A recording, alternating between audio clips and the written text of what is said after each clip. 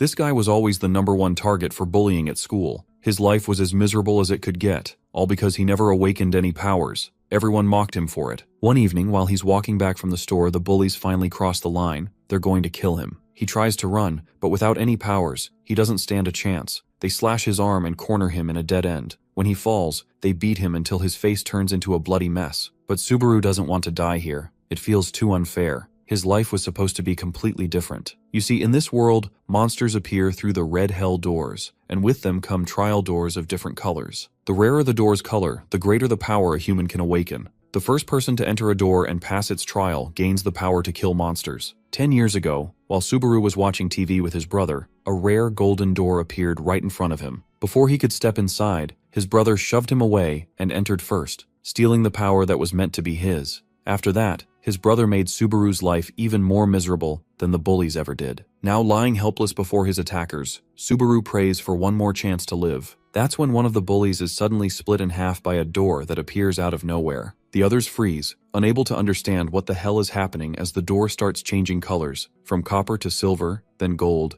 and finally rainbow. A color no one has ever seen before. This time, Subaru won't hesitate. He rushes inside, even as the bullies desperately try to kill him, cutting off his legs in the process. This time he'll take back everything that was stolen from him.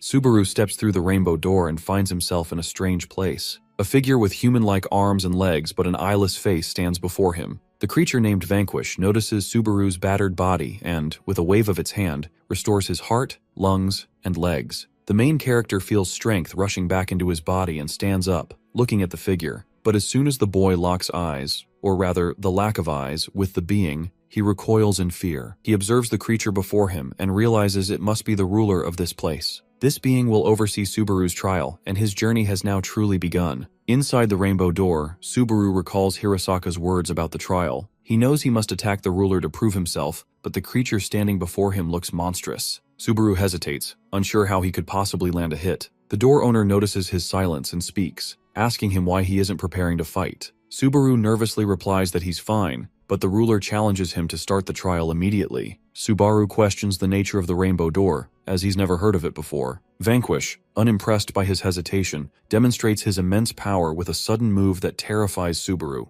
This makes the poor boy doubt his ability to even touch the ruler. When the ruler demands that Subaru attack again, his legs tremble, and the ruler begins to question how someone so unsure of himself could have been chosen for this door. To push Subaru further, Vanquish throws several swords near him and commands him to choose one and fight. He offers the boy a choice: fight and prove himself, or leave through the door behind him, returning to his old life. Shaken and overwhelmed, Subaru reaches for the doorknob to leave, but just as he begins to turn it, the ruler stops him. Vanquish seems puzzled that Subaru, who once craved power and change, is now willing to return to the very life he wanted to escape. The ruler's intervention forces the boy to confront his own fear and uncertainty. The protagonist's fear overtakes him, and he decides to leave the trial, turning the doorknob to escape. The ruler, disappointed by the boy's retreat, calls him an insect. This word strikes a nerve, as Subaru recalls all the times he was belittled and bullied with that term. His suppressed rage boils over, and he begins banging on the door furiously, shouting his frustrations. The main character confronts the ruler, Vanquish, accusing him of cruelty and arrogance for using his power to mock and belittle him. The owner of the door smirks, further provoking Subaru's anger. Fueled by hatred and defiance, Subaru strikes Vanquish's face with all his might. The impact carries an intense, raw energy. Vanquish observes the strike and confirms that Subaru has passed the trial, explaining that his anger has transformed into power. Vanquish approaches Subaru and suddenly bites his shoulder, transferring his own power to the boy. The bite causes Subaru immense pain, and in retaliation he bites Vanquish back, completing the transfer. Vanquish announces that Subaru has passed the trial and has officially become a player. Vanquish introduces himself and assures Subaru that they will meet again. Subaru receives a notification that he has been granted the level 1 blood mold skill and that the door will disappear in 30 seconds. The floor beneath him begins to collapse, and fear grips him as debris falls around him. Struggling to move, he realizes he must escape quickly. Outside the door, the copper-ranked players notice the rainbow door breaking apart. They assume Subaru has failed the trial and mock him, calling him a loser. Just as they're jeering, Subaru emerges from the collapsing door. The players are shocked to see him coming out of the door alive, and as a player, Subaru steps out of the rainbow door with his eyes glowing with vibrant rainbow colors that captivate the two copper-ranked players standing nearby. Their shock quickly turns to hostility, as Sawatari, one of the players, accuses the main character of stealing the door's opportunity. Fueled by rage, Sawatari charges at him with his sword, aiming to strike. To everyone's surprise, Subaru effortlessly dodges the attack, moving with uncanny precision as though the world around him has slowed down.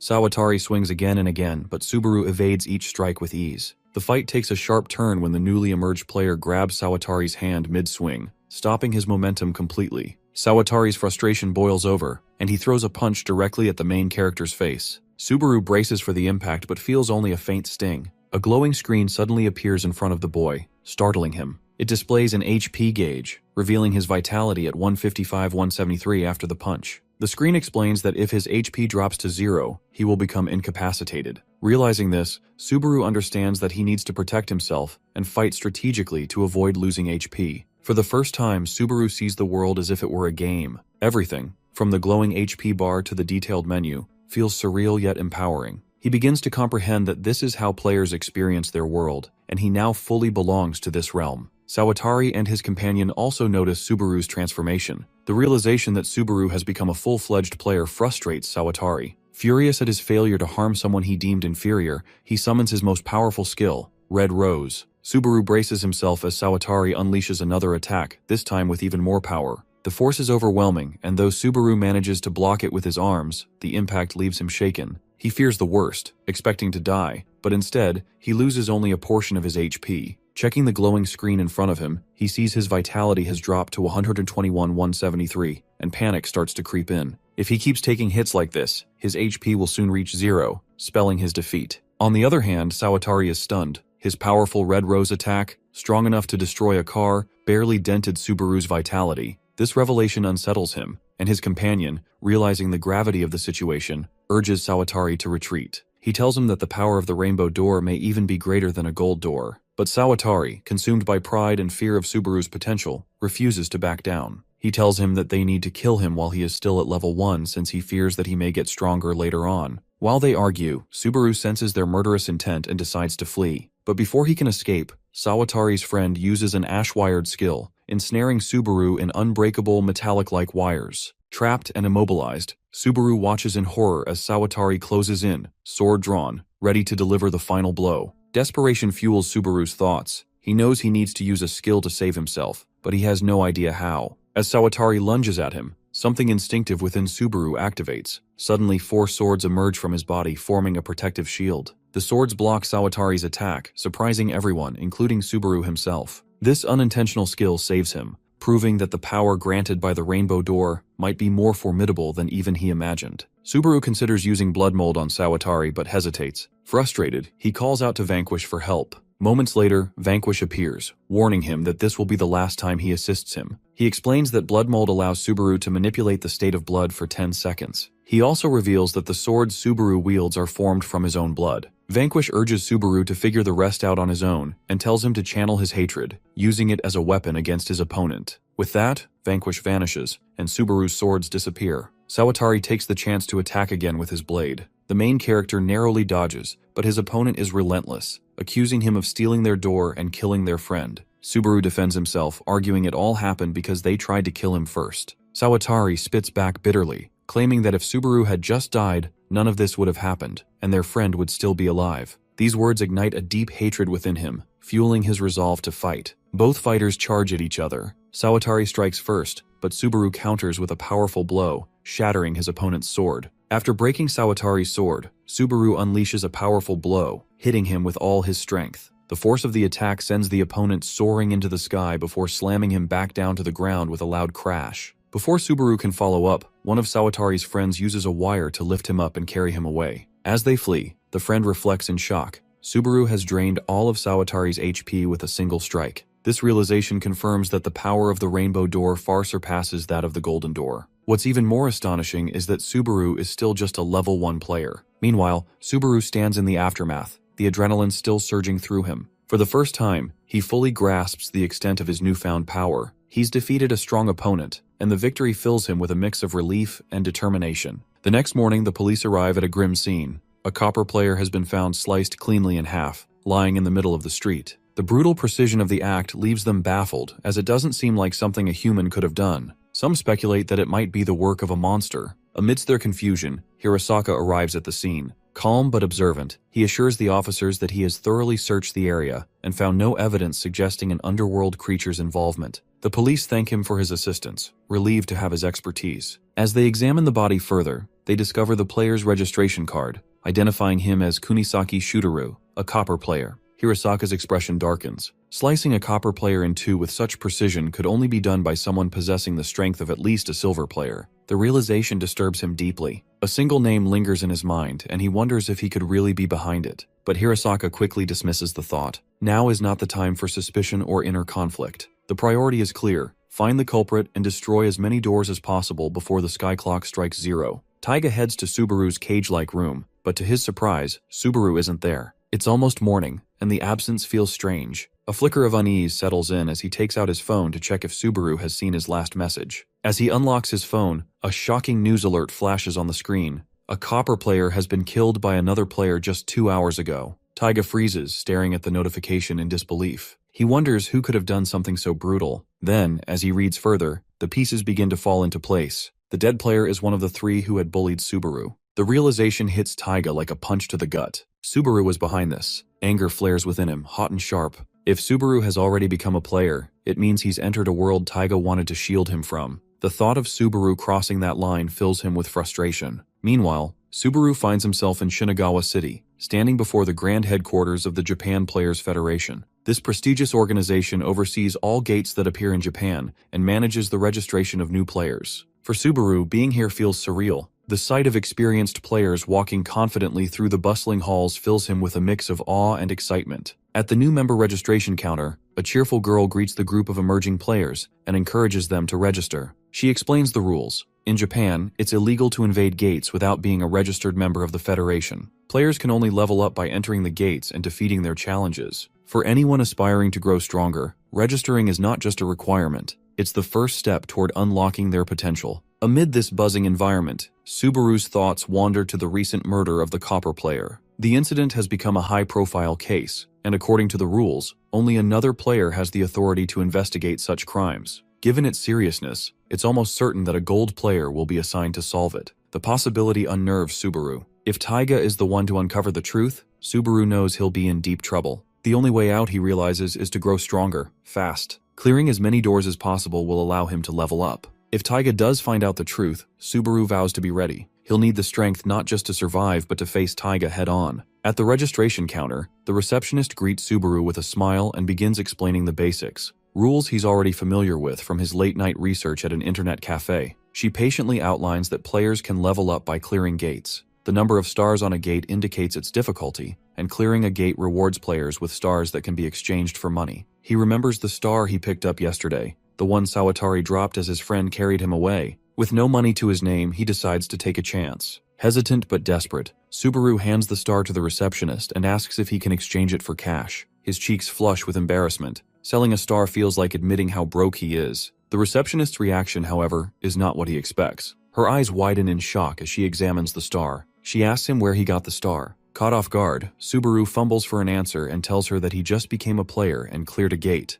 The receptionist tells him that he has made a big mistake since clearing a gate before becoming a player is illegal. It can result in a fine of 1 million yen, or even 5 years in prison. Panic sets in as Subaru realizes the gravity of his error. The scene shifts to a bustling police station where Taiga, one of Japan's 7 gold-ranked players, makes his entrance. His imposing presence immediately turns heads, and the officer at the reception desk can't hide his surprise. The officer asks him why he is here. Taiga wastes no time with pleasantries. He's here to investigate yesterday's high-profile murder. With a serious expression, he requests access to the evidence, explaining that there's something important he needs to verify. Meanwhile, Subaru manages to exchange his star for money, thanks to the receptionist's kindness. She bends the rules just this once and sends him 1 million yen. Subaru learns that 1 star is worth 100,000 yen, and 5 stars could fetch a staggering 10 million yen. Motivated by this realization, he resolves to chase his dreams and work hard to level up. With his newfound wealth, Subaru treats himself to a much-needed transformation. He visits a barber's shop, shedding his shaggy, unkempt appearance for a sharp new look.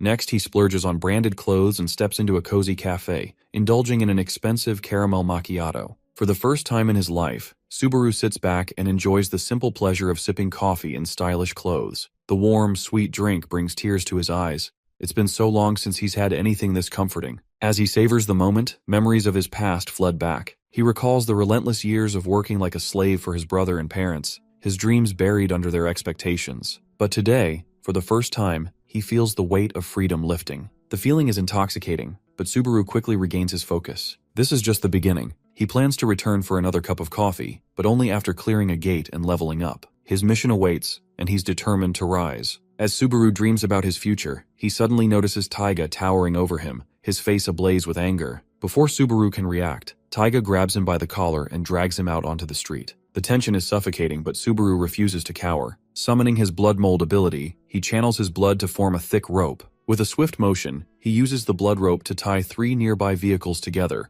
planning to hurl them at Taiga in a desperate counterattack. Just as he prepares to strike, Subaru's eyes catch sight of a frightened mother clutching her child close by. They stand frozen, terrified by the chaos unfolding before them. Subaru hesitates, waiting for them to move to safety, but the precious seconds tick by, and before he knows it, the 10-second limit of his blood mold skill expires. The rope dissolves into nothingness, leaving Subaru vulnerable and unarmed against Taiga's wrath. Subaru's secret is out. Taiga now knows he's a player. Fury burns in Taiga's eyes as he storms toward Subaru. As a level 1 player, Subaru is aware of the impossible odds he faces against one of the top gold-ranked players in the country. Yet, something ignites within him, and he gets ready to fight his biggest fear. The fight between the brothers causes a traffic jam. A woman sitting in her car asks a passerby about what is going on. He tells her that the gold-ranked player is on a rampage and warns her to abandon her car and run away. Both the brothers are now face to face. Subaru asks Taiga how he knew his location. Instead of answering him, the man goes for a punch. The MC realizes that he must have figured it out through the GPS on his phone. However, it doesn't really matter now. Taiga uses his golden arm skill and tells him that he is going to die. Subaru suddenly closes his eyes and tries to contact Vanquish. His skill blood mold uses mana to manipulate blood, so if he gets carried away, he will dry all of his mania in no time. Subaru doesn't care about any of that for the moment. He only needs to think about surviving.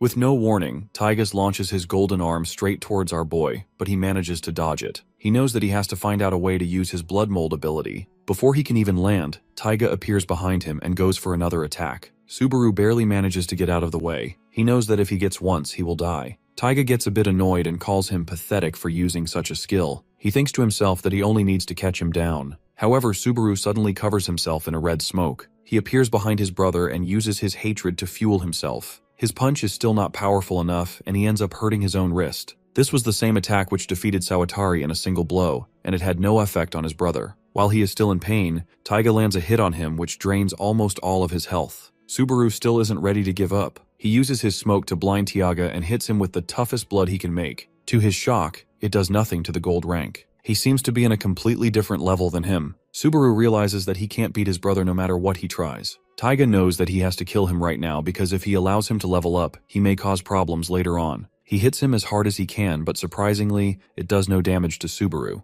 As he looks down, he notices an airbag made out of blood. At least this is what he thinks it is. In reality, Subaru has made a sticky substance out of blood. Taiga tries his best to get it off his hands, but it doesn't work. The effect of blood mold lasts for 10 seconds, so Subaru knows that he has to give it his all and not think about his mana. He creates several other bubbles and launches them all at his brother. Taiga furiously asks him if he really thinks he has won. Our boy tells him that he isn't even thinking about whining. He is simply trying to survive, and he will succeed in that. Using whatever mana he has left, he covers his entire body in the sticky blood and uses a rope to get out. After the duration of the skill ends, he creates a smokescreen so Taiga can't chase after him. Taiga is almost fuming that he let him escape and promises to hunt down and end his life. Suddenly, he feels an overwhelming presence around him. He then notices the top 3 gold rank players walking towards him. He tells them that he doesn't have any time to explain what he is doing, but before he can go anywhere, he gets shackled by some golden chains. Taiga can't believe that the top gold rank players are after him. Hirasaka points his sword towards him and says that they are restraining him. Meanwhile, our boy is almost on the verge of death. He has 5 health and 2 mana left. He couldn't land a single hit on his brother, and he knows that if he finds him again, he is dead. His clothes are also torn apart, and the rest of his clothes are at the cafe. He knows that in order for him to obtain freedom, he has to fight and get stronger. Somewhere else, groups of players argue with a girl about the reservation of a gate. She tries to tell them that she has already reserved the gate, but they won't listen. When it starts getting a bit heated, she smiles and prepares to remind them who she really is. She is a copper rank player named Sayaka. We then see the guys mocking her as she gets beaten by the group. They ask her for her level, and she tells them that she is at level 8. The guy who destroyed her is at level 13 and she couldn't even beat him alone. Another asks her to just give them the gate since it is about the survival of the fittest. She stands her ground and tells them that she already knows it and this is exactly why she can't afford to lose to them. As one of them prepares to attack her, he gets interrupted by a voice. Subaru enters the scene and asks them if they are deciding who gets to go inside the door based on survival of the fittest. He calmly asks them if he can also join them. The guy gets mad and tries to push him away. Subaru immediately uses his skill and the man falls down to the ground. With a serious expression, he tells them that he has to get stronger as soon as possible. He also tells them that he is at level 1. Hearing this, the men think that they can take him on just using their stats difference. Subaru has been fighting strong players all this time, so these guys appear too slow to him. He continues beating them down using his fists. The last guy uses one of his skills and takes out a gun. He tries shooting him, but Subaru simply blocks the bullets using his blood mold skill. He then proceeds to destroy this guy too. Meanwhile, Sayaka stands there in shock, wondering who he is. Because of his skills, she thinks to herself that he must be at the gold rank. Subaru undresses one of the men and walks inside the door wearing his hoodie. Before she can figure out what is happening, he has already stolen her door. This is his first time inside a door and he thinks it looks great. Suddenly, Sayaka opens the gate and enters from behind.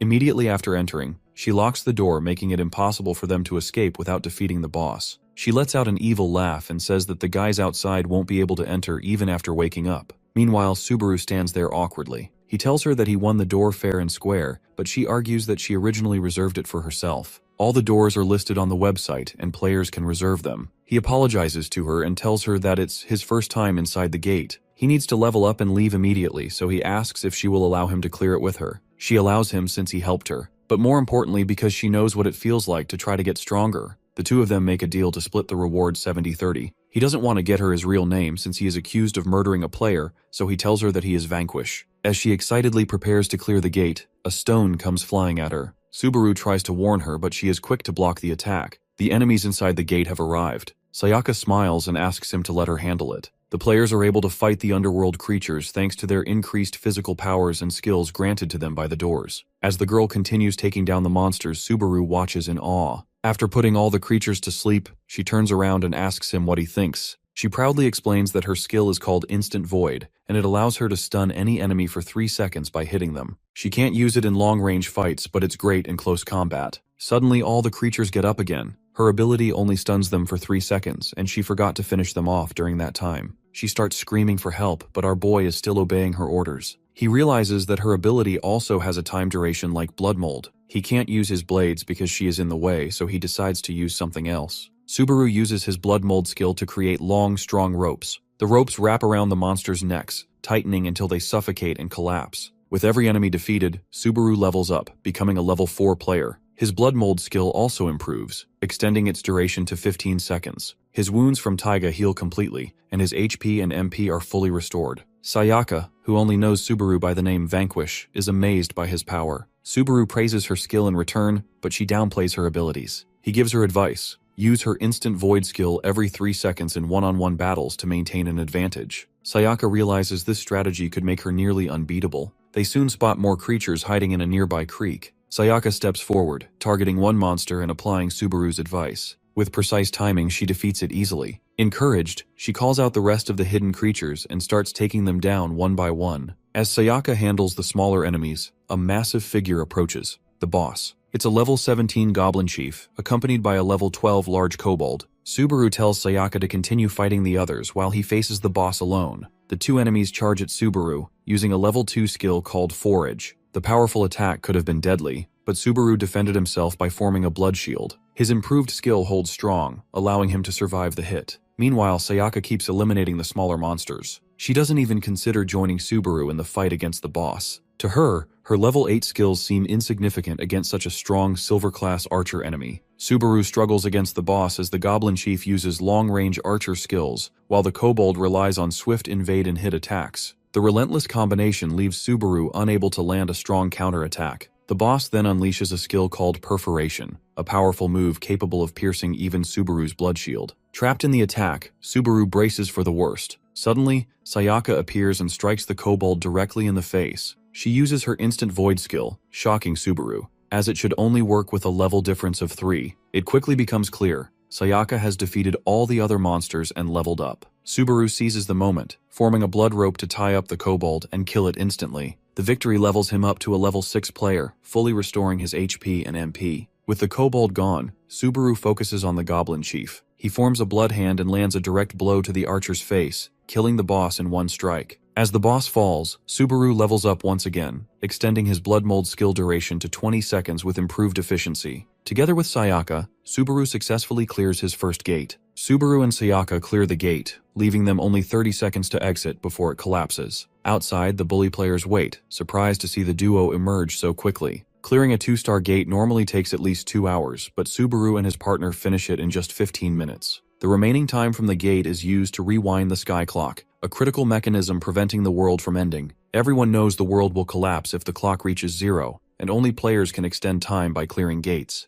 The bullies, initially hostile, are now impressed. They recognize that the gate could only be cleared by someone of level 9 or higher, and are awestruck by the achievement. They hail Subaru for his strength and leave without conflict. Their sudden change in behavior takes aback Subaru, but his partner explains they are likely afraid of his power now. The duo earns 2 stars as a reward. Subaru suggests that Sayaka redeem them in her name, raising her suspicions about his identity. Later, while celebrating their success at a cafe, she asks if Vanquish is his real name. She also questions how he has such incredible power as a level 1 player, but she clarifies that she isn't judging, she is only curious. Sayaka confesses she is grateful to Subaru for saving her and expresses her desire to clear future gates together as teammates. Subaru reveals his true name and agrees to partner with her in upcoming quests. He shares the events of the past 2 days, and Sayaka realizes his situation is worse than she imagined. She acknowledges Subaru must grow stronger to face his stepbrother Taiga. In turn, she shares her own story. She has 2 sisters who are silver-ranked players. Once part of the same team, they excluded her because she was weaker. Now she is determined to prove them wrong by becoming stronger. With shared struggles and ambitions, the two form a pact to help each other grow and achieve their goals. Meanwhile, the scene shifts to Hirasaka and the other gold-ranked players at the headquarters. They have restrained Taiga, a move that creates a shortage of gold players needed to clear 5-star gates.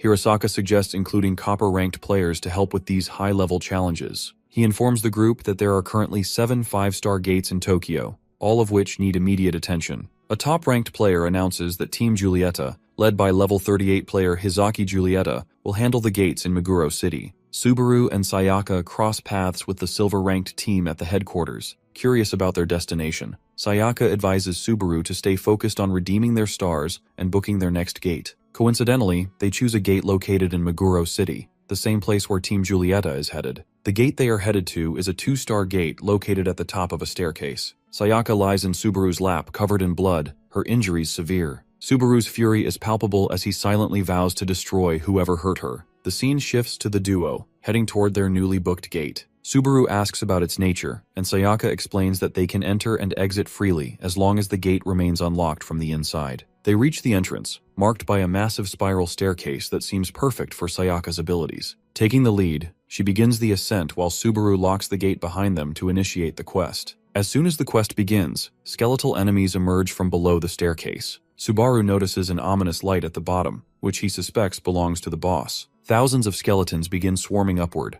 The first one lunges at Sayaka, but Subaru shields her with his blood. She counters, destroying the skeleton with a quick strike. Both realize the enemies are all above level 10, and the locked gate means they must eliminate every single one before they can leave. Subaru takes charge of defense, advising Sayaka to focus on striking the enemies one by one. Subaru gets a feeling that the boss is far more powerful than their previous opponent. Subaru suggests alternating their efforts for rest, but she insists that leveling up rejuvenates her, negating the need for breaks. She encourages Subaru to fight with full force until he too levels up. Inspired, the main character uses his MP to unleash a blood tide, sweeping across the staircase and trapping thousands of skeletons in a single attack. Sayaka seizes the opportunity, eliminating numerous foes within the tide and leveling up to 14. With the numbers dwindling, Subaru steps forward to finish off the remaining skeletons. His relentless efforts bring him to level 16. Sayaka praises his skills, but as she speaks, a skeleton sneaks up behind her. Subaru swiftly takes it down. Both agree that at their current pace, they can reach the lowest floor while steadily increasing their levels. As they descend, Subaru's unease about the boss intensifies. By the time they reach the ground floor, the main character has reached level 19,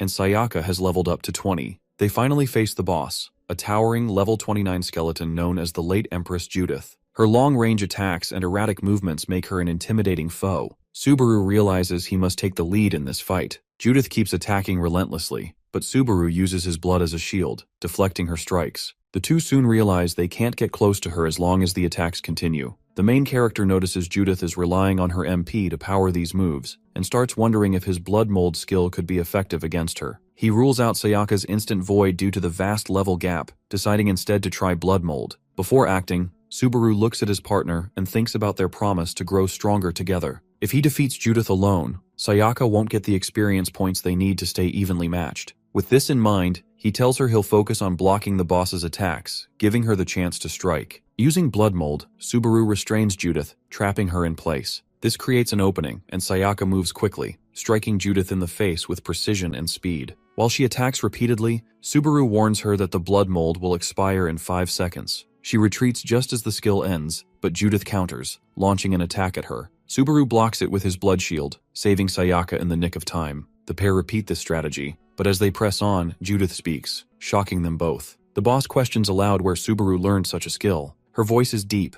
unnerving, and full of disbelief. She accuses him of possessing power from someone named Vanquish, becoming enraged at the thought. Using all her MP, Judith transforms into an even more terrifying creature. Judith unleashes a powerful wave of energy that Subaru blocks with his MP, but the strain is immense. The main character's MP drains rapidly, leaving him with no choice but to end the fight immediately. Determined, Subaru transforms his blood into a spear and charges head-on. The spear pierces Judith clean through, and she collapses, defeated. He levels up to 21, while his partner gains valuable experience points as well. However, Subaru can't shake the implications of Judith's words. If she knew Vanquish, it could mean these underworld bosses are tied to the gate owners. Subaru vows to find out more next time. Just as they begin to relax, they realize something is wrong. They haven't received the notification for the gate's unlock. Anxiety builds as they wonder if they've been trapped. Suddenly, a shimmering rainbow door materializes in front of them. Subaru is startled, but Sayaka explains, this is a trial door, a rare occurrence where players gain new skills after completing it. She mentions that the top-ranked gold player has cleared 7 doors and become nearly invincible. Driven by curiosity and ambition, Subaru unlocks the door. The moment it opens, an attack comes out of nowhere. Subaru's arm is slashed, and his partner is struck, falling hard to the ground. Shocked and furious, he looks toward the door to find someone standing there. It's not Vanquish this time. He rushes to Sayaka's side and sees her bleeding heavily. The figure at the door smirks, mocking him and calling him an insect. Fueled by anger, Subaru swears to destroy this new foe.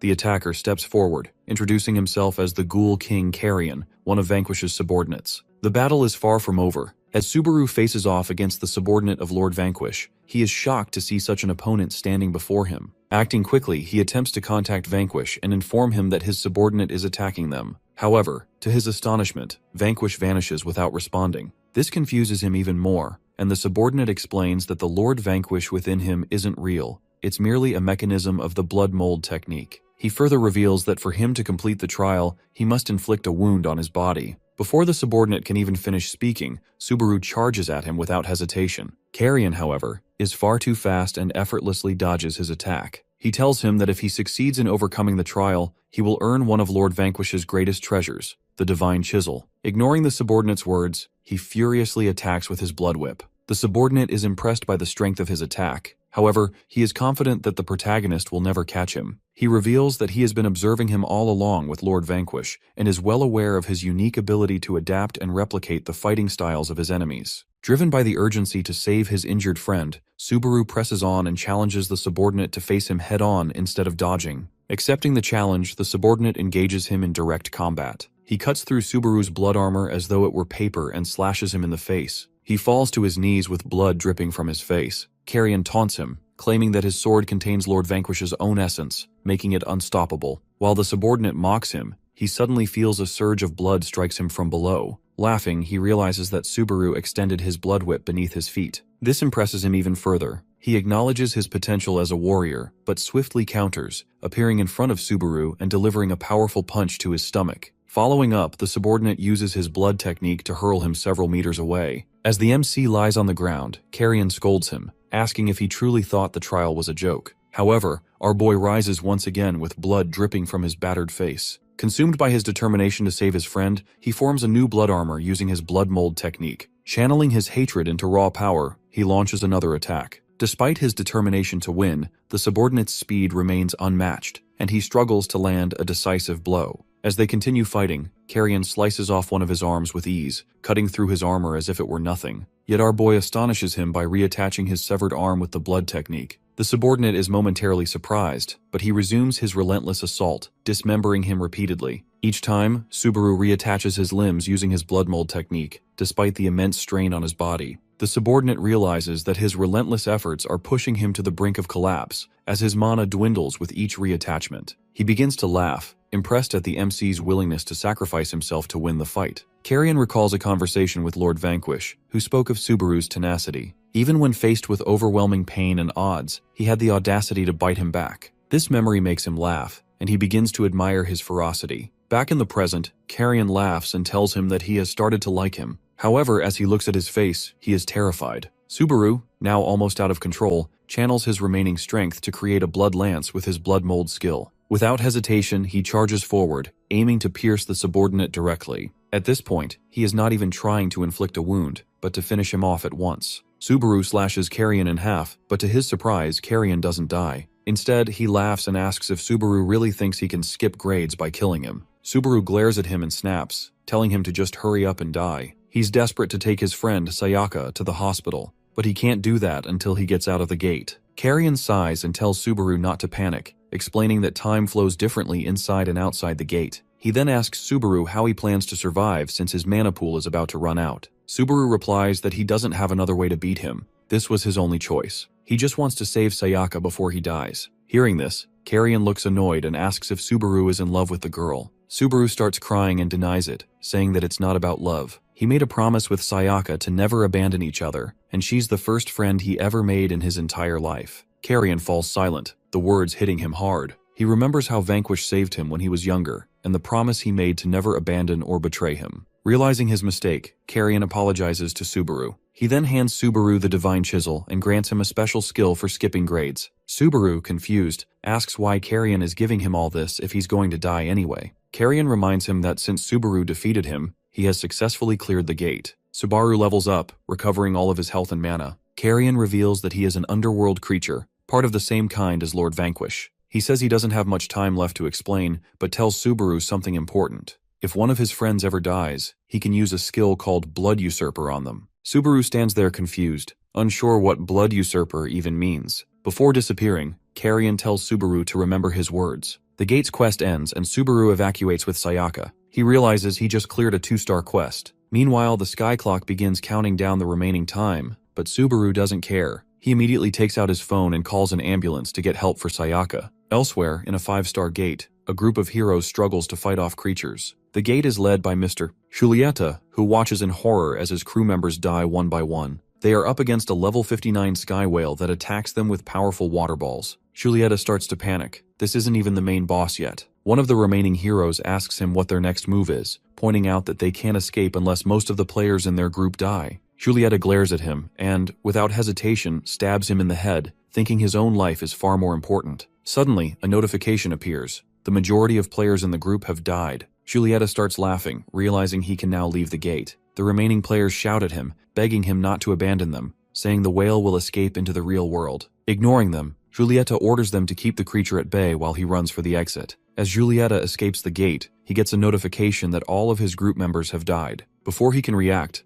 a powerful attack from the whale strikes him. He begins crying, realizing the players weren't able to stop the whale. The massive creature has escaped the gate and is now heading toward the city. Back in the real world, doctors tend to Sayaka as Subaru watches over her. Suddenly, he gets a notification. The 5-star quest has failed. The quest still had 5,837 hours remaining, but as a penalty, all of this time was deducted from the sky clock. The timer now shows only 49 days left. Subaru tries to make sense of it all when he hears Julieta screaming in the distance. Julieta bursts into the hospital yelling for help. He frantically demands a car and tries to force a doctor to drive him away. He shouts at them to abandon Sayaka, claiming his life is more important because he's a silver rank. Subaru steps forward and places a hand on Julieta's shoulder, trying to stop him. Julieta turns back, furious, and demands to know what Subaru is trying to do. Meanwhile, the massive whale looms closer, its shadow darkening the skies. The Player Federation warns the citizens of Meguro City about the underworld creature that has just escaped the gate. The threat level is classified as 5 stars, and the Federation frantically tries to evacuate all the residents. Subaru hands his friend Sayaka over to the doctors as they escape in an ambulance. This enrages Julieta, who threatens to kill Subaru. Without hesitation, Subaru uses his blood armor technique to create a suit of armor and begins beating Julieta relentlessly. After restraining him, Subaru demands to know if the whale is only targeting him. Julieta, shocked at Subaru's overwhelming strength, explains that underworld creatures only target the place inside the gate. Subaru processes this information, realizing that as long as Julieta is alive, the whale won't stop attacking this area. Determined to end the threat here and now, Subaru questions Julieta about the whale's abilities. Julieta reveals that the creature can summon water and shoot laser beams. As the whale charges its next attack, Subaru quickly raises his blood shield, deflecting the powerful laser. Even Julieta is stunned, knowing the whale's attacks can penetrate even silver-class shields. With the whale hovering in the air, Subaru sees an opportunity to fight without holding back. He leaps into the sky and strikes the whale with his blood fist attack, but the hit does little damage. The whale lets out a deafening roar, shattering the windows of nearby buildings. Subaru lands back on the ground, realizing this underworld creature is far stronger than he expected. Determined, he draws his divine sword and channels 1/3 of his mana into a single, powerful strike. As the whale fires a barrage of water missiles, Subaru intercepts and destroys them with his attack. However, the creature is still alive. The whale begins charging another laser, and Subaru knows he must stop it. If the whale fires, the entire city could be destroyed. Without hesitation, he uses another 1/3 of his mana and launches another devastating blow. This time, he manages to finish off the whale. The creature collapses, and the water it summoned falls to the ground in the form of rain. The citizens look back, stunned, realizing that someone has defeated the underworld creature. Julieta watches in disbelief, wondering if Subaru is the new gold rank player. Subaru, however, doesn't gain any levels for defeating the whale since it was killed outside the gate. Despite this, he feels relieved that the city and its people are safe. Thinking of Sayaka, he immediately leaves to check on her. Meanwhile, an old man records a video of his heroic actions. At the hospital, the doctors are busy operating on Sayaka. Her condition appears critical, and the protagonist tries to reach her anxiously. A single tear rolls down from her eye. The scene shifts to the mortuary, where Subaru takes one final look at his friend, Sayaka. Overwhelmed by grief, he drops to his knees, blaming himself for her death. It was his decision to involve her in the dangerous quest, and now he feels the weight of that mistake. Anger bubbles within him, but amid the sorrow he remembers when Carrion told him to use the Blood Usurper skill if one of his friends ever died. Desperation kicks in, and Subaru frantically opens the system menu, searching for the skill. Since he is at level 26, he unlocks Parivara, a skill that allows the user to resurrect someone as their kindred within 1 hour of their death. The description is vague, but it's his only hope. Without hesitation, he activates the skill. Sayaka's body begins to change as a countdown appears, ticking down relentlessly. If it reaches 0, the chance to save her will be gone forever. Subaru watches in horror as the numbers drop. When the timer hits 0, nothing happens. Panic overtakes him and he wonders if the skill has failed. At that moment, 2 girls enter the room. They rush to Sayaka's body, crying and calling her their sister. Subaru watches in stunned silence, realizing they must be her older and younger sisters. One of the girls notices him and storms over, demanding to know who he is. Still in tears, Subaru explains that he was a friend of Sayaka. Fury flashes in her eyes as she pins him against the wall. Accusing him of dragging Sayaka into this mess, she blames him for her sister's death. Her anger erupts, and she raises her hand to strike him. But before she can, Sayaka suddenly sits up. An ominous aura radiates from her as she rises. Her appearance has completely transformed. Even her clothes seem different, and her eyes carry an unnatural intensity. Sayaka calls out to her sister and orders her to let go of Subaru.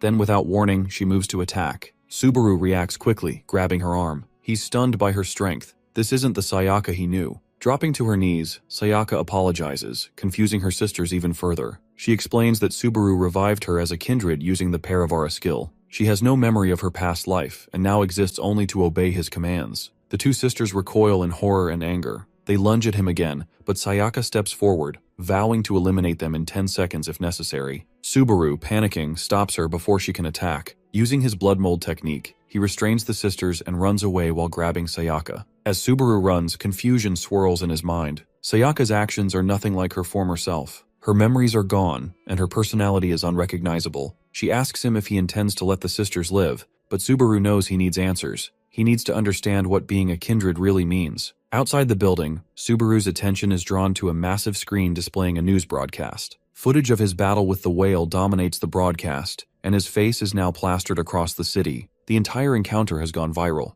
Before he can process the situation, two players suddenly appear before him. One is Udo, the third-ranked gold player, and the other is Shikishima, the second-ranked gold player. Their presence alone is intimidating, yet Subaru senses someone even stronger nearby. The two players address someone off-screen, calling out to Hirasaka, who steps forward moments later. Smiling confidently, Hirasaka approaches Subaru. He calmly explains that Subaru is under suspicion for destroying a commercial facility near Shinagawa City, and for the murder of a fellow player, one who was Subaru's classmate. With an unsettling smile, Hirasaka adds that he simply wishes to have a conversation. He is currently the strongest player in Japan, and Subaru admires him the most. Hirasaka tells him not to be nervous, as the suspicions against him have been cleared. As they all sit in the car, he explains to him that this is the first time a rainbow door like that has appeared in the world. He has overcome 2 trials so far and even revived his friend. Subaru confirms this and asks him about the previous suspicions. One of the players tosses him a tablet, showing footage of him fighting the whale. It reveals that the destruction around the shopping mall, from start to finish, was captured on camera. The footage proves he was merely a victim targeted by Taiga. On the other hand, regarding the suspicion surrounding Kunizaki's murder, they explain that the door turning people into players appeared and bisected him. Additionally, 2 other players at the scene have testified, clearing Subaru of all accusations. Not only is Subaru no longer under suspicion, but he has also become a hero. News of him defeating an underworld creature from a 5-star gate has spread. Shikishima explains that, after hearing Subaru's story, Taiga's mysterious behavior now makes sense. Taiga only has the golden arm skill because he stole a door from another player, preventing a second door from appearing. This revealed Taiga's true motives. He kept Subaru close to stealing his door if it ever appeared again. The group moves down the headquarters floors and reaches the 6th basement level, where Taiga is locked up in a special prison designed for rogue players. Taiga growls in anger when he sees Subaru. Shikishima kicks the prison bars and tells him they have Subaru's testimony and can proceed with the investigation. Hearing this, Taiga becomes furious and threatens to kill Subaru. Sayaka to interfere, but the protagonist stops her. Strangely, he feels calm in front of the terrifying and hateful Taiga.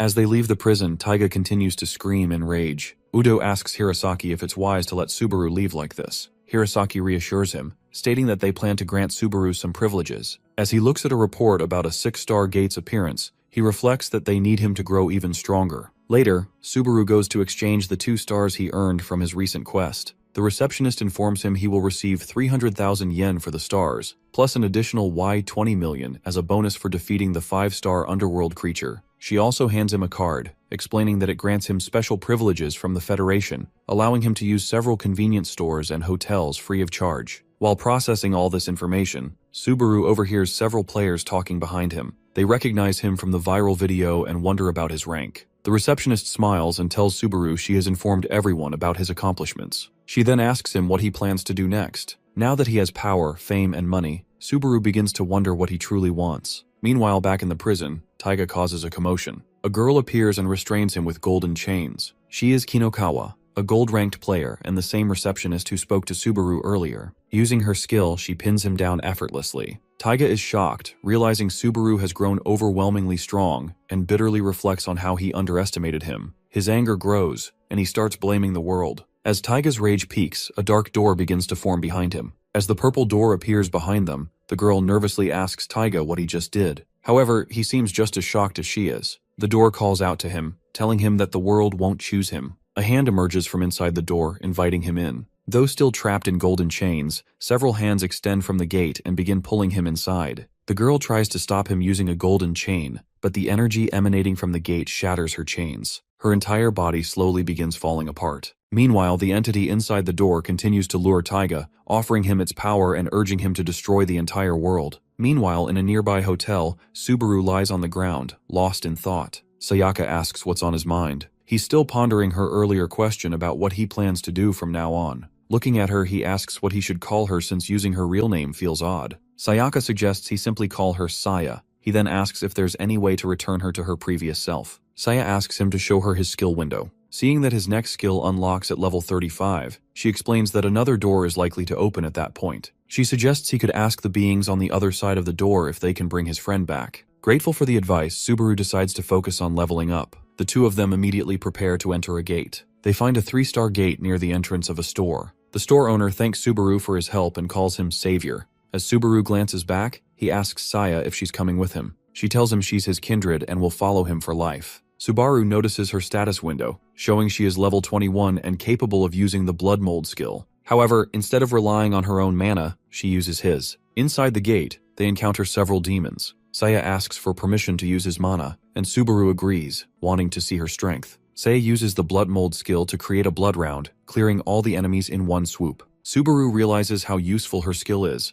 though Saya remarks it's less effective against powerful foes. Eventually, they face the boss. Subaru orders Saya to stay back and swiftly defeats it with his divine sword. They complete the 3-star quest in just 10 minutes and 49 seconds. Subaru's level increases by 2 for clearing the quest. With the 3-star challenge being too easy, they decide to try a 4-star gate. Suddenly, they hear the voice of Shikishima, who praises their quick success. Subaru asks what he's doing there, and Shikishima explains that Taiga has escaped prison. Moreover, the 4th-ranked gold player, Sakura, was crushed while restraining him with her golden chains. Shikishima reveals that Sakura was also acting as a receptionist, which shocks Subaru, who never suspected she was a player. As they drive away, Shikishima explains that due to the current situation, gold players must team up to clear the gates. He volunteers to team up with Subaru, warning him not to disappoint. Shikishima believes Taiga will target Subaru first. Confident in their abilities, Shikishima takes Subaru to their first gate, convinced they can easily conquer it. Subaru believes that Shikishima's Golden Parade skill allows him to shoot invisible fire bullets from his fingers. However, when he sees Shikishima use the skill, he is shocked to witness meteorites raining down on their enemies. The underworld creatures they face are far from weak, yet Shikishima makes them seem like mere 1-star creatures, eliminating all of them in a single attack. After the battle, Shikishima explains that gold players must follow strict rules outside the gates. They are prohibited from using skills beyond their first one, as higher-tier skills can cause catastrophic damage in the real world. After wiping out the enemies, he signals Subaru to move forward. Shikishima elaborates that the top gold players earn the title of the 7 Knights, bestowed upon them by the owners of their respective doors. The entity that granted Shikishima his power is an incarnation of Dragoon. The skill he just used is called Barrage of Dead Flames. As they approach the next gate, Shikishima tells Subaru to start scouting for future gates. Shikishima then eliminates the boss in a single attack, clearing the gate in just 52 minutes. Subaru is stunned by the immense strength of a gold player. Shikishima apologizes for finishing the gate by himself, and promises that the next one will be Subaru's challenge. The next gate is a glass waterfall stage with a 4-star difficulty rating. The entire terrain is coated in ice, making movement difficult. In these types of areas, there are no low-level creatures. Players face only a single boss. The boss, a level 42 class spirit shaped like a cat, immediately lunges at Subaru. Subaru blocks the attack with his divine sword. As he prepares for a second strike, he notices the boss already regenerating. Realizing his divine sword consumes too much mana to finish the fight, Subaru hesitates. Sei offers to support him, but Shikishima stops her. He wants Subaru to face the boss alone, assuring her he will step in if Subaru is on the verge of defeat. As Subaru continues to battle, he realizes his blood mold skill is incompatible with the icy terrain. Running out of options, he uses his skill to blindfold the cat, but the boss still manages to track him. The second gold player watching the fight begins to think Subaru is too inexperienced to handle such a rare and powerful boss. However, Saya confidently tells them not to underestimate Subaru. She points out that he has already devised a counterattack. Subaru uses his blood technique to create a rope and wraps it around the cat. Knowing the boss lacks joints or conventional senses, he decides against striking it with the divine sword. Instead, he opts for a high-impact attack. Subaru combines the Corpse Fist spell he obtained from Carrion with his blood mold skill to land powerful blows on the boss. He relentlessly continues the assault until the boss is drained of mana and unable to regenerate. Shikishima is surprised by Subaru's ability to quickly analyze the boss's traits and develop a strategy. He is even more impressed by Subaru's skillful combination of 2 abilities. Saya smiles, pleased to see Shikishima acknowledging Subaru's potential.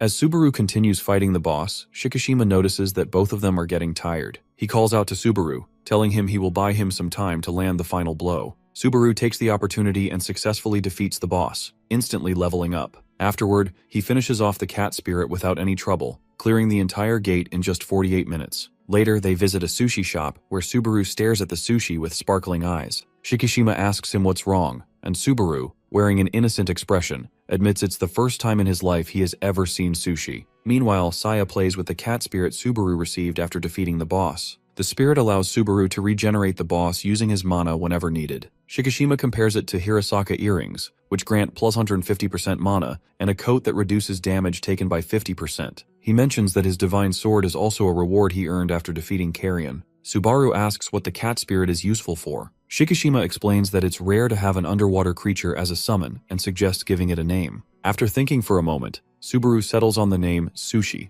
As they eat, they suddenly hear loud noises coming from outside. An underworld creature, a level 54 griffin, has emerged from the gate. Subaru and Shikishima immediately rush out. The griffin captures a little girl, but as it flies away, it is stopped by Shikishima and Saya working together. Subaru quickly strikes, causing Griffin to drop the girl safely into his arms. He gently places her on the ground. A man frantically approaches, calling out the girl's name. Subaru recognizes him as one of the people who bullied him when he was powerless. The man, Savatari, turns out to be the girl's older brother. Shikishima calls him out, asking if he's the same person who bullied Subaru, and demands he thank Subaru for saving his sister. Savatari, however, refuses to express gratitude to someone like Subaru. The girl, ignoring her brother, immediately thanks Subaru and the others. Savatari scolds her for thanking Subaru, then turns to Subaru, calling him an insect. He mocks Subaru, asking why he is in such a good mood and if he plans to take revenge. Subaru remains calm, simply smiling in response. This infuriates Savatari, who grabs Subaru by the shirt, claiming he wishes he had been chosen by a stronger door. Subaru, unfazed, responds that he has heard Savatari's testimony and knows he isn't a murderer. He thanks him and walks away without saying anything else. Savatari stands there shocked. Shikishima observes and thinks that Savatari will eventually understand how different Subaru is. The three friends return to the sushi shop and continue their meal. Meanwhile, the girl asks Savatari what's wrong with him. He grabs his head, overwhelmed by his feelings of inadequacy.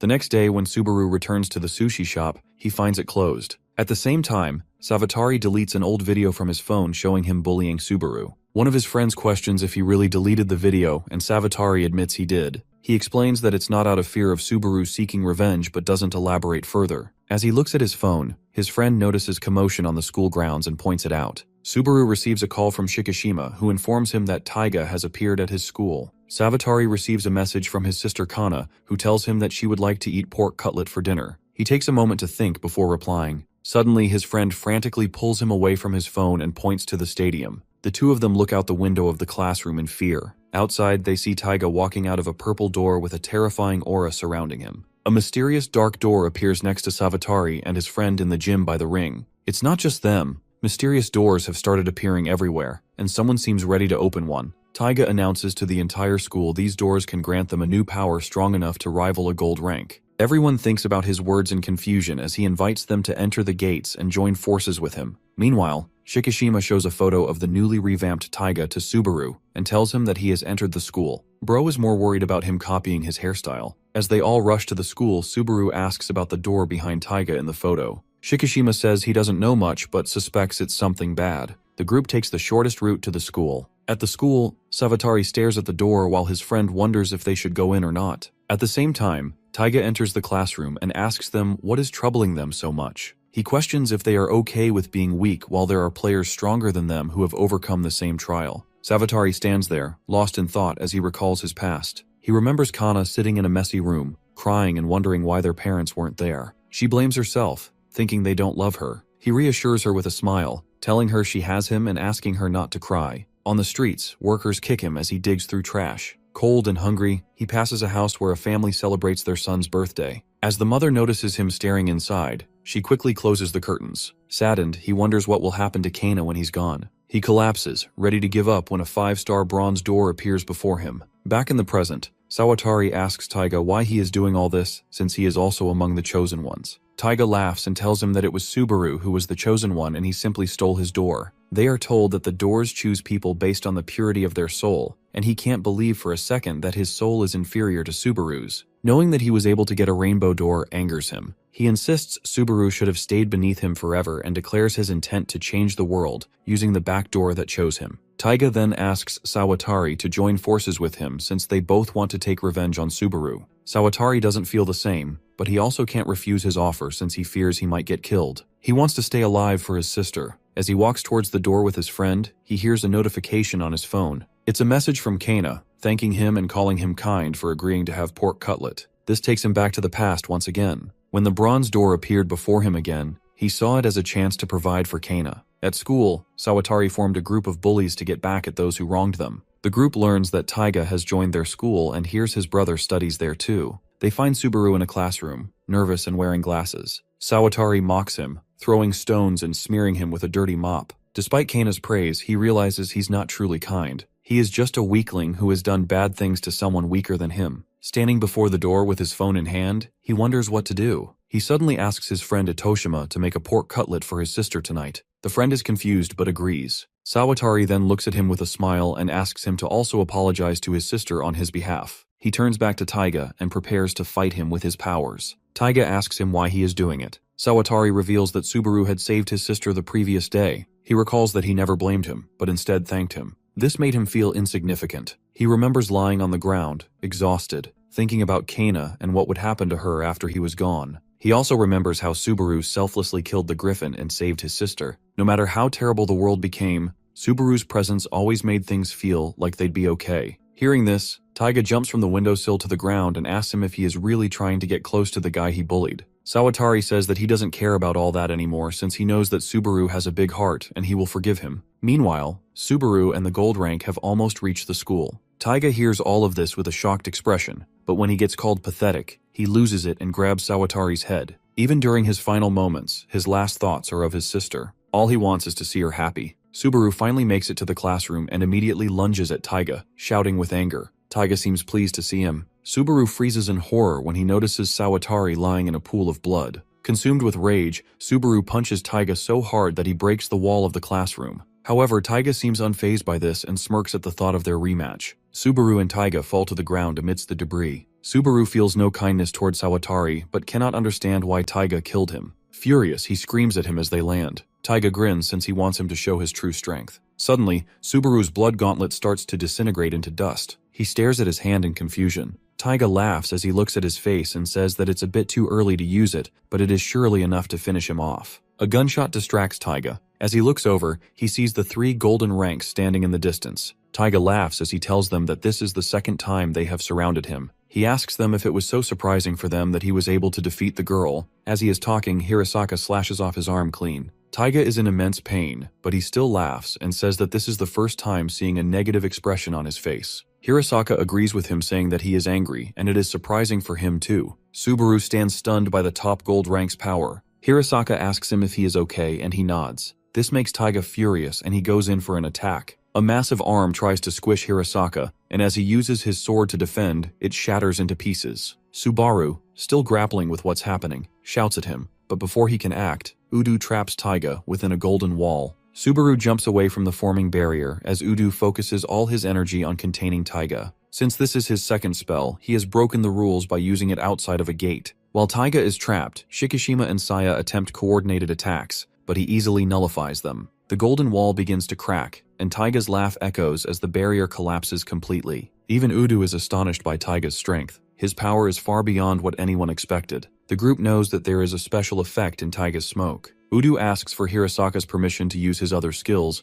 but he tells him that he will only endanger the lives of other people by doing so. This is exactly what Taiga wants to happen. Shikishima starts thinking about the special effect of Taiga's skill. He remembers that Kinokawa's hands and feet were crumbled and weathered down in an instant after her recent encounter with Taiga. If his thought process is correct, Taiga's special skill would be to speed up time. As the gold ranks face off against him, Subaru suddenly charges at him out of nowhere. Shikishima tries to stop him from going inside the smoke since it advances time for everything that it touches. Despite the warning, our boy goes into the smoke and manages to land a hit on Taiga with his face covered in blood. He used his blood mold skill to constantly spread new blood around his body, which protected him from the smoke. As Taiga looks at him in confusion, he tells him that his time to be afraid of him is over. My man levels up and uses a spell called Immortal Inverness. Taiga is furious after Subaru's sharp comments. Suddenly, doors appear around them, positioned near the players. Subaru glances at the purple doors surrounding the players and notices smoke seeping out. The players instinctively gather in the center to avoid the smoke. Hirasaka is surprised because it's his first time seeing a skill that can summon doors. Taiga tells him that since he can block his smoke, he will just start killing his friends. He closes his eyes and remembers when Sayaka died because of him.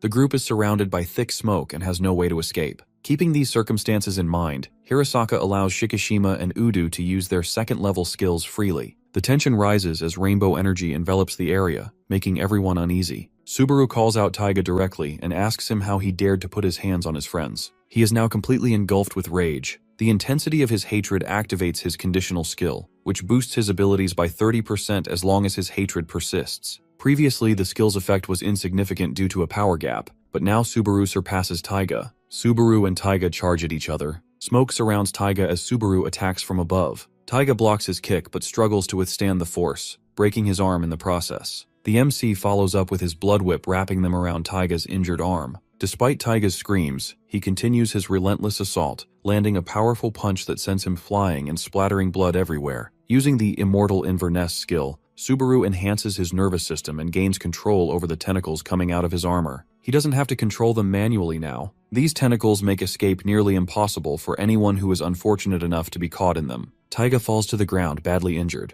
A voice suddenly echoes from the black door, which says that the blood manipulation technique that the protagonist is using comes straight from Vanquish. Therefore, Taiga stands no chance in his current state. Shikishima screams at Subaru to stop since they want to ask him more questions. This snaps him out of his rage. His rainbow eyes fade as he regains his composure and asks what they should do about the smoke. Shikishima suggests using Saya's abilities to clear the fog. Blood stains the ground near the door, and the group feels uneasy due to the metallic taste and smell of iron. Shikishima explains that the smoke is a chemical reaction, and it starts to disappear once it is in contact with the fog particles. He then looks directly at the door and asks the door owner if he is correct. Suddenly, a massive yellow eye emerges from the black door. The owner's voice commends the group for countering its skills so quickly. When Shikishima demands to know the entity's purpose, it reveals its intent to destroy the sky clock. This surprises Subaru and the others. The creature mentions a prophecy involving Hirasaka, Shikishima, and Udu, predicting their deaths at Taiga's hands in the near future. However, Subaru claims that the prophecy is wrong since he will never let that happen. This makes the creature laugh, and it says that he is the most vigilant among the entire group.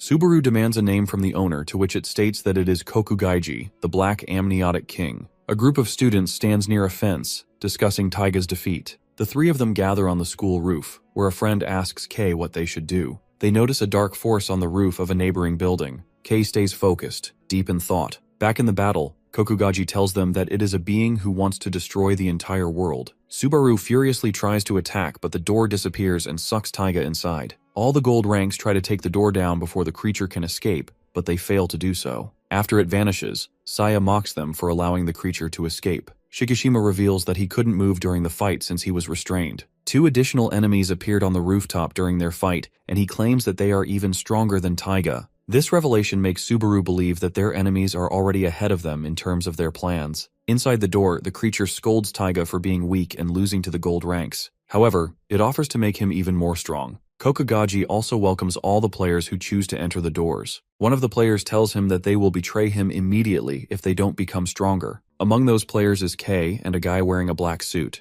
Kei tells the guy that he saw him there, and that was the reason he entered the door. The creature seems excited to see all these people and invites them to prepare for their plan. Meanwhile, a funeral is held for Sawatari outside the gate. His sister holds his picture in her arms as she mindlessly stares at the ground. Itoshima is also attending the funeral. He tells Subaru how Sawatari apologized to him in his final moments. Later, Subaru sits with Shikishima as he tells him about the black door. After the incident, 5 students were found in the school, and there have also been other people who disappeared from the city. Subaru tells him that he plans on getting stronger, and asks about the situation of Sayaka when he enters the next door. Shikishima suggests that he train with Hirasaka from now on. The next day, he goes to meet Hirasaka with Saya. Shikishima didn't think that he could teach him anything since their methods of fighting were different. Therefore, he thought that it was better for him to train with the top rank. Subaru is excited since he knows that he will get to learn a lot. As the two of them walk towards their gate, they come across the Happy Yamada Club, which is a silver team led by Yamada. They tell him that they have already reserved this gate. Hirasaka checks his book and apologizes, telling them that his door is in Narima City. It is a 4-star gate called the Mysterious Jungle. As they enter the gate, Hirasaka warns the protagonist by telling him that the difficulty on the door is only an approximation. Subaru suddenly screams as he realizes that the guy is literally standing in a swamp. Hirasaka stays still and sinks in the swamp completely. Subaru remembers how Shikishima told him to be careful around him since his only specialty is his strength. He thinks about helping him using his blood mold skill, but a giant iron ant shows up. Suddenly, Hirasaka uses his Titan's Blade spell and gets out of the swamp while killing the ant at the same time. Subaru can't help but feel grateful that this man became a player. On the other hand, Hirasaka thinks to himself that he almost died. Hirasaka never had any specialty throughout his entire childhood. His parents expected him to be clever, but instead of being disappointed in him, they continued to shower him with love and care. While he was in 4th grade, he saved one of his friends from getting bullied. However, the very next day, that same friend got together with the bullies to beat him up. This betrayal shocked Hirasaka deeply, and he realized that people often betray others due to their own weaknesses. From that day on, he decided never to betray anyone, and by doing so, he truly believed that he would make a true friend. Back in the gate, he was once again stuck in the swamp. He asks Subaru for help and he pulls him out. He tells him that his opponent seemed to have good intuition, so he was batting it out. Moments later, a huge creature comes out of the swamp trying to eat Hirasaka. Subaru now realizes that Hirasaka is the type of player to always go first against an unknown enemy. He doesn't want his friends to get in trouble. After finishing the swamp monster, Subaru hands him a towel to clean himself up. Seeing this, Hirasaka laughs and tells him that he came well prepared. It was Shikishima who gave him all of this stuff. He told him that he would need these items during their raid. Hearing this,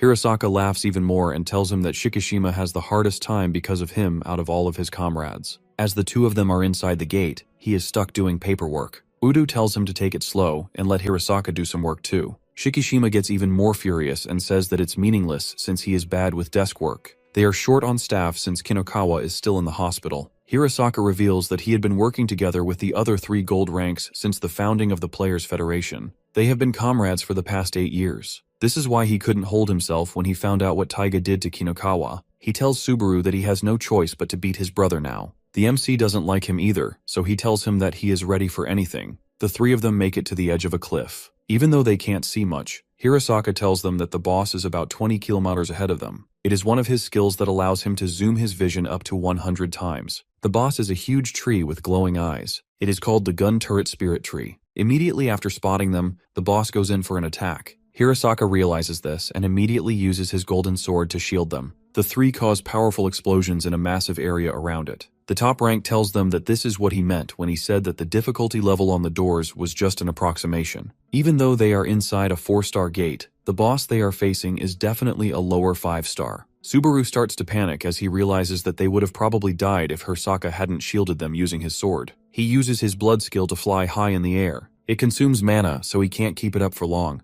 However, Hirasaka tells him that he has done well since the boss is already dead. While they were in the air, he used his Warp Edge spell, which allowed him to warp the slash along with the blade to any place within his sight. Using this technique drains a lot of mana, but if it's aimed correctly, it can take down even the strongest of enemies. The 3 of them get out of the gate after defeating the boss. Hirasaka apologizes for killing the boss by himself and tells him not to reveal anything to Shikishima. However, it is far too late since Subaru has already sent the report to him. As Shikishima furiously drags him inside, he says his goodbyes to the MC and asks him to be prepared for tomorrow since he is going to reserve a 5-star gate. This shocks him a bit since he has never been inside a 5-star gate before. While sitting on his bed, he thinks to himself that he needs to learn from Hirasaka's fighting style. However, even after a lot of reflection, he still can't get anything. Meanwhile, the guy in the black suit tells one of his subordinates that it is time to put their plan into action. In Shinagawa City, a player group known as Grax meets Kei and his friend as they just walk out of the purple gate. The situation is similar in Bunkyo City where Giulietta is confronted by a player who wants to kill him. The mastermind behind all of this is the guy in the black suit who fixes his glasses as he announces that the hunt has begun. Back at headquarters, Giulietta calls to inform Shikishima that he has killed someone. Furious, Shikishima reminds him that he is supposed to remain in confinement until his punishment is decided. He explains that he was attacked and acted in self-defense. When Shikishima asks for details about his opponent, he looks at a player card and reveals the name Kishikawa, a copper-ranked player. Giulietta mentions that although Kishikawa wasn't particularly strong, there was something unusual about his insect manipulation skills, which seemed to be connected to the black faction Shikishima had previously reported. Shikishima looks for his details in the player records and realizes that the spell Kishikawa used is different from anything documented. He theorizes that the Black Door might be giving new skills to these players. It wasn't just Giulietta who was attacked. The entire Grax team was defeated by the black faction. While fighting Kishikawa, Giulietta sensed that their system was different from other players, similar to Subaru's skills obtained from the Rainbow Door. Meanwhile, a man calls Kei and reports that everything has gone according to plan, although one of their members lost to Giulietta. The boss reveals he has already eliminated the top-ranked silver team and plans to target the gold ranks next. The scene shifts to a city where Subaru, Hirasaka, and Kusaka,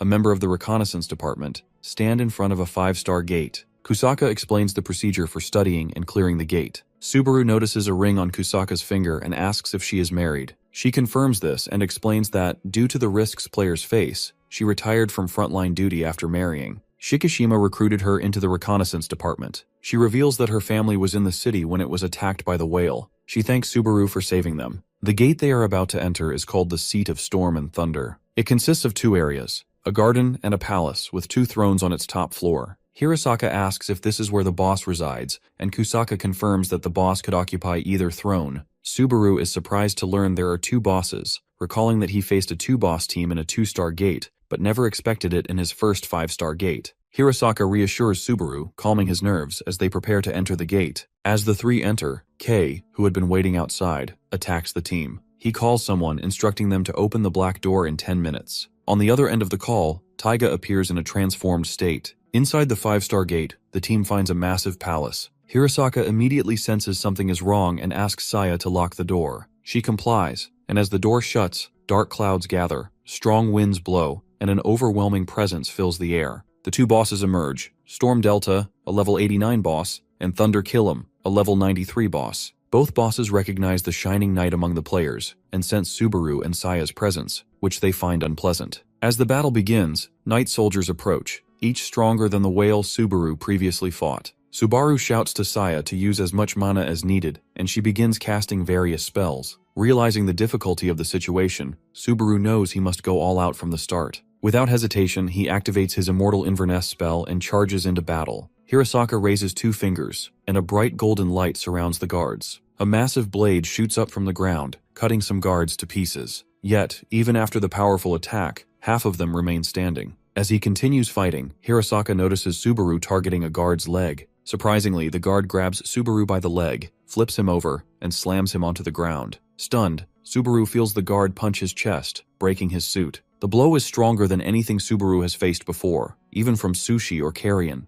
The guard prepares another attack, but Hirasaka shouts to Subaru. With rainbow-colored eyes, Subaru kicks the guard and follows with an elbow strike, breaking through the guard's defenses. Shocked but determined, Subaru declares he isn't there to hold Hirasaka back. He uses his blood whip to trap the guard, twisting him before smashing him with a drill. The 54th level Thunderstorm Knight falls, but Subaru is left shaken. His level doesn't increase, and he only gains a few points. Subaru remains at level 31, with a third of his health and half his mana gone, all for defeating just one guard. Now 4 more surround him. He draws his Divine Chisel but hesitates to use a high-cost attack. Suddenly the knights use their Vajra sword skill, summoning weapons out of thin air. Subaru realizes this is the true challenge of the 5th difficulty level. As Subaru steadies himself, Hirasaka watches the knights close in. Subaru's expression turns cold, but a faint smile appears. The night before, sitting in his hotel room, Subaru thinks about the raid. No matter how much he admires Hirasaka, he knows he can't become him, and doesn't need to. Shikishima hasn't sent him to learn from Hirasaka, but to fight alongside him with everything he has. Covered in blood, Subaru vows to grow stronger, not just in level but in awareness, readiness, and the will to survive. Memories of Sayaka's death, Sawatari's pain,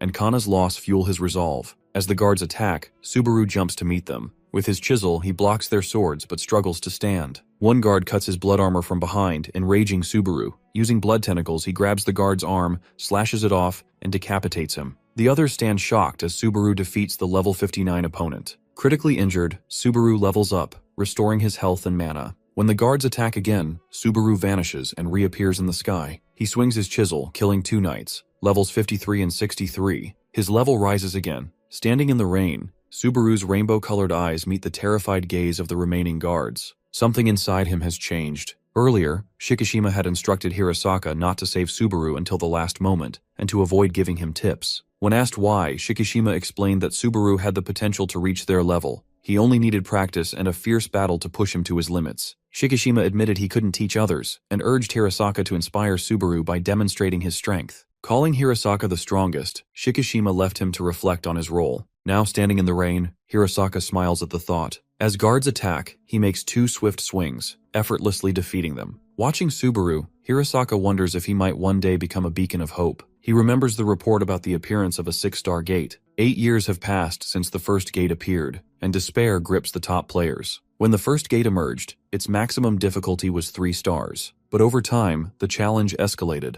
4-star gates appeared 3 years later, followed by 5-star gates. Each increase in stars brought a 10-fold rise in difficulty. The association predicts a 6-star gate will appear soon, and Shikishima foresees a 7-star gate in 4 years. He and Hirasaka discuss their predicament at a long table. Shikishima asks if they are 10 times stronger than 2 years ago. Hirasaka admits they're not. To handle a 6-star gate, they would need their entire gold-ranked team. Shikishima, Frustrated, laments that players may soon be unable to match the gate's ever-growing difficulty. He wonders who could survive a challenge 10 times harder than a 5-star gate. Shikishima realizes the sky clock would break after just one failure since the time limit for 5-star gates is already stretched to its limit. He begins to believe humanity might have no choice but to accept defeat. Hirasaka feels the weight of his fears, thinking about the friends he might lose. Suddenly, Shikishima takes a call from Kinokawa, who's at a hospital with Udu. She mentions they're interrogating suspects in a murder case and shares strange information: the appearance of a rainbow door. This piques the interest of both Shikishima and Hirasaka. Meanwhile, Subaru battles a knight with everything he has. Using his heaven sword, he clashes with the guard, his movements sharp and precise.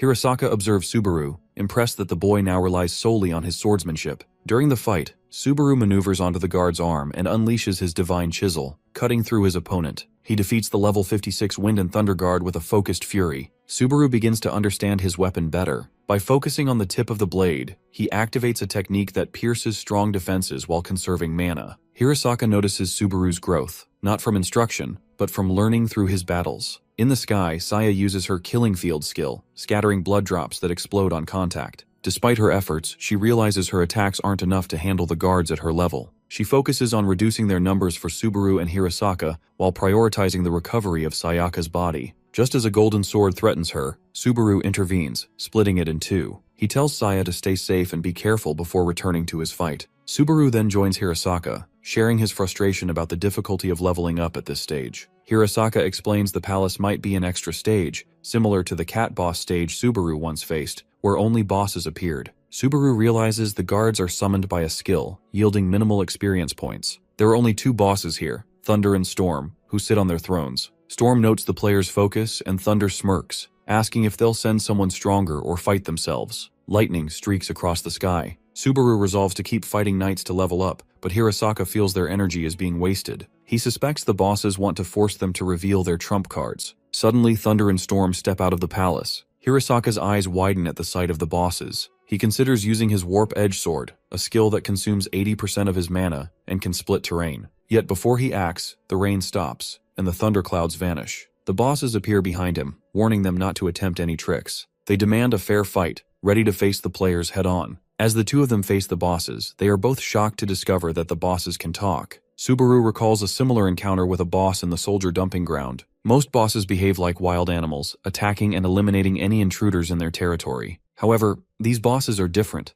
They can manipulate the weather and strategize their actions. Before engaging in battle, Hirasaka asks the bosses if they have time for a conversation. The bosses, surprised by the request, ask if he has something he wants to know. Clenching his fist, Hirasaka questions them about the doors, demanding to know their purpose in appearing in the world. The bosses exchange shocked glances and ask if he hasn't learned anything from Ludwig, the gate's owner who granted him his powers. Hearing this, Hirasaka wonders if the bosses are closely connected to the central figure behind the doors. The bosses reveal that they have been trapped in this place for a long time and agree to share what they know. Subaru and Hirasaka can hardly believe they might uncover the secrets of the world so easily. Hirasaka quickly pulls out his phone to record the conversation, lacking confidence in his ability to remember it all. However, as the bosses begin to speak, their words become garbled and incomprehensible, like a glitch. Frustrated, the bosses apologize, explaining that a protective force prevents them from sharing such information. Subaru wonders aloud if there are limits to what the bosses can reveal. Hirasaka, refusing to give up, asks if they can write the information instead of speaking it. He fears that Shikishima will be furious if he returns empty-handed. The bosses dismiss the idea, stating it's impossible. However, they propose a challenge. If Subaru and Hirasaka can defeat them, they'll be one step closer to the truth. The bosses settle their roles by playing a few rounds of rock, paper, scissors. The storm boss wins and immediately chooses Hirasaka as his opponent, charging at him with no warning.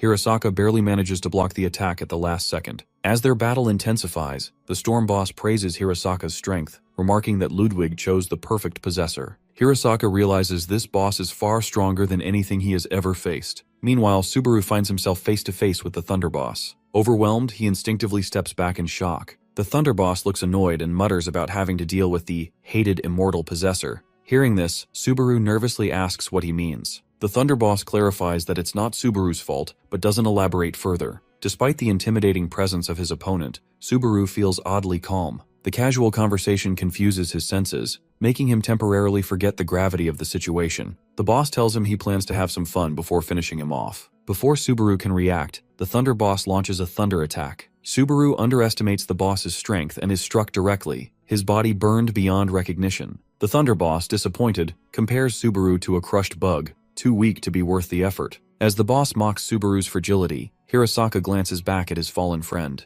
The Storm Boss takes advantage of this distraction, delivering a devastating blow that destroys one of Hirasaka's eyes. The Thunder Boss picks up Subaru's divine sword, surprised to see it unharmed by his lightning strike. Realizing the sword's power is the source of Subaru's imbalance, the boss concludes that Subaru must be the possessor of the immortal god Vanquish. As the Thunder Boss contemplates his next move, Saya's desperate voice rings out. The Thunder Boss warns her not to try anything or else she will face the same fate as Subaru. With her face streaming with tears, she remembers his words asking her to stay safe. She screams at him to stand up. The boss dismisses her cries, pointing out that Subaru's legs have been destroyed and he can no longer fight. Suddenly, Subaru's voice cuts through the chaos. He tells Saya to stay out of the battle. He used the same technique he employed against Taiga. Subaru encased his body in a semi-hardened layer of blood. Though he has lost both his hands and feet, he clings to life with only 117 HP remaining. Even though this is the strongest opponent he has ever faced, Subaru views this as an opportunity. He knows that if he can survive this fight, he will emerge significantly stronger. The Thunder Boss questions Subaru's method, asking if he's truly using blood to block his attack. He mocks his grotesque appearance and calls him a disgusting, hated immortal. The Storm Boss is enjoying the battle a bit too much, laughing as he attacks Hirasaki. He tells him that he respects him. Even though Hirasaki has lost his right eye, he can still manage to keep up with him.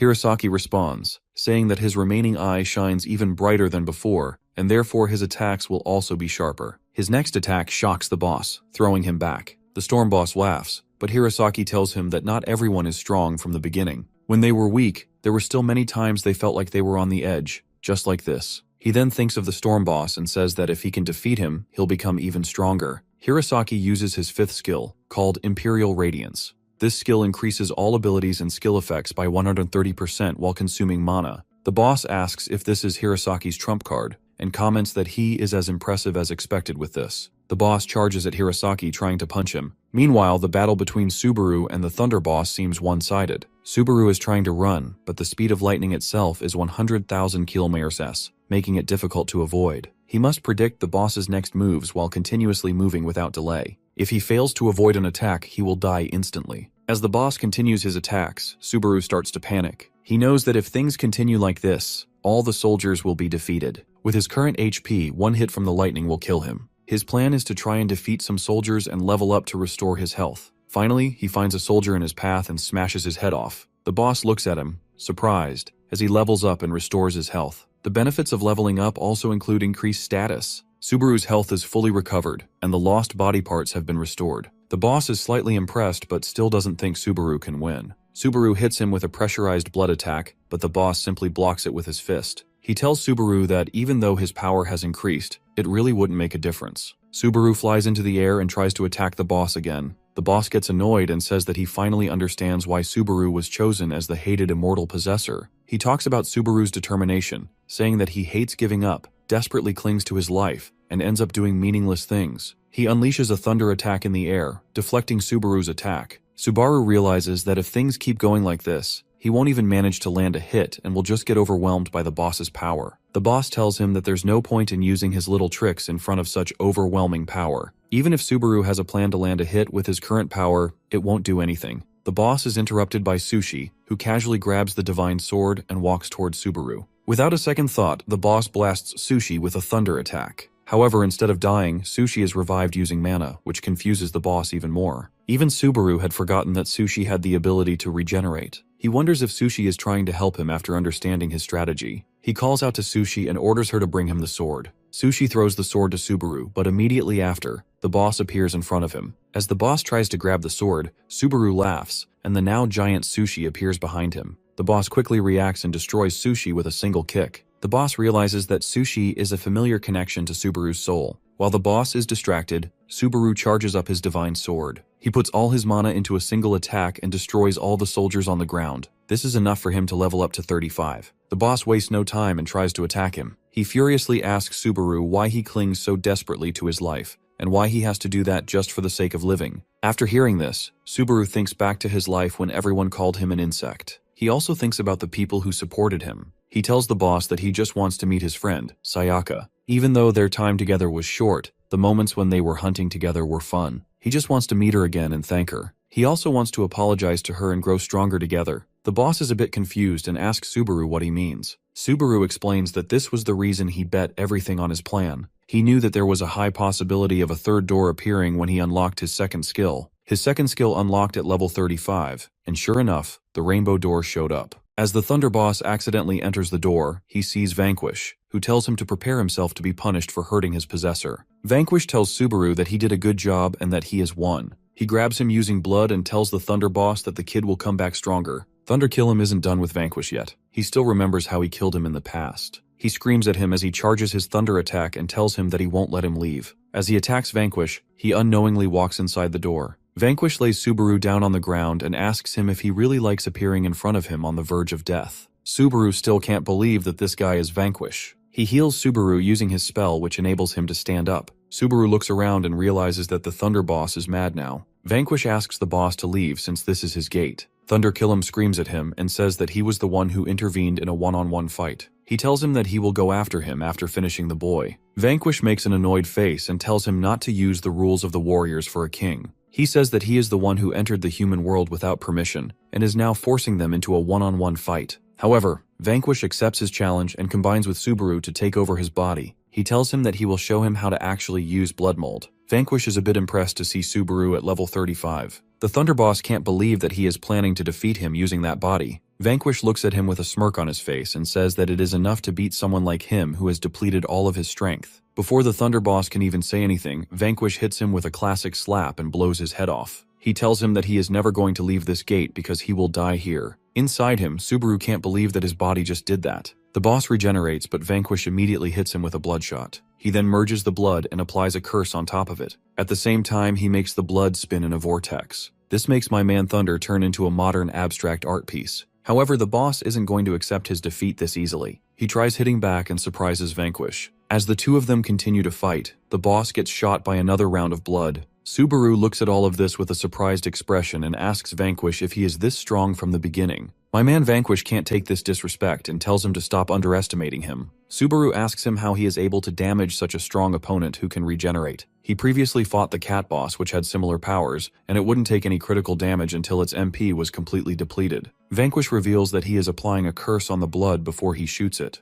This allows his attacks to hit the target in their soul and not their body. It is efficient against enemies with strong regenerative abilities. The Thunder Boss is getting more frustrated now. Subaru asks Vanquish why the boss hates him so much. He reveals that he killed him in the underworld and trapped him behind the gate. Vanquish puts his focus back on the boss and says that he is getting serious. As the two of them start fighting again, it is apparent who is the winner. The Thunder Boss stands no chance in the fight and gets continuously bombarded with pressurized blood. He complains that he isn't at full strength. Hearing this, Vanquish tells him that he has always relied on his power no matter where he was. This is why warriors like them never reach their true potential. If he had killed the MC quickly, he wouldn't have to deal with him. He lost the moment Subaru was able to open the door. The kid was prepared to use more than his full strength to achieve victory. Before the boss can say anything, Vanquish blasts him into pieces. He turns towards Subaru and tells him that he needs to get more serious about all of this. Subaru stands frozen in shock, his mouth open as he watches the events unfold. He stands beside Vanquish, who calmly folds his arms into his sleeves and observes the scene with a confident smile. Subaru glances at Vanquish, amazed by how effortlessly he defeated the Thunder Boss. He wonders who this powerful figure really is, realizing he has never questioned Vanquish's existence in this strange world. Suddenly, the system window updates.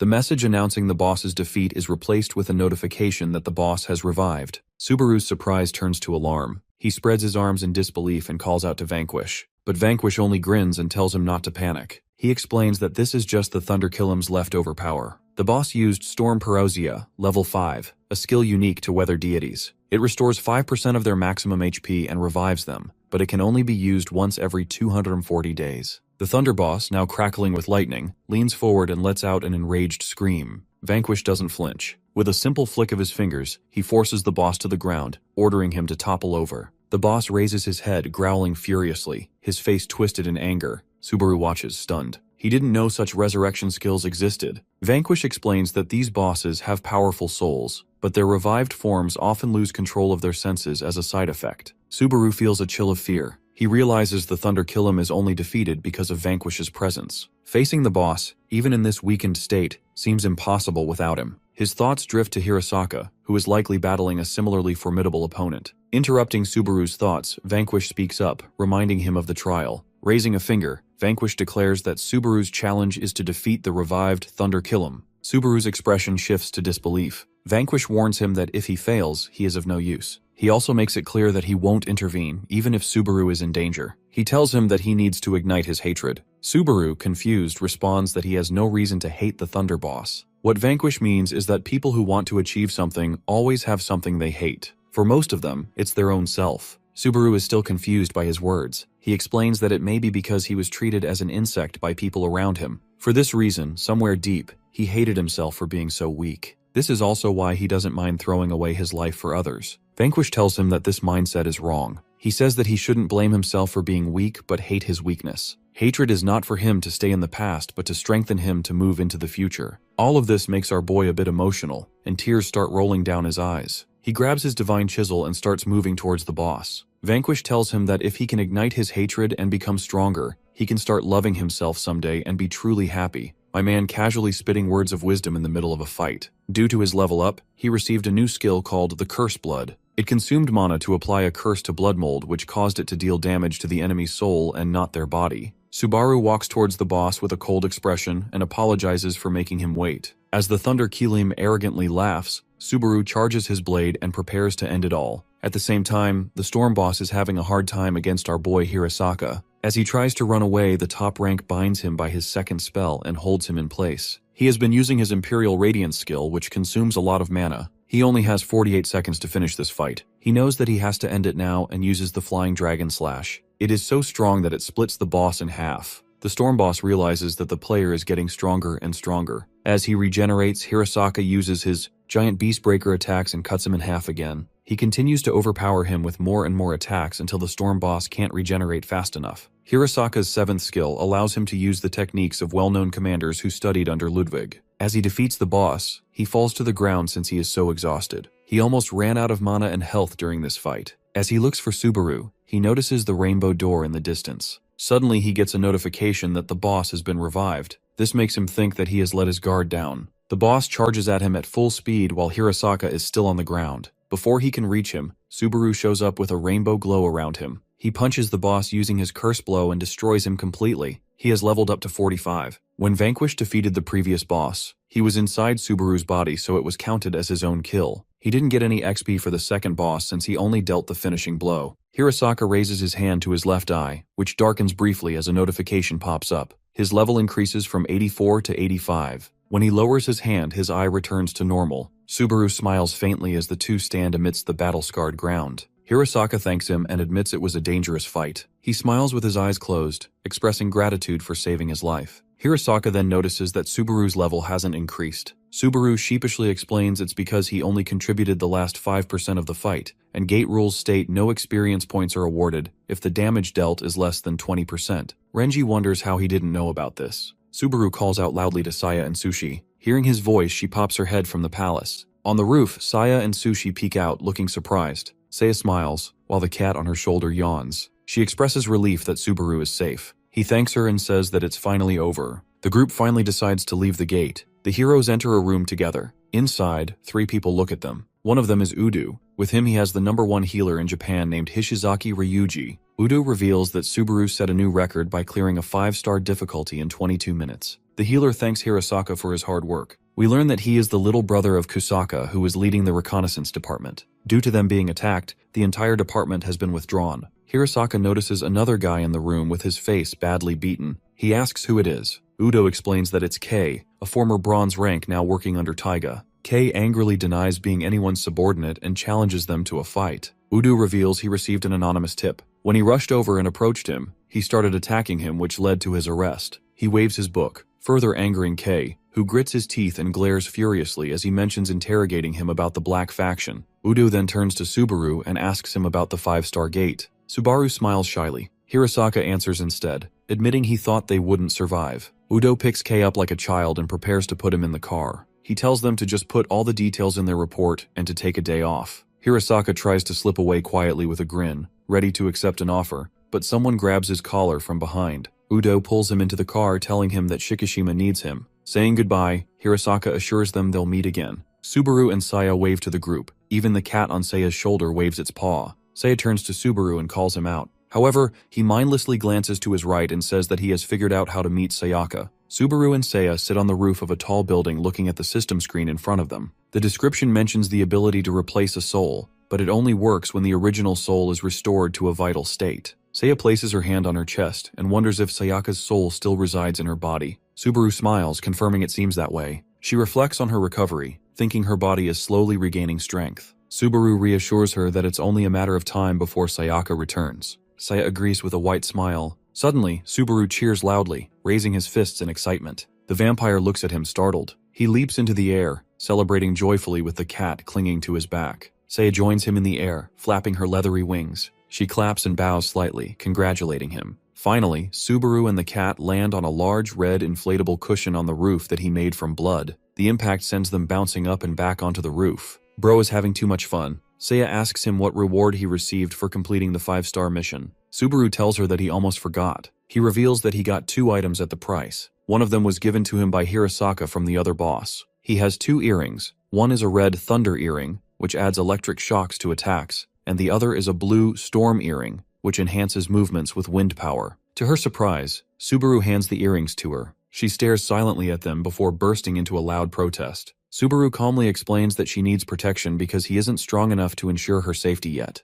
Embarrassed, Saya thanks him and hesitantly puts on the earrings. As she fastens them, she shyly asks how she looks. Subaru smiles warmly, saying the earrings suit her perfectly. Overwhelmed, she blushes deeply and suddenly rockets into the sky. Surprised, Subaru shouts for her, asking how far up she will go. The cat on his shoulder stays silent until it unexpectedly smacks him on the cheek with a paw, sending his head to the side. Shocked, Subaru asks why, but the cat simply turns away and walks off without answering. Typical cat behavior. Away from all of this, Subaru's father and Tagia's stepfather relaxes inside with a glass of champagne, wondering where his foolish sons are. A woman sits nearby holding a phone and calls out for him not to stand by the large window wearing just a robe. Her name is Keiko and is Taiga's biological mom and Subaru's stepmom. She is on the phone ordering necklaces. Meanwhile, the dad opens the fridge, thinking how surprising it is that Subaru has become both a player and a guardian. He believes it's in their blood and holds his champagne, confident that soon they'll get even more money. Suddenly, the loud sound of someone entering interrupts him. Standing at the door is Taiga. Irritated, the dad asks who he is and how he got the key.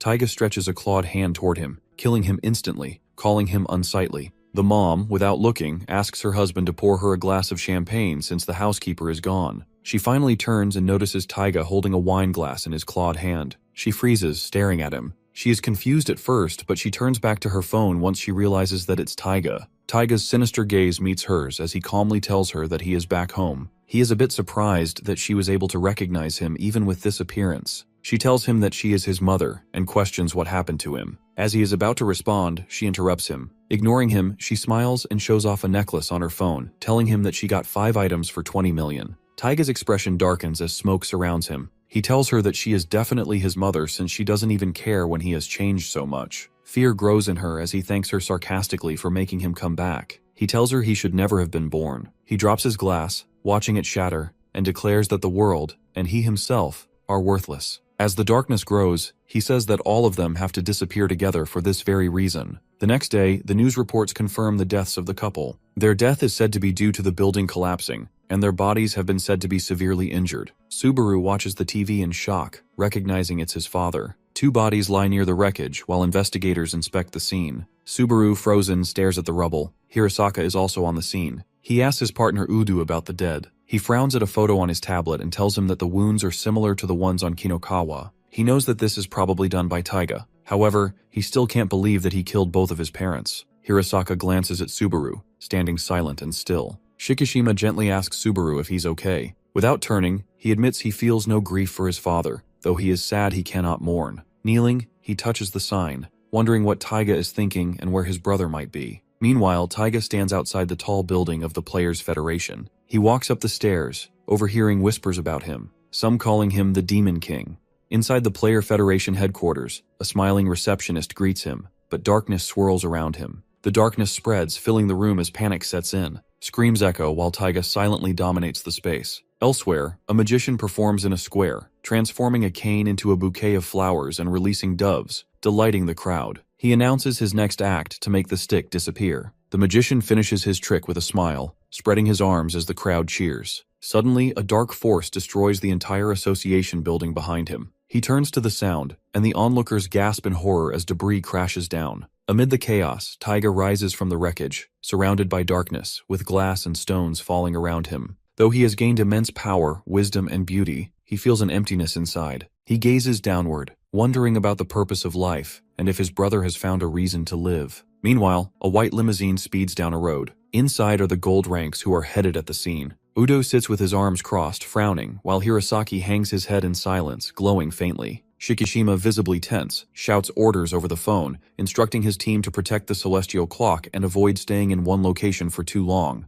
Udo says that Taiga got him since he successfully distracted them with his parents' death and attacked the headquarters. He asks Shikishima about the casualties, and he tells him that at least 150 players were killed and countless others were injured in the attack. Shikishima curses under his breath, overwhelmed by the gravity of the situation. When his phone rings, he hesitates before answering. The unfamiliar voice introduces himself as Kiryu Issei, a member of the Dark Faction, and casually asks how they feel about the declaration of war. Flames flare around Hirosaki as anger fills the car. Shikishima demands to know their intentions, and Kiryu reveals that 6 more locations will face similar attacks. He also reveals that Taiga is in one of those locations and wishes them good luck in finding him. Infuriated, Hirosaka steps out of the limousine with his sword in hand. My man is ready to cut anything in sight. Udo protests, but ultimately lets him go since they can't afford any more casualties. Shikishima calls out to Kiryu and asks him if he is the same guy who was watching them at the school. As the guy confirms it, Shikishima threatens to fill his body with holes once he meets him. The man ends the call by saying that he will be looking forward to that.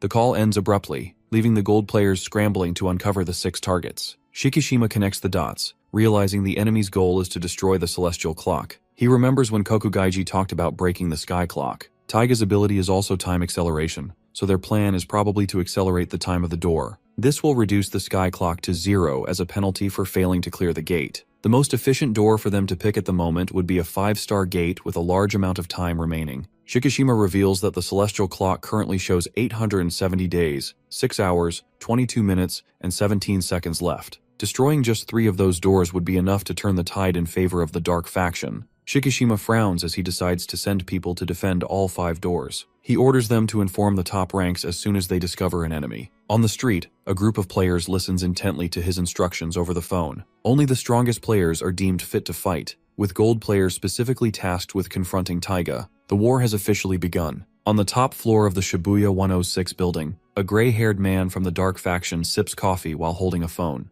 Himeno Yumeno from the same group balances her phone on her shoulder and questions why they don't just perform a surprise attack on all 6 locations. Araya Kuhei on the other end of the call dismisses the idea and tells her that it would be too boring. Yumeno asks about Yatsurugi's condition and if he got crushed along with the headquarters. The guy tells her that he seems to have escaped. He has also heard that he is aiming for Subaru in accordance with Kiryu's orders. Subaru sits on a rooftop with Sushi as he gets approached by 3 men from the Black Faction. He frowns as Kuruki Taichi casually blows a bubblegum bubble, and Kaga Shingo glares in anger. The 3rd guy takes out his blade and tells him that he has no grudge against him, but he still has to die. Subaru gets up and puts on his blood armor. He tells them that he has heard everything from Shikishima, so he can't let any of them run loose. He also holds no grudges towards them, but he also has to beat them. Subaru tells them that he will make them spit out the location of Taiga. The men taunt Subaru, one asking if they're allowed to attack together. Subaru remains calm, watching his opponents. The buzzcut guy acts a bit tough and says that he will embarrass him. Shingo, filled with quiet rage, yells that Subaru couldn't possibly defeat even one of them, let alone all 3. A strange monster resembling a Halloween pumpkin appears in front of Subaru. It comments on Subaru's armor, suggesting their abilities are similar. The monster leaps toward the MC, shouting for him to prepare. Subaru stomps his foot, releasing a burst of red energy that strikes the monster. The impact shatters Shingo's purple armor, sending pieces flying. Blood spurts from Shingo's mouth as he screams in agony, confused about how he managed to overpower him. His move destroyed the armor from within by pouring blood into its cracks. As Shingo collapses, he can't help but wonder what just happened to him. Kei watches Subaru with wary eyes, realizing the terrifying precision of his attack. He knows that he has gotten stronger. He smiles ominously as he challenges him to a fight. He launches himself towards Subaru, who remains kneeling in a defensive stance.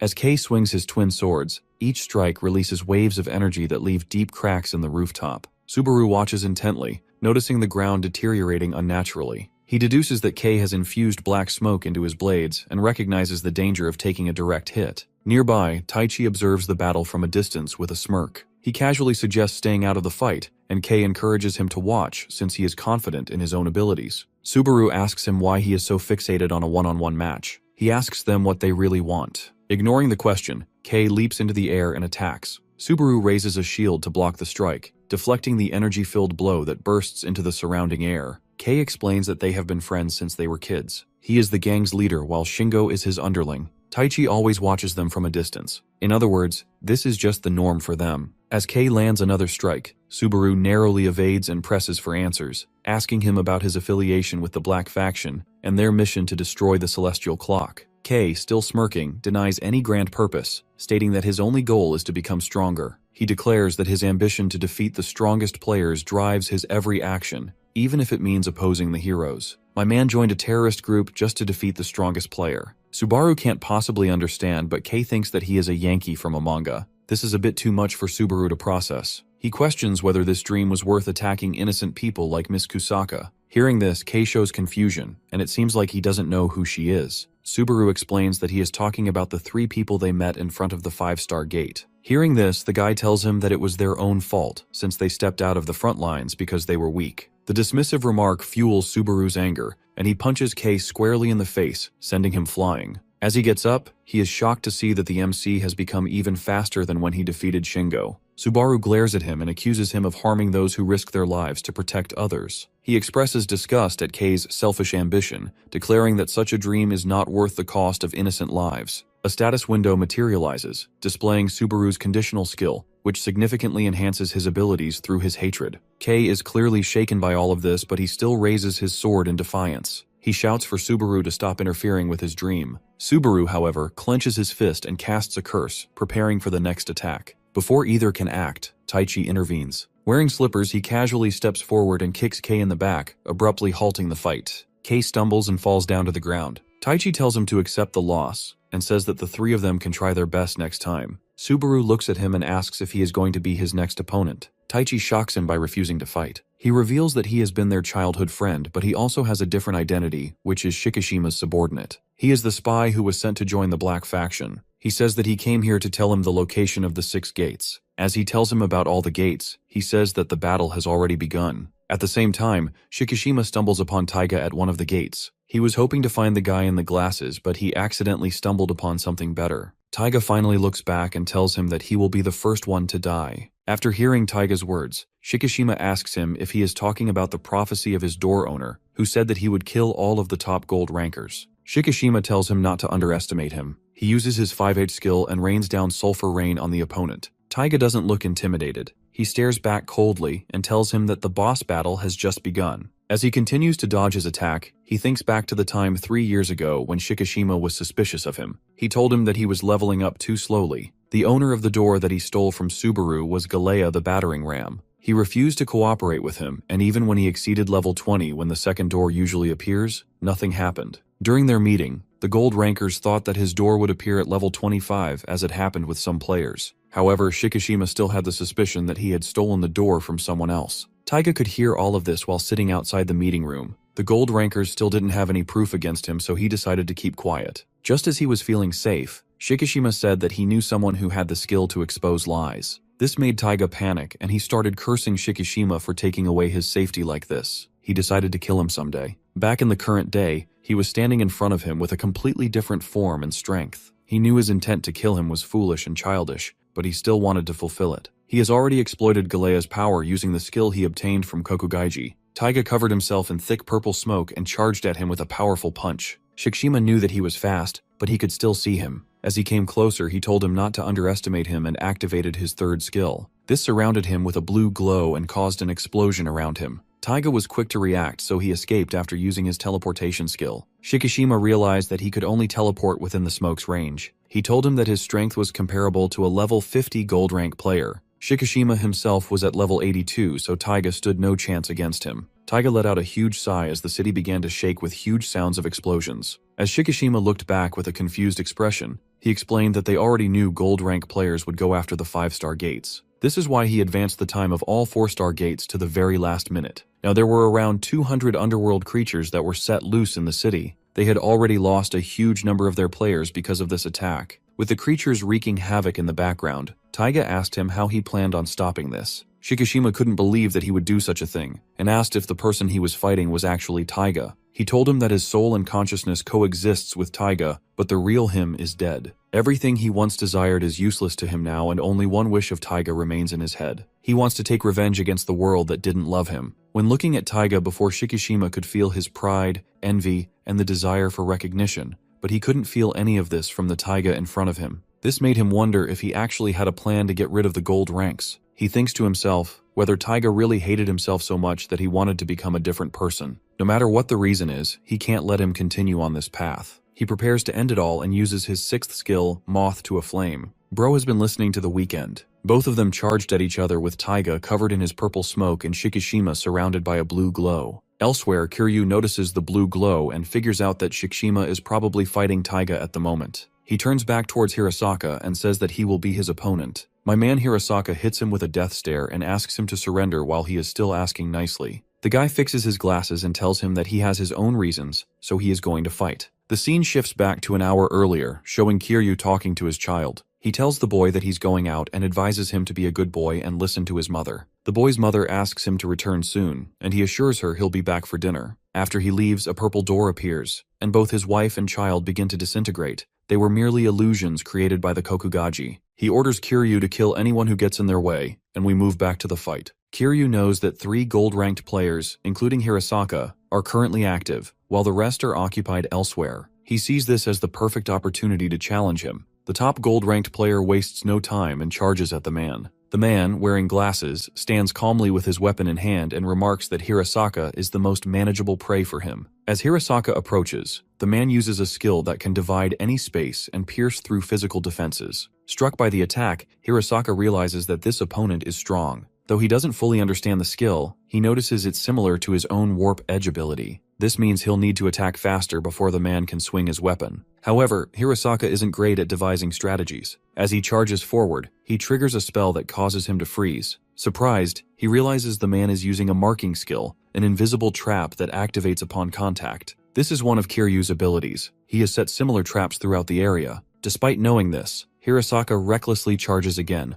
only to be marked by the skill once more and brought down. Kiryu knows Hirasaka is overly confident in his abilities and will likely attempt a frontal assault. While Kiryu's attacks don't significantly reduce Hirasaka's health, his primary goal is to keep him pinned down until reinforcements arrive. That for now is good enough. He can even try cutting him up while he is frozen. Hirasaka immediately tries to use his cord edge attack, but the invisible marks are blocking his every move. Still, Kiryu can feel the overwhelming strength from his attacks even though they can't reach him. Hirasaka gets furious and asks him why he chose to use his abilities to hurt people when he could have used them to save the world. Kiryu shocks him by asking him the same question. He asks him why he is protecting the world, and what is making him so angry. He questions if his anger should really be directed towards him. The guy gets mad and says that he has lost something precious in his life, and so the value of this world is nothing in his mind. He screams at him and asks if he is the one who is crazy. Before Hirasaka can answer, he gets slashed by his hammer. He manages to block the attack with his sword, but he doesn't move. Kiryu asks him if he really thinks he can negotiate with him.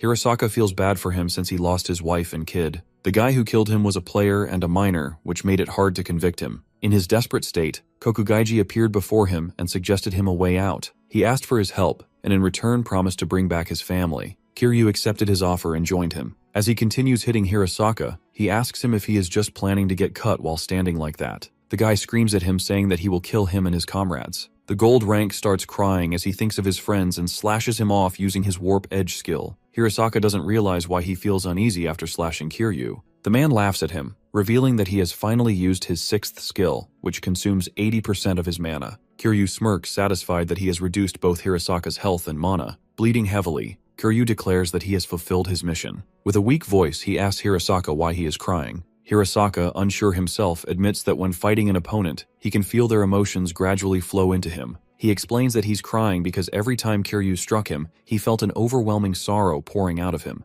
Hirasaka tells Kiryu that, just as he said earlier, he isn't fighting for the sake of the world. Instead, he fights to protect his friends and to stay with them for as long as possible. He reassures Kiryu that he isn't crazy and acknowledges that everyone has their reasons for fighting. However, he emphasizes that this is precisely why he cannot give up. Hearing this, Kiryu laughs and finally accepts his defeat. In his final moments, he reflects on how he couldn't resist Kokugaiji's tempting offer. All he wanted was to bring his family back, no matter the cost. Hirasaka, furious, blames Kokugaiji for exploiting people's weaknesses and manipulating them. Kokugaiji receives news of Kiryu's death and laughs, unconcerned. He remarks that it doesn't matter since Hirasaka is already out of mana. He destroys the doll family he had created for Kiryu and praises them for serving their purpose. Meanwhile, the Black Faction targets gold-ranked players by scattering 19 of their members, including Tiger, across different locations. Elsewhere, Taichi stands with Subaru, explaining the situation. They face a girl who can transform into a powerful beast. Using her ability, she transforms into a massive cat and prepares to attack. Before she can strike, Sushi takes her down with precision. After the fight, Subaru contacts Saya and asks if she's okay. Saya reports that she has completely destroyed her opponent, and confirms that the southern area of Shibuya is nearly cleared. Her mission is to eliminate the underworld creatures in the city. Subaru tells her to meet him immediately, and they end the call. Moments later, Saya feels a strange sensation in her chest. At the same time, in another location, Sayaka's sisters battle a level 54 silver-ranked player from the Black Faction. The elder sister, Huzuki, uses her Strength of a Dragon skill, which allows her to unleash the power of a Dragon King.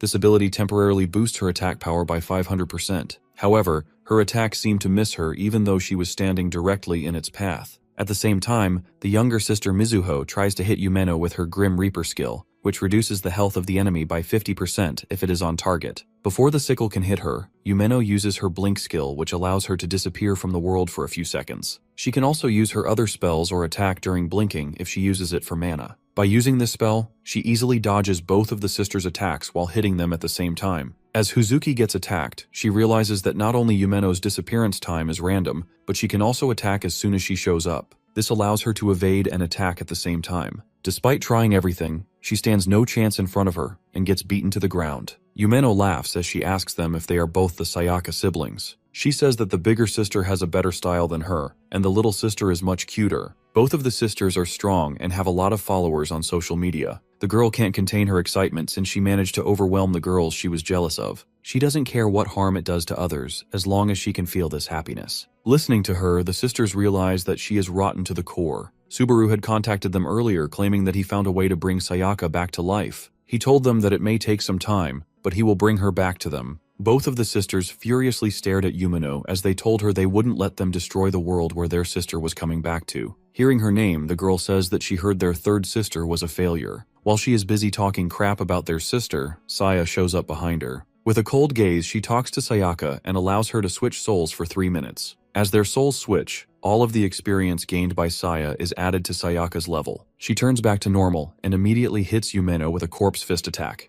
It doesn't take long for her to beat the crap out of that girl. The two sisters emotionally call out to her. She smiles and asks them to leave it all to her since she is trained. Sayaka is glad to be finally able to feel the ground below her feet and protect the people she loves. However, as she stares at their bruised faces, she gets furious at Yumeno once again. The girl has her teeth falling out after getting hit by a single punch. As she tries to scream, she gets hit again. Sayaka prepares for another attack and says that she is going to show her the results of her training. She is connected to Subaru through a chain of souls. Yumeno has no time to defend herself as she constantly gets punched by Sayaka. Moreover, the punches aren't ordinary. She can feel an electric shock and a sudden impact vibrating inside her body every time she is hit. She knows that she is going to die if she doesn't try to escape right now. As Yumeno tries to use Blink to get out, she sees a system notification telling her that there are too many impurities in the surrounding area, which means that her skill won't work. Sayaka used her blood to create a red smoke, disabling the girl's Blink ability. With nowhere left to go, the girl tries to fight back, but she immediately gets put down by another brutal punch. The two sisters stare at her with shocked expressions, since her martial arts skills are higher than theirs. It feels like they are watching their big sister. When Sayaka was at level 19, her sister told her that she wanted her to stop participating in quests for a while. They felt like she was holding them back in quests since her level was low. Sayaka got mad hearing this, and told them that she would just get stronger on her own and wouldn't come back to them even if they begged. After she left home, one of the sisters heard a rumor that her level had decreased to 8 because of a boss who drained her levels. Both the sisters felt bad for her, but they knew that she wasn't the one to give up.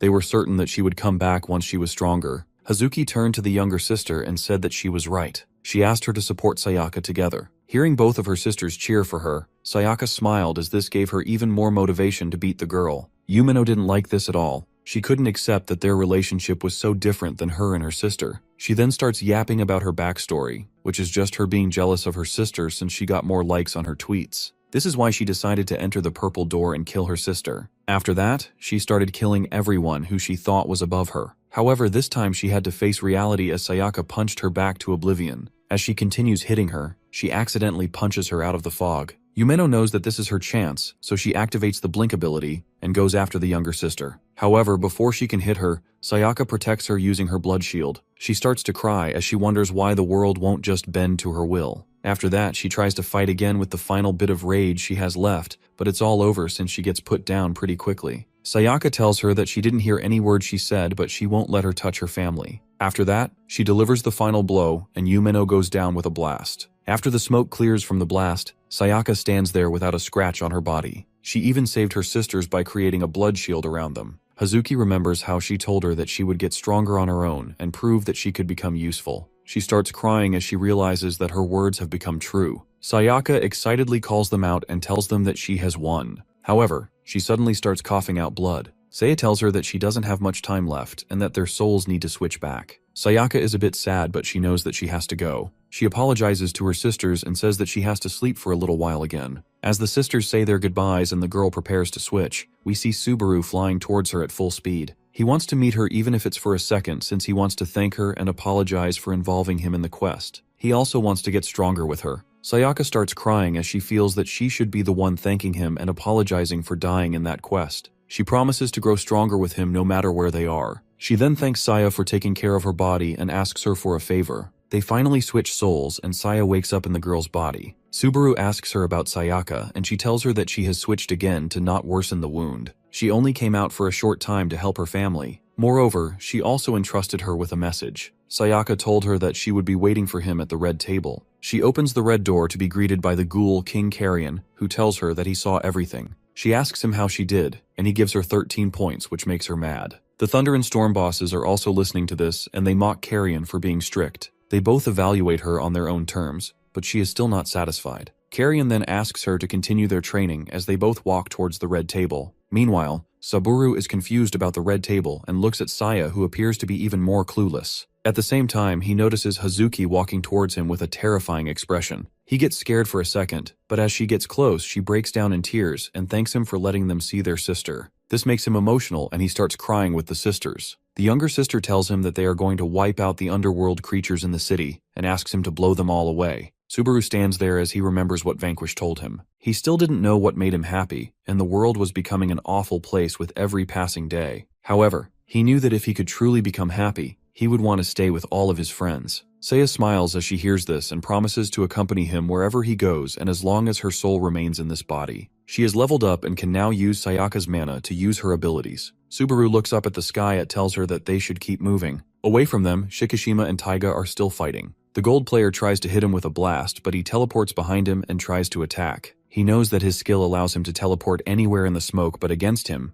it won't be useful. As soon as Taiga appears behind him, he gets blasted by a moth. This is Shikishima's 6th spell, which summons a flame moth that can track the target. The moth explodes upon making contact with the target, which also disperses Taiga's smoke. He finally realizes why Shikishima is the 2nd gold rank player. With no other option left, he thinks about using his trump card. While he is still thinking, he hears Hirasaka using his Imperial Radiance. It has only been 15 minutes since the two of them started fighting and the top gold player has already arrived. Hirasaka met Shikishima 8 years ago when they were just starting as gold rank players. He came to ask him for help since his laptop kept lighting on fire whenever he touched it. That day, Shikishima realized that the top rank player was not the smartest. Back to the present, Hirasaka is standing in front of Taiga. His opponent is surprised how he was able to finish off Kiryu in such a short amount of time and reach him. However, even when faced by two of the top gold rankers, he is confident that he can take them both out. He chants Porta Nigra and activates a spell that summons a black door in front of Shikishima. He tries to get away from it, but several arms reach out from within the gate and try to pull him inside.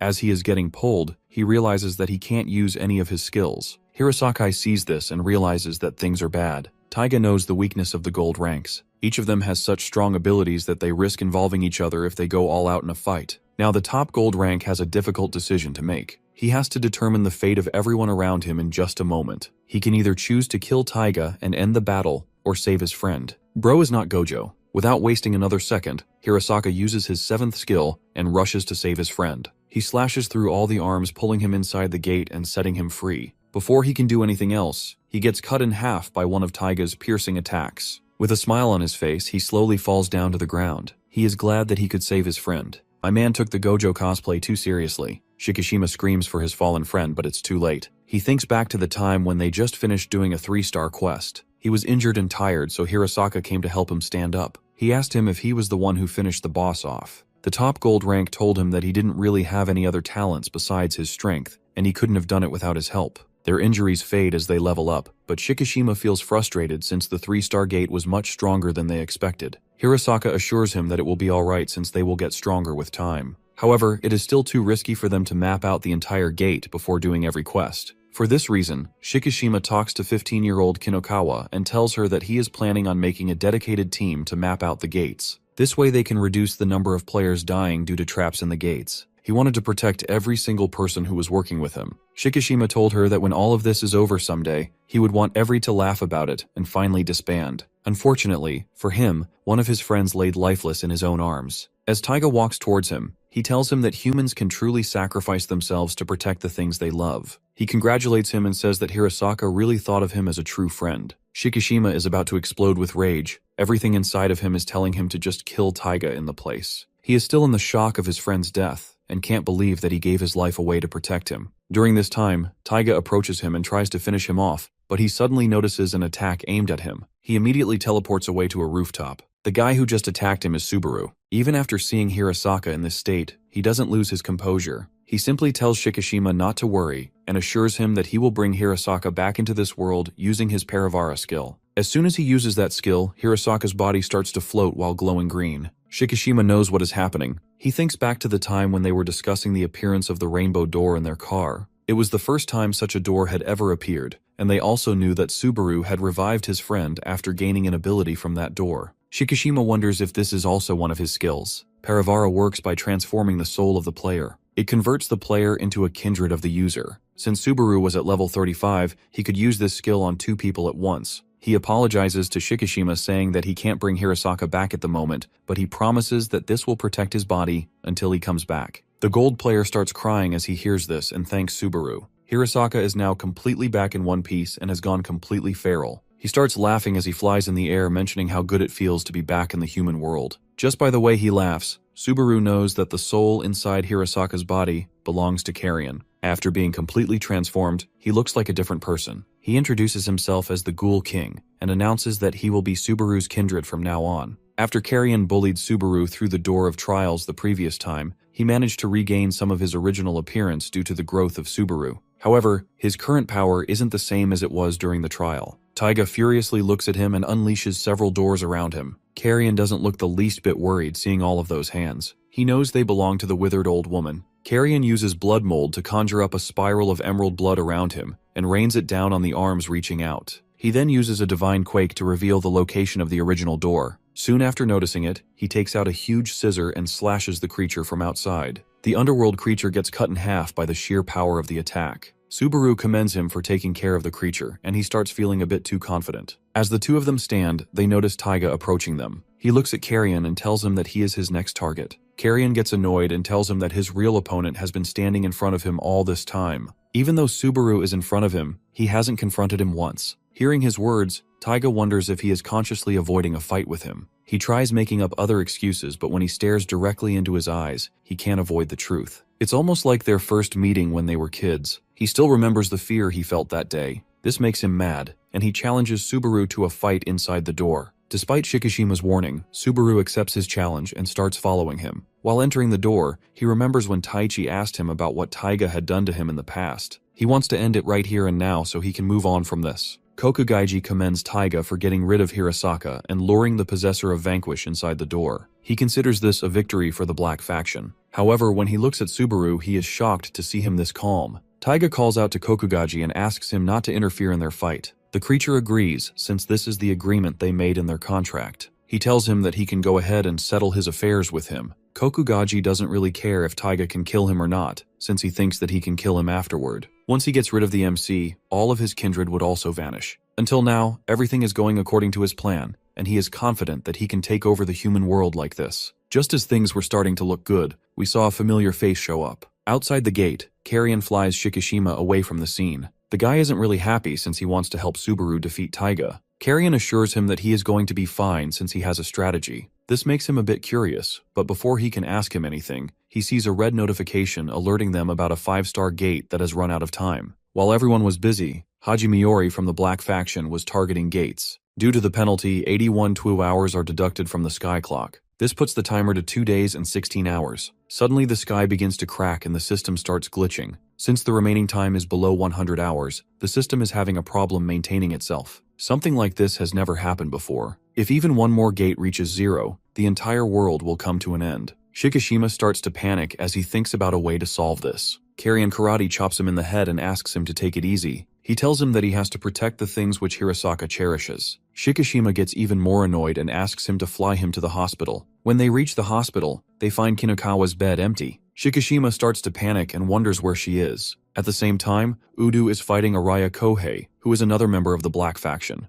My man is getting cooked by the gold rank. He can't believe how a shield user can hit him so hard. Udu is simply using his shields to attack instead of defending. After taking down the player, he gets a call from Shikishima asking him where he is. He asks him if he knows about Kinakawa's location. Udu looks up and sees a girl fighting a massive dragon with golden arms and legs. He tells Shikishima that she is fighting in front of him. She couldn't calmly sit back while the entire sky was cracking. Shikishima asks Udu what their next move is. Udu states that they have only one choice now. If they want to save the world, they must speed run the gates and reclaim the time lost on the clock. With this in mind, they notify all the players and order them to attack doors at random. Shikishima then turns to Carrion and asks if Subaru will really be okay. The Ghoul King laughs and replies that if even he can't solve the problem, then he doesn't know who can. Meanwhile, Kokugaiji is dumbfounded upon seeing Vanquish inside the gate. Vanquish laughs and says that he got excited when he heard that there was a baby with a rotten nature inside this gate. Even my man Taiga is flustered. Subaru calls him out and asks him to look back at him. He explains that his blood skill and his smoke cancel each other out, so it's better for them to just fight without using any tricks. This is going to be their first and last sibling fight. Kokugaiji looks at Venkatesh in shock and demands to know how he appeared inside the door. Instead of answering, Vanquish turns to Subaru and commends him for doing a good job and providing the exact location. Kokugaiji, still confused, looks at Subaru and asks if he is the reason for the situation. Subaru remains silent, his cold expression unchanged. Kokugaiji's frustration boils over, and he orders Subaru to look at him. Vanquish steps in,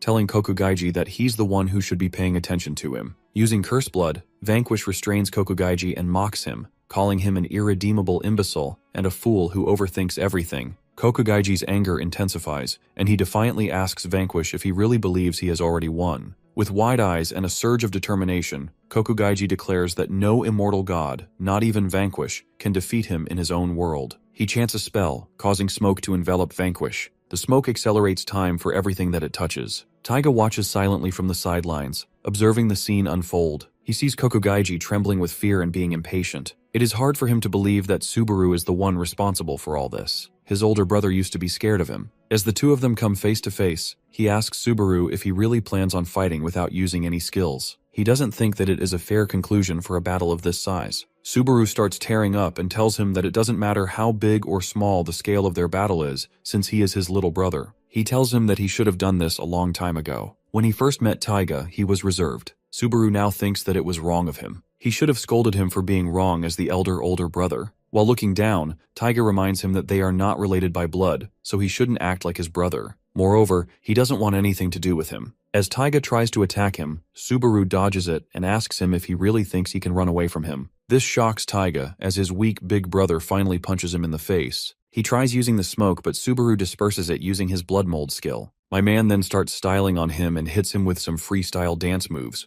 After getting kicked in the head, Taiga manages to land his first punch of the fight. The battle between them gets intense as both brothers throw punches at each other non-stop. Both of them are starting to get tired now. As the fight continues, Subaru lands a kick on his brother. Taiga grabs his leg and counterattacks but gets punched immediately after. It seems like none of them are holding back. At the same time, Kokugaiji and Vanquish are also fighting. Despite being completely enveloped in smoke, Vanquish laughs as he calls out to Kokugaiji. The underworld baby can't believe that his smoke didn't work. It should have advanced time by thousands of years by now. This makes him furious, and he unleashes his other ability, which also advances time for some reason. My man trying to age an immortal god, his ability allows him to advance time by millions of years. Unfortunately for him, it has no effect on Vanquish, who freezes him with the frostbite skill. He tells him that the time skill is useless to him since he is immortal. He looks at the baby with a disappointed expression and says that he could have come up with a better plan if he was smart enough. Vanquish mentions that he left his traces all over the place when he used those doors. He was able to narrow down his location using those doors. Moreover, Carrion used to be his kindred, so he was connected to him by soul. When Carrion transferred his soul into Hirasaka's body, he told Subaru about his plan and how he was going to crush him with a single blow. In the end, it was Subaru who helped him find the precise location of the underworld baby. Due to the conditions of the contract, he is able to survive in this place filled with amniotic fluid. After hearing the entire plan, Kokugaiji realizes that he has been played. Subaru knew that he couldn't kill him by himself, so he brought Vanquish with him. Using Taiga's hatred and his impatience, Subaru was able to turn the situation to his own advantage. Vanquish questions the Black Amniotic King about the person who put him on this task. He asks him if the entity offered to give him the human world in exchange for breaking the sky clock. Whatever the case, he won't go off easy after messing with his possessor. Vanquish uses the Rift Cleaver skill and lands some clean slashes on the baby. While in pain, Kokugaiji starts calling for Miss Safina and screams that Vanquish is going to kill him. As he begs her to save his life, a golden light appears inside the gate. A golden bell starts descending slowly. Vanquish already knows Safina and asks if she is the one behind it all. The underworld baby feels relieved after watching the golden bell, but instead of helping him, Safina crushes him between the bell's hands. She calls him a traitor and mentions that he attempted to outmaneuver them and monopolize the human world. She tells him that he will be put in the lowest gate. Kokugaiji starts crying and begs her to not put him in the lowest gate. However, it is all for nothing as she tosses him inside the gate with little regard for him. The evil baby finally vanishes in a one-star gate. After he is gone, Safina greets Vanquish and tells him that it's been a long time. Vanquish laughs and says that she seems to be in good condition. He slashes the bell in half and says that he will be fighting her in person after he shows up. Safina tells him that she will be looking forward to it. Vanquish then turns to his possessor and wonders how he is going to settle this fight. He knows that players can touch each other's souls depending on their sensing ability. It means that as Subaru and Taiga fight each other, they will experience what the other is feeling. This is going to be a trial for the protagonist, and once he gets past this obstacle, he will truly be qualified to become his possessor. It seems like both Subaru and Taiga are equally matched in hand-to-hand combat. Taiga looks at his eyes and it makes him go back to the past. He remembers his mother hitting him because he ate the pudding she put in the fridge. She smacks him because he ate it without her permission and tells him that he is the same as his father. The mom had left him alone at home for 3 days and he had to survive on a single pudding. Eventually, Child Guidance Center found out about her abuse, but she began dodging it. She didn't even let them go inside the house. After they left, she went back to Taiga and asked him why he was even born. She then married Subaru's dad, who was the same as her. Taiga came to know that the guy had a son, and he got furious when he realized that he was going to get a big brother like that. In his mind, he thought he was also going to be miserable like him,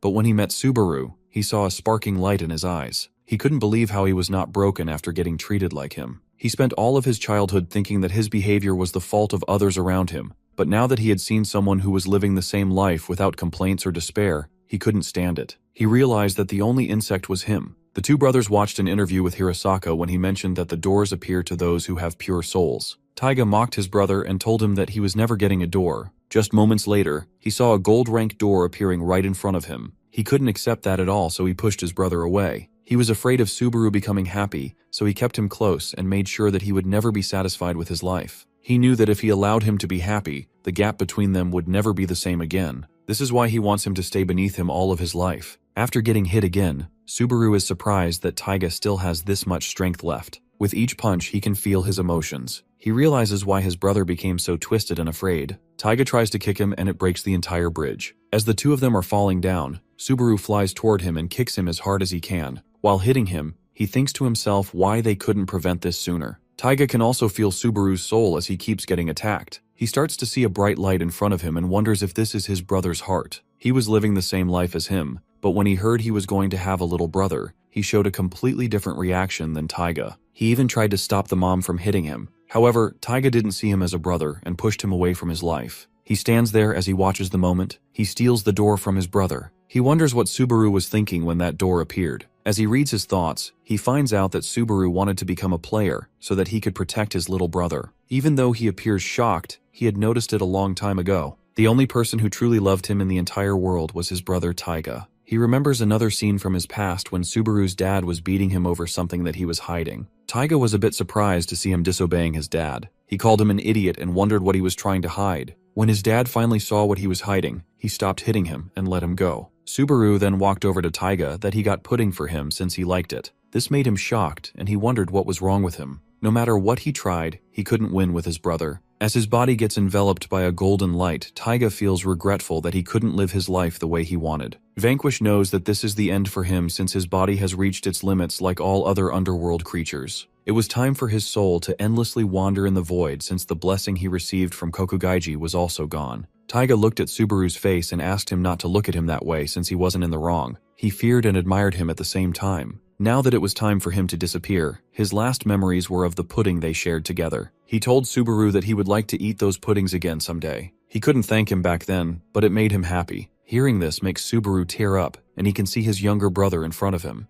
As he tries to grab onto him, Taiga disappears into the void. Subaru cries his heart out thinking that his younger brother remembered the moment they ate together. He couldn't save his brother from his fate, and now he was feeling regretful. Vanquish walks over to him and tells him that the biggest misfortune for Taiga is being aware of his sins and still not doing anything to stop them. He hated himself for all the bad things he did, and it kept piling on and on with time. This ending was inevitable, ever since he stole his door. Subaru asks him if there is no other way. Vanquish becomes a therapist and tells him that it is for him to figure out for the rest of his life. He should take these memories to his deathbed and never forget them. Vanquish asks him to take as much time as he likes and says that he will wait for him. Bro casually being the best dad for Subaru. After defeating Taiga, Subaru gains some levels and items including the golden arm. It has been 3 hours since the crack appeared on the sky clock. Due to the efforts of all the players, they managed to clear 195 gates in those 3 hours. This pushed the clock's time to 417 days and deactivated emergency mode. Shikishima thanked all the players for their efforts and said that the crisis was over for now. All that was left was for Subaru to win his fight. The 3 gold players and Subaru's kindred waited patiently for his return. Carrion assured them that he was alright since they were still there. Seiya could feel that Subaru was hurt and wanted to check on him as soon as possible. A moment later they started hearing Vanquish screaming inside the door since Subaru slept while crying. He comes outside on Sushi's back while still unconscious. Everyone is happy to watch him safely come back. Even while sleeping, he is still smiling since he is dreaming of eating that pudding with his brother. A system notification appears about the update of the program. In this update, 6-star gates have been officially implemented.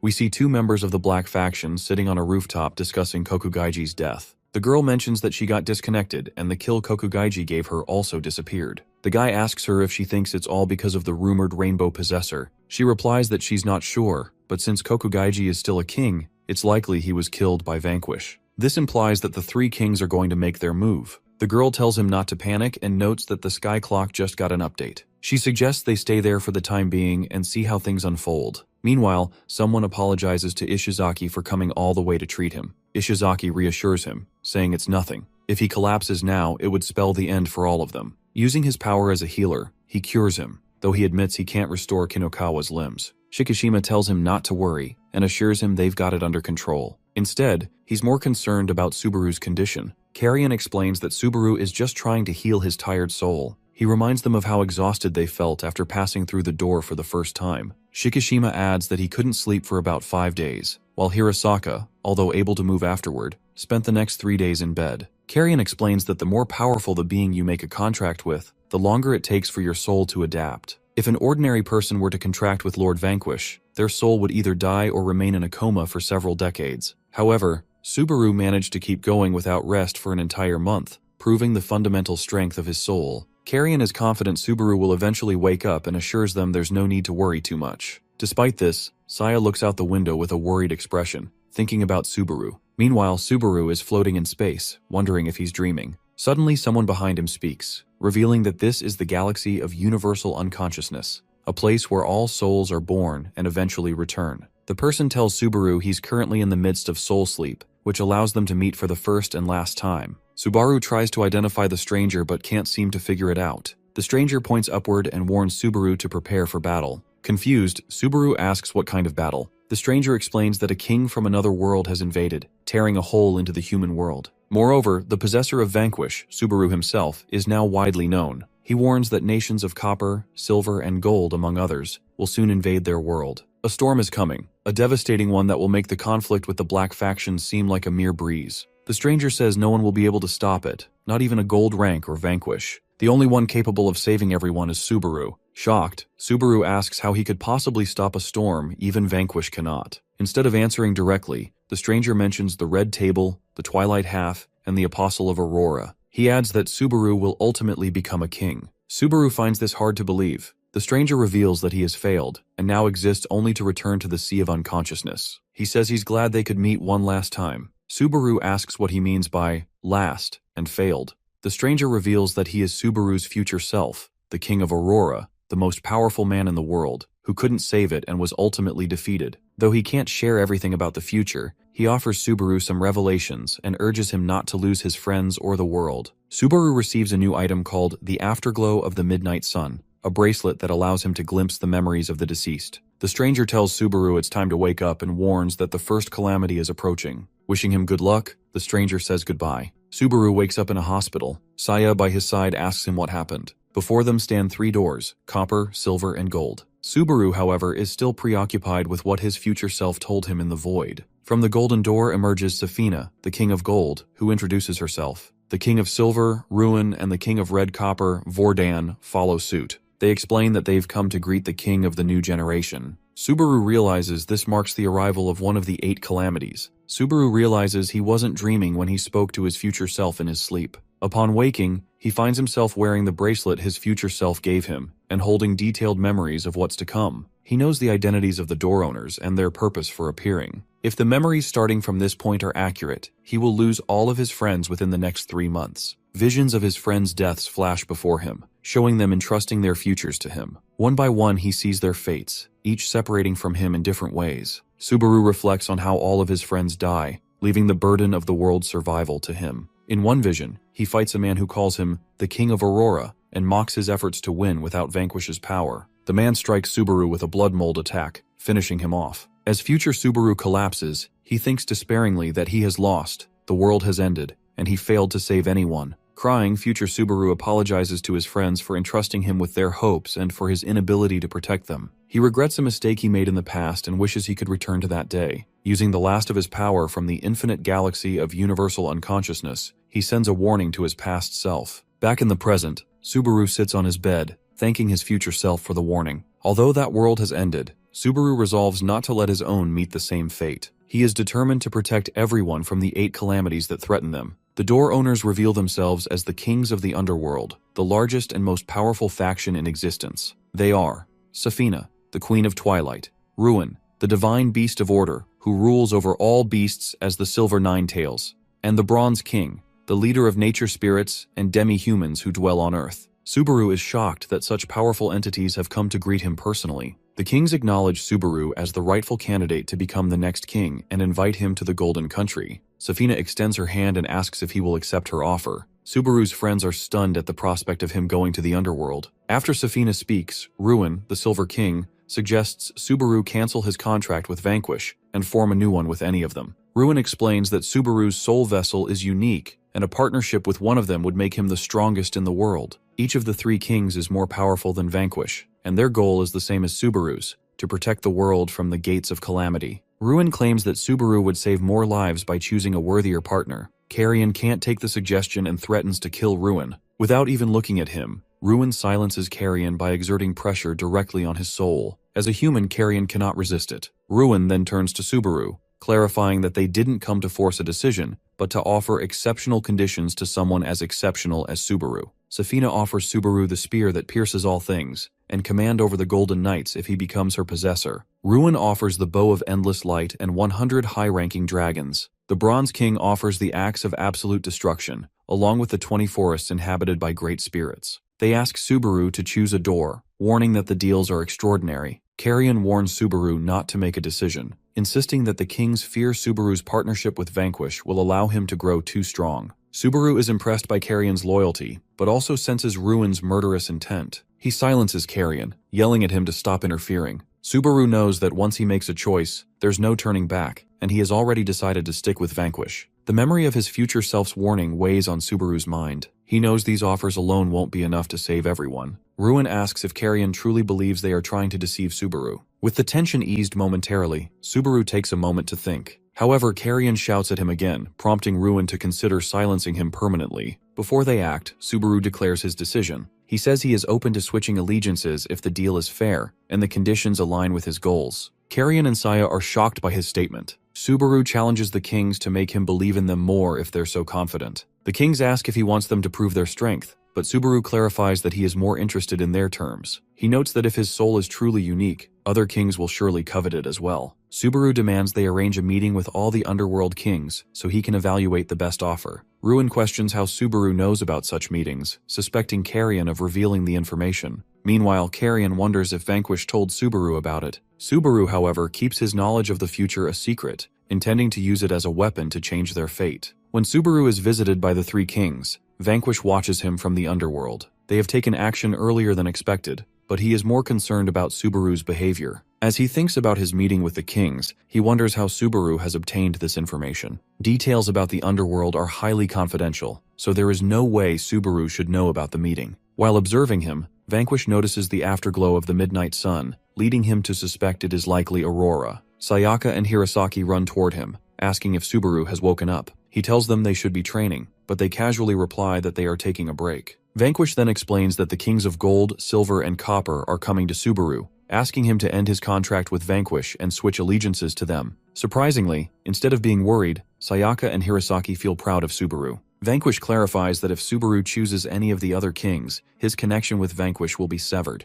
This would also mean the death of his kindred spirits. Hearing this, the two cheer for Subaru, hoping he won't be tempted by their offers. Vanquish warns them that even if Subaru refuses, he will still face retaliation from the three kings. He has heard that the Gold Queen has taken a dangerous item from the treasure world called Victim. When used, it can obliterate everything within a 70-kilometer radius, potentially killing 10 million people. This makes Sayaka furious, and she questions how the owners of the doors, supposedly their allies, can justify such actions. Hirosaki remarks that Subaru shouldn't prioritize their survival over the lives of others. Vanquish is surprised by their selflessness, as they value the lives of strangers above their own. Sayaka then asks if Subaru will be alright. Vanquish admits he isn't sure but notes that Subaru seems to have gained some unexpected help. Subaru is now facing his first calamity, the Three Doors. If he refuses the king's proposal, he will face severe retaliation. On the other hand, accepting it will ensure a future with no hope. Once he overcomes this calamity, he can prepare for the second disaster. The system shows him the consequences of both choices,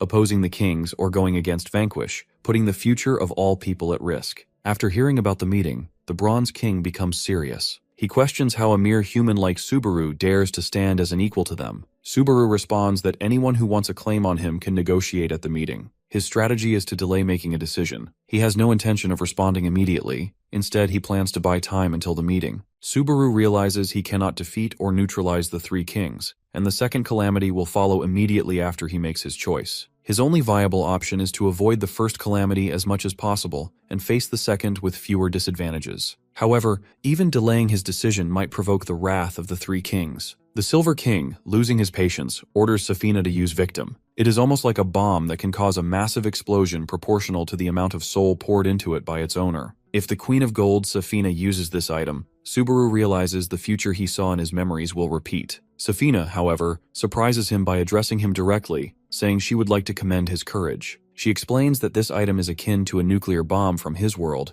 and warns that if he refuses their proposal, they intend to use it immediately. Yet, she acknowledges his bravery in negotiating and suggests they might consider his option of holding the meeting. The other two kings exchange shocked looks as Safina smiles and asks Subaru if he truly believes he can overcome the second calamity without their power. Before he can respond, Subaru notices the update screen on the sky clock hit 100%. A massive red lightning strike pierces the ground, signaling the update's completion. The system imposes a penalty as a 6-star gate, Platinum Carnificus, manifests in the world. Safina smirks and asks Subaru what he plans to do since this event is unfolding far earlier than expected. Players across the world are stunned by the appearance of the gate. Although Subaru has seen it in his memories, he never imagined it would coincide with the meeting of the three kings. He knows this gate is 100 times more difficult than the 5-star gate he cleared with Hirosaki. The players have only 7 days to enter the gate, with a maximum of 3 attempts and a participant limit of 10. Safina declares it impossible for Subaru to clear the gate within the 1-week deadline,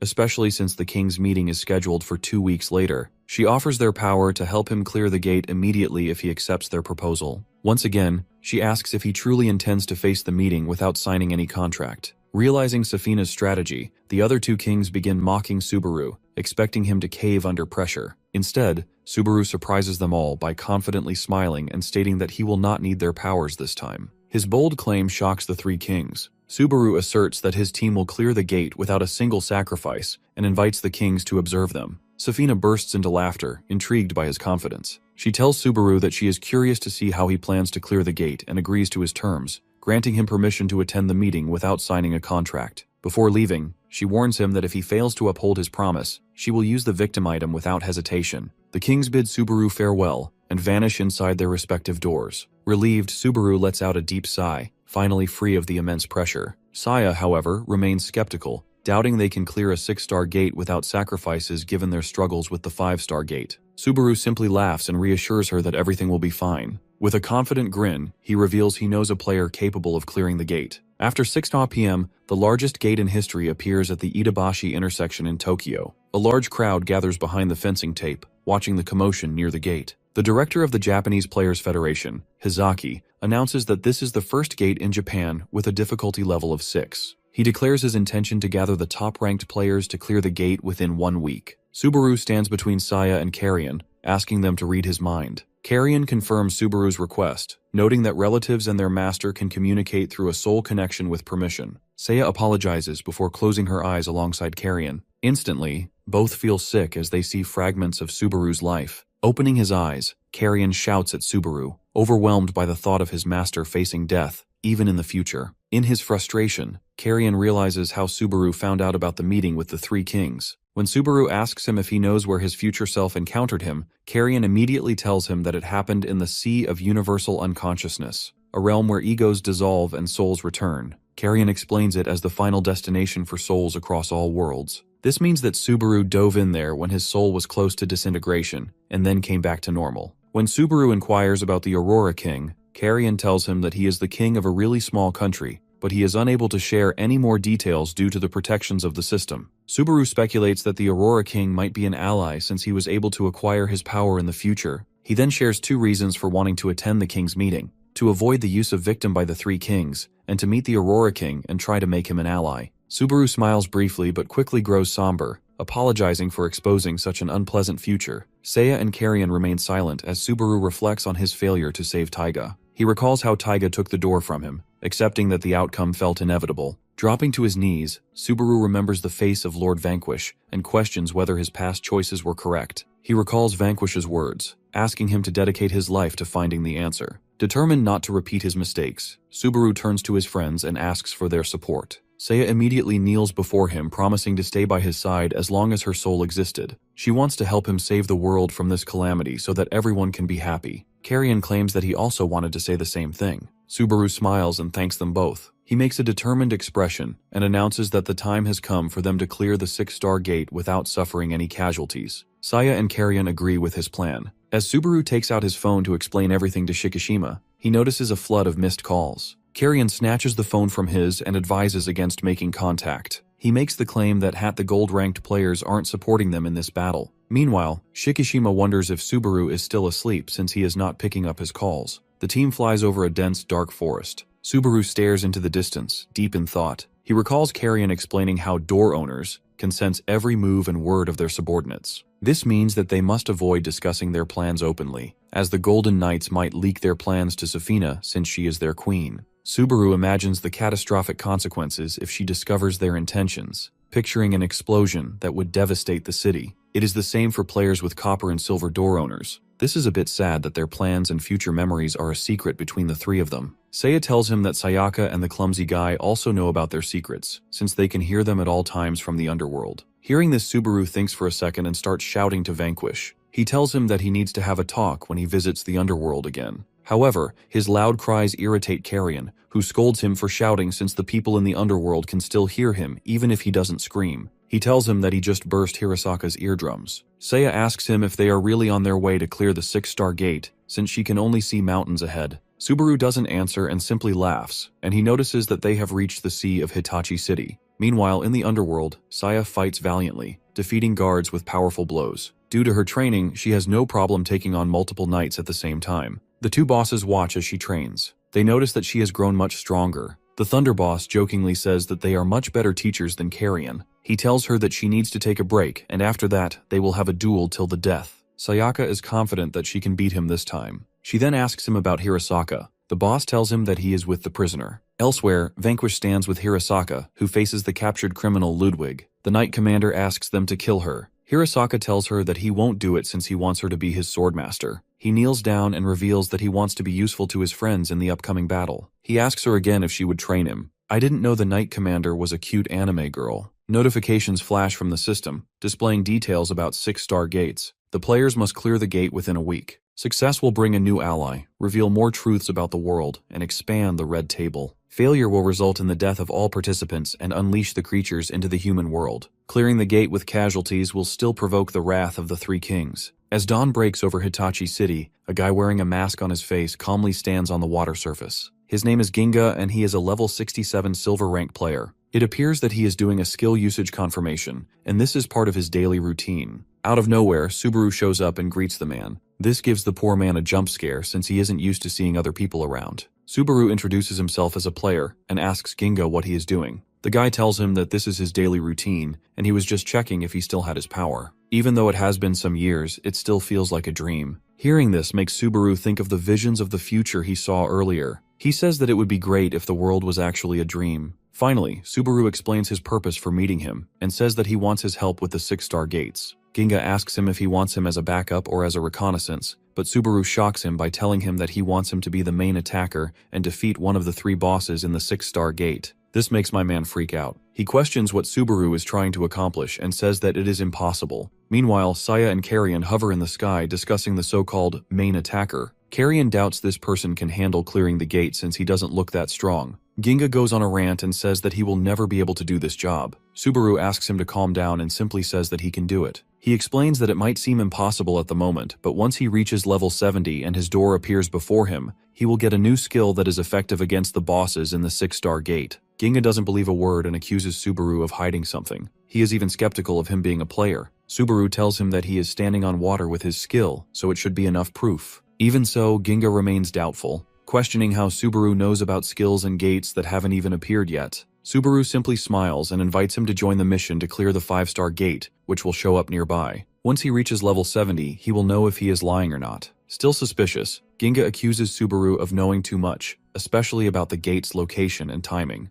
As they argue, he receives an alert about a gate appearing in Hitachi City, proving Subaru right. The MC grins, asking if he believes him now. Ginga wonders if Subaru has some kind of prediction ability, as he seems to know every detail from far away. Frustrated, he demands to see Subaru's player registration and ID to verify if he's part of the Federation. Subaru looks tired, but the guy tells him that once he shows him his ID, he will accompany him to the 5-star gate. This makes him immediately light up and start celebrating in a weird way. Even though he is skeptical about Subaru, he can sense that he is desperate. Before they head out, he tells him that he will be keeping an eye on him during their quest, since he is still skeptical. Subaru simply smiles and tells him that once he starts believing in him, he will be willing to go to hell with him. Ginga starts to feel uneasy hearing this. He points at Subaru, asking why he is behaving so familiarly when this is their first meeting. Subaru realizes his mistake since he over-familiarized himself with him without thinking. This is because, in the future, Ginga was the last comrade who stood with him. He is 19 years old at the moment and a player who is mainly active in the Ibaraki prefecture. However, in the future, he will be known as the man who came too late. Meanwhile, Saya and Carrion hover above Subaru, watching with interest. The sky is clear and beautiful as they approach Hitachi City, with red flowers decorating the area. Saya is overjoyed by the beauty of the place. Ginga excitedly shares how this flower park is one of the most beautiful in the prefecture, especially when the roses bloom in autumn and the park lights up at night. As Ginga and Saya talk, the team reaches the gate. Subaru smiles, saying he made the reservation so they can enter right away. He asks if everything's okay, and Ginga agrees. He doesn't want those underworld creatures to ruin the beauty of this garden.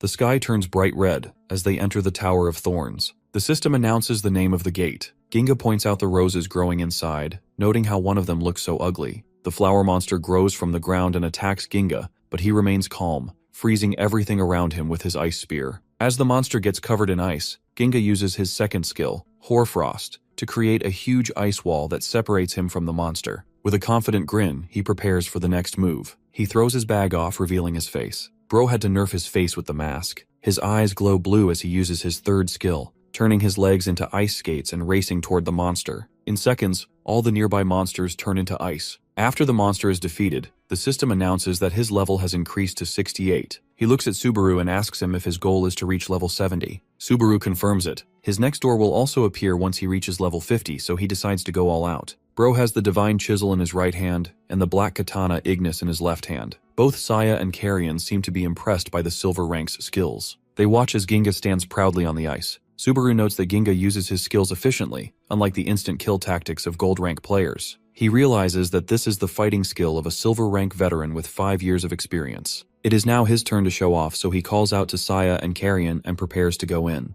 As the flower monsters attack, Subaru leaps into action, jumping toward the plant and slicing it with both swords. The plant shrieks as it's cut in half. The system announces that the flower beast, level 53, has been defeated. Saya watches Subaru holding the black katana and realizes that it reflects the soul of Taiga. The black katana is a sword that embodies the power of Kukugaiji through the soul of Taiga. It is able to deteriorate time for whatever it slices, and allows the player to teleport in a short range. Saya decides that it's her time to be useful, so she steps forward and uses her Blood Brute skill. This skill summons a vampire-like creature under her control and makes them fight. She commands the vampire to consume everything that opposes Subaru. Carrion watches her with a smile as he notices how strong she has gotten. It is now his time to show off, so he prepares to face the plant monsters and obliterates them using his blood fist. Ginga wonders why Subaru even needs his help when his comrades seem so talented. Just as he is thinking, a knight appears in front of him and tries to slash him in half. He uses his ice shield at the last second and manages to evade it. He knows that this is the boss of this gate, and he is probably stronger than him. He hits the boss with his frost javelin, but the attack is easily blocked. The knight wastes no time and counterattacks him with his shield, throwing him to the ground. He looks up to see the knight approaching him to finish him off. He manages to make it out using his ice skill, but the knight is not done chasing him yet.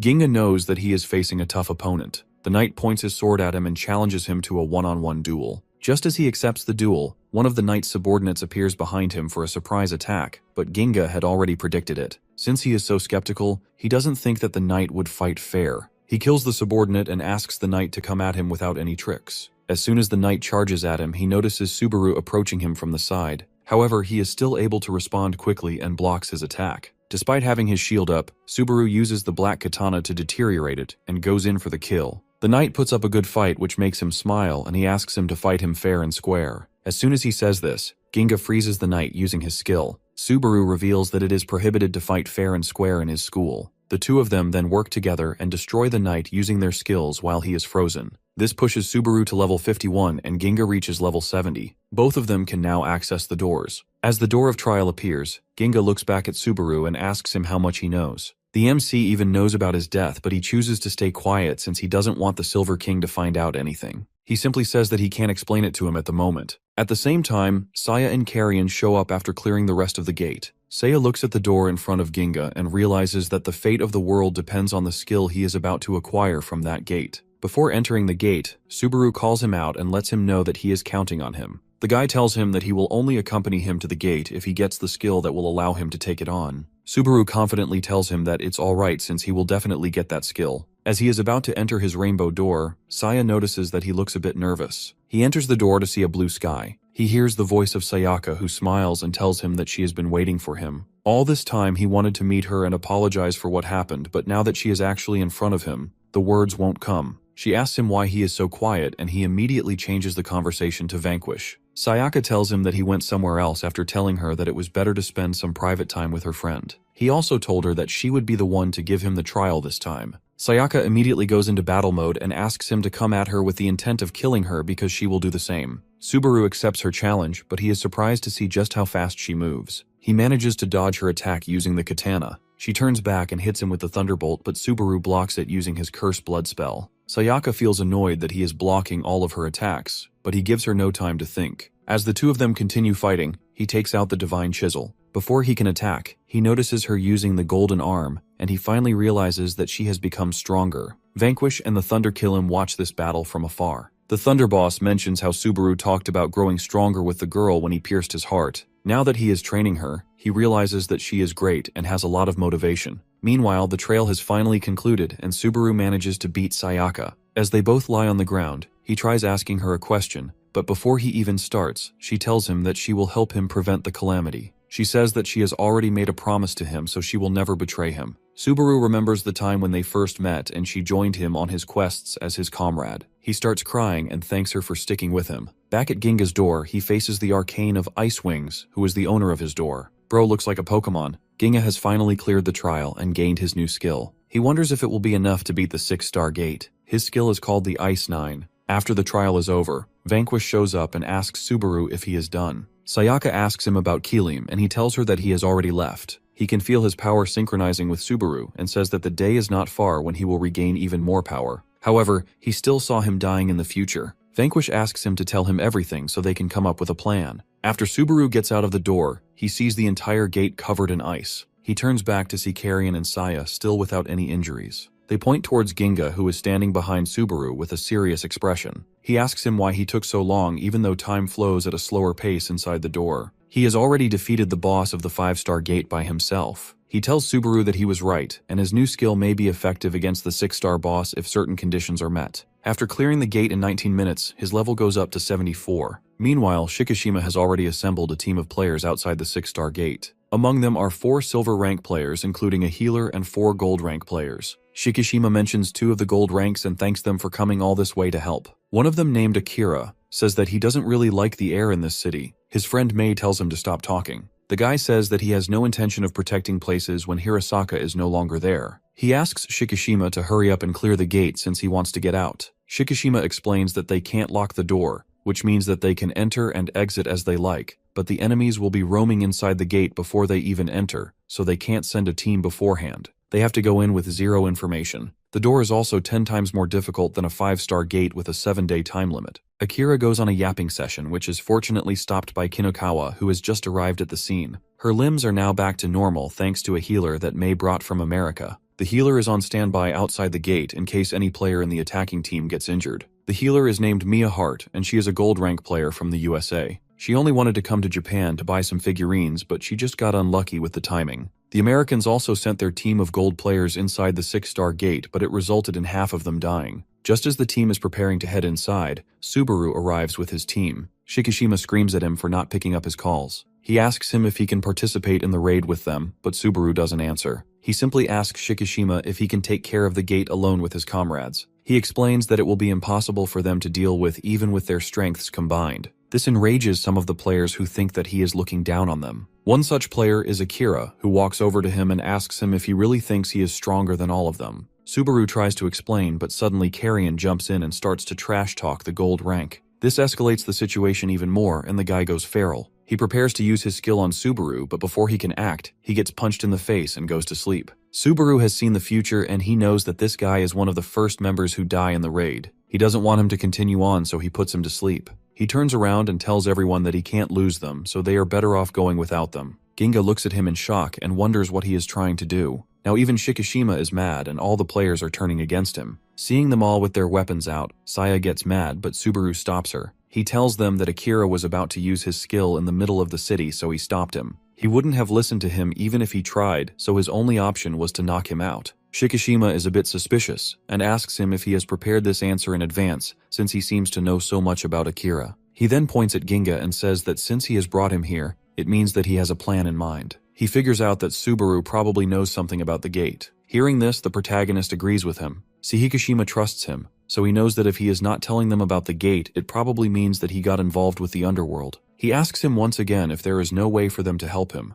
Subaru explains to him that they get 3 attempts to clear the gate, and this is the only attempt where his team would go in alone. After that, they can form a party. Hearing this, Shikishima orders everyone to put their weapons down. He believes in the MC, so he entrusts everything to him. All the players trust Shikishima, so none of them has any objections except Akira, who gets back up for some reason. He screams at everyone and asks them if they have gone crazy to believe everything the guy says. Shikishima tells him that the reason he trusts him is because he is always ready to risk his life for his friends. He asks him to stay down since he has already tried to use his skill in the middle of the city. Since everything is cleared, Subaru turns towards his team and they all prepare to go inside the door. As soon as the door opens, hot winds start blowing from inside. The MC looks back at Akira, who is still mad at him. He apologizes for hitting him and asks him to have a chat after he is back. The American girl loses her mind when she finds out that they are only sending 4 players inside. She screams at them and says that the gate is pure hell. The entire stage is divided into 3 areas. After entering the gate, the players will face the flame garden. After that, they have to face the open space, and thirdly, they will reach inside the chamber. Each area has its own boss. The first area is almost like a furnace and is constantly burning. The temperature around here is above 290 degrees Celsius. The boss who is responsible for all this fire is named the Fiery Lambda. The boss in the second area is the Hero Devourer, who can emit light waves. Since the bosses are so strong, no other underworld creatures can survive in this environment. In Subaru's future memories, the attacking team that was sent inside the gate had to face the insane temperatures. This made it hard for them to breathe and even stand in the area. Udo gave the responsibility to Shikishima and asked him to make the decision. Shikishima calls out to Subaru and he makes a blood sphere around the group. This allows them to breathe a little better and protects them from the heat. However, keeping the bubble up drains a lot of mana, so he only does it for an hour if he is not engaging directly with the boss. Shikishima orders the healer to focus on healing the players for now. Suddenly, the heat gets even more intense and something starts approaching the players. Akira notices his entire body trembling. As the players look up, they witness the first boss. He is the Fiery Lambda and the brother of the Thunder Keelam and Storm Delta. Shikishima realizes that he is the source of the heat since the temperature went up when he approached them. The players feel like they are about to pass out with just the boss floating in front of them. Without Subaru's skill, it is impossible for them to even survive. Shikishima realizes that they can't attack or defend themselves from this boss, so he chooses the best option he can think of. He uses his Sulfur Rain skill on the boss and tells everyone to retreat. He knows that they can't do anything if Subaru is trapped inside the circle. Our boy decides to be the last one to leave since he has to keep the bubble up. As the first player starts to retreat, he is obliterated by the boss in a single blow. The boss mocks them for being weak and stands directly in front of Mei after cooking one of her teammates. Despite Shikishima's warnings, she tries to fight the boss, but it is not enough. He destroys her in a single blow as well. Udo and Kinokawa try to attack him, but none of it seems to have any effect on him. Shikishima screams at them to stop, but they don't listen. Udo tells him that someone has to stay behind since the boss is chasing them. Suddenly, Akira uses his golden arms and pulls everyone out of the gate one by one. He says that they can't afford to lose those seniors in the battles ahead. Before Subaru can even say anything, he forces him outside the gate too. He tells him that this is what Hirasaka would have done in this situation. This is why only he has to remain inside the gate. He combines his skill with his armory and brings out 8 golden arms. The Fiery Lambda is impressed by his bravery and honors him with an introduction. He tells him that he will go all out to respect him. In his final moments, Akira calls out to Subaru and tells him to beat the boss for him. 3 players were killed trying to take down the Fiery Lambda.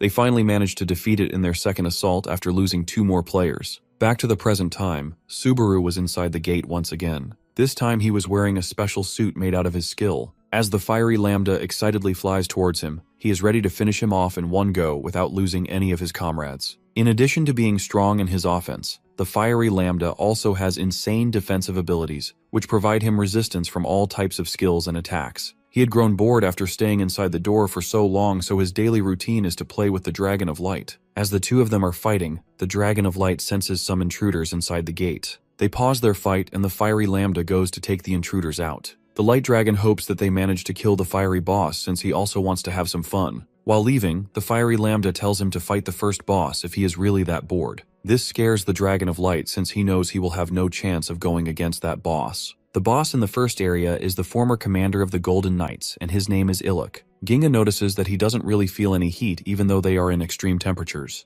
This is thanks to the heat-resistant armor made by Subaru. He used his previous memories of the raid to come up with this armor, which allows the players to constantly maintain their internal body temperature. However, since it consumes a lot of mana, they need to defeat the boss in less than 10 minutes, or the suits will explode, and they will die. Carrion mentions that they don't even need 10 minutes, since if they can't defeat the boss in more than 3 minutes, they will probably lose. Subaru knows that their opponent is a lot stronger than them, and they only have one chance to defeat him, so this battle should be won instantly. The temperatures inside their suits begin to rise as the boss approaches. 1 minute has already passed and Subaru realizes that it's time for him to make his appearance. He instructs Ginga to use his mana until he tells him to do it. Ginga can already feel the pressure from the boss as he floats in front of them. Carrion also knows that he can't defeat this boss with the body he has at the moment. This is why they came up with a plan. The fiery Lambda looks at them with surprise as they prepare to execute their plan. He gets a bit excited and asks them to showcase their power. Instead of attacking him, they start crying and beg him not to attack them. This confuses him and he watches them in silence. My man getting gaslighted. They tell him that they are originally from the underworld, and they have brought some useful information to him regarding his siblings. As soon as they mention his brothers, the fire boss becomes interested. He asks them where they are. Subaru met with Carrion and Saya the previous day, and talked about his memories of the future. When Carrion realizes that he didn't take any of his kindred inside the door, he gets mad. He knew that he was trying to protect the bodies of Hirasaka and Sayaka. Subaru apologizes to him and assures him that it won't happen again. Carrion reveals that he has fought against the fiery Lambda before in the underworld, and he will be the one to kill him. Back inside the gate, the boss gets closer to him and asks him if his brothers are actually alive. He knew that the boss would take the bait if he mentioned the brothers. He apologizes to him and tells him that his fire is too strong for them. Hearing this, the boss lowers the temperature, which makes it easier for them to breathe. He asks them for his brothers again. Now that the fire is gone, Ginga can get close to the boss. They tell the boss that he is carrying a message he received from his brothers, and he will convey that message by touching him, since it is one of his skills. The boss gets a bit suspicious when he asks him for permission to touch him. Their plan is to use the Ice 9 skill on the boss, since it can only be activated from a close distance. Moreover, it consumes all of the player's mana, so they only get one chance. Once the technique is in effect, it ensures the death of anyone who gets touched. Ginga is standing in front of the Silver Trial owner. He gets a new skill, and he wonders if it's effective against the 6-star boss. The boy inquires about this new skill. Arcane is the owner of the silver door called the Ice Wing. He thinks that it's a great opportunity to be able to speak without protection. He explains to Ginga that thousands of years ago, the underworld faced a problem. He also reveals that Vanquish killed the king of the Land of Steel. Ginga realizes that the story is going to be a long one. Arcane goes on to tell that Vanquish gathered the remnants of small countries that were destroyed by the great countries. He then became the king, who was a big threat to other great countries. He is known to be capable of overcoming life and even death. He, as a Rainbow King, was able to overcome all the threats. Vanquish, with the help of 6 other kings, was able to make the rulers of great countries fear them. Ginga interrupts Arcane and reminds him to reveal the skill. The owner reveals that the skill is called Ice 9. He had created the skill to kill Vanquish, as per the command of the Silver King. The skill is designed in a way that it can completely destroy Vanquish, even if he can overcome death with his powers. The scene shifts back to the time of the second calamity. Ginga remembers that Arcane has cautioned him not to use the skill outside of the gate, as it will destroy the whole world. Ginga stands in front of Fiery Lambda, planning on using the skill against the 6-star boss. He wants to test if this skill stands a chance against such a high-level boss. He raises his hand and is about to use the skill. Everyone else is watching him, holding their breaths. Just before he could use the skill, the Lambda lights up and shouts, "Wait!" He demands that Ginga tell him about his brothers using his mouth. He also questions the need to use the skill. Ginga gets irritated. Carrion tries to manipulate the monster, saying that Ginga has a map in his mind, so it's better to convey it through the skill. The Lambda points his finger towards Carrion, saying he is bothered by the lack of hesitation in his speech. Once he touches Carrion, he remembers that Carrion resembles someone who killed him in the underworld. He recalls that the killers were weaker than they were at first, but they grew stronger by using powerful techniques. He now remembers everything and thinks that he had underestimated his enemies. He also recalls that he was killed by Vanquish along with his kindreds. This memory ignites his anger, and so does his body. Carrion now understands that the Lambda has managed to recall everything through the anger he felt when he died. He thinks that this is as far as they can go with their strategy. He addresses Ginga, calling him a paper bag. He instructs him to never fail them, as this is their only chance to win against that monster by performing a bluff. Subaru marches towards the monster with his sword. They all start coming closer. Subaru uses the Fulgor skill. The Lambda is surprised at his speed and wonders if he uses a teleportation skill. The monster now realizes that they are not retreating but are trying to get closer to him. He thinks they are foolish for getting engaged in a closed combat with a fiery monster like him. He lifts his finger out of his instinct as a warrior to kill the enemy as fast as possible. That led him to make a mistake. The monster falls 2 steps behind in an attempt to kill both Carrion and Subaru with a single move. He realizes that as a result of his mistake, Subaru's attacks will be 10 milliseconds earlier than the monster's attacks. On top of that, he has miscalculated Carrion's presence, who has already killed him in the underworld. Carrion and Subaru use different skills back to back, including Blood Mold, Curse Blood, Corpse Fist, Desecration, and Burial Void. Their Curse and Impact skill make the monster realize that this is the skill of superior killers. It is now confirmed to him that they are from the Rainbow Country. Their skills halt the monster's movement just for an instant. However, they are not as powerful as the Lambda. Even if they attack multiple times, they will not be able to defeat the monster with these skills. The monster gets furious and now it's his turn to attack. His body lights up with fire, and he is about to burn his opponents. Just then, Ginga puts his hand on Lambda's chest. He is about to avail a once-in-a-lifetime opportunity. He uses Ice 9. As soon as Ginga uses his skill, Lambda's fiery eyes turn ice cold. A cold blue cross appears on Lambda's chest, and he starts to freeze. As a result of touching the monster's chest, Ginga's fingers begin to burn. All other players are now at ease as the skill worked. The Lambda, on the other hand, thinks that the freezing skill is a real deal. He, however, is ashamed of himself as he possesses immunity to the freezing effects. He is still in denial and believes that they cannot defeat him with a freezing skill. Turns out that Ice 9 is not a freezing skill at all, but it still freezes the Lambda despite the fact that the monster is immune to freezing skills. The ice is crawling towards the Lambda's face, who is still trying to understand what has just happened. Saya rushes towards Ginga, who is exhausted and hurt.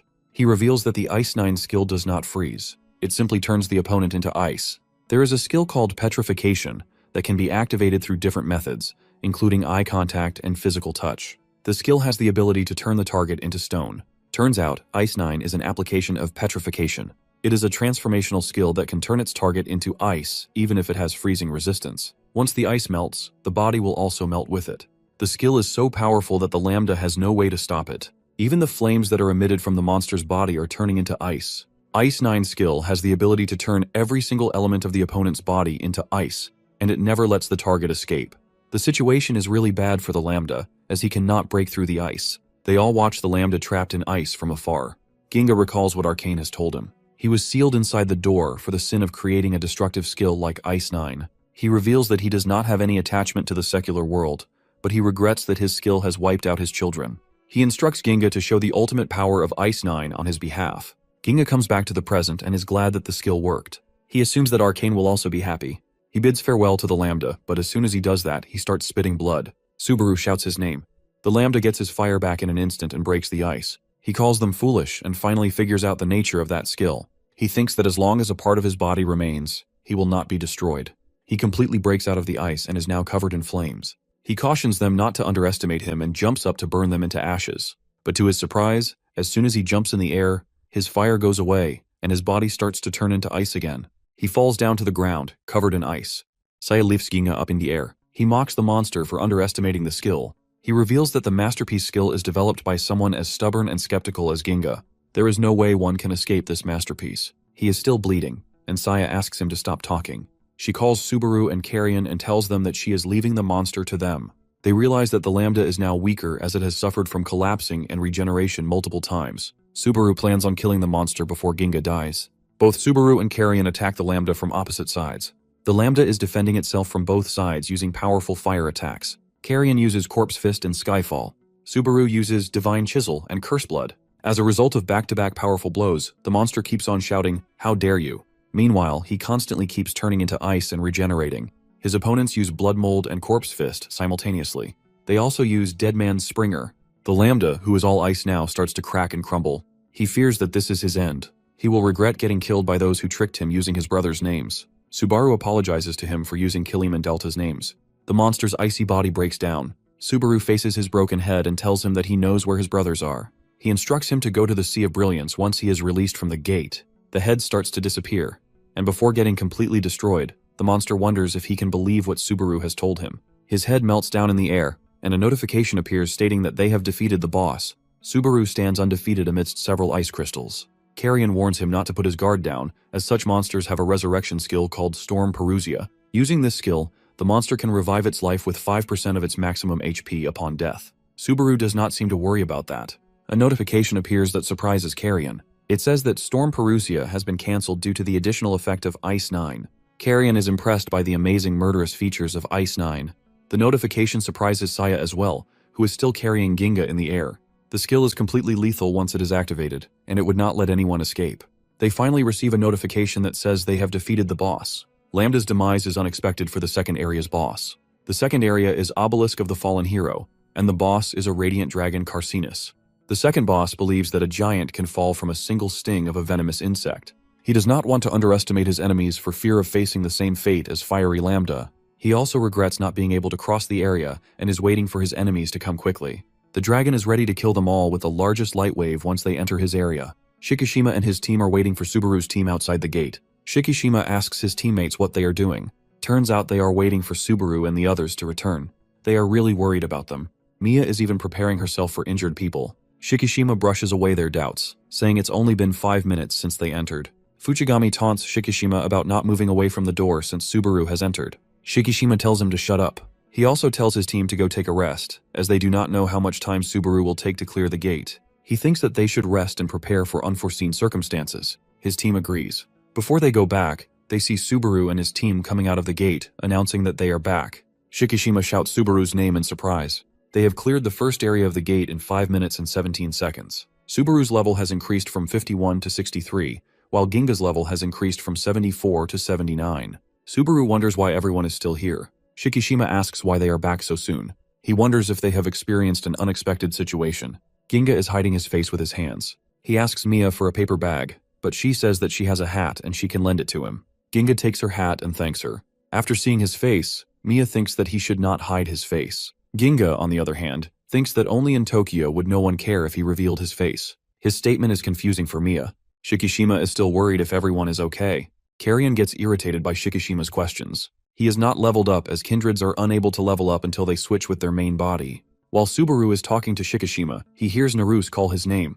He is angry as he thinks that they have retreated in just 5 minutes. He hates how, despite all the bragging, they have lost one attempt. Subaru holds his hand. He gets flashbacks of the time when Naruse told him to defeat the Lambda. He excitedly tells Naruse that he did it and starts crying. Naruse does not understand why Subaru is suddenly crying. Subaru bends down on his knees and tells him that he did not let his sacrifice go to waste. Naruse is still confused and tells him that he is not dead yet. Before Subaru can say anything else, Carrion slaps him and reminds him that he should not talk about it with someone who does not have the memories. Subaru stops, and Carrion tells him that he has scared the guy. Naruse, on the other hand, thinks that Subaru is weird. Ginga agrees that he is a disgusting man.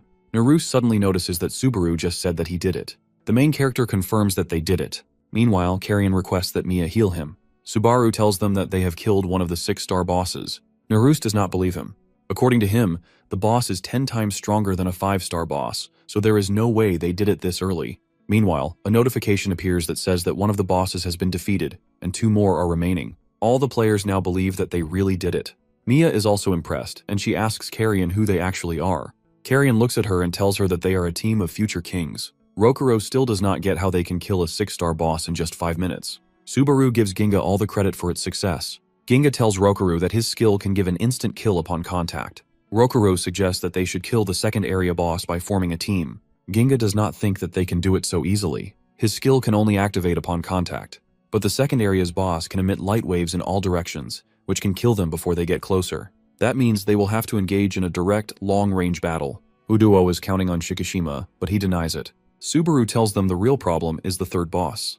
They have to devise a strategy to deal with Illick, the third boss. Shikishima doubts if they have a chance to win against such powerful bosses. Subaru tells him that they have a very slim chance. To Subaru's surprise, Shikishima hands over the command to him. He tells the main character that they will obey him, and he should tell them if he needs anything. All the other players are shocked at Shikishima's decision to give command to a newcomer this early.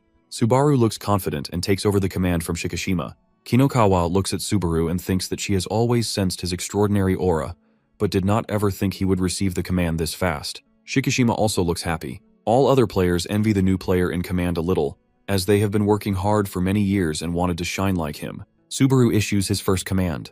He starts by explaining that the gate appeared yesterday. 15 hours have passed since its appearance. The deadline for clearing ends in 6 days. He orders other players to disband till next Tuesday.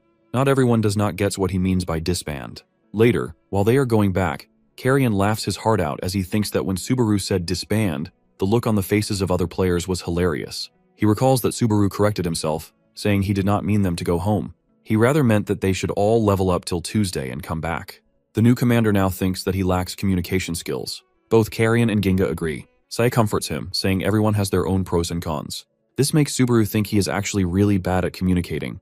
Ginga asks him why they are going to prison if he ordered others to level up.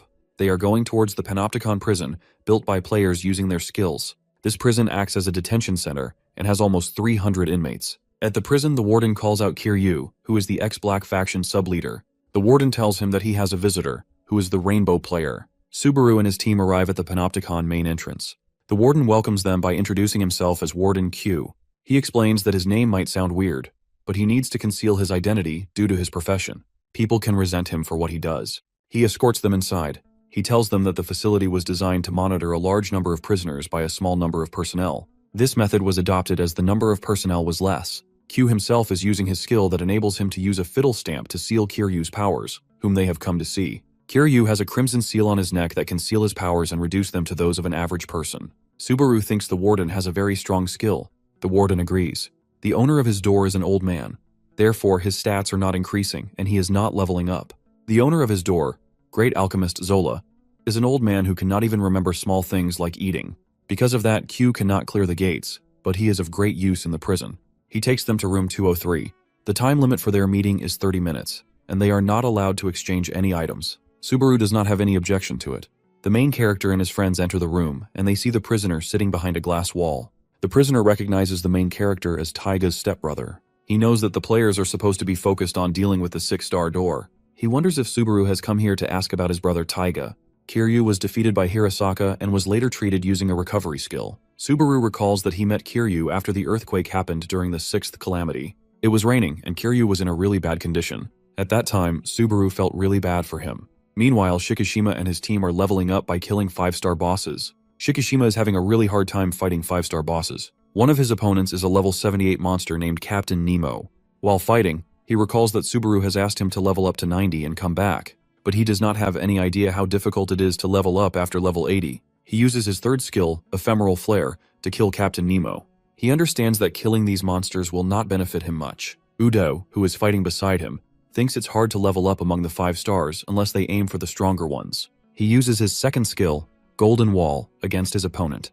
The difficulty level for 5 stars is divided into 3 different tiers and an extreme stage. The lower tier is 2 to 3 times more difficult than the upper tier of 4 stars. The final tier is 10 times more difficult than the upper tier of 4 stars. The extreme stage is 10 to 15 times more difficult than the final tier of 5 stars. Shikishima asks what they should do now while using his third skill, Night Fence, to finish a monster. Kinokawa reminds him that he was the one who gave Subaru the command. She also uses her third skill, Killer Vessel. Shikishima admits and uses derivation along with depth charges to kill several sea monsters. Udo warns them about the arrival of the boss. The boss is a level 90 Giganto Mermaid. Shikishima floats in the air and uses his fourth skill, Penetrator. Kinokawa uses her Dominate Anchor. Both of them attack the monster simultaneously and kill it in an instant. They receive a notification saying that they have defeated the boss. The lady celebrates her win. While Shikishima thinks his damage was more, Kinokawa argues that her damage was more severe. While arguing, they receive a notification that they have leveled up. They stop arguing and celebrate the fact that they leveled up. Udo envies them, thinking that if they keep on going like this, there won't be anything left for them. The Yamada Club members ask him if it was an all-out victory. Fujigami suggests either acting separately or separating Shikishima and Kinokawa. However, there is someone who has been going alone since the beginning, and that is Naruse. He is at a 5-star cabbage field. He receives a notification that says he has leveled up from 72 to 73. The boy also receives a notification that the boss has appeared. The boss has the body of a human in a suit while it has the head of a stork. The level 90 boss falls in the middle or higher tier of 5-star difficulty. Naruse feels grateful and uses his fifth skill, Hecaton Cheer. He fights his enemy with a resolve that he will not lose to Subaru. He looks at Renji's photo and asks for his power. This makes Renji sneeze on the other side of the world. Sayaka asks if he has a cold. She tells him to stay fine, as Vanquish will get mad at him for getting sick.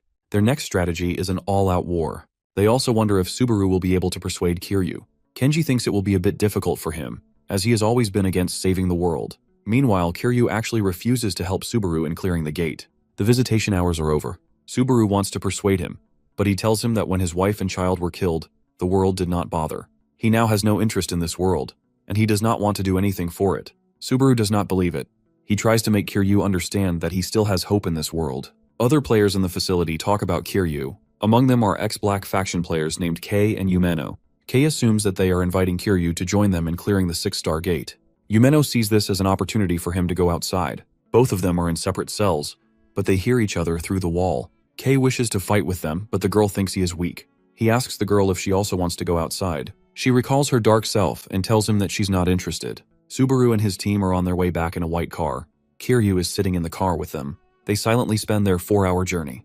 Ginga regrets not sleeping through these 4 hours. Kiryu finally speaks up and asks Subaru where they are taking him. He wonders if they are taking him to the murderer of his wife and kid. Subaru denies and asks him if he wants to take his revenge. He replies that he wanted to take his revenge, but he realizes that it would not bring his wife and kid back. He asks the main character if he really thinks that he will be able to help them clear the 6-star gate. Subaru says yes. Kiryu's family has been murdered, but he has not been given proper justice because the murderer is a minor. Therefore, he feels despair towards the company, humanity, and this world. Ginga wonders about the kind of negotiation Subaru will be able to do with this man. The main character goes on to say that he also does not have a family. However, he still has a lot of people that he loves. He wants to protect them at any cost. Ginga thinks that these words are not affecting Kiryu at all. He still wonders how Subaru will make his heart move. However, Subaru has a plan. He takes Kiryu to Tokyo. He stops the car at the place where Akasaka FC, his son's soccer team, is playing. He steps his foot on the ground and immediately recalls his son. His son calls him Papa and tells him that he will score a goal today. He recalls telling his son not to get hurt. Kiryu also remembers his late wife. He thanks her for always being with him. Remembering all these happy memories, he starts crying. Ginga tells Subaru that he is a cruel man for bringing Kiryu here. Just then, his son's friends call him. He looks at them while they call him Seiichi's dad. He greets everyone as it has been a while since he has met them after his son's funeral. One of his teammates has Seiichi's photo in his hands. He tells the dad that his son is always with them. They have always been running on the pitch together. One of the boys tells him that they are going to play a match next month and he has to come. They promise to win it with Seiichi. After hearing all this, Kiryu breaks down in tears. He recalls the day when his son told him that soccer is fun and he is happy to have good friends. All these memories make Kiryu cry like a child. Subaru is watching him from afar and thinks to himself that the future has changed a little bit. He recalls the day of the 6th calamity, when he was standing in front of Kiryu after the great earthquake. He met him after the prison collapsed. Kiryu has his son's soccer shoes in his hands. He tells the main character that he went to the place where his kid used to play. All his teammates were dead. He finds his son's photo there. His friends have not forgotten him at all.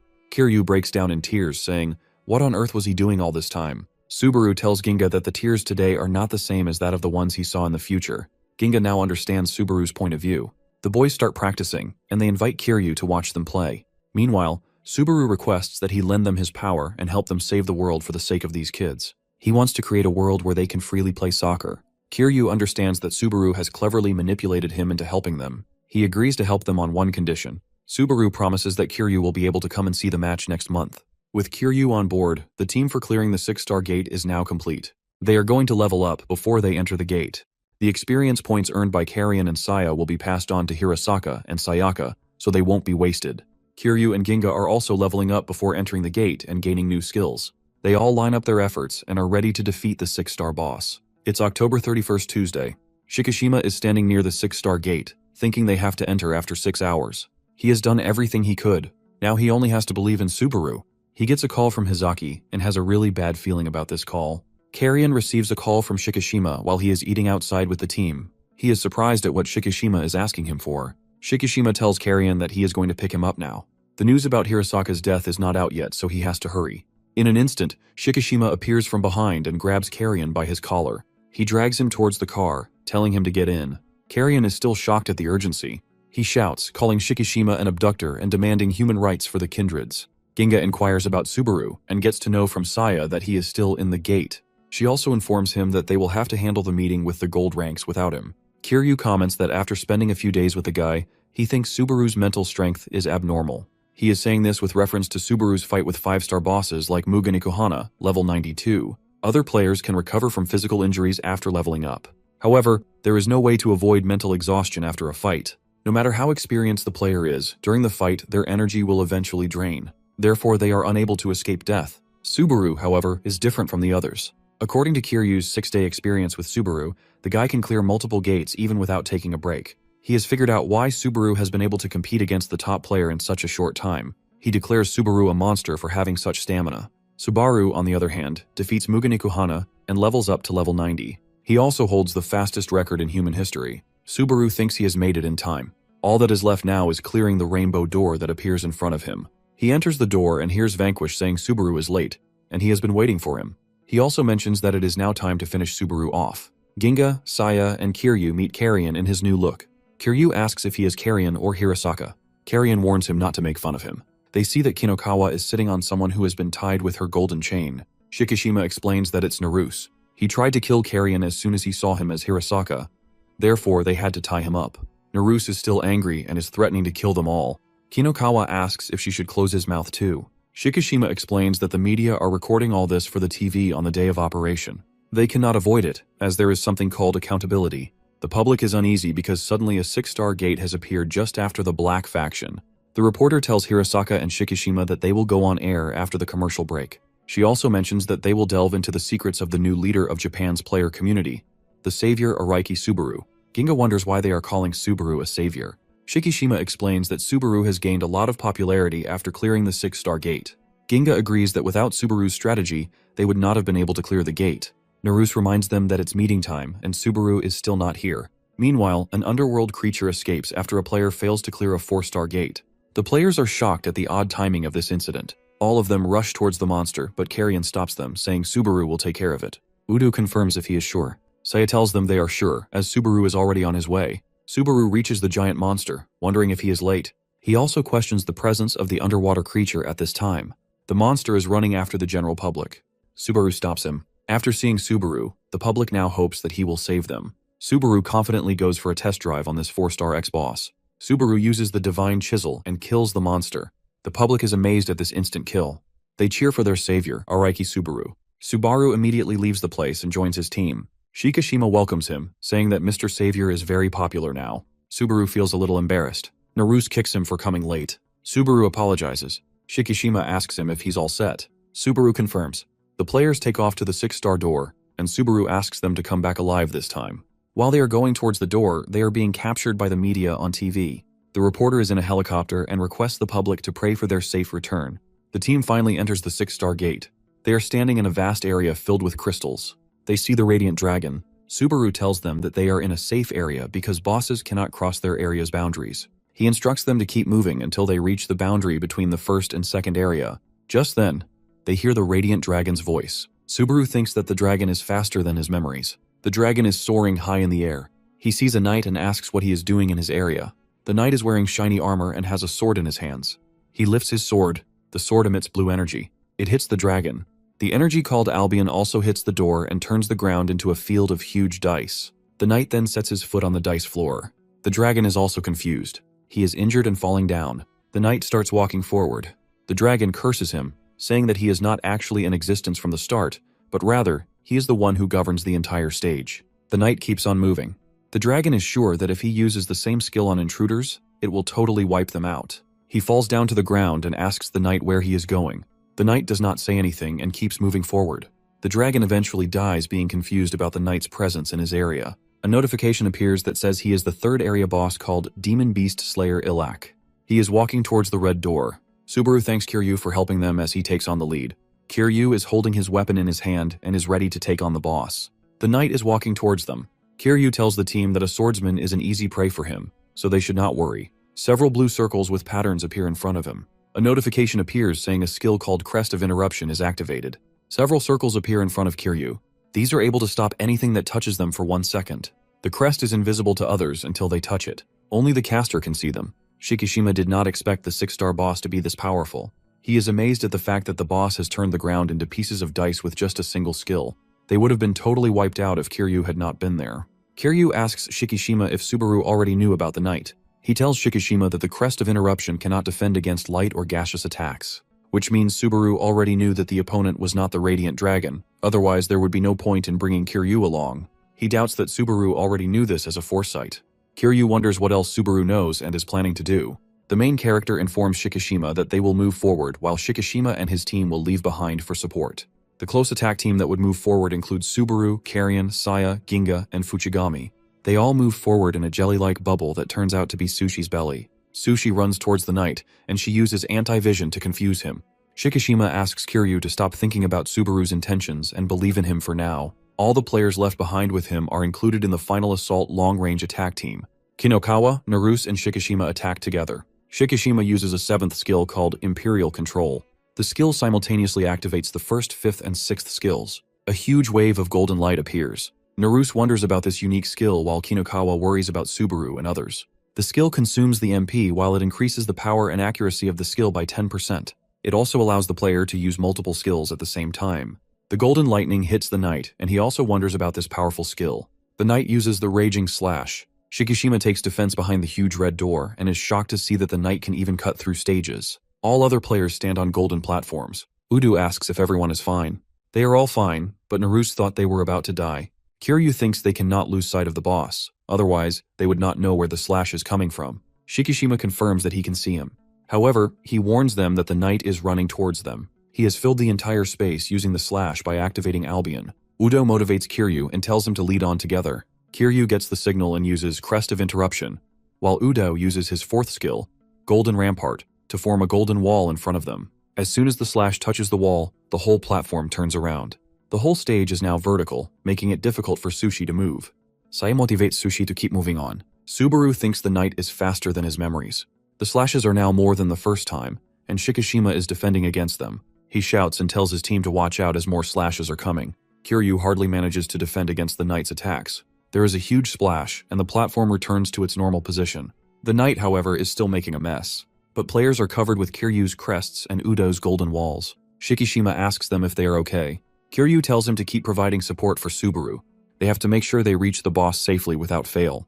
The guy believes in Subaru, and he is curious to know who he actually is. Subaru has given him the perfect reason to keep on living. Shikishima tells him not to worry, as he can see that Subaru and his team have already reached the boss. He tells Kiryu that he has done his job. Carrion sighs with his bruised face, thinking it is just the beginning. Subaru is standing in front of the knight, and he thanks Kiryu for that. He signals Saya and Carrion to go on and leaves the rest to them. Saya and Carrion close their eyes and open them as Sayaka and Hirasaka. They use the skill Prana Varpas. Ginga and Fuchigami are shocked to see Hirasaka and the girl back. Hirasaka runs towards the knight. The knight attacks with a flying dragon slash, but he is shocked to see Hirasaka as his opponent. Hirasaka greets the boss, calling him a senior. Hirasaka introduces himself as the possessor of the Golden Knight Commander Ludwig. The knight is shocked to hear Ludwig's name. Sayaka uses the Thunderbolt, which creates a huge explosion. Both Hirasaka and Sayaka have gained the experience points of Saya and Carrion by using Prana Varpas. Amid the great explosion, Hirasaka coughs, and Sayaka asks him if he is alright. He says he thought he was going to die. Sayaka apologizes to him, saying she forgot that her earrings would boost her lightning skill. However, as per their information, the long-range attacks can only slow the knight down. The knight uses Belsharak, which enables him to block 95% of damage from shooting attacks. Therefore, Sayaka shifts to the supporting role this time. Hirasaka is still counting on her. Subaru asks Ginga and Fuchigami to go with him and join the fight. The fight is so intense that both of them are hesitant to join at the moment.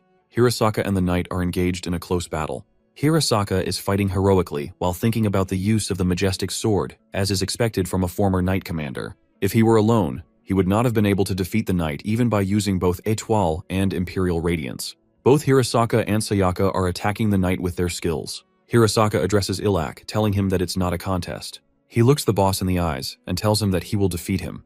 The story goes back to the Sea of Brilliance when a week ago Subaru visited that place. Subaru is standing in front of Hirasaka and Sayaka. Killam and Delta are also present at the scene. Subaru tells them that they failed to clear the 6-star gate in the world of Aurora King. Storm Delta comments that it's as they expected. Subaru carries on and tells them that the loss they faced in the battle against the Lambda was great. Therefore, they took too much time to recover and level up. As a result, Ilek was released outside after killing Circanus. He splashed his sword across Tokyo and killed a lot of people. Subaru also tells them about what happened to Kinokawa and Udoi while they were protecting the city. These relations are disturbing for Hirasaka. He turns away, saying he is going to get guidance from Ludwig on this. He is adamant that she has to train him, no matter what.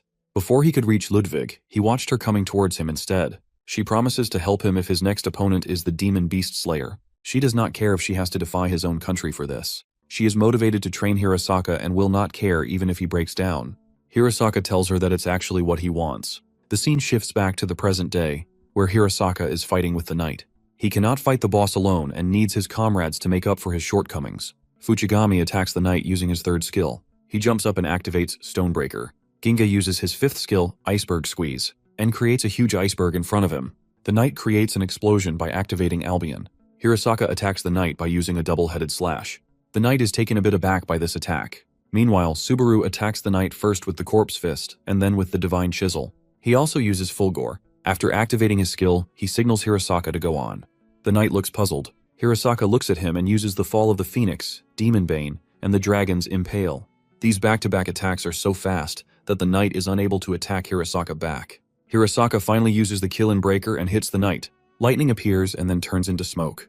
While watching the smoke, Ginga wonders how the strongest players fight. Once the smoke vanishes, they see the knight lying down on the ground and wonder if that's the end of their battle. Sayaka reveals that the knight is not actually dead. He is luring them to think he is dead and make a mistake. She sees this as an opportunity to attack. She tells Subaru that she is going to the front. Subaru agrees and gets ready to support her. Sayaka tells everyone that it's now time to shine. She activates her summoning skill and summons the 8 thunder gods. In an instant, she gets 8 colored thunder gods.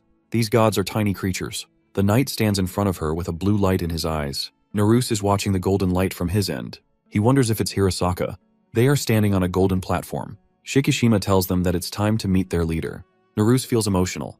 The scene shifts back to the day Ludwig trains Hirasaka. She reveals that in order to defeat the knight, he first has to destroy the armor. She explains that the armor they wear not only reduces the attack by half, but it also restores the HP simply by wearing it. Sayaka thinks it's so unfair to them. Ludwig adds that the Demon Beast Slayer is the strongest among them all, as he has the highest HP. That means he is stronger when it comes to long-term battles. He mostly uses short-term fierce and intense attacks. Therefore, they first have to destroy the armor. After breaking his armor, Hirasaka has to use Warp Edge with Imperial Radiance and strike powerfully. Hirasaka has received these skills from Ludwig. She cautions him to look for his remaining MP while using these skills. A maximum of 80% MP is required to use Warp Edge. Sayaka understands that they either have to powerfully hit the knight once, or they have to get into an intense short-term battle. She plans on providing the basic support, but also aims to destroy the armor if she gets any chance. She is confident that she is good at fierce attacks. Ludwig agrees, saying she is the fastest as she is the disciple of the Thunder God. Coming back to the day of battle, Sayaka is ready to take on the knight with her thunder gods. The knight gets confused. Hirasaka is also amazed at Sayaka's skill. The girl's skill enables her to control the thunder gods. As long as the skill is activated, her speed will increase by 100%. It will also reduce the physical and heat damage by 60%. However, the skill has one disadvantage. It continuously consumes the MP and cannot be deactivated until the MP is depleted. The little thunder gods turn into multicolored light waves and cover Sayaka. She closes her eyes, and when she opens them, she turns into a thunder god. The duration of her current state is almost 10 seconds. She is now ready to engage in close combat with this 6-star boss. Without wasting any more time, she starts attacking the knight. She first punches him hard. After that, she continuously attacks the knight, giving him powerful strikes for 1 second. Sayaka is able to strike him multiple times in a single second, and the knight is exhausted. Fuchigami can't believe what he has just seen. He can closely see their battle as he has activated a skill called Hawkeye.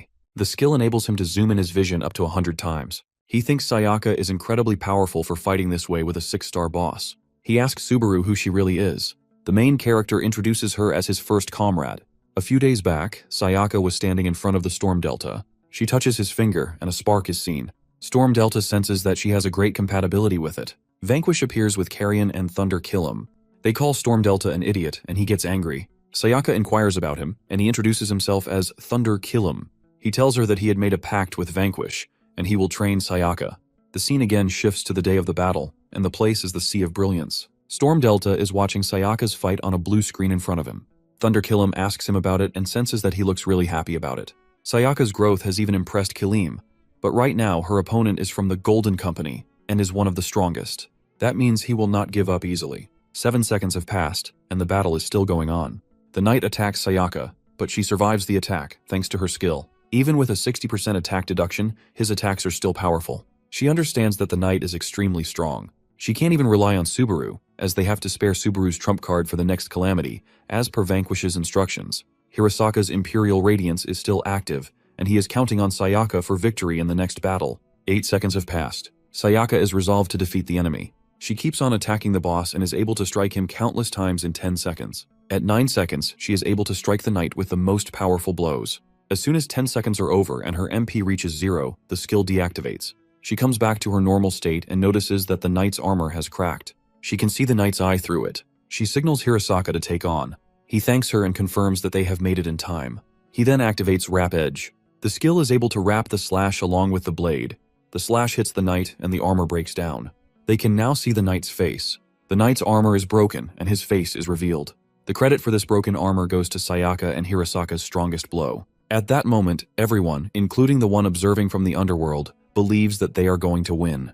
However, when we go to the past, we see a huge ball of fire in the sky. Ilak is pinned down on the ground by 2 golden knights, and a few others are also standing there. Ilak shouts that he was just fulfilling his duty. Ludwig is standing in front of him, and she tells him that this is the royal command.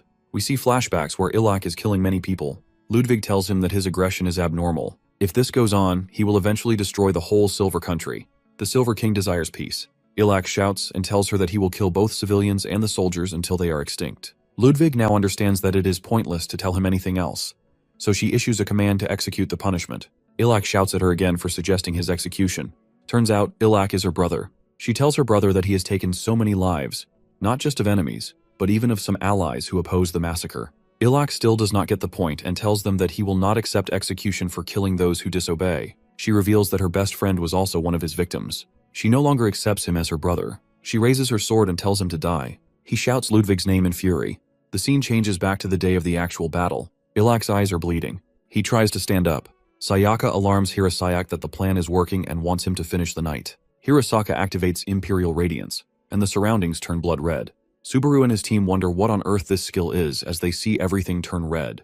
Imperial Radiance enhances all abilities and skills by 160%. Ilak stands amidst the red-colored storm. He is angry at the fact that he was betrayed by his own country and sent down to the gate. Hirosaka wonders if he has regained his consciousness. He now gets that the plan was carried out by Ludwig. He never expected her to send her possessors. He starts laughing hysterically, thinking his sister's plan has been revealed. He asks them if they know how those sealed in the gate are able to return to the underworld. He attacks Sayaka and reveals the first way he can enter the underworld. He can enter if he is killed at the hands of a possessor. But this will not be good, as his soul will be damaged and the rank will decrease. Hirosaka rushes towards him to save Sayaka. He disappears and in an instant appears again, but this time he throws Hirosaka to the ground. The knight puts his foot on Hirosaka's face and reveals the second way of entering the underworld. The second way is to kill a possessor who possesses a certain level of strength. This way, he will be allowed to enter the underworld after absorbing the soul of the possessor. He chooses Hirosaka for that because his principles and level are the same. He kicks Hirosaka and he flies away. Ilak activates the Crimson Cloak. Camson Cloak increases one's attack power by 100% while reducing the defense power by 50%. Ilak combines Imperial Radiance and Crimson Cloak, which increases his attack power by 360%. Sayaka and Hirosaka are exhausted. The knight activates the 12th skill, Slayer of All Beasts. That means he will be able to reach 1800% of base attack power on his next strike. He lifts up his sword and dark red light waves cover him. Ginga shouts, telling Subaru to run as the skill can blow them away with the stage. Subaru did not expect him to regain consciousness.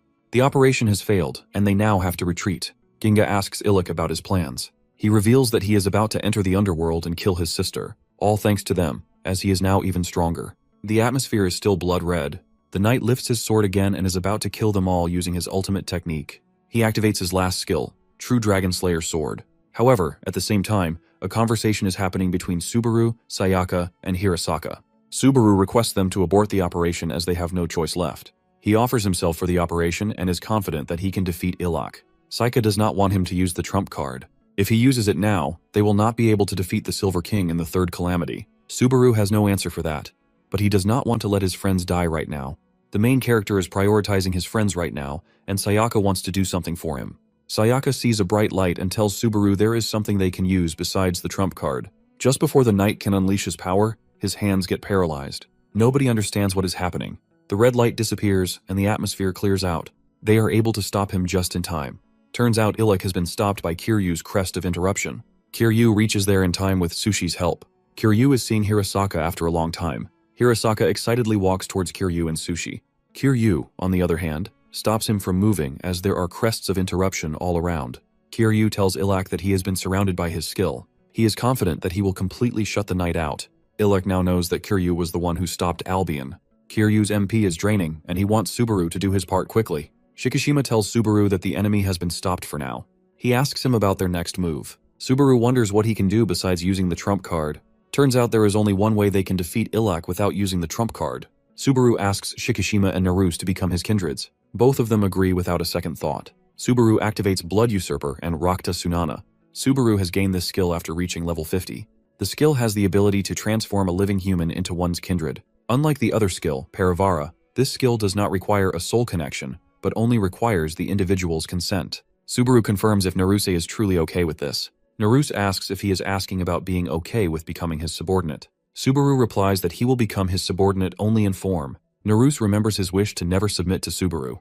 But right now, for the sake of this battle, he has to submit. He tells Subaru to do it quickly. He calls his past when he was lying in a hospital bed. He asks his mother to turn on the TV so that he can see Hirosaka. He remembers meeting Hirosaka in the hospital, and the way he helped him secure a position at the Player Federation. Subaru might be a savior for the world, but to him, Hirosaka is his only hero. He is willing to give up everything that can save Hirosaka. 1 second has passed, and the crest of interruption deactivates. Ilak now understands that it is an invisible immobilization skill. He assumes that his opponents do not have any other option left, as they did not attack him during the 1-second opening. He stamps his feet on the ground, and several stones hit the circles. He activates the circles using stones. Ilak now knows that the skill does not just immobilize specific targets. It only stops the things that touch it.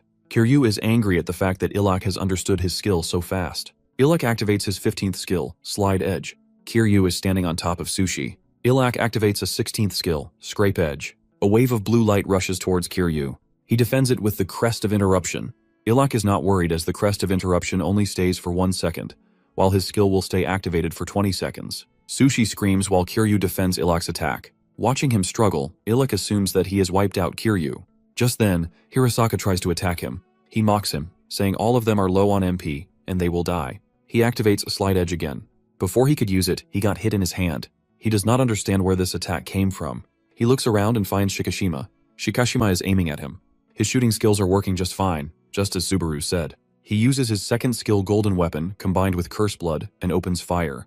The bullet hits Ilak's head. He doesn't get why this curse is eroding his soul instead of piercing through him. Hirasaka is shocked to see Shikishima and hears Naruse in his head. Naruse apologizes for intruding on his mind and warns him about his low MP. He requests that Hirasaka use his weapons. He activates Golden Armory, Mount, and Curse Attribute. A kindred can add Curse Blood to their skills. That means Naruse's Golden Armory weapons can now directly erode the opponent's soul. Hirasaka uses Cursed Blood Balmung, while Sayaka uses Cursed Blood Curvez. Sayaka now realizes that Subaru has turned them into his kindred. However, Subaru has made a difficult decision to turn living beings into kindreds. It's bitter because Shikishima and Naruse will not be able to resurrect even if they die in the future. Shikishima tells Subaru not to worry, as he has done the right thing. By turning them into his kindreds, he has shared the memories about his future with them. He apologizes to Subaru as he has been taking the burden all alone. Now it's all up to kindreds. They all rush to attack Ilak. Shikishima shoots another bullet, but this time into Ilak's chest. Hirasaka attacks him with his sword while Sayaka is supporting him.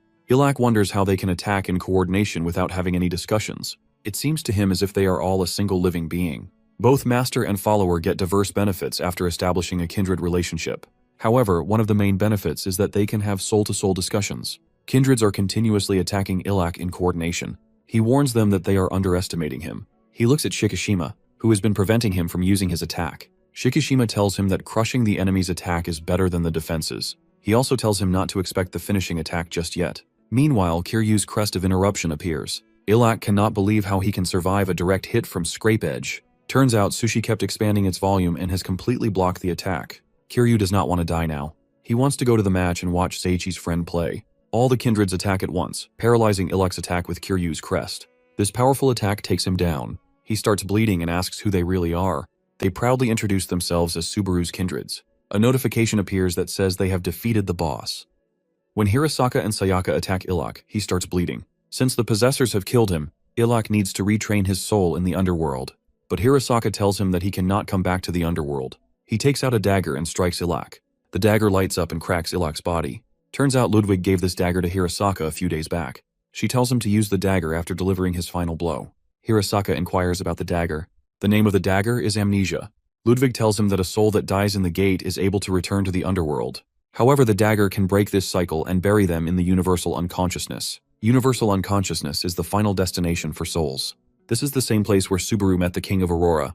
Hirasaka hesitates. But Ludwig wants to do this for her comrades and for those whom he slaughtered. She requests him to kill the demon beast slayer for her. If we come back to the day of battle, we see Ilak dying. His soul has lost all connections and is starting to crumble. He feels cold. He does not believe that he is going to die. Before he can do something about it, his body explodes and disappears. With this, Ludwig gets rid of all the regrets she had when her brother killed innocents. She closes her eyes and recalls their childhood. She used to adore her brother for his heroic acts. She wanted to become like him.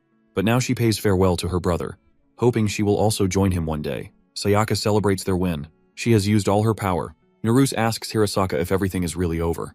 Hirasaka confirms and appreciates him. He tells Naruse that he has become a reliable man. Naruse recalls the words of the owner of his door, called the Golden Knight. Naruse wanted to help Hirasaka in using Etoile. The knight commended his mindset. He advises him to never tread the path of righteousness if he wants to become a star in human form. The knight trained himself to become the strongest swordsman, but he then switched to becoming a magic swordsman. He felt ashamed of himself at times, but he managed to become one of the 7 strongest knights. The Golden Knight again advised him to reach for the star no matter what and never ever give up.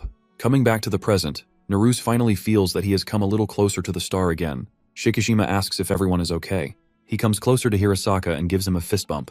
They then decide to go back home. Naruse thinks their reunion is a bit casual, given the fact that they have met after such an intense battle. Fuchigami sees them coming back. They have managed successfully to deal with the second calamity. Subaru receives a notification from the administration. The message is only visible to him. He is not allowed to share it with anyone else. They have acknowledged the intervention of his kindreds in the system. Another notification appears that says that the soul of the boss has disappeared. Therefore, it will not be converted into experience points. The message says that intervening in this matter is not recommended. Every such occurrence disturbs them deeply. The message asks Subaru if he will make sure to play in the correct manner. Subaru selects yes. Subaru has already expected such a warning from the admin. They all receive a notification of quest completion. They have 30 minutes to evacuate the gate.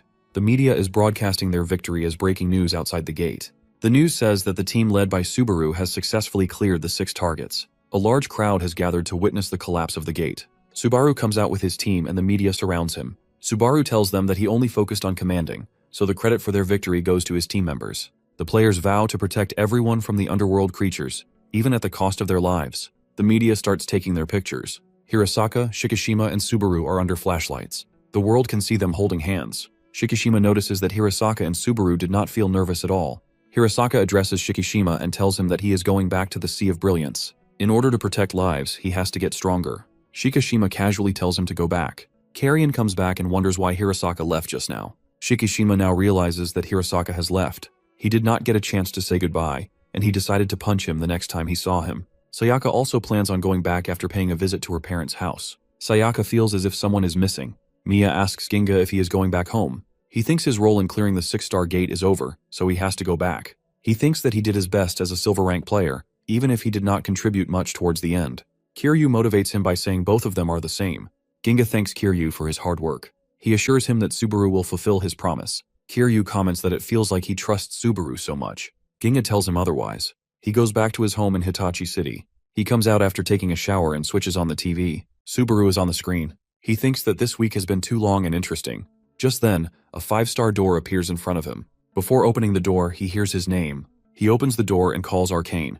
He sees Silver Ninetail's Silver King. The king has been waiting for him and cannot even move. He wants to have a little chat with Ginga. The king asks Ginga for his help. It's November 1st, and the place is the former Player Federation headquarters. All the players are having their victory meal. Shikishima congratulates them on clearing the 6-star gate. Ginga did not attend the party as he was away. Kiryu has also been sent back to jail. He has received permission to watch the match. Shikishima is having juice and Sayaka could not believe that. He explains that even if he has alcohol, the drink will decompose quickly, so there's no point in having it. Subaru asks Sayaka if she has visited her parents' house. She tells him that she has stayed there, and meeting everyone was so overwhelming.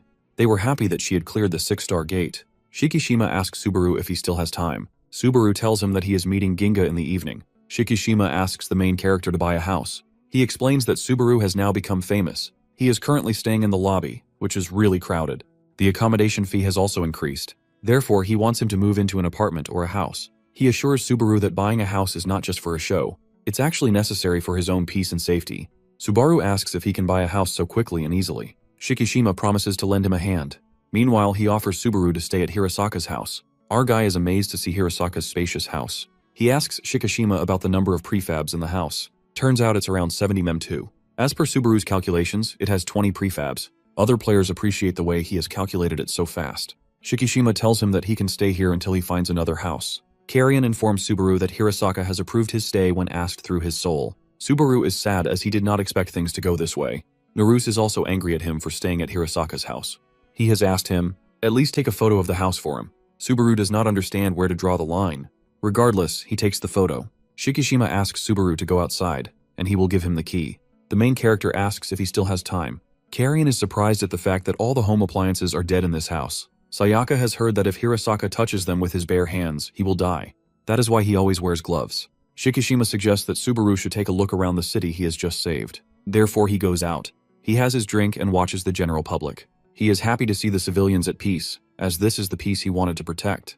He has managed to avoid the tragedy that happened in the world of Order King. He takes a train to Hitachi. The Hitachi station is really pretty. He meets Ginga at the station. Ginga tells Subaru that he thought he was finally free after clearing the gate.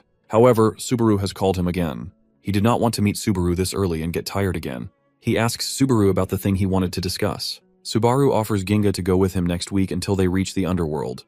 Ginga asks if by underworld he means the enemy of humanity. Subaru confirms, saying a lot of things have happened, and he is going to participate in the king's meeting.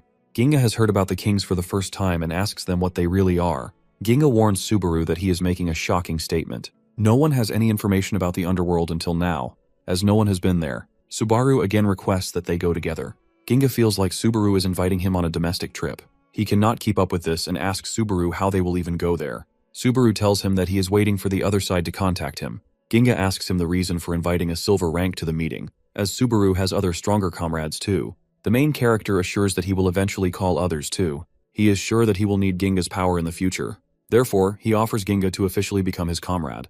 He plans on making a team once he is back from the underworld. He wants Ginga to become a member of that team. The team does not have an official name yet. However, the motto is to never betray or abandon friends. Subaru asks Ginga what he thinks about the idea. Ginga tells him that he did not believe him when Subaru chose him for a 6-star gate. But his decision turned out to be right. Subaru's strategy has helped them clear the gate. He is now sure about Subaru's mysterious powers.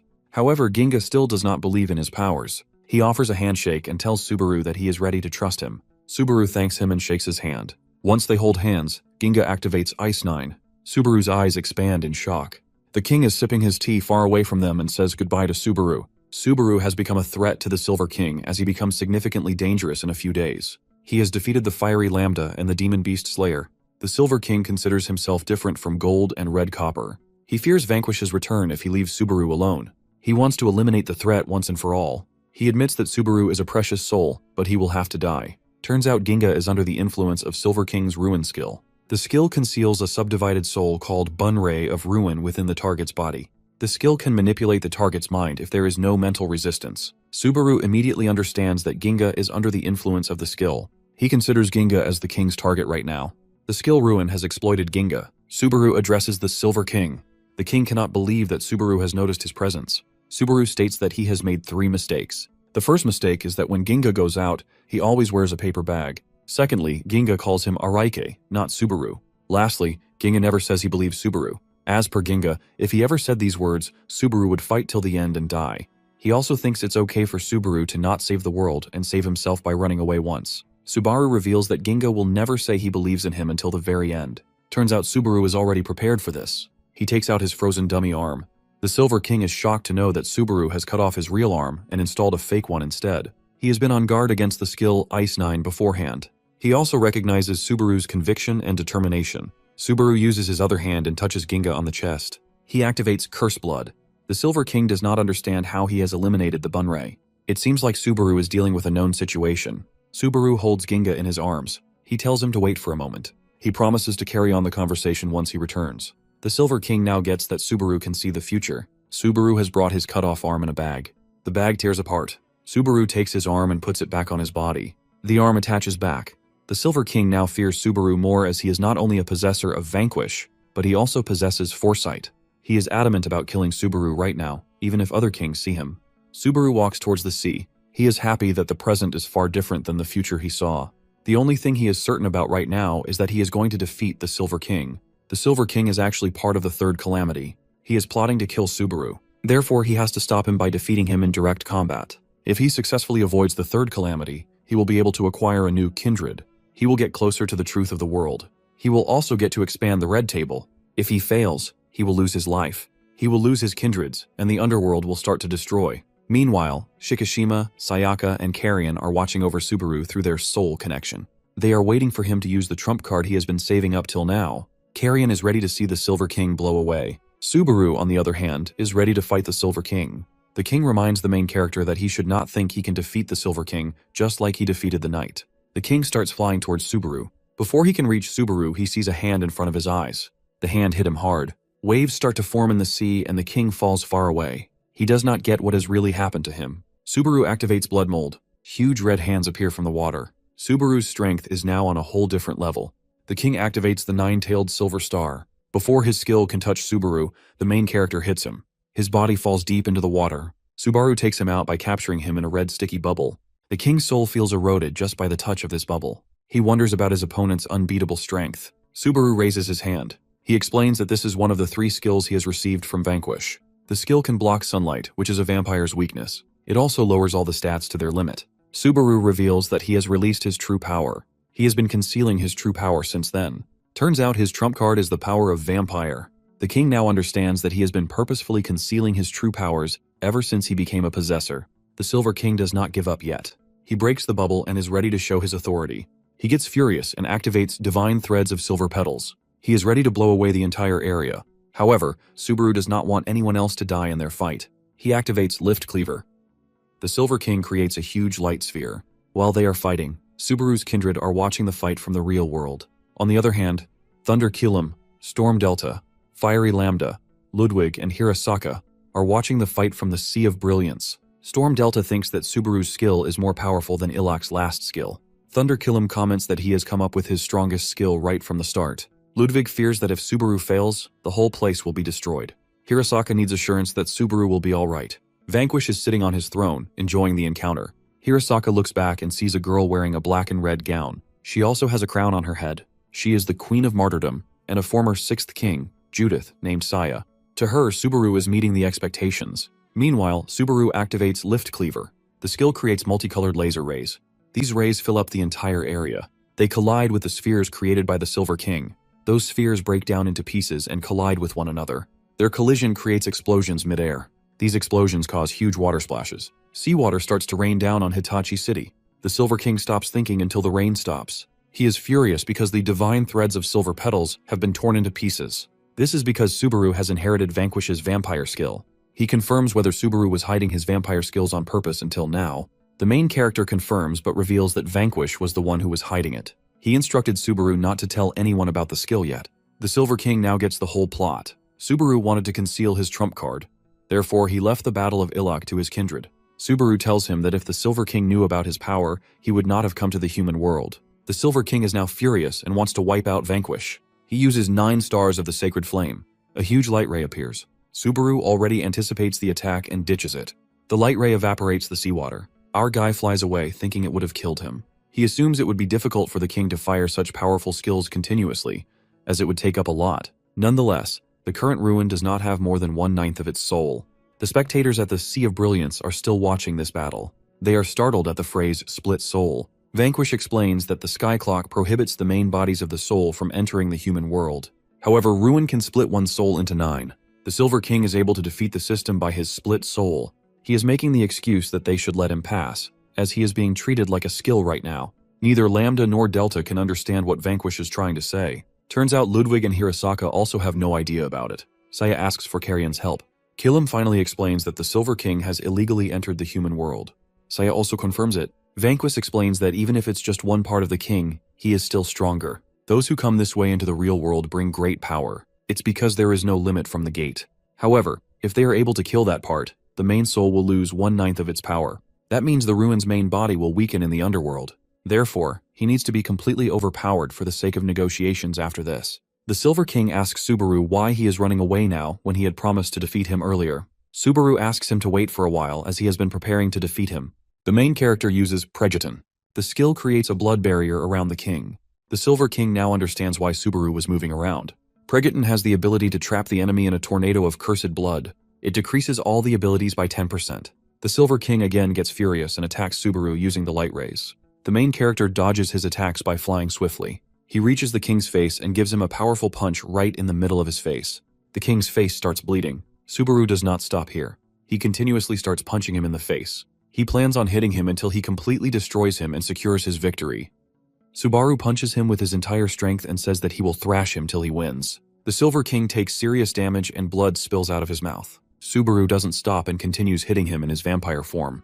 The Silver King can't believe the difference in their powers. He knows that his current soul cannot fight any longer and decides to retreat through the gate. Subaru sees this and says that he is still conscious after all this. He mentions that if it were Lambda or Ilak in his position, they would have died 5 times already. He calls him strong and uses his curse blood technique. The Silver King literally starts to warp around a sphere. Subaru coldly stares at his distorted body without saying a single word. Meanwhile, the others watch this from the underworld.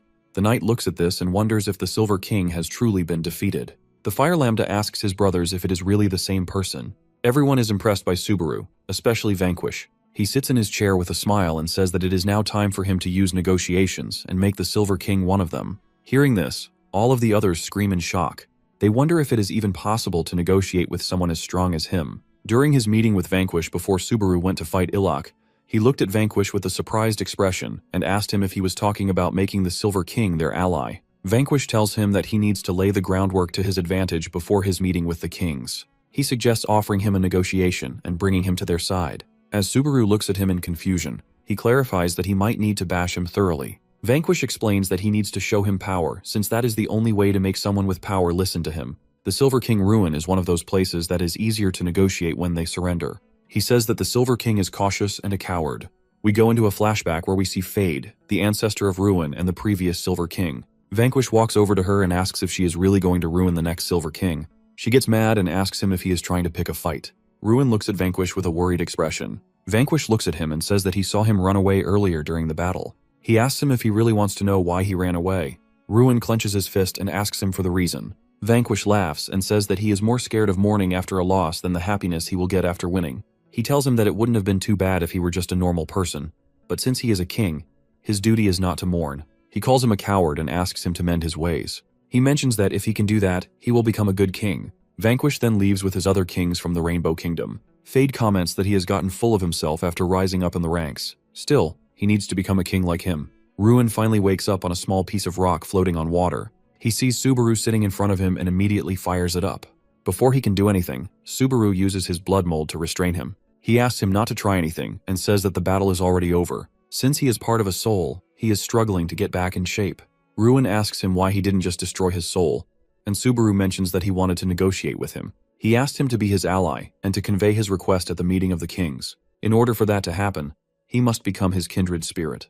The Silver King stares at him in confusion for a moment, and then immediately bursts into rage along with the other kindreds. The knight looks at Vanquish and asks him what he told Subaru. Vanquish laughs and says that it wasn't he who came up with the plan of making him a kindred. He asks them to simply watch, as it is about to get even more interesting. Subaru tells the Silver King that he has a limit of 6 kindreds, and he only has 1 slot, which he can fill. The Silver King bursts out in anger once again and says that he will never accept his offer. Subaru calmly tells him that he will let him live and return. Even though he is a split soul, he is still part of the main body. If this soul were destroyed, the power and status of his main body would drop greatly. The balance between gold and copper will crumble, and it would not be good for him. The Silver King knows it's the truth, but he is still hesitant to accept the offer. He says that all the kings are worried about Vanquish getting back his powers, and any actions that would be advantageous for him are out of the question. Subaru looks at him and says that he knew his initial offer wasn't enough to convince him. He gives him another offer and says that he will be able to see the future if he becomes his kindred. Ruin starts to yell at him and says that he is all talk. However, he soon realizes that he is right. Subaru explains that if he becomes his kindred, he can show him the future through soul connection. It's not possible for him to lie using words from the soul. The Silver King starts to think it through. Subaru sighs and says that his response today was exactly as he expected. However, some of the future has changed. Ruin asks him what he means, since if the future has already been altered, it would be useless to become his kindred. Subaru smiles and shows him the band on his hand, saying that it contains the memory of the 8 calamities that will befall the human world. The 8th and final calamity is called the Gaze, and the one who causes it is the administrator from the Sky Clock. This sends the Silver King into a panic as he realizes who Subaru is going against. Suddenly 2 giant eyes appear behind him along with a timer. As Ruin slowly turns around, Subaru reveals that the administrator has appeared. He looks at him with a blank expression and says that the real negotiation has just started. Meanwhile, our boy Ginga wakes up from a long sleep and immediately sees the administrator. Subaru calmly mentions that he is the admin. Ruin starts to panic as he realizes that this is the superior being that created the Sky Clock in this world. They had heard of his existence, but they never got a hold of his real identity. He was the mystery of the world itself. Before Ruin can ask him anything, Subaru turns to the administrator and asks him why he is here. He tells him that they haven't breached anything and simply said his name. Subaru tells him to stand down, and the eyes disappear. Bro casually made the admin leave his own server. He tells him that the admins are monitoring everything in all worlds. Ruin asks him if they were the ones he fought in the future. Our boy tells him that he lost, but he doesn't plan on repeating the past this time. For that to happen, he needs his help. Ruin realizes that he was serious about making him his kindred. He knows everything that will happen, and the only way for them to join forces is by being his kindred. He knows that it would probably make him an enemy to the admins, but if he lets this chance go, he might never be able to get his hands on their information. He remembers Vanquish calling him a coward and thinks that he would not be a king if he didn't make a decision right now. He thinks about his people and decides not to worry about losing something. Ruin tells Subaru that he showed him his power and how beneficial it will be if he becomes his ally. He praises his negotiation tactic. Subaru reveals that it was all Vanquish's guidance. Ruin then asks him if he is really okay with this, since he tried to use his comrade to kill him earlier. Subaru says that he only did it to protect his country.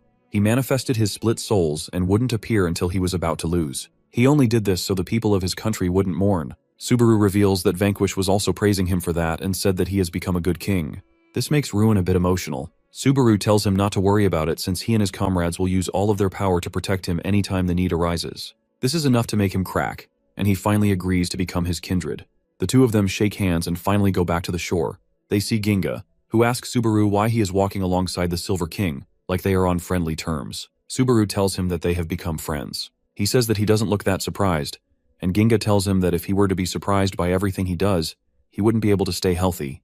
The Silver King apologizes to him and offers to be friends. Ginga says that he doesn't really have any problem with him and asks if Arcane is safe. Ruin confirms it, and the guy mentions that he has something to ask him. He questions them about the gigantic eyes that appeared in the sky. Subaru realizes that he needs to explain everything to him in detail. He tells him that it was the crisis of all worlds. Ginga guesses that this was the reason Subaru was holding on to the secrets. He asks him when it will occur, and Subaru reveals that it will happen in the next 2.5 months. He thinks about the message he saw and says that it might even occur earlier than that. Ginga slowly starts to close his eyes as he thinks to himself, how things always happen earlier than expected. In this memory, he is on a call with his older sister Hajiro, who tells him that his uncle has been waiting for him at their house. 16-year-old Ginga informs her that he was subjugating with his 4-star team. They all believe in him, so he didn't want to betray their trust. He says that he might also be able to move to Tokyo around next year. His sister tells him that he might need to help her convince their parents. She asks him to come back for now since they are going to finish Mom's deep-fried horse mackerel. Ginga immediately tells her that he will be back in 30 minutes, since he would never let that happen. When his mom hears this, she puts some food aside for him. While on his way back on the train, a red gate suddenly breaks without anyone noticing. The door was hidden in such a place that even the Players' Federation wasn't able to detect it. Therefore, when the door broke, there was no alarm. A massive monster started rampaging through the city and destroyed Ginga's house. When he finally reaches back, all he sees is rubble from the aftermath of the attack. He starts crashing out as he thinks to himself that it's all his fault for being late. He drops down on his knees and apologizes to his sister. However, it is too late now. The monster suddenly returns and stands behind him. He looks up with tears in his eyes and asks the monster what's wrong with it. Later, an official asks him if he wants his house to be reconstructed. Ginga requests him to try and make it as close to the original as possible. After the reconstruction of his house, he hung pictures of all his family members on the wall. As the memories flood his mind, he once again thinks that he didn't make it in time. He became a player so that he could protect them. However, he wasn't there for them when they needed him most. He starts crying and apologizing to them again. Everyone talks about him when he walks out of the house. They mention how he wasn't there for them when the monster attacked. This causes him to wear the bag over his head in order to hide his face. One of his fellow hunters asks him if he is coming to Tokyo, and he rejects. The guy tells him that he believed in him. Ginga apologizes and tells him that he won't go anywhere far from his hometown again. Every day, he goes to the sea and activates his skill to look for any doors hovering above. For him, he didn't believe in anything, including himself. All he wants to do is to prevent the same thing from happening again. He calls out to Subaru and asks him to turn him into his kindred. He says that he wants to fight, and even if he refuses, he will continue to fight. He wants to show him that he can protect everything in the end. With Subaru's memories of the future, he saw the 7th calamity, which caused the destruction of the entire human realm. All of the humans, except the players, were exterminated. Subaru saw himself sitting alone by the beach. Ginga walked over to him and asked him what he was doing. He hadn't met him till now, so he asked him who he was. Subaru told him that he had fought the enemy and defeated it, but he couldn't stop it from using that skill. Hearing this, Ginga asks him if he couldn't make it and says that they are both the same. Back in the present, he gets ready to be transformed into a kindred. Subaru uses his Raktasnana skill and activates the process. Ginga can already feel his power increasing thanks to the boost of being a kindred. The ability boosts the stats of the kindred by 45% and allows any undead kindred to use the Blood Mold skill. For the living, it applies Curse Blood to their skills, which is effective against regenerative skills. On the other hand, Subaru also receives some bonus stats for each kindred spirit. Ginga turns to Subaru, and before he can say anything, he starts hearing the voices of all the other kindred. This makes his mind almost explode. Shikishima tells everyone to shut up and explains to him that this is a soul conversation, which is kind of like a voice chat for the kindred. They can only send their true thoughts here, so nothing they say can be a lie. Ginga asks him if he can mute people, and Shikishima confirms it.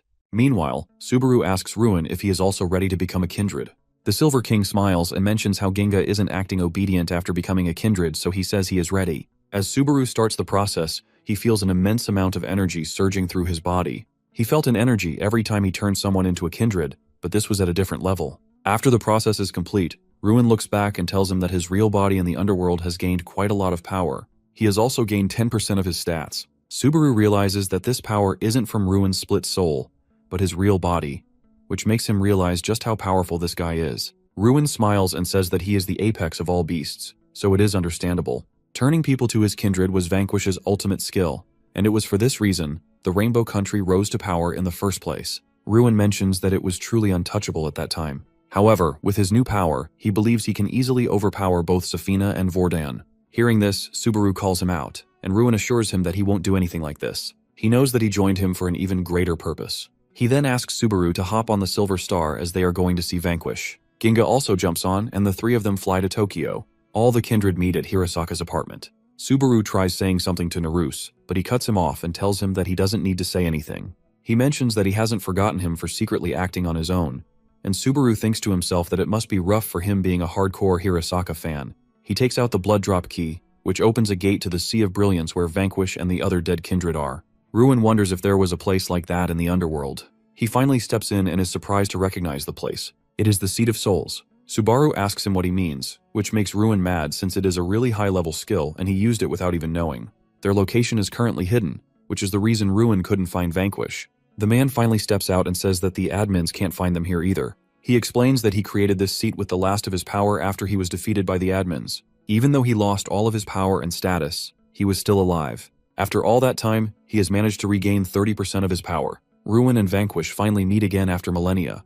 Carrion mentions how Ruin kept saying he was stronger than him, and Vanquish laughs. Shikishima also introduces himself to the man. Vanquish shakes his hand and says that he remembers him since he helped Subaru before. As they both look to the side, they see the other kindred chatting like they are on a picnic. They yell at them to stop chatting and sit down for the meeting. Subaru makes some blood cushions, and the meeting starts. Vanquish asks if the ones attending the meeting of the kings are Subaru and his kindred.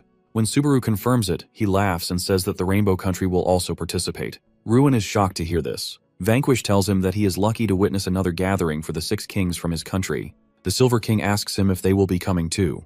Vanquish turns to Subaru and asks him to explain the entire operation. Subaru stands up, and everyone starts asking him what it's about. He tells them that after talking to Vanquish, there is more to the agenda. With a stern expression, he announces that he will be demanding the complete abolition of all gates leading to the underworld. Sayaka asks him if he is really going to propose the abolition of all gates from the underworld. Ginga immediately stands up and asks him if it is truly possible. Subaru tells him that the ones being invaded are attending this assembly, so his demand seems reasonable. He says that they will discuss the negotiation terms with Ruin and the others shortly. However, before that, he needs to explain how they are going to deal with the next calamity. They have repelled 3 calamities so far. Subaru claims that out of the remaining 5 calamities, they can most likely avoid the 5th and 6th ones. They have to face the 4th calamity next week, but Subaru knows where it is taking place, so he is confident that they can defeat it. He says that he will be talking about the 5th calamity, which comes after that. It is about the level 99 achiever. Sayaka suddenly gets charged up and says that she will prevent it at all costs. Naruse asks him about the calamity since he couldn't understand it when he shared the information earlier. Subaru explains that there is a player whose body will be possessed by an automatic skill upon reaching level 99. This can create a loophole by manipulating a skill and allows the door owner to manifest directly into the human realm. It is a complete manifestation unrestrained by the limits of the gate. The owner will likely be several times stronger than the 6-star boss they previously faced. Subaru looks down and reveals that the player who will be possessed is Amamiya, who is Sayaka's sister. Everyone is shocked upon hearing this. After losing her little sister in the future, Amamiya didn't even wait to recover and started her onslaught against the gates, almost like she was possessed. It wasn't long before she finally reached level 99. Immediately after, a skill called Regal Birth was activated, which consumed her soul and allowed the owner of the gate to appear in the human realm. Seeing Sakaya so fired up, Carrion asks her to calm down. He then turns to Subaru and asks him if he has a plan. Subaru looks at Ruin and says that the owner of Amamiya's door is the ruler of the Silver Nation. The Silver King recognizes him as Guel and says that he will try talking to him, but he doubts that it will be effective. Subaru then continues with his explanation about the calamities. He tells them that the 6th calamity cannot happen because it was supposed to be caused by his brother Taiga. In King of Aurora's timeline, they weren't able to defeat him in the battle with Kokugaiji. After that, Taiga continued to expand his powers and accelerated the movement of the continental plates underneath Japan. This caused a massive earthquake, which destroyed everything. However, in this timeline, his brother is dead, so the calamity is prevented. Naruse asks him why he even mentioned it if the calamity won't happen. Subaru tells him that the problem lies in their being able to defeat Taiga and Kokugaiji. Sayaka excitedly tells him that it's because they did a good job.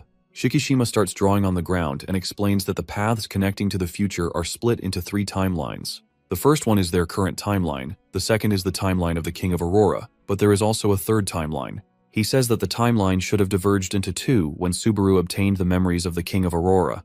However, before that even happened, Taiga was dead. This means that a divergence from the King of Aurora's timeline had already occurred, which created the third timeline called X. Sayaka sits with Hirasaka and asks him if he can explain it in simpler terms, so even a monkey team like them can understand it. This makes Naruse mad, and he warns her not to disrespect Hirasaka by including him in her stupid team. Shikishima tells her that there was an X factor that changed the timeline before Subaru even knew about it. They don't know if that person is a friend or an enemy, so they need to be on high alert. Subaru tells them that the X person is probably close to them. The meeting is finally over, and all the kindred prepare to go back. Sayaka and Saya exchange souls, and she goes back to her kindred form. Sayaka bids her farewell and says that she will be leaving the rest to her again. Saya assures her that she can count on her. Before Subaru can step out of the gate, Vanquish stops him and asks him to stay a bit longer. He tells him that they didn't really have much time to catch up lately. Hearing this, Subaru asks him if he is acting like his parent. Vanquish refers to the new kings and the kindreds and says that they are a lively crew. When he first met him, he didn't expect they would find such a large family. They were both pretty gloomy back then. Subaru smiles and tells him that he is right.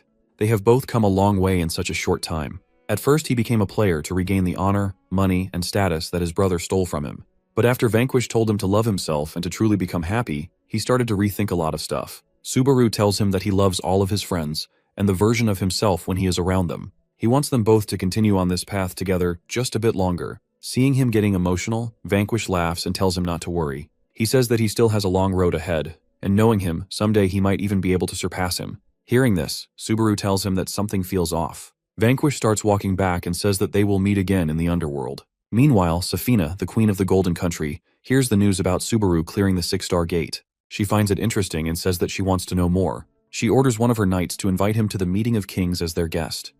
Subaru wakes up in his bed in the middle of the night to a bright golden light. A letter of invitation appears in his room. His reaction tells that he was already expecting this. 3 days later, the entire group gathers at the park behind Hirasaka's apartment. Subaru checks his phone and says that it's almost the time that the Golden King mentioned. Naruse and Shikishima stand in their winter coats. He told them to dress for the cold, so Naruse asked him if this was enough. Subaru tells him that he has no idea. He reveals that there was nothing about the meeting of the kings in his memories. Aside from the gate and the seat, he doesn't know anything about the underworld. He then asks Carrion and Saya if they have any information. They both tell him that they have no idea. Ginga asks him why they are here in a park since they could have done this in the room like usual. However, he is suddenly interrupted by the appearance of a massive gate. He realizes that the gate probably wouldn't fit in the room.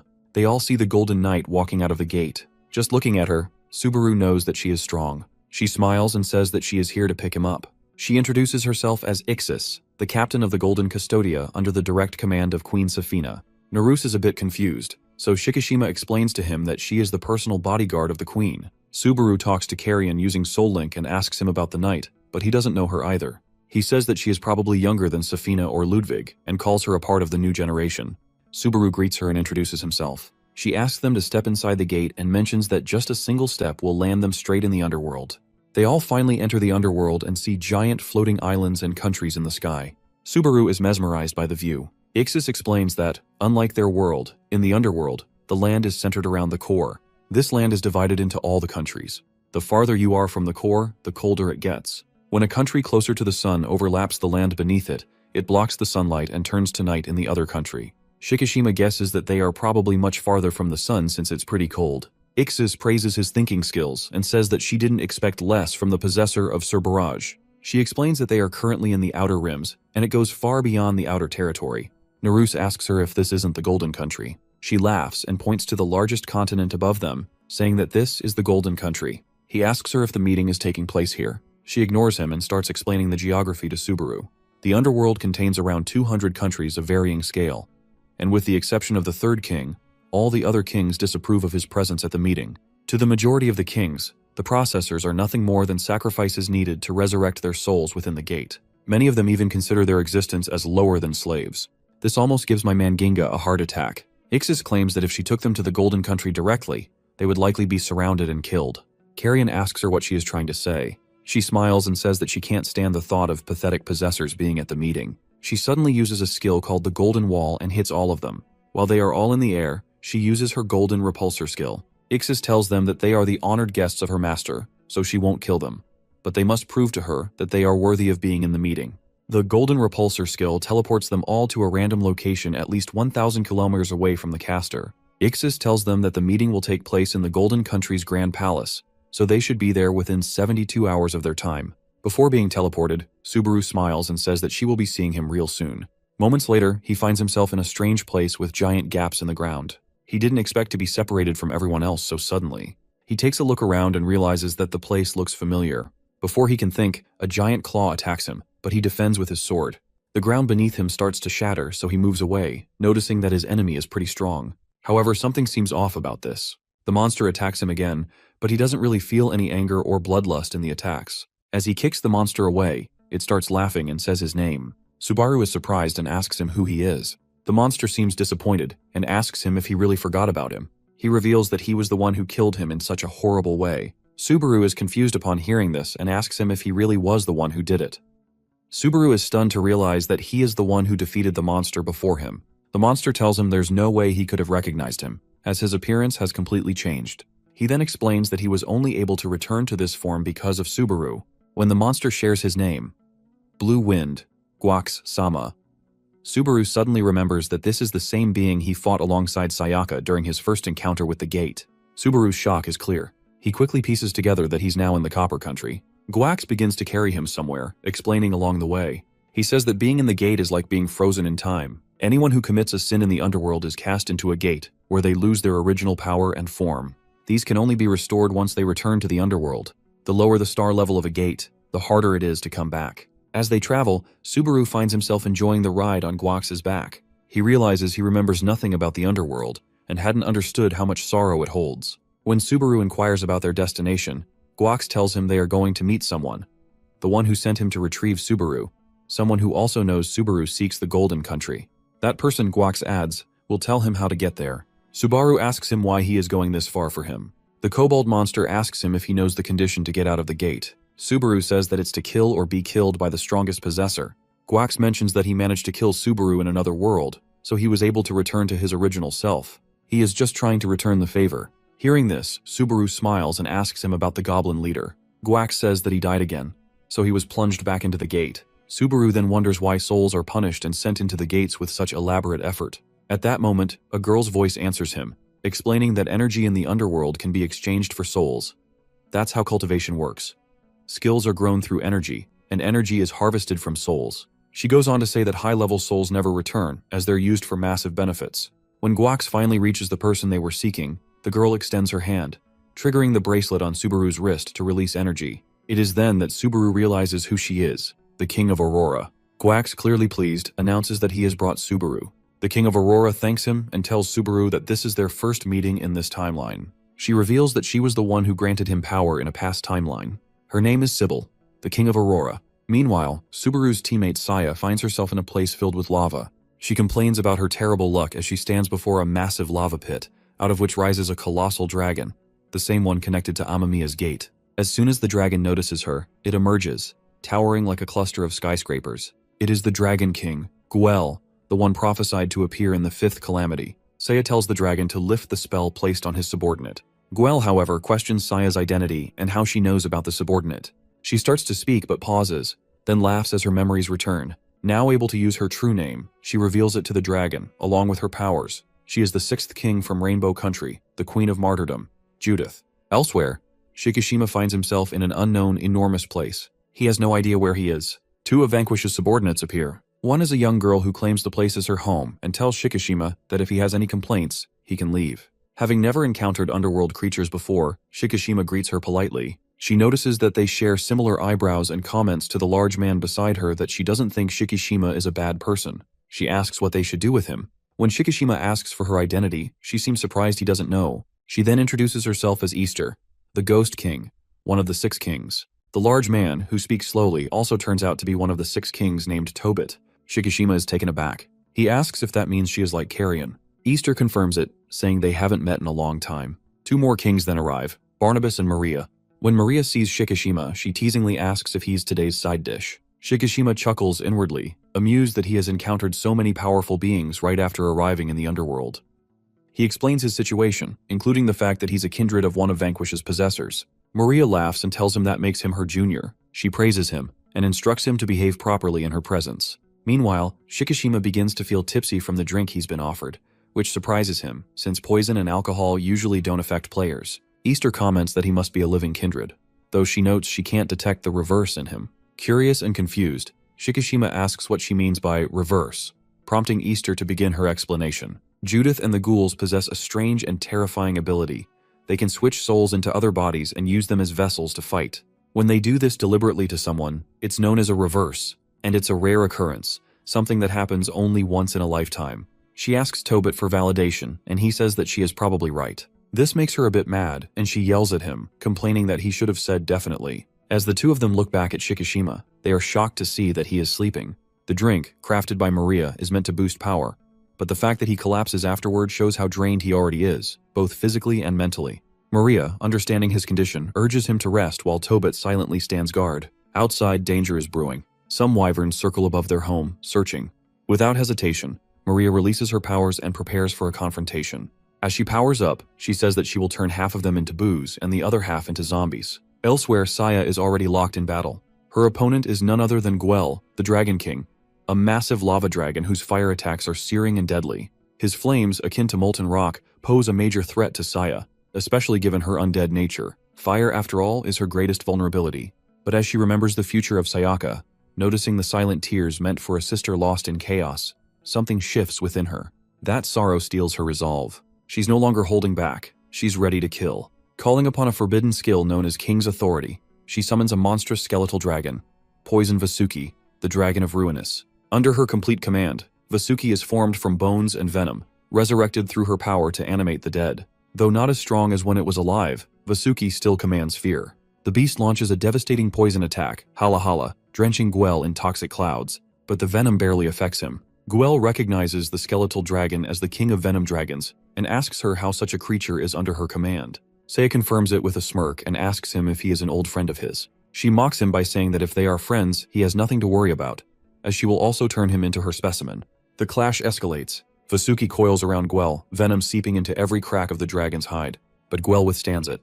The poison doesn't bring him down. Their battle rages on, and Saya stands at a distance, silently observing. Something stirs inside her. Long-lost memories start flickering back to life. She begins to understand why she once followed Subaru with such loyalty. Her mind travels back to the aftermath of the 2-star gate battlefield.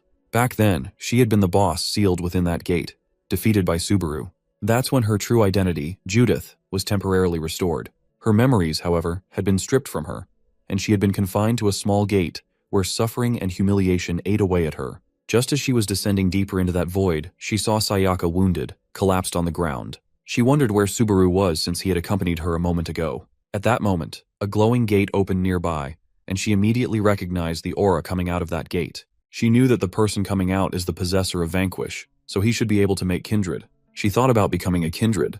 She now understands it perfectly. She developed a deep admiration for Sayaka during that battle. She was impressed by her honesty, innocence, and bravery.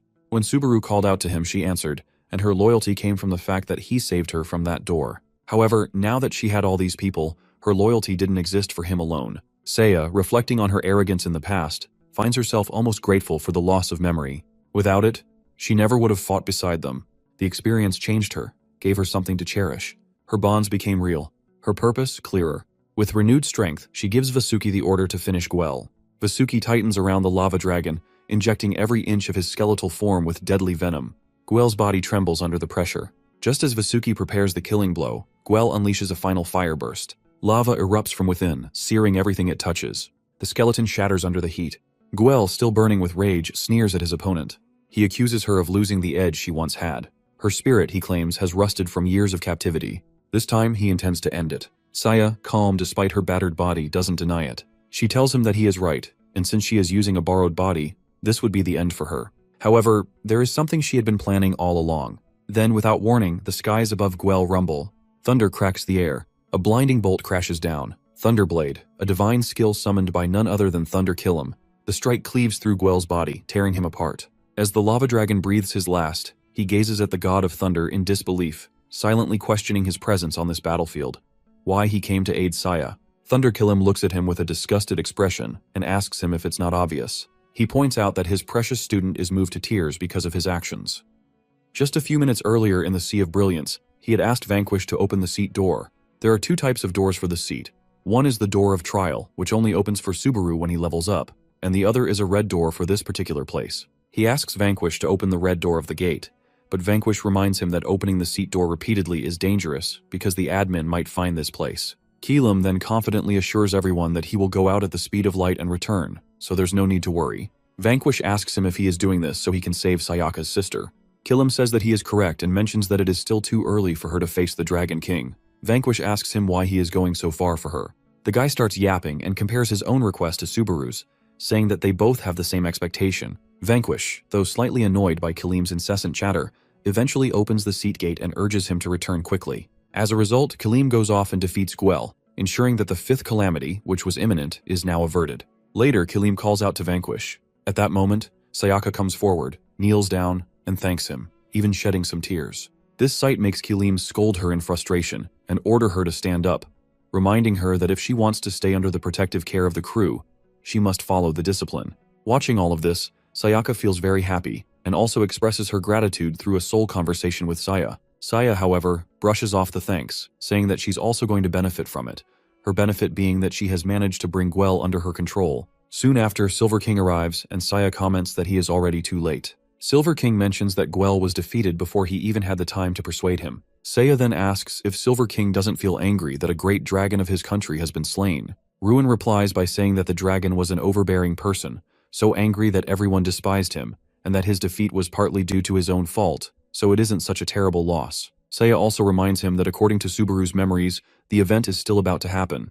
Meanwhile, Carrion reaches the Golden Country, having defeated many Golden Knights and established his dominance there. Then, the owner of the Door of Trial for Shikishima appears before him and apologizes for everything. He promises to show him a place where the dragon can finally rest. However, a knight then informs him that Safina is not in the Golden Country. This surprises Carrion, and he refers to Safina as Old Hag, asking if she isn't here. His words shocked Barrage as he just called the king of their country an old hag. Carrion seems to be a bit worried and excited at the same time, as a significant event is about to take place soon.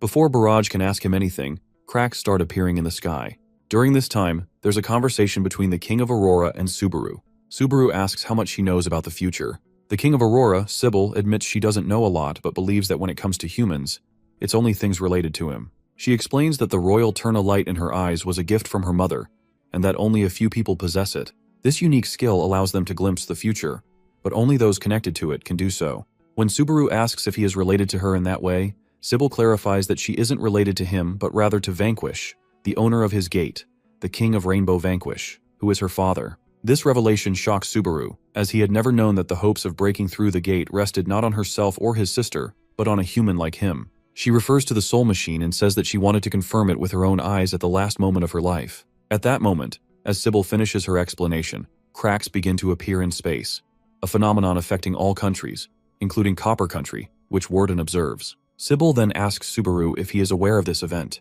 Subaru confirms that he is, recalling an earlier incident before the Underworld meeting, known as the First Invasion. Suddenly, a soldier from the admin's army breaks through the sky barrier and enters the Underworld. During that event, many Underworld creatures were taken down by the admin's vanguard, with the guards visible all around in the sky. That incident is also the reason why Subaru was aware of the upcoming King's meeting, which, as things turned out, never actually happened.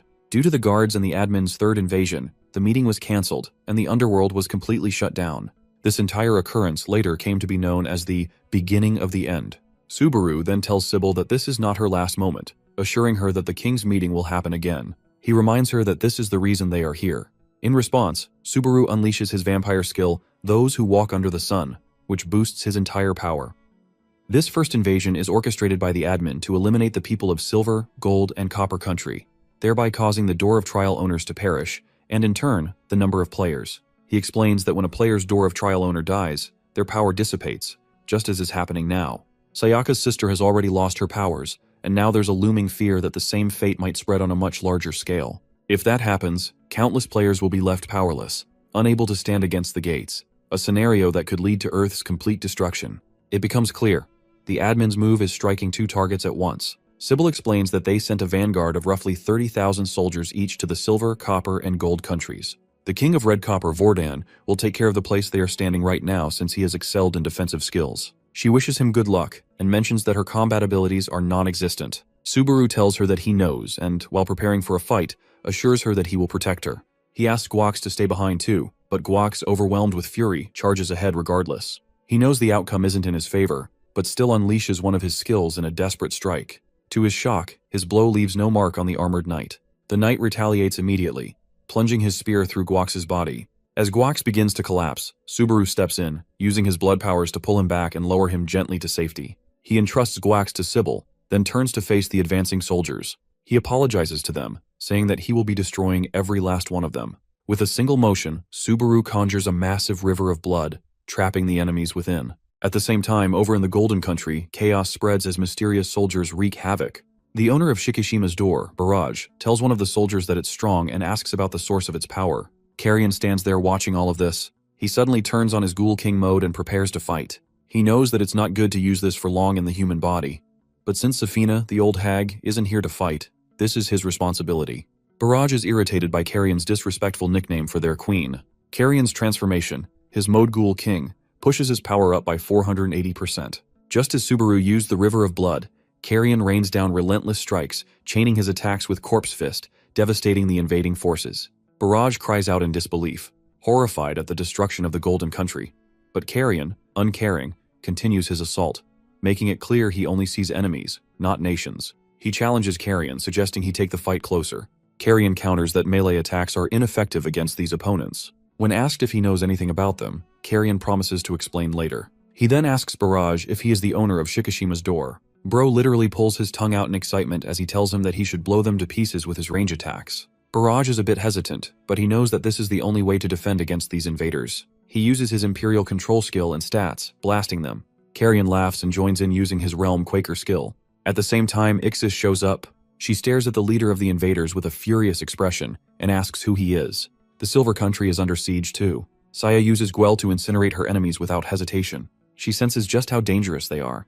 Each one is comparable to a 5-star boss. But thanks to Guel's intervention, the fight becomes manageable. Ruin also joins the battle, using his immense power to annihilate over half the invading force in a single strike. His presence now is vastly different from the one in the human world.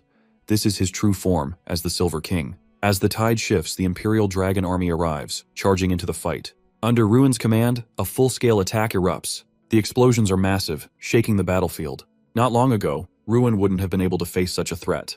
But being Subaru's kindred had boosted his power. Ruin makes a note to thank him later. In the Red Copper Country, all efforts are focused on attacking the Vordan. A girl perched on the Vordan's shoulder reports that close combat is proving ineffective. Vordan quickly commands his army to adapt, switching to long-range strategies and launching his own powers. He didn't expect them to launch a surprise attack so deep into his territory. He wonders what happened to the regions that lie far beyond his own. This makes him prepare himself for considerable losses. Just then, Subaru's tornado makes a sudden appearance, catching even Vordan off guard. The whirlwind lifts everyone into the air, and with a single command from Subaru, the knights are drawn into the vortex, incinerated as if swallowed by molten lava. Subaru burns them alive with his blood. Vordan recognizes him immediately. Subaru is glad that he is safe. Meanwhile, in the Caracal Canyon of the Red Copper Country, Sybil watches this fight and mentions that Subaru looks terrifying after obtaining 10% of the Silver King. It almost looks like she is seeing a scene straight from hell. Vordan, however, is less impressed and demands to know what Subaru is doing here. Subaru answers simply, he's come to deal with enemies beyond his capabilities. A powerful boss is on the way, and Subaru suggests they join forces. As if summoned by his words, a rift opens in space. A man emerges from the hole and tells Vordan that he is already looking pretty beat up. He is a Crimson rank player named Hyudo Kotetsu, and he is the boss Subaru was talking about. Subaru greets him with recognition. Hyudo, confused, asks if they've met.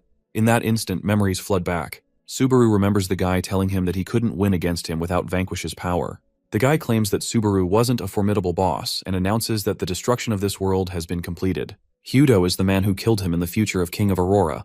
Hyudo tells him that he doesn't know much about him, but from looking at him, It seems like he's extremely powerful. He says that they can deal with the others later and looks back to see Vorden in immense anger asking Hyudo if he's behind the attack. He uproots a huge tree, turns it into a bow, and aims it straight at Hyudo. Subaru tells Vorden to stop, but Vorden says he doesn't need Subaru's help. He is extremely angry because many of his people have been killed and wants to kill Hyudo. Vorden pulls out another tree, turns it into an arrow, and shoots it at Hyudo, knowing it will always follow its target. Hyudo, already prepared, pulls out a small paper doll and throws it to the side, causing the arrow to hit the doll instead. Hyudo then charges toward Vorden, but Vorden is shocked that his arrow has missed its target. Hyudo explains that it's a low-rank item that takes his misfortunes. He then uses his skill Pantheon to summon a huge avatar called the God of War, which attacks Vorden with its sword, cutting his shoulder. Vorden is confused about how Hyudo knows his arrow will always follow its target, and he's surprised that Hyudo avoids it. Vorden asks if Hyudo is human. Hyudo replies that he doesn't know what Vorden is talking about.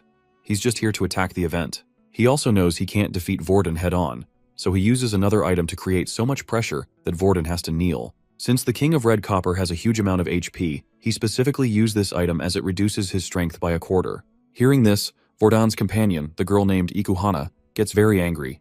Hyudo uses another avatar, the god of fire Vulcan, to try and burn her.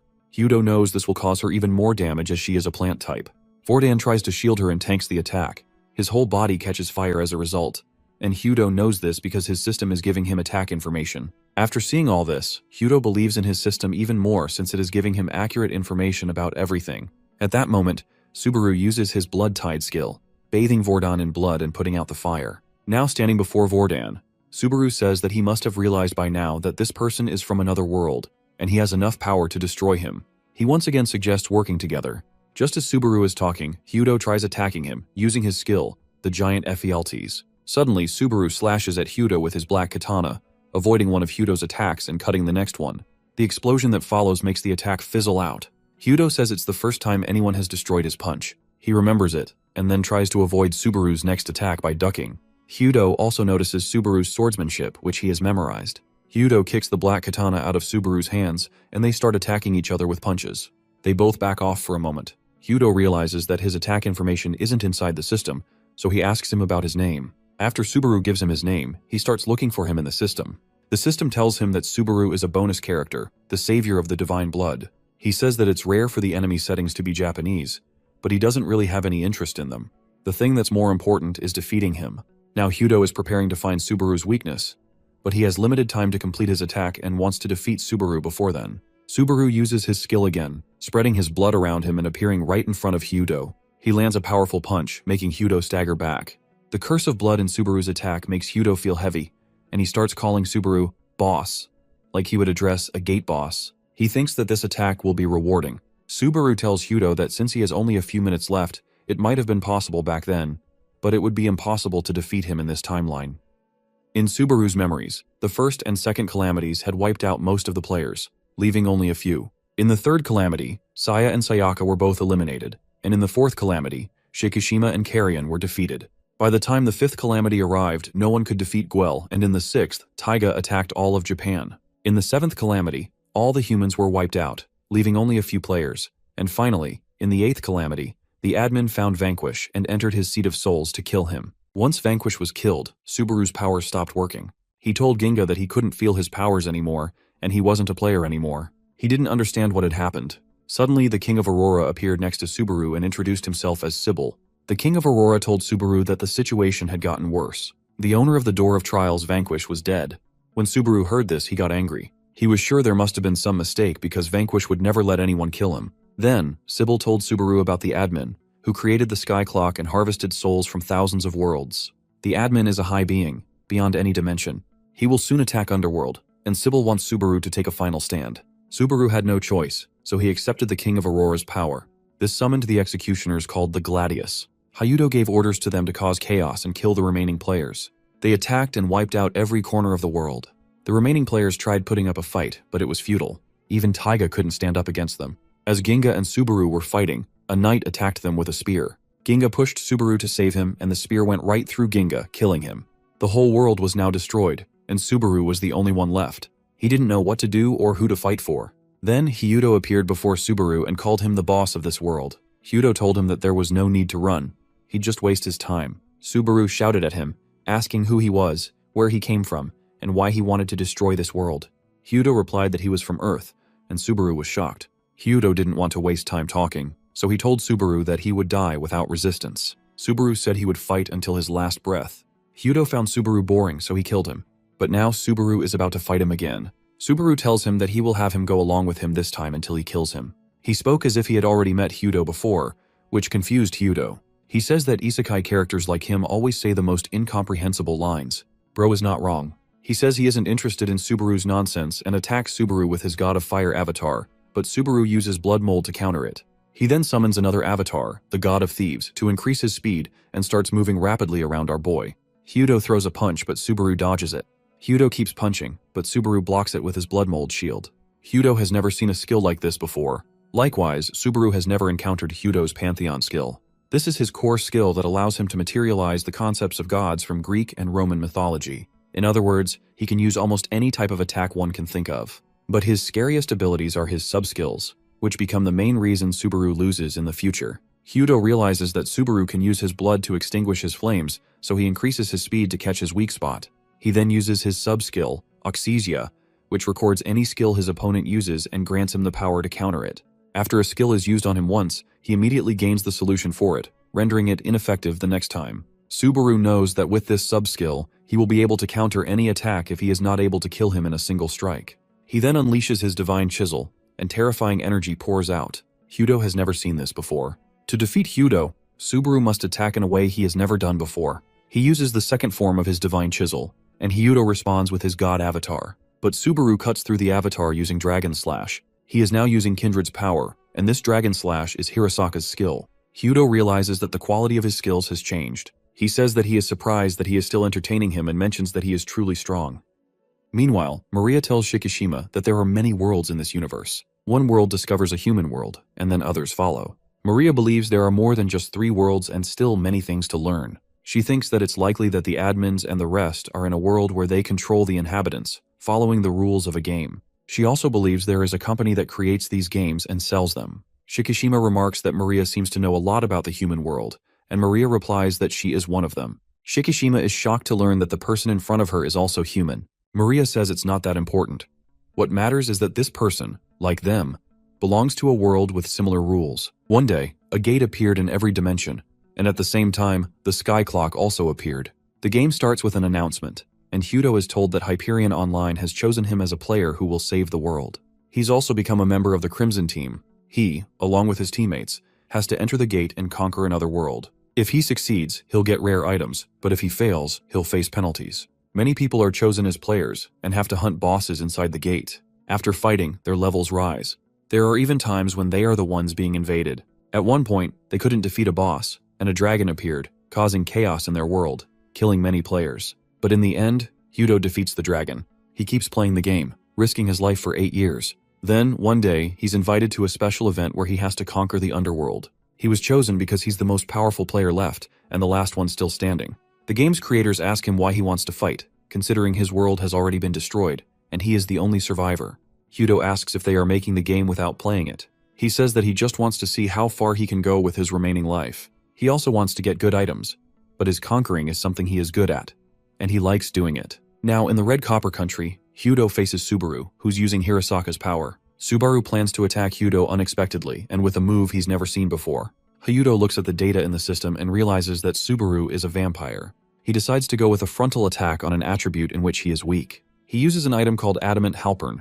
When Subaru attacks, Hyudo quickly disappears and reappears in front of Subaru, striking his face. Subaru tries to attack again, but Hyudo vanishes again. Hyudo knows that even if they are both on equal power level-wise, he will win in the end because he can adapt to skills better than he can. He activates his Oxysia skill, and as he tries to attack Subaru again, Subaru blocks with his sword and attacks Hyudo several times. Hyudo blocks most of them, and Subaru uses Dragon Slash along with other skills, but Hyudo knows how to counter them, so none of them work. Hyudo stands firm, as if nothing happened. He tells Subaru that his swordsmanship with the black katana is different from before, but it's useless against his counterattacks. Hyudo starts attacking Subaru, whose blocks are getting weaker. Hyudo lands a final blow, knocking Subaru down, but he pulls out the black katana, making Hyudo pause. He sees 2 swords and realizes that he could have always summoned his swords at hand. Since the black katana produces corrosion and decay, he believes that he can't exchange blows with him before adapting to it. Using the Divine Chisel skill, Subaru attacks with multiple slashes, filling the space and moving fast. Hyudo avoids them quickly and believes that this might be Subaru's last move. Trying to counter it, he remembers all his skills, but the solutions get rejected by the system. Subaru is the most resourceful enemy he has ever seen, and he will definitely take advantage of even the greatest attacks and make his next move. Hyudo knows Subaru will try to attack him suddenly, so he prepares. As soon as Subaru attacks, Hyudo cuts him with his weapon and also damages Subaru's Divine Chisel. However, the slashes surrounding them cause Hyudo to lose one arm. He knew this would happen, but he still chose to attack Subaru. Hyudo thinks to himself that Subaru is the first boss he's enjoyed fighting, and now it looks like he's about to lose. He tells Subaru that no attack will work on him anymore, then stabs Subaru, causing him to bleed. Subaru had promised his future self that, although his world was destroyed, he wouldn't let this one fall. He swears to change his bad fate. Using his blood, Subaru grabs Hyudo's hand and places his hand on his chest, preparing to use a skill only possible in his vampire form. When using this skill, 1/5 of mana is consumed, so it can only be used once. To use it, Subaru has to expose himself and get close to the enemy. As soon as he uses the skill, countless slashes start hitting Hyudo. The skill is called Rift Cleaver, and Hyudo has no idea what's happening. Rift Cleaver is a skill Vanquish taught him to use against Hyudo. It is the most powerful skill Subaru has. Vordan watches, surprised by Subaru's power. These slashes can even cut through space, and Hyudo gets hit by them too. As he's dying, Hyudo praises Subaru, realizing Subaru planned this attack from the start. When he dies, the sky changes from red to blue. Vordan understands that when Subaru says they could fight together, Subaru doesn't even need him. He could have beaten Hyudo alone. Subaru then asks Vordan to call a healer, but Vordan turns his back on Subaru. However, Ikohana goes to help and heal Subaru. She tells him they've met before, but Subaru doesn't understand what she means. Then Ikohana reveals that Subaru once cut off her head inside the gate. Subaru is shocked and thanks her. Ikohana says she didn't know humans could be so strong. Subaru replies that in terms of pure stats, Vordan is even stronger. He has been preparing for this fight for a long time, which is why he wins. Subaru also mentions that the player they fought against might be from another world. Hearing this, Vordan says that he may be one of the conquerors who sometimes come from other worlds. He says it's very difficult to challenge him with his unknown items and skills. He says he wouldn't have been able to defeat him if Subaru weren't there. Meanwhile, Subaru thinks to himself that he was actually defeated by him in the future that he saw. He simply tells him that he is glad that he is safe. While they are talking, Hyudo suddenly appears behind them. Everyone is surprised to see him alive again. Hyudo says he's going back to Earth. Subaru is surprised, wondering how he came back to life. Maybe he has an item to revive himself. Hyudo confirms it and says that he plays solo, so he needed some kind of insurance. Vordan, furious, attacks Hyudo with a strong blow, creating a big explosion and a hole in the ground. But Hyudo is unharmed. He says he's leaving because there's nothing left for him to do here. His time is up, and the admin is calling him back. If he doesn't return, he will get a penalty. Subaru asks if Hyudo knows anything about the admin, but Hyudo denies it, saying that he is not interested in knowing the lore in the first place. He says he hopes they will meet again, adding that he has memorized all the attacks Subaru used on him and won't lose next time. Slowly, Hyudo disappears, smiling as he returns to his world. The system welcomes him back and asks if he enjoyed the event. Hyudo says he liked the challenge but adds that he shouldn't waste time. He wants the penalty to be given quickly. Before the system can respond, there's a glitch, and the system warns him to run. It tries telling him that a gate from another world is about to appear, but it suddenly cracks and a giant eye appears in Hyudo's world, making him feel like it's very powerful. It appears that the admin is here. Hyudo says he doesn't care who his opponent is. His job is just to challenge them.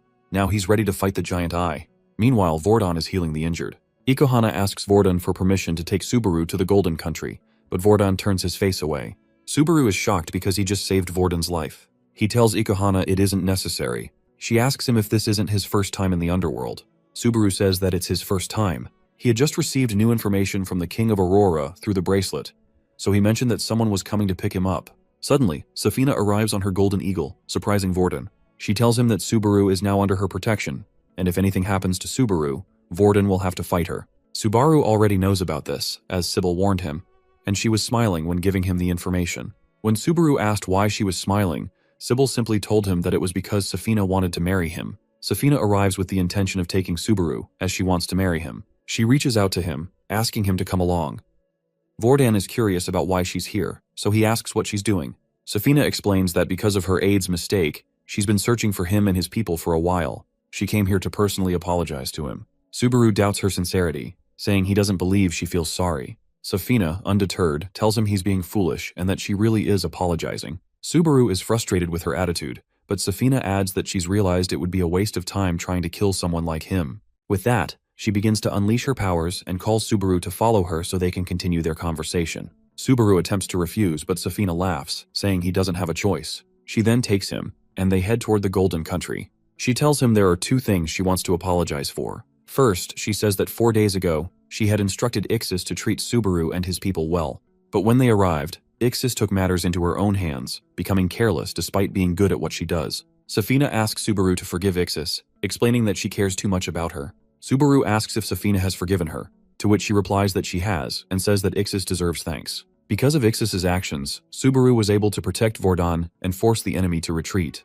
Subaru points out that she is praising Ixis for not following orders, but Safina responds that everything in this world is like entertainment. When you become a king, if you live by your own discretion, you can't get out of your way of thinking. She says it's destiny, and no one truly knows what's good or bad until they understand the future. Subaru is a bit taken aback by this talk of the future. Safina continues, telling him to save people and be happy. As for the first calamity, she only left Subaru because he seemed interesting. He realizes that this is the type of king she is, and it reminds him of Vanquish. She informs him that she has located the rest of his friends and will bring them back soon. Subaru thanks her for this. He then asks what else she wants to apologize for. Safina explains that it's about Kokugaiji. One of the gold, silver, and copper kings can control the gates and doors to the human world. Due to some contracts, Kokugaiji was sent to gather information, but someone interfered, though she doesn't know who. Subaru recalls that it might be the ex-person who was messing with his future. Safina says she can see someone with a lot of information and suggests they exchange it. She uses some kind of skill and says that she is certain he is holding some sort of information. Moreover, there are lifelines on all of them. She asks him if this is the premonition of the King of Aurora's future. Subaru wonders if Safina knows everything already, and if she's doing something to his eyes. Safina laughs, revealing that it was just a guess. She laughs even harder, adding that she doesn't have any special skill. The only special skills she has apart from combat are the leap of thoughts. In other words, she has good intuition. Then, out of nowhere, she proposes to Subaru, saying that if they marry, the world will become even more interesting. She asks him to be her husband. Subaru respectfully declines, and Safina, now a little angry, laughs and says she's upset with him. Meanwhile, in the Sea of Brilliance, Vanquish watches this whole exchange silently. Sayaka notices and asks if something's wrong with him. Vanquish asks her what she thinks about her childhood friend marrying her possessor. Sayaka, not quite understanding, comments that maybe they love each other a lot. Vanquish, frustrated, holds his head and sits down before releasing his powers. Bro knows she's just trying to steal his homie. Back in the Golden Country, Safina arrives with Subaru and slaps Ixis for her mistake. As Subaru's team arrives, they're all prepared for the king's meeting. This meeting, which involves representatives from 200 countries, covers a wide range of topics: politics, economy, society, culture, education, and more. The meeting lasts for 10 days. Sayaka complains that it's a bit too long, but Shikishima reminds her that the United Nations Assembly meeting in their world lasts for 2 months or longer. Subaru is only attending this one to discuss the gates that appear in the human world. He is given a tower to stay in, which looks similar to Ilak's tower. Ixis mentions that it's likely to be the same place. She has been appointed to act as a chaperone for the duration of the assembly as punishment by Safina. She explains that the scenery within a gate is based on the place where its boss spent their life. Subaru remembers Guax telling him something similar. Only kings are allowed in the meeting, and as always, Subaru's conversations are monitored through his soul communication, where his team listens in and observes from a distance. After some time, Subaru's team starts using all of their soul communication abilities. Ginga doubts Subaru will be able to speak up in the meeting, and Naruse agrees with him. Subaru is surprised to hear this and asks them why they say this. Sei mentions that he is not cut out for dealing with people. Shikishima starts explaining their plan for the meeting. Sybil has already given them an update on the future. Based on Sybil's predictions, Subaru will be allowed to speak on the 10th and final day. He suggests that he should directly state his point on the 10th day and approve the ruin proposal. Vordan will oppose it, and Safina will abstain. As a result, the gates will be suspended until a decision is made. But there are 2 issues with this plan. First, the admin might notice changes in the rules, and second, they have an uncertain variable that even the updated future can't predict. Subaru asks him if he is talking about a conflict, and Shikishima confirms it, saying that they don't yet know if and when it will happen. Subaru asks Shikishima if he can do whatever he wants for the next 9 days, and Shikishima agrees, but asks him to keep praying that the gates from the human realm stay closed. Naruse asks him if he only told him to pray to keep him distracted, and Shikishima replies that he couldn't just ask him to sleep. Subaru enters the tower where the meeting will take place. The tower is divided into upper, middle, and lower sections, and because of Safina, Subaru gets a spot in the upper section. Then, the 19th king Verde arrives and tells Subaru to move, calling him a mere human. Ixis is surprised by his rude behavior and tells him that it's inappropriate to speak like that to guests at the meeting. Everyone is shocked to see Ixis respond this way because she's known for sending humans to different places in the past. Verde retorts that Ixis should control her tongue and reminds her that his rank is higher. Ixis gets angry but can't do anything, so she steps aside and lets Verde sit in his seat. Shortly after, 3 more kings arrive. The girl in the middle, named Lute, looks at Subaru and says that he's the one everyone's been talking about recently. Hearing this, the 25th king Raycon tells her to leave it to Kamina, while the 23rd king Kamina agrees, saying Lute should focus on her work. The 3 of them take their seats and Ixis is furious. She tells Subaru to sit down, and he does. Subaru notices the different kings around him. There are several empty spots, and through soul communication, Ruin shares some info. Ruin, sitting on the 3rd level, tells Subaru that there are many dragons and Vordon present, and some people cannot enter, so a voice item has been set up to relay their words. In short, all the people he sees below him represent smaller countries with less influential voices. Ruin also mentions that the Black Country, which belonged to Kokugaiji previously, is here. Now it is represented by Kokuhaishi, who ranks 176th. Sybil is also present, ranking 142nd below Subaru. Any country below Subaru's rank is considered a lower country, while those above him are powerful.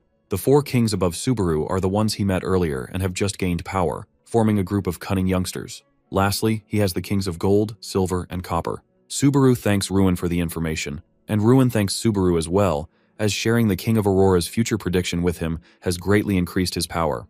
Now Ruin is curious about what will happen in the meeting. Meanwhile, Safina notices Ruin looking at Subaru and comments that he seems to be enjoying himself. Ruin, worried she might figure out that he's working with Subaru, laughs awkwardly and says he's only been looking at Subaru because it's been a long time since he saw him. Safina then starts the meeting.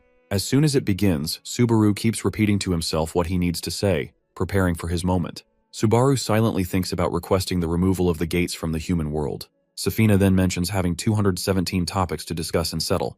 Just as she's about to start, Verde interrupts, raising his hand with an urgent request. While Safina tries to figure out why he's interrupting, Subaru isn't really paying attention to any of that. His mind is fully focused on how he's going to present his point on the 10th day, repeating it over and over.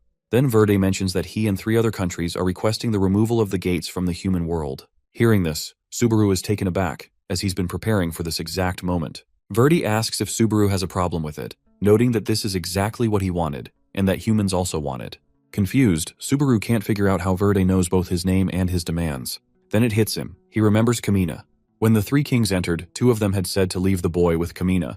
That's when it all clicks for Subaru. Meanwhile, Ginga and Naruse are puzzled, not understanding why they'd want to remove the underground gates from the human world. It doesn't match what Sybil had predicted. Both Shikishima and Subaru now realize what's happening. There are 2 people who can predict the future, and their predictions are clashing. Subaru figures the second one, besides Sibylle, must be Kamina. Shikishima laughs, saying that they want to use their request to gain an advantage, and it doesn't matter to them whether the gates get removed or not. He adds that the kings have seriously underestimated them, and now he's ready to test his skills. Meanwhile, Sibylle listens in through soul communication as Shikishima mentions that they are up against the hot-headed emerging kings in a battle of logic and prediction. Ginga and Naruse wonder out loud why they're even fighting in the first place, since Verde is basically asking for the same thing everyone else wants. Shikishima just tells them to hold on and see what happens. Verde steps forward and brings up something interesting. Everyone knows about the gates and doors, but most don't really understand how they work. That catches everyone's attention. The 4 main kings decide to explain it. First up, gates. Back in the day, only the golden, silver, and bronze nations had enough knowledge to create them. The idea was to save souls from the underworld. In their world, souls are a big deal. It's considered too bad to lose them to death. So when someone does die, their soul gets locked inside a gate. But escaping a gate isn't easy.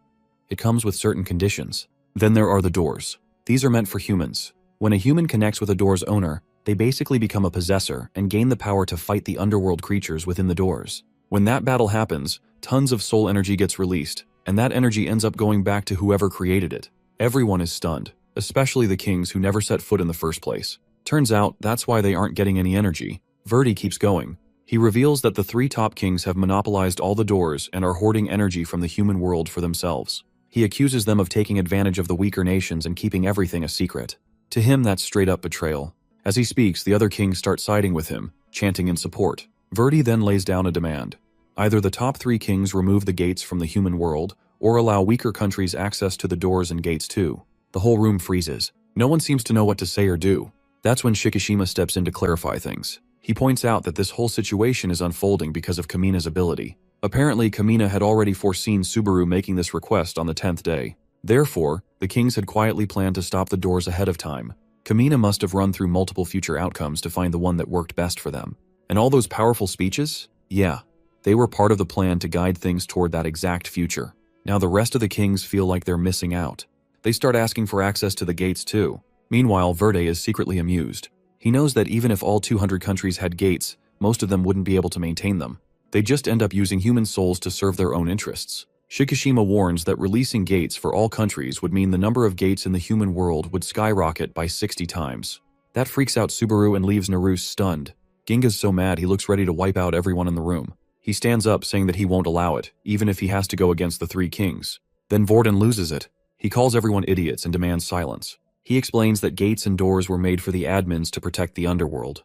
Because of them, souls are being revived. He insists they're not gaining anything unfair, and no one should be complaining. But Raken mocks him, saying it's funny how protecting the underworld now feels like a burden on the human world. Lute dares Vorden to just open the gates so the truth can come out. Vorden goes quiet as he has no answer for them. Ruin then steps in. He says opening the gates and doors is not as easy, and they are carrying quite the burden by operating them. It's not about disrespecting the other kings. They just kept things under wraps for too long. That's on them. Kamina has had enough. He says if that's the case, then maybe they should just remove the gates altogether. All these excuses about protecting the underworld are just covers for personal gain. Let the underworld carry its own weight. Ruin agrees with some of that, but brings up a critical point. He reminds them that the underworld runs on soul energy. If they take away the doors, the admin will just come after everything else. They don't like it, but keeping the doors active is the only way to maintain the soul supply. That pushes Ginga over the edge. He lashes out at Ruin. Ruin calmly explains that releasing gates for the other countries would be a disaster waiting to happen. Ginga, frustrated, turns to Shikishima for ideas. Shikishima, in turn, tells Subaru to say what he is about to say from here on. Meanwhile, Verde is still shouting, loud and clear, that all 200 countries want the gates released. That's the one thing everyone's asking for today. Right when the meeting starts dragging on too long, Subaru yells out from below, calling everyone out for wasting time. He bluntly says they should just get rid of the gate already. Verde hears this and thinks to himself that Subaru is out of his mind. There's no way that's happening. The kings don't take it well. They all start shouting at Subaru, basically telling him he's just a lowly human and has no place in this conversation. They even tell him to get lost. Ginga and Naruse are completely shocked. They can't figure out why Subaru would provoke the kings like that. It's obvious this will just make them angrier. Shikishima turns to Ginga and Naruse and shares a little advice. When everyone around is trying to flex their power, the best thing to do is show them what you can really do. Meanwhile, Verde tries to calm things down, telling the kings that Subaru doesn't really understand what's going on. After all, he's from the human world. He even tries to stop Subaru from saying more, but Subaru cuts him off and fires back. He questions their supposed concern for the underworld, asking why they don't just provide the energy it needs themselves instead of relying on humans. This question leaves the kings stunned. One of them gets so furious that he even threatens to kill Subaru. But before anything happens, Shikishima gives Subaru the go-ahead to do what he came here to do. Subaru then unleashes his power and states that words at the meeting of the kings are not to be taken lightly. He challenges that person to a fight. Verde, watching all this, is genuinely shocked. Subaru's strength is equal to, if not greater than, all the other kings combined. Which makes sense, since Ruin had given Subaru 10% of his own power. Raken watches this unfold and realizes that Subaru isn't just putting on a show, he's actually ridiculously strong. And if he's using his powers to intimidate everyone, well, it's working. The lower-ranked kings are already trembling. Verde, curious about all this, asks Kamina if he had predicted anything like this, but Kamina admits he didn't see it coming. His ability isn't working properly, and he's not sure why. Subaru warns everyone that if they're thinking about taking more souls from the human world, they'd better forget it. And if they still plan to release the doors, they should be ready for what's coming. Raken comments that low-ranked kings are practically useless at this point, and tells Kamina to try predicting the future again. Kamina begins using his power, scanning possible futures to find the best outcome. Just then, Sybil steps in and tells Subaru not to worry. She'll take care of it. She uses her own skills to cancel out Kamina's predictions. The moment both their powers collide, they cancel each other out, leaving Kamina confused and unable to make sense of anything. Sybil tells him that the conflict is sent to the most beneficial future and destroys the prediction of the opponent. In other words, the stronger spell wins. With a terrifying expression, she calls him inexperienced and warns him to stay away from Subaru's future. It turns out Kamina had already seen this moment coming, where Subaru would make demands on the 10th day and all the gates and doors would get shut down. They'd planned to use the situation for their own advantage and had placed their trust in Kamina. But now Kamina can't predict anything, and everyone's starting to question him about it. He's left speechless, wondering why his skills are failing.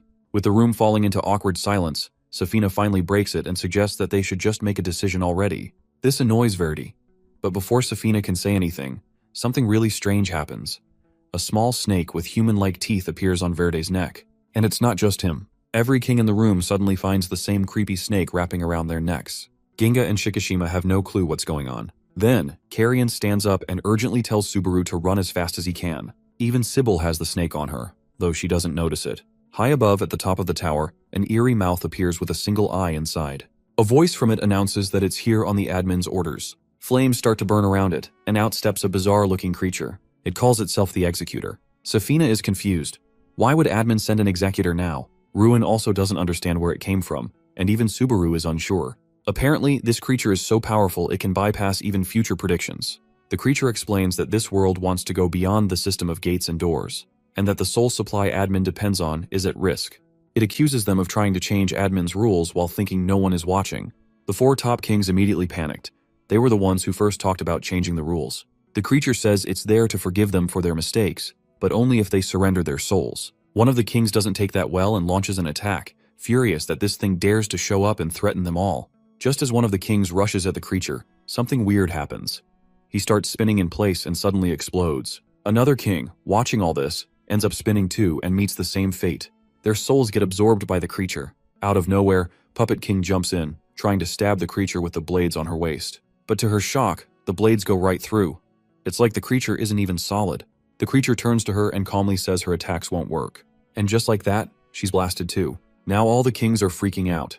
The creature declares that none of them are leaving this place. Even trying to escape is pointless, it says, because its allies are waiting outside. Outside the tower, more of those creatures are scattered all around. They've formed a barrier around the entire place, and all of them look seriously creepy. One by one inside the tower, the kings start spinning and exploding just like before. Safina tries to catch one of the snakes causing this, but it turns out to be more like a spirit. Her hand just passes through it. She realizes there's nothing they can do now, just wait for their turn.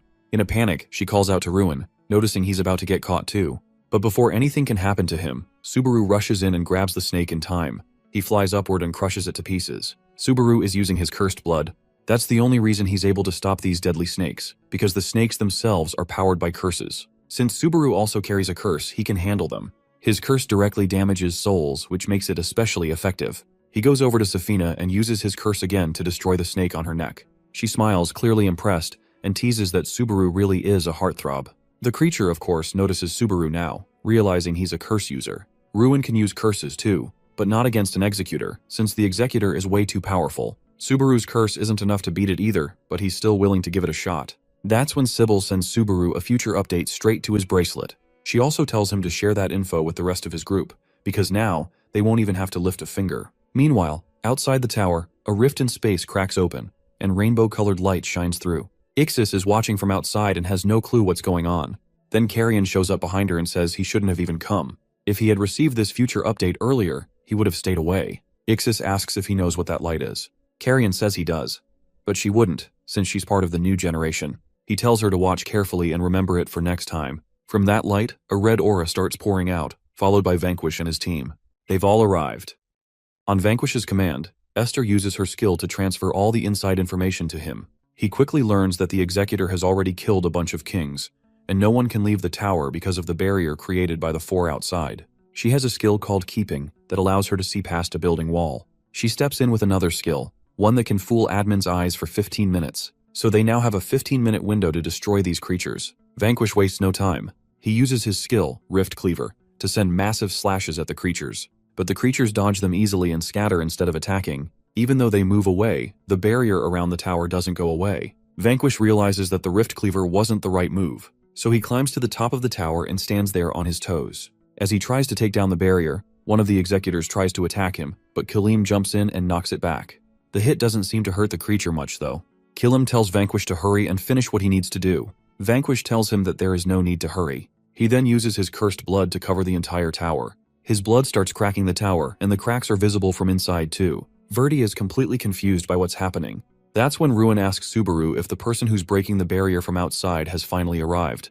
He knows that it's Vanquish since he also saw the future. Verdi overhears that question and realizes someone out there is actually managing to destroy the Executor's barrier. Verdi has a skill that lets him hear even whispered conversations clearly, and he starts wondering if he misheard, because even the top 3 kings inside the tower are helpless right now. Who could possibly be strong enough to destroy the barrier from the outside? Right then, the tower bursts open, and Vanquish appears. His terrifying power begins to surge, and everyone is left stunned.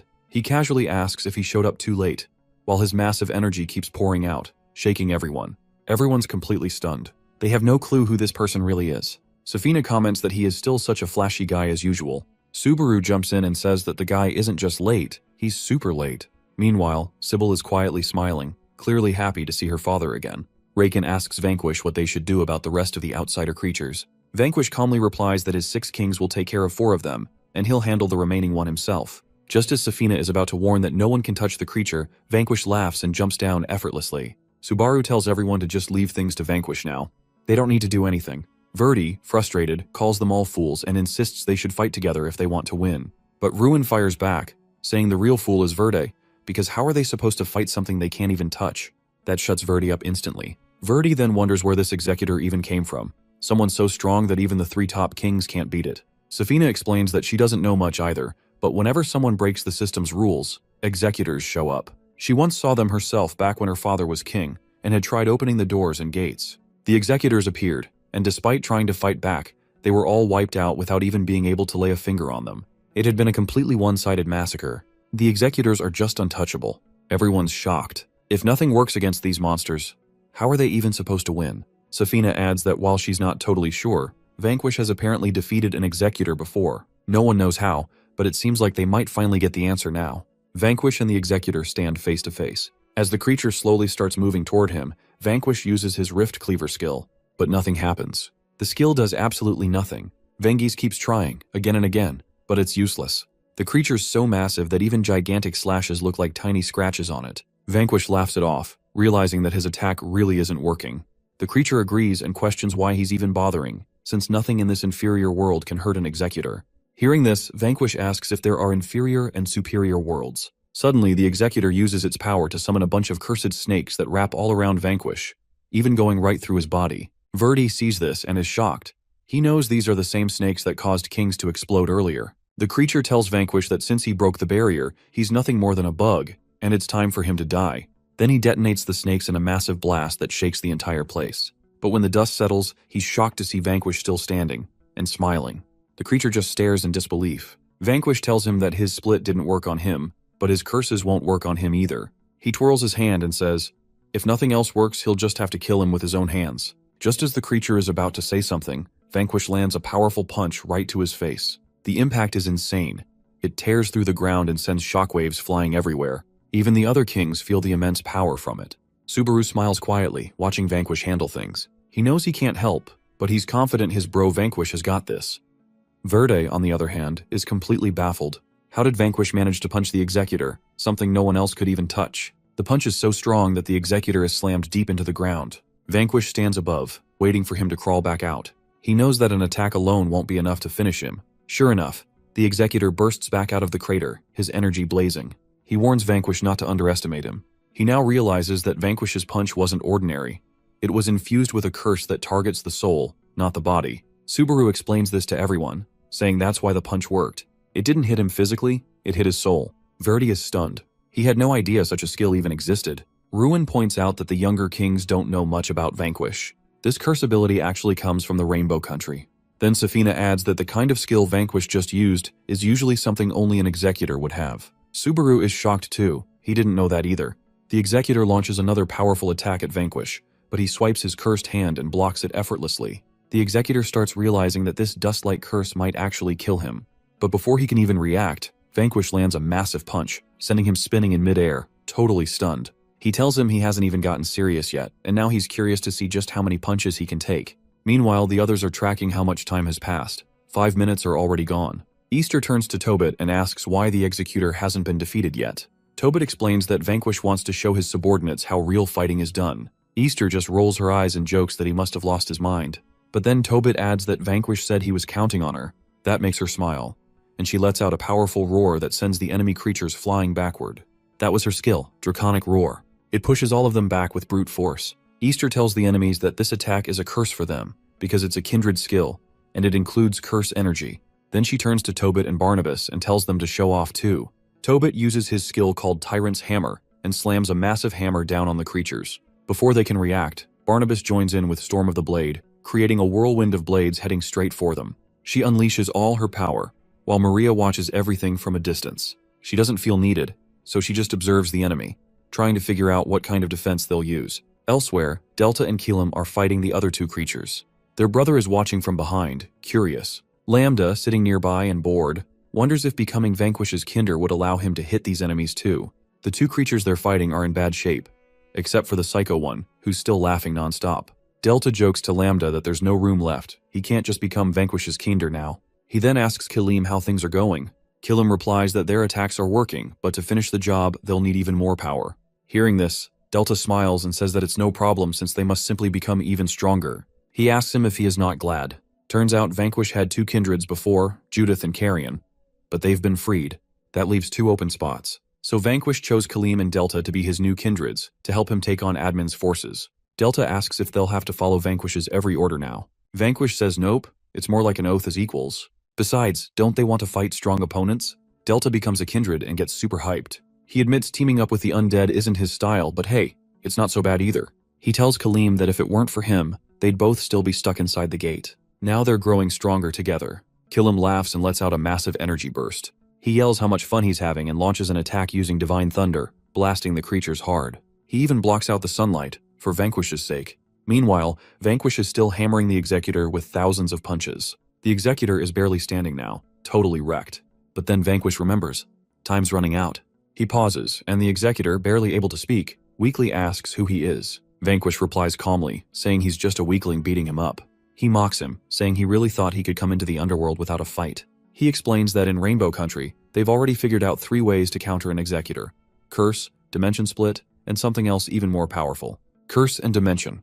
Split alone don't work on him, but now it's time for the final method. Vanquish releases his power. A strange energy spreads around him like he's warping space itself. He asks the Executor if he can guess what it is. He sees it and freezes in shock. Safina has no idea what this power is, but Subaru tells her she's seen it before. The Executor starts trembling. In a terrified voice, he asks how Vanquish has that power. That power, he says, belonged to someone else entirely. Before he can say more, Vanquish coldly asks him to brace for impact. Hearing this, the Executor screams, letting out a chilling cry, and signals his allies.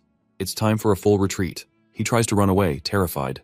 Vanquish just laughs, saying that he won't let a single one of them get away. He activates another skill, Those Who Walk Under the Sun. His hair turns white, just like Subaru's. Turns out, sunlight is a vampire's weakness, and it's a big problem for them. Sunlight keeps hitting them, draining their power and stats until they turn to ash. It doesn't stop until they're completely wiped out. The same goes for Subaru, who is not even a full vampire. His stats stay pretty low too. If Hudo had kept fighting, Subaru would have definitely lost. But there's this skill called Those Who Walk Under the Sun, which stops the damage from sunlight. The catch is, it doesn't stop the stat drop. In sunlight, Vanquish loses 99% of his power, and Subaru loses 80%. So even though they're not getting hurt by the sun anymore, they're still way weaker. In other words, once Vanquish releases his skill, his abilities in combat get 100 times stronger. And that's happening right now. This power boost lets him use a terrifying skill that even the Executor is afraid of. Everyone's watching in shock. Vanquish's aura is literally ripping through space. It's like he's not even physically there anymore. Then, out of nowhere, half of the Executor's body just disappears. It happens so fast that no one can even process it. Verdi is completely stunned. Vanquish grabs the Executor by the throat, and he's trembling in fear. Safina notices that his body is falling apart. Subaru explains that Vanquish is using a skill called Amnesia, which is known by the same name as the Golden Country's treasured sword. It messes with the soul cycle and sends the soul to the sea of universal unconsciousness. That's where Luke ended up instead of entering the underworld. Safina's mind is blown. This means the sword was even more valuable than they thought. It wasn't just powerful, it was a gift from the admin. That's when it clicks for her. Vanquish is connected to the admin. The Executor is terrified.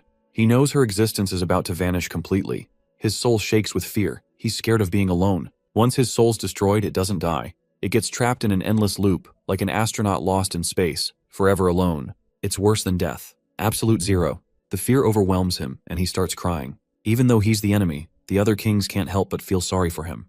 They can't do anything, but they feel bad anyway. Vanquish, though, He doesn't care. He's all anger. He snaps at the executor to stop crying. He asks if he ever thought about the people and places he destroyed. He says that he will never forget him. Vanquish lets go of his throat and charges at the other executors. Before they even know what's happening, their heads are off. So fast they don't even realize they're dead. Then suddenly Vanquish is back, grabbing the original executor by the throat again. He finally gets it and screams, but Vanquish just tells him it's pointless. His allies are already dead. His eyes fill with tears and he begs for mercy, crying and saying how scared he is. Everyone's watching, wondering what Vanquish will do, but he just crushes him in his hands. After taking care of him, Vanquish calls out the names of the kings. They immediately panic. He asks them how long they plan to just sit there watching. Hearing that, all the kings kneel before him. Vanquish points out how many kings are around, yet none could take down an executor. He calls out Safina and Ruin, asking what they've been doing for thousands of years. How could a few executors be too much for them? Then he bluntly says maybe they all deserve to die. That's when Subaru steps in, calling out to Vanquish, asking him to chill. He's scaring everyone and needs to calm down. Verdi is completely stunned. He doesn't understand why Subaru would say that and thinks that he is going to die. But instead, Vanquish pauses, realizes his mistake, and goes back to normal. Verdi and Ruin are both shocked. On Subaru's suggestion, Vanquish even apologizes for scaring everyone. Verdi is still in shock as he realizes that he stopped the mysterious man with just a few words. The man who killed the executors who even the three kings couldn't touch. That moment makes Verdi start seeing Subaru as someone truly impressive. He has no idea that Subaru's actually Vanquish's subordinate. Vanquish finishes by saying he's taken down multiple executors today, and that Subaru's grown up nicely. He glances at an earring in his hand and calls out to someone named Lyra, saying that it won't be much longer. Meanwhile, Ginga and Naruse, sitting in the distance, are shocked by Vanquish's fighting style. Naruse mentions that his eyes can't even track Vanquish, and then he asks Shikishima if he saw the fight with the executor. But Shikishima, lost in thought, doesn't respond. Bro has already moved forward, thinking about the gates and his world. He knows now that they can't fully stop the gates. Otherwise, the executor would make a move. Everything Shikishima has done so far was only to keep the gates out of the human realm and make everything right. But now he'll need to change his plans. He realizes that if they push to block the gates forever, they'll be in big trouble. He thinks that if they are going to push through this, it's now or never, since the kings still haven't made a decision on Verger's motion yet. Vanquish, laughing, apologizes to everyone, offering his lifeblood since they're all so thirsty. Everyone hesitates, too scared to drink it. Just then, Safina steps forward and hits Vanquish, telling him not to force anyone. The kings are confused, wondering how Vanquish could be so polite after ruthlessly killing so many executors just moments ago. Frustrated, Vanquish calls Safina old hag and says he'll never let Subaru marry her. Safina jokes that Vanquish is outdated and asks if he thinks Subaru shouldn't be allowed to make his own decisions. Subaru responds that he already made his choice. Safina laughs, confident she'll change his mind in a few hundred years. Then Sybil approaches her father, asking if he really made Subaru his subordinate. Vanquish confirms it and mentions that Subaru is much better than he thought. He laughs, asking Sybil to keep helping him. Sybil agrees, then prepares to leave. Vanquish asks about the meeting, but Sybil already knows how it will end. She doesn't need to stay. Vanquish asks if the shadow of death is gone for her, and Sybil tells him that Subaru already changed the future, so she doesn't think so. She uses her powers and gets scared, realizing something is wrong. She's shocked to see a shadow surrounding Vanquish. Laughing, Vanquish says that it's a good thing it hasn't disappeared. Sybil can only see the silhouette of a future that is coming in 3 months. She asks him why it is happening, and instead of giving her an answer, he apologizes for using his king's authority so many times in one day. He prepares to leave and says that he will be careful on his way back. Since the shadow of death is still there, it means that there are still enemies out there capable of killing him. He laughs as he realizes that he will be meeting them soon. Suddenly, Vanquish gets kicked hard in the face by Easter. The kings are shocked. Easter yells at Vanquish, reminding him he only has 15 minutes left, and asks if he wants the admin to notice him. Vanquish says just 5 more minutes, but Easter insists that he needs to get back since she will run out of mana. Verdi can't help but be amazed as he realizes that Vanquish has all these powerful people as his comrades. Each of them can rival the 3 kings. Before going in, Vanquish yells at Safina to keep her hands off Subaru, but she just laughs and ignores him. After Vanquish leaves, Easter apologizes, and Ruin says he came in like a storm and left the same way. Shikishima tells Ruin and Subaru that the executor's job is done, but they need to think about the gates. He has an idea about them and asks Ruin to go talk to the other kings. He believes they can reduce the gates in the human world soon. Ruin talks to the kings about it, urging them to make a decision now about the gates and doors. The kings stand a little distance away, watching everything unfold. Lute reflects on how they end up right back where they started. They hoped their idea would help them quickly rise in rank and reach the top of the underworld. But instead, they realized they were just like frogs, sitting in a well. Kamina apologizes for his predictions not turning out as expected, but Raken reassures him it's not his fault. The real issue lies with the executor. Raken acknowledges that no matter how good they think they are, there's always someone better, and he's now determined to get stronger. Meanwhile, Safina and Vordan agree to Ruin's proposal, although Safina points out that it doesn't quite match Ruin's usual style. Ruin nervously explains that the plan is designed to benefit everyone. Then, with determination, he announces that the three kings have made a decision, causing everyone to turn their attention to him. Ruin continues, saying the first decision is to temporarily close the gates to the human realm. No more gates will be sent, and the sky clock will be stopped. Ginga immediately reacts to this and stands up, but Shikishima stops him, indicating there's more to come. Ruin explains the second part of the plan. The doors will open to other countries, allowing all the kings to send their gates to the human realm. This prevents the number of gates from growing and lets other kings collect soul energy. As their subordinates gain strength, their kings become more powerful. Ruin also mentions a contest where everyone will have to quickly clear the gates. The kings get excited because soon, they'll be able to send their doors to the human realm too. Even Verde and the other three kings join in as they announce that they will be clearing the gates as well. This is all part of Shikishima's plan, which has evolved from his original idea of eliminating the gates. Instead, he realizes the gates need to be integrated with the human realm to succeed. When Ginga and Naruse hear this, they're stunned by how clever Shikishima's plan is. If he hadn't been on their side, they likely would have lost. Subaru thanks Ruin for his help, and Ruin promises he will continue assisting as long as he is his kindred. However, they now need to figure out how to deal with the admin. Subaru says he has a solution, but before going to the human world, he needs to meet someone. He also makes a request to Ruin, something he saw in a vision before Vanquish arrived. Subaru wants to meet three inventors who created the gold, silver, and copper doors. Each of the three kings has a master key to their country's door. Subaru and his team split into three groups, each going to meet one of these investors to figure out how to confront the admin. Their first stop is Terra, who created the gold country door. Safina, Ixis, and Subaru meet with Terra. Safina explains that the gates and doors are the result of collaboration between the three countries. However, each door creator has their own expertise. For example, Terra was responsible for creating the limited seats as well as the dimension-transcending system of the doors. Subaru can't help but admire Terra as a super genius after hearing all this. When they arrive, Terra asks them whether they want to lick his shoe, since he doesn't have cake or tea to offer. He introduces his latest invention, a shoe called Practice Begging for Life. Ixis is shocked and asks why anyone would want to lick a shoe. Terra explains that one must lick shoes when they are begging for their life, and this is just for practice. These shoes are also safe to lick and delicious as well. As Ixis continues to argue with him, she notices Subaru actually trying it. He's surprised to find it delicious and says he could keep licking it all day. Ixis is bewildered, wondering why Queen Safina would marry someone like that. However, when she glances at Safina, she notices that even Safina is tasting the shoe and seems to enjoy it too. This completely throws Ixis off. Even my guy Terra is licking his own shoes. She wonders what happened to these three. Safina tells Subaru that most of Terra's inventions are useless junk, but once in a while, he makes something really good. With a worried expression, Ixis suggests that he not make the doors and gates with the same passion he used to make those shoes. Terra thanks Safina for giving him the space to invent new things. He asks her why she's here. Safina introduces Subaru to Terra. Subaru tells him he needs an item that can locate the admin. Ixis is shocked that they came here for this reason, but Terra says the item already exists. Ixis is even more shocked, and Safina is surprised too because she didn't know Terra had such an item. He then asks them if they would like a second serving of shoes, and Subaru immediately agrees. Meanwhile, the second group goes to meet the inventor of the Silver Country door, who also owns Ginga's door. His name is Arcane. He's surprised to see Ginga without a door and asks how he got here. Ginga points to Ruin, who's hiding behind a block of ice because of his past actions involving Ginga. Ruin tells Arcane not to use Ice 9, and Arcane forgives him after hearing that. Shikishima steps forward and introduces himself. Arcane recognizes him because he saw him when he was looking at Ginga. Arcane asks why he is here. Shikishima asks him if he is a terrorist. Creating the Ice 9 spell isn't the only reason. He is trapped here. He says that Arcane is an underworlder who lives for the purpose of creating powerful skills and items.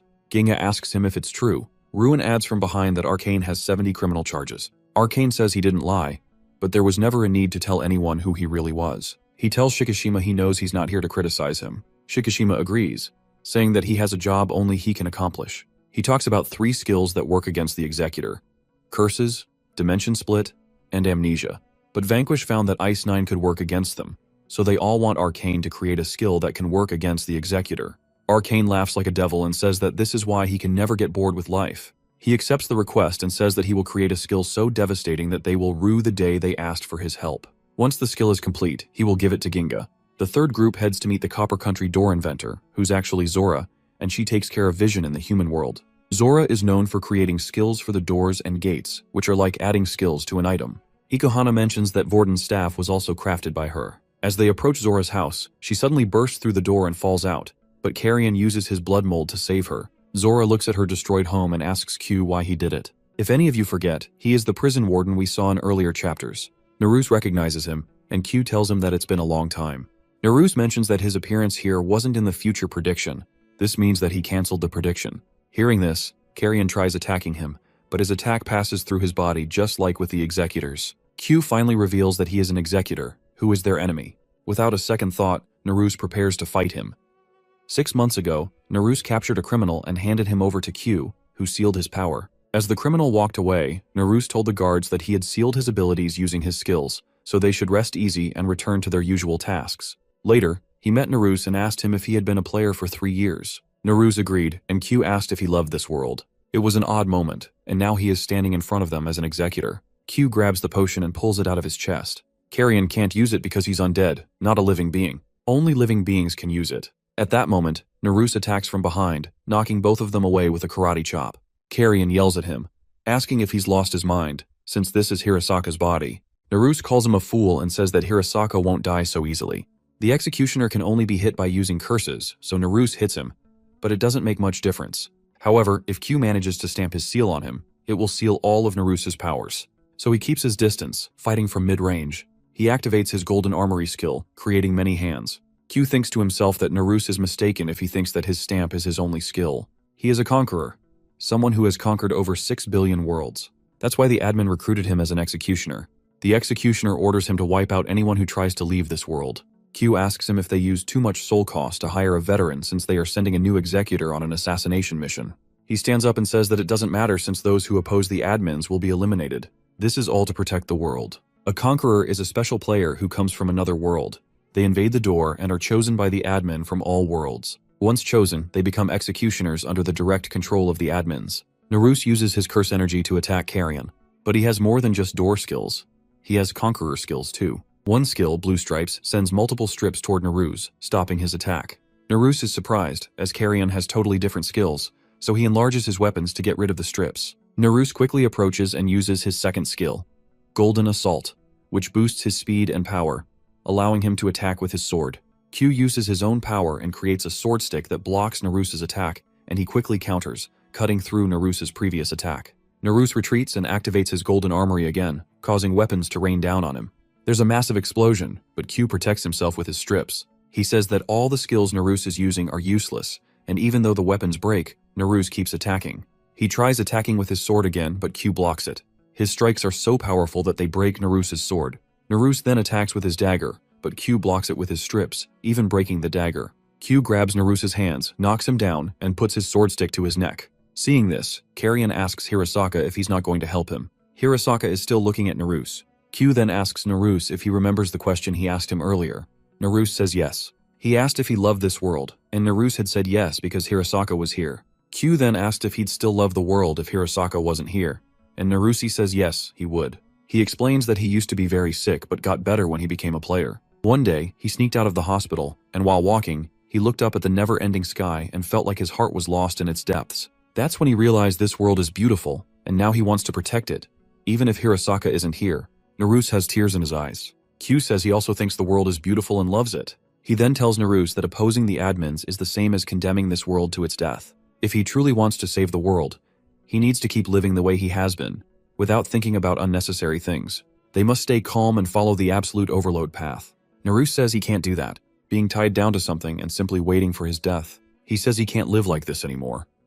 Some children in the same condition as Naruse are in the hospital with him, and Naruse talks to them. They become friends, and as they grow closer, everyone else leaves this world, except Naruse. He grows tired of the endless hospital loop and decides to leave. Stepping outside, he's struck by the beauty of the world, and for the first time in a while, he feels truly alive. Naruse lifts his head, and Q is taken aback when his sword starts moving on its own, slowly retreating. As Naruse stands up, the guy realizes that he can't control his weapons anymore, as Naruse has gained control over them through his skills. Naruse explains that living is a continuous experience, something like walking on your own feet and discovering new things that inspire you. It's not about being a pawn in someone else's game. At that moment, Q's hands move involuntarily. Naruse continues, saying he doesn't consider this true living.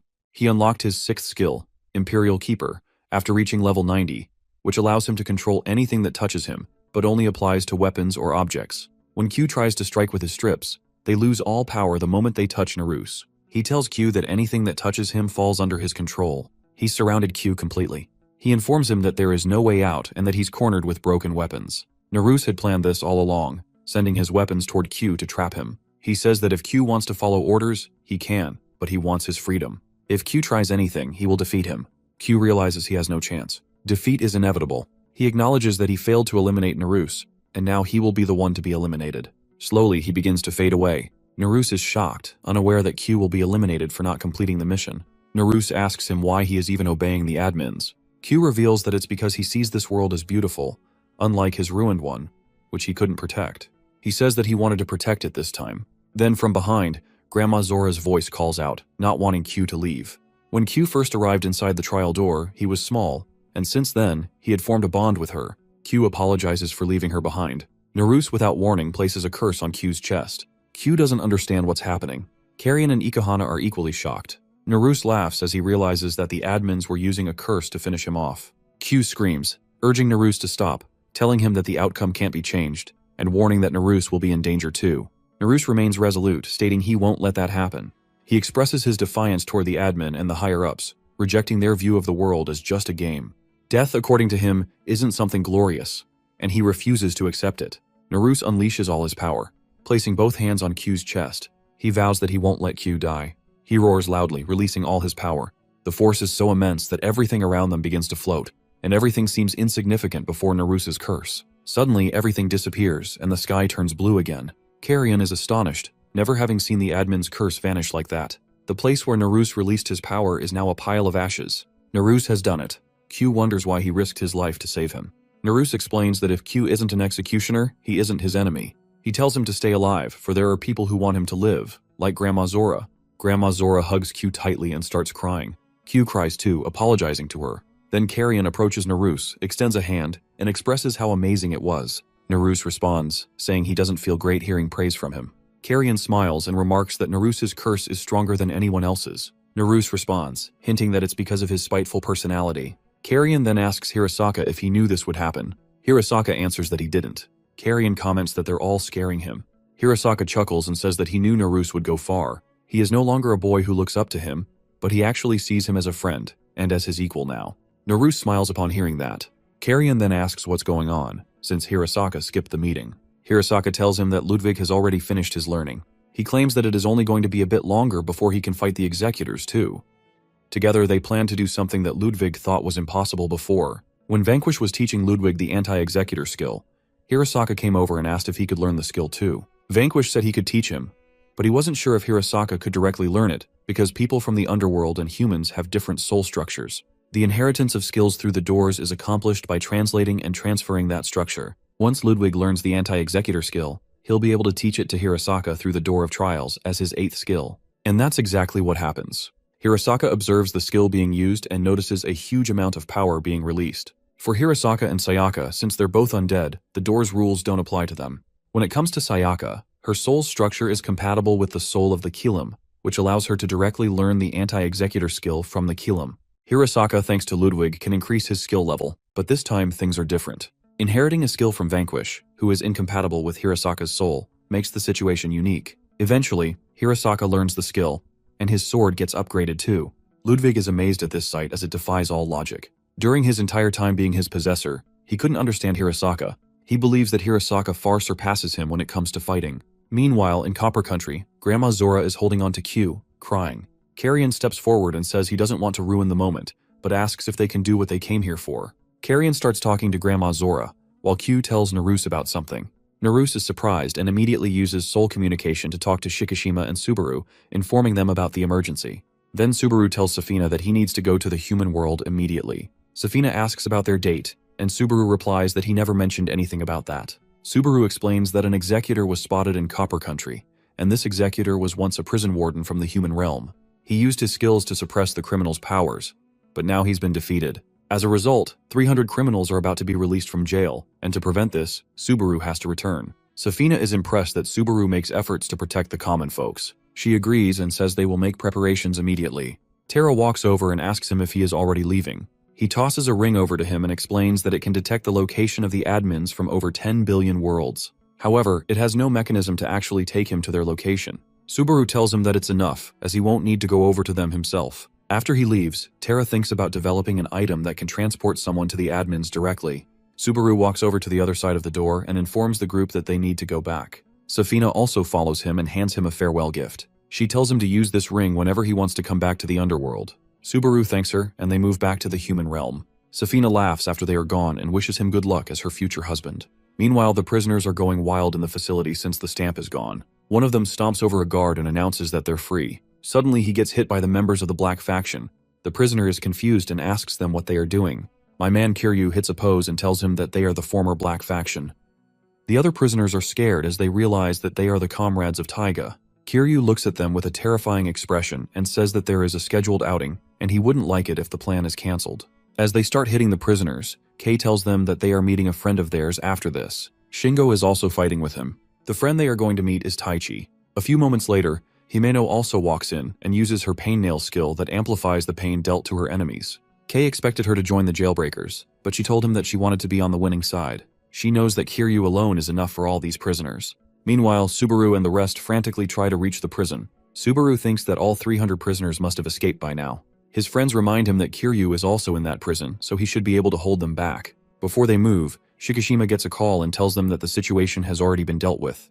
Kiryu handled all the rioting prisoners himself. Subaru and the rest stare at him in shock. Naruse mentions that he is at level 80, so it shouldn't be that surprising since most of the prisoners are in the lower 30 levels. They didn't stand a chance against him, no matter their numbers. Subaru realizes that they are now free to do whatever they like. Shikishima tells them that he will be going to the HQ since Kinokawa called him. They need to hear everything that occurred in the underworld, and there is also a briefing before the press conference. Ginga asks him about the press conference, and he says that they are going to reveal the truth to the world. Kinokawa sheds some tears of happiness as she hears the news of the abolition of the gates. Shikishima takes Naruse with him, as they might have a lot of questions regarding Q. As they leave, Subaru asks the others if they want to go for lunch. All of them have different things to do, so they refuse, and he is left alone in the end. He goes back to his house with a dejected expression since he really wanted to share a meal with everyone. As he enters the living room, he notices Hyudo casually chilling on his couch watching TV. Subaru understandably screams after seeing him. Hyudo asks him if this was his house. Subaru questions what he is doing here, and he tells him that he has no idea since this is the place where he landed. Confused, Subaru asks him what he means, but the guy simply says that it's a long story. All he needs to know is that he is not his enemy this time. He offers him some information and says that he can tell him about the number and location of all the conquerors currently in his world. A guy approaches one of the conquerors named Haji and asks her what she is doing. She says that she is looking at the news about Kiryu stopping the prison riot. We learn that she is a former Black Faction member. Haji then stands up and asks the guy if everyone is here. The guy confirms it, and all the other conquerors walk into the room. One of the guys apologizes for the wait and refers to her as their king. Back at his house, Subaru is shocked to learn that there are other conquerors. Hyudo mentions that their world is being invaded, and he can tell since he is also a conqueror. This is not part of the future he saw, so he wonders if the admins are intervening. Hyudo asks him if he needs his help. In exchange, he wants Subaru to provide for him. Bro's biggest enemy is the rent. The conquerors talk about how this world is so well preserved. Haji tells them that this world is a bit unique since the growth of the players here is hastened by the cooperation of another world called the Underworld. The other conquerors realize that this is how they are avoiding being destroyed, and it might make things a bit more difficult for them. Another one of them refers to a guy named Leon and says that it's high risk, high reward. Leon laughs and says that he is right since the reward for completing this mission is the world itself. Haji explains that this is the reason she used his soul cost to call them here. She previously tried using Kokugaiji to conquer them, but his plan failed. Now they are planning to use Leon's skill to overwhelm them with sheer force. Meanwhile, Subaru and Hyudo are walking on a busy street in Shibuya. It has been 2 days since he arrived in this world. Subaru asks him if he is getting used to his phone. The guy tells him that he has no problem now. The two of them are going to the shoe store. Hyudo explains that he can't really fight with his full power if his shoes don't fit properly, so he needs to buy some new shoes. Subaru gets excited and asks him if he will be fighting with them. Hyudo tells him that he will just be paying back for his support. He has already faced the people who are trying to attack their world, and he warns Subaru that they are quite strong. He then notices him walking alongside him and tells him that he will buy the shoes himself. He simply asks Subaru for the money. After Subaru hands him some cash, he sends him the location of all the conquerors currently hiding in the city. Subaru thanks him for his help and says that he appreciates it a lot. Hearing this, Hyudo realizes that it has been quite a while since he had any friends by his side. Subaru sighs as he leaves and starts talking to the kindreds through soul connection. He gives them the update on the location of all the conquerors and asks them to initiate the plan. Ginga asks Subaru if they can really trust Hyudo since he is the one who killed him in the future and destroyed their world. Back in Subaru's house, Hyudo had asked him to provide for him since he didn't really have any funds in this world or a place to stay. Swabru asked him if he was sent here as a penalty, but he revealed that it was actually due to a person who tried to save him from the penalty. He said that he will try to find his way back home, even if it's in ruins, since abandoning it was like accepting defeat. Hearing this, Subaru smiled and told him that he would help him. Subaru tells Ginga that they can trust him since he is not that bad of a person, he initially thought. However, if he turns on them, he should use Ice 9 and kill him. Ginga finally understands what's so unique about Subaru. It's his open-mindedness to see both the good and bad in people. This is what makes him a capable king. One by one, all of them start to locate their targets. Subaru's target is Leon, and he also doesn't take long to find him. My man is about to school this kid. Leon tries to talk his way out of it and asks him what he is doing here. Subaru simply tells him that he is here to fight all of them. Hearing this, Leon realizes that he has already figured out their objective. Seeing him standing in front of him, he wonders if Subaru is insane since he is willing to fight him in a crowded city filled with thousands of humans. At the same time, Hyudo is done shopping for his shoes. He spots his target immediately after getting out of the shop. The guy sees him staring and asks if they have met before. Without saying a word, my man throws a punch at him. Subaru and Leon face off in an aura battle. The kid asks him if he is really going to fight them in Shibuya. Yeah. We all know what happened the last time someone fought in this city. Without looking away from him, Subaru confirms it and says that he won't let a single person die. Back outside, Hyudo pushes the guy back with his punch. The man smiles and asks him if he doesn't care about the civilians. However, when he looks back, he is shocked to see everyone frozen in place. Hyudo tells him not to worry since the only person dying will be him. 2 days ago, all the kindreds had a meeting in which Subaru and Hyudo told them about the conquerors. Hyudo mentions that the admins really hate them since they even raised the bounty to conquer this world. It's normally only a few rare items, but this time, the bounty is the entire world. Ginga and Naruse are not happy to hear this. Hyudo explains that if the conquerors manage to eliminate all the inhabitants of this world, the world will belong to them entirely. Kinokawa gets furious upon hearing this since their world is being offered as a reward. Hyudo reveals that he didn't meet the requirements, or else he would have joined them too. Subaru starts releasing his power and asks him about the conditions of the conquest. In order to complete the mission, the conquerors have to gain control of all 23 wards of Tokyo. Simply bringing in more players won't help them since the enemy has a player who can brainwash anyone at a lower level than him. Udo suggests sending only the elite players so they can fight the conquerors individually. Hyudo reveals that he can see their locations in real time, so they can capture them efficiently if they cooperate. However, since the enemy is aiming for the 23 wards, they will be forced to fight them within the city. Hyudo recommends evacuating all residents, but Shikishima has other plans. Udo stands on top of a building and uses his 7th skill called Crac de Chevalier. This skill creates a massive barrier that places all non-players in a locked state. In this state, they cannot take damage or move. Udo also can't move while he is using this skill, but it still allows them to fight without risking the lives of non-players. If only Gojo knew this hack. They have about an hour for this fight since his mana won't last much longer. Norse spots his target named Havgen.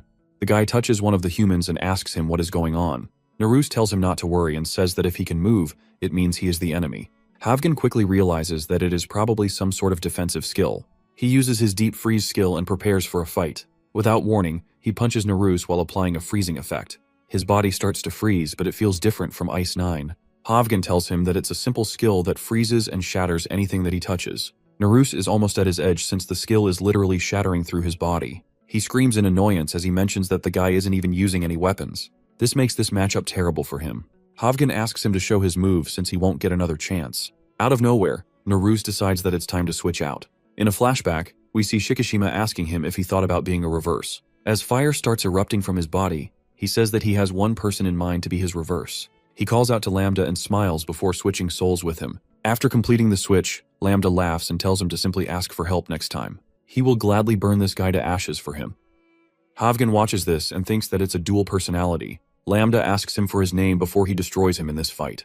The guy tells him that it's just Havgen and says that he seems to be enjoying himself. Lambda knows that he can't just use his flames like usual since this is not his real body. He needs to be more conservative of his mana. He suddenly laughs and rejects this thought since it doesn't suit him. As he flies towards Havgen, the guy simply laughs and says that his flames are useless against him. He jumps in the air and lands a punch on his arm, causing it to shatter after turning to ice. Lambda doesn't understand what is happening since his ice shouldn't work on him. He realizes that his resistance must have been reduced as well. He heals his arm in fury and charges back at the guy. Havgen mockingly asks him how much damage he can take before he dies. Meanwhile, our boy Lambda seems to be having the time of his life. Havgen looks at a burn mark on his hands and realizes that it was caused by the flames as they managed to penetrate his extreme cold. Lambda further amps up the heat as the two forces clash. Havgen manages to land a few hits, but Lambda fights back despite half of his body being frozen. He starts having flashbacks of his past some several thousand years ago. Lambda came screaming to Thunder and Storm, challenging them to a duel. The two of them beat him to the ground and told him that he was weak.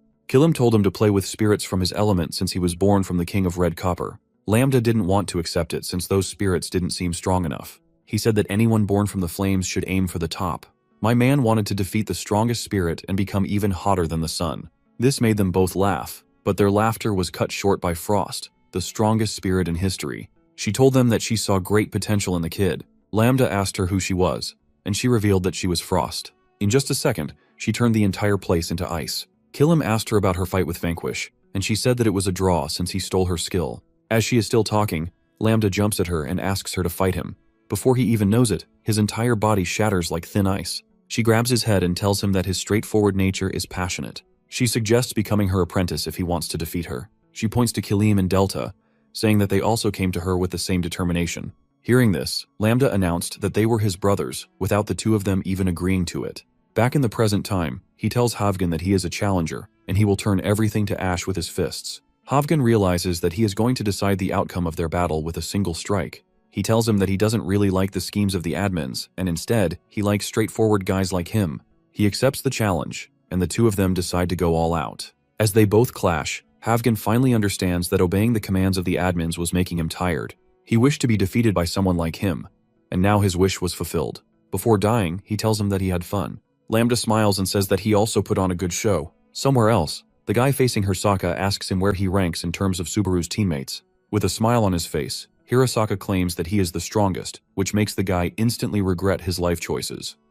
We go into a flashback once again where Naruse expresses his desire to become a reverse with Lambda. The Fire Lambda tells him that he doesn't mind, but he wants to know why he chose him. Naruse explains that he died fighting him in the memories of the future he saw. He isn't mad at him since it was an honorable one-on-one fight and he lost fair and square. This isn't even the reason. He is asking him for that. He just feels like he has a connection with him. Lambda smiles for a second and admits that he doesn't understand what he is saying. Naruse yells at him and says that he has started to like him. Lambda finally understands and says that he will be counting on him. Back in the present, Naruse is screaming at him, asking why he is using his mana so carelessly with his flames. He has only defeated one of the conquerors so far. Lambda tells him that he felt good fighting Havgen, so he couldn't hold back. He asks him who they are fighting next, and Naruse reminds him again that he is out of mana. He suggests resting for a bit to regenerate some mana. Meanwhile, Sucellus is staring forward with his eyes wide open. He is the conqueror facing Hirasaka. The guy has a lightning speed sword and is immune to slashing attacks, which makes him a perfect counter for Hirasaka. The only problem is that he got destroyed in an attack. He asks Hirasaka how he was able to cut him. Our boy reveals that he got a special overcoat as a reward from Vanquish. It reduces the resistance of his opponents by 75%. Sucellus realizes how he was able to cut through his resistance, but on top of that, he managed to beat him in a fight of speed purely based on his own skill. He says that he is truly a monster. Hirasaka gets down on his knee and asks him about Haji. Hyudo had told them that she was the strongest among them all. This is why he wants to be the one to take her on. Sucellus tells him that he might be a bit too late since she already went to destroy the source of the shield. We see her standing behind Udu, who recognizes him from somewhere. Haji isn't too pleased with this since she thought they could limit their movements by fighting within the city. She says that she was on standby to deal with situations like this. Udo asks her if she is sure and calls out to Kinokawa. Before she can attack, she is restrained by the golden chain skill of Kinokawa. She tells her that since she could predict their plan, they had also thought about countermeasures in advance. At the same time, Fuchigami pulls up from the back and warns her not to move or he'll break her neck. Haji sighs, saying that she can't help it since she is against 3 gold ranks. Her power suddenly grows enormously, and she starts transforming. She uses her king's authority to spawn powerful creatures on Earth. Udu and the others are shocked by her power. Even Sayaka can feel the energy, but before she can leave, she encounters the Conqueror sisters. They all have wings on their backs and can fly. They reveal that they all get along, and so their skills match too. The sisters look too excited for a conquest. Sayaka doesn't waste any time and blasts them with a thunder attack she learned from Killim. She then asks them if they have ever dodged thunder. After destroying the bats, she starts making her way to Udo since something is clearly going on there. As she moves through the sky, she notices that the barrier is still up, which means that he is still okay. She lands on top of the building and sees a massive creature appearing out of Haji with Kinokawa and Fuchigami injured on the floor. Udo warns her that she is using some kind of abnormal power. Sayaka smirks and says that he is more powerful than some shabby boss. Haji notices her and says that she will defeat her first since she killed Himeno. She is now in her conqueror boss form called Andraste. Instead of being worried, Sayaka gets excited by the challenge. Haji and the others stare in disbelief as the last guardian deity of their world dies. She tells them that their world is done for. Sucellus asks if they are only headed for destruction. The sister blames it on the admins and says that they increase the difficulty. Havgen arrives at the scene and says that they are nothing more than playthings for the admins. He asks Haji if she heard from Q, but she believes that he might have died. They decide to contact the King of the East and find a new world to inhabit. The girl asks him if she is talking about coexisting with the inhabitants or to conquer them. Haji tells her that it's for the admins to decide. Haji is a king and she will do anything to save her homeland no matter what it takes. She is able to summon and command legendary creatures in exchange for a large amount of mana using her king's authority. However, she also has another skill that recovers 1% of her max mana every second. Sayaka tries hitting her with a thunderbolt bolt, but she summons a thunderbird that devours the thunder. Sayaka realizes that it might have killed her if she had dove into it to attack. She is glad that she listened to Keelam's advice. She decides to stick with her strengths and goes in to attack the Kraken from above. Haji notices that her thunder was strong enough to scorch the Kraken and realizes that she is strong enough to challenge her one-on-one. Sayaka then starts using Delta's skills and controls the air around Haji. It creates a giant fist and throws her away into the ground. One of her creatures saves her, and she asks if Sayaka is done yet. Sayaka laughs and says that she has a lot more left to show. She dives down from the air and uses the atmospheric pressure to hit her with a powerful punch. Haji admits that she is strong, and she might have won if her opponent was someone else. She summons a giant head in front of her, and before Sayaka can even react, it launches a powerful attack called Strybog that knocks her down. Haji explains that she cleaved the air itself, including her. She says that even if her Thunderbird nullified most of her attacks, if she came at her with a bunch of high-speed thunder strikes, she might have had a chance to win. Sayaka realizes that she misread her opponent, and she's going to die now. Before Haji can hit her, Fuchigami comes in clutch and starts hitting her with her golden assault. At the same time, Kinokawa uses her 68-pound Carronade attack, but Haji blocks it using another creature. She is a bit surprised that both of them can still move. Kinokawa is shocked that the turtle-like creature didn't even suffer a scratch after blocking her skill. She says that she doesn't care if she is a conqueror, but they were just about to abolish the threat of the gates, so she can't ruin the mood. Haji smirks as she asks them if they really think that the gates are a threat. She suddenly hits both her and Fuchigami with the same attack from before. As they both fall to the ground, Udo wonders if he should help by canceling the skill. He dismisses the idea since it would put all those people in danger. Haji tells them that they have been living peacefully in this world, and the game created for them is far too easy. The gates employed in their world are too lenient. She reveals that she is a king, so she has survived and fought in much harsher battlegrounds than they. Kinokawa tells her that it doesn't just give her the right to conquer their world.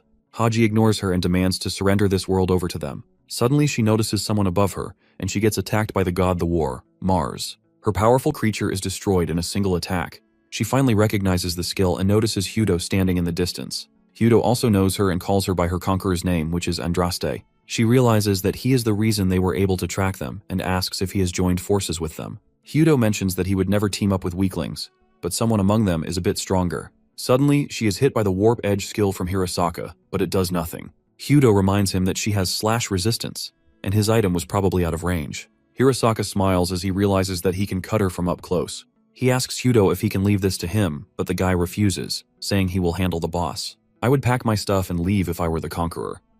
The guy who was defeated by Hudo finally recognizes him and warns Haji to be careful. Our boy uses the Pantheon skill to slash the Thunderbird and goes in to attack Haji. She summons another creature called Ulukami, but Hirasaka slashes it before it can hit Hudo. It is now a 2-on-1 fight, and both of them charge at her at the same time. She covers herself in massive snakes in order to defend. Hudo realizes that she is using her mana faster than she is regenerating. His Oxysia skill can't keep up with hers. Moreover, all these snakes can regenerate, which makes them harder to cut. The three of them decide to take it to the next level and use their most powerful attacks. In this intense battle, the person who came on top was Hirasaka. We go back 10 minutes and see Shikishima fighting one of the conquerors named Ardio. He is a bald guy who can shoot light projectiles. Shikishima knows that he has to stay out of his line of sight, or he might be killed in an instant. Moreover, the guy also has a high-level defensive skill that completely blocks his bullets. All of his attacks are being intercepted by Ardio, which makes him mad.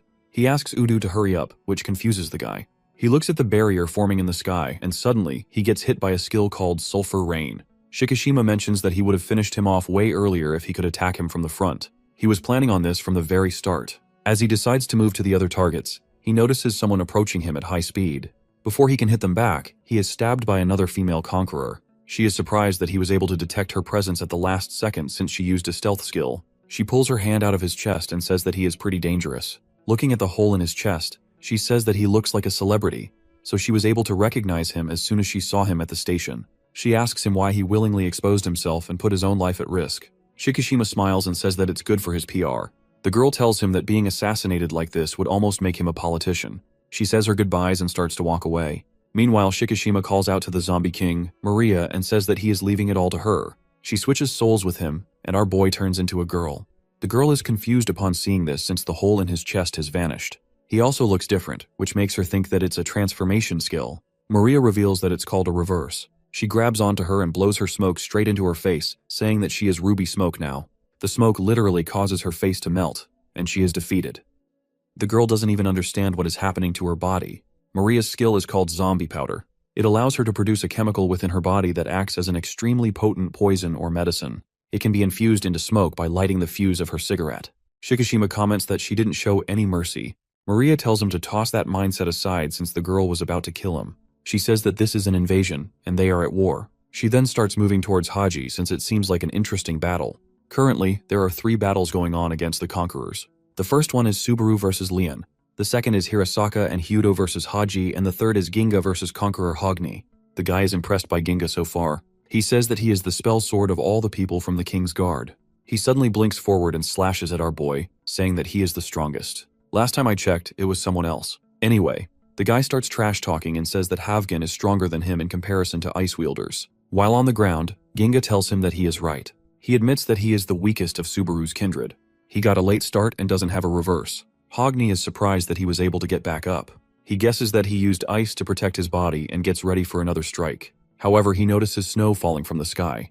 Ginga tells him that he will get stronger as he doesn't care about his silver rank or his talent as a player. In a flashback, we see Arcane telling Ginga to test himself by going into a door and finishing it using just one skill. This is a curse skill called the Perennial Curse. Hogni realizes that the snow is freezing anything that it touches. His body starts to give up, and he feels like his soul is being erased. He wonders if this is the curse Haji warned him about. Ginga says that in his current state, he can't fight against opponents like him with his strength alone. He didn't want to show his hand against the admins, but he had no choice. He uses his first skill, called the Glacial Spear. While holding the spear, he says that he will use his power as a kindred spirit. Hogni knows that he is screwed, so he asks him to stop, but Ginga throws the spear without a second thought. Ginga reminds him that he is a protector, and he should have never invaded his world. He knows that Hirasaka and Hyudo have already gone to take care of Haji, so his focus shifts towards Subaru. Our boy is currently fighting Leon in that same building. The kid is hanging off the roof since Subaru has flooded the floor with blood. Leon realizes that he can convert his mana into blood and manipulate it by flooding the floor. He is automatically securing his victory. Moreover, he can also sense the mist in the air and knows that breathing it will cause damage. The kid doesn't believe he has only been a player for 2 months, since his battle tactics and courage reflect someone who has stared death in the eyes countless times. Leon laughs while admitting that he thought it was going to be much easier. He explains that their world was ruled by 2 kings. The first one is Haji, and the second king is himself. He uses his king's authority and absorbs all of the blood around him. Subaru asks him if this is his ability. Leon reveals that he is the king of the East and says that he wants to find out who will come victorious in their fight.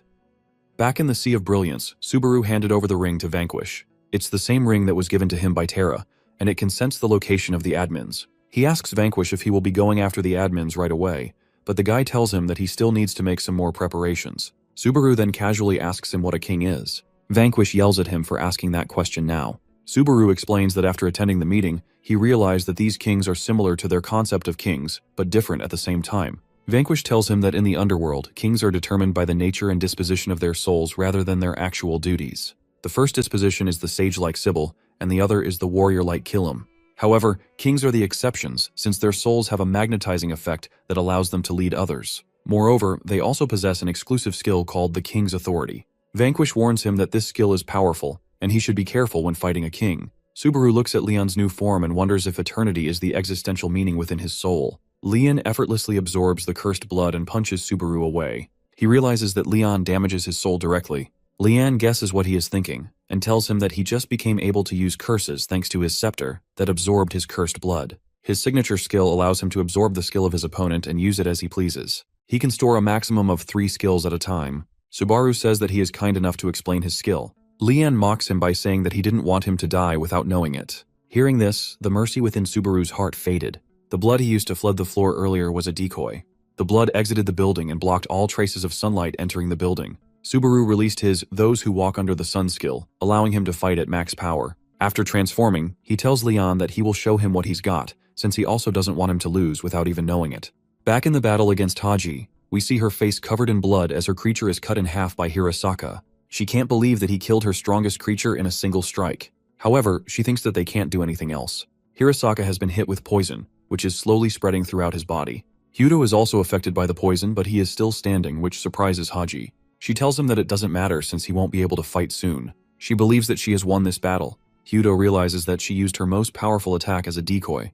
As his hand starts decomposing, he wonders how he will get out of this situation. Suddenly, they both hear Maria's voice telling Hirasaka to pay more attention since his friends would have died if she didn't step in to save them from his attack. He smiles and tells her that he saw her coming before attacking. She asks if he chose to believe in her and releases her smoke towards him.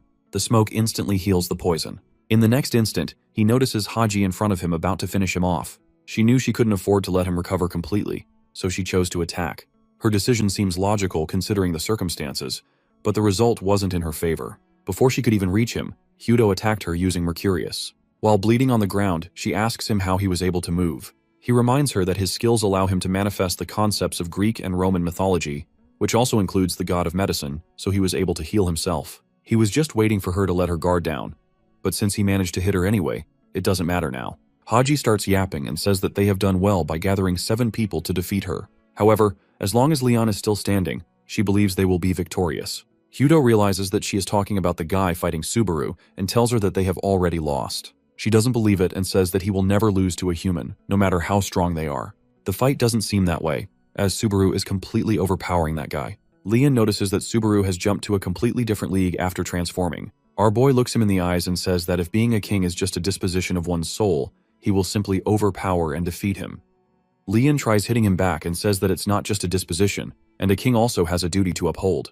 We go into a flashback before the invasion where Haji gives Leon permission to take any of their skills if he needs it. He can only store 3 skills at a time, so he thinks for a bit and chooses Havgan's ice skill called Deep Freeze. Back in the battle, Subaru notices his arm being affected by the skill. He realizes that close combat is not an option anymore since he will be frozen by touching him. He can't hit him with cursed blood from a distance since he can simply absorb it. Moreover, he can't let him absorb the Rift Cleaver since it is too powerful. Leon sees him hesitating and believes that he must be thinking about his next move. He is completely fine with this since it gives him more time. He believes that Haji will turn the tides of the battle once she recovers. They still haven't finished off her since Hyudo had a few questions for her. He says that they weren't kings when they attacked his world and asks what happened to the previous kings, considering they got their powers from them. Haji mentions that they died. If it weren't for that, she wouldn't have been part of this gamble and would have lost her comrades. As she continues talking, Maria catches on to the trick and says that she is simply buying more time. She tells them to kill her, but when Hyudo goes in to finish her off, it is too late. She has already recovered enough mana to use her next skill. It is a wide-range water skill called Scotty.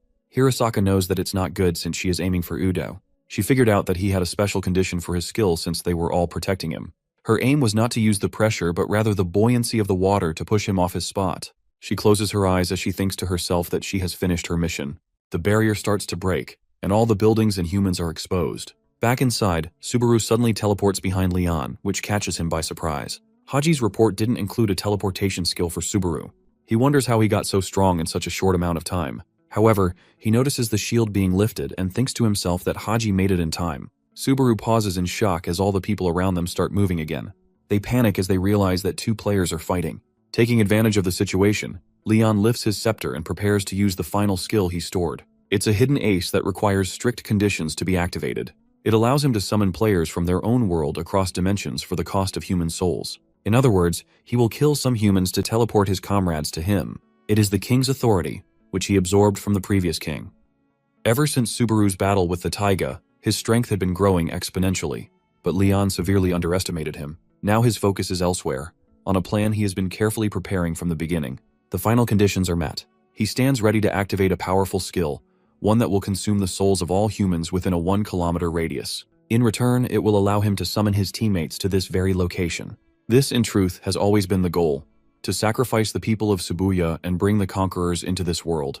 3 conditions must be fulfilled for the skill to activate. First, at least 10 of Leon's comrades must be within range. Second, his mana must be fully restored.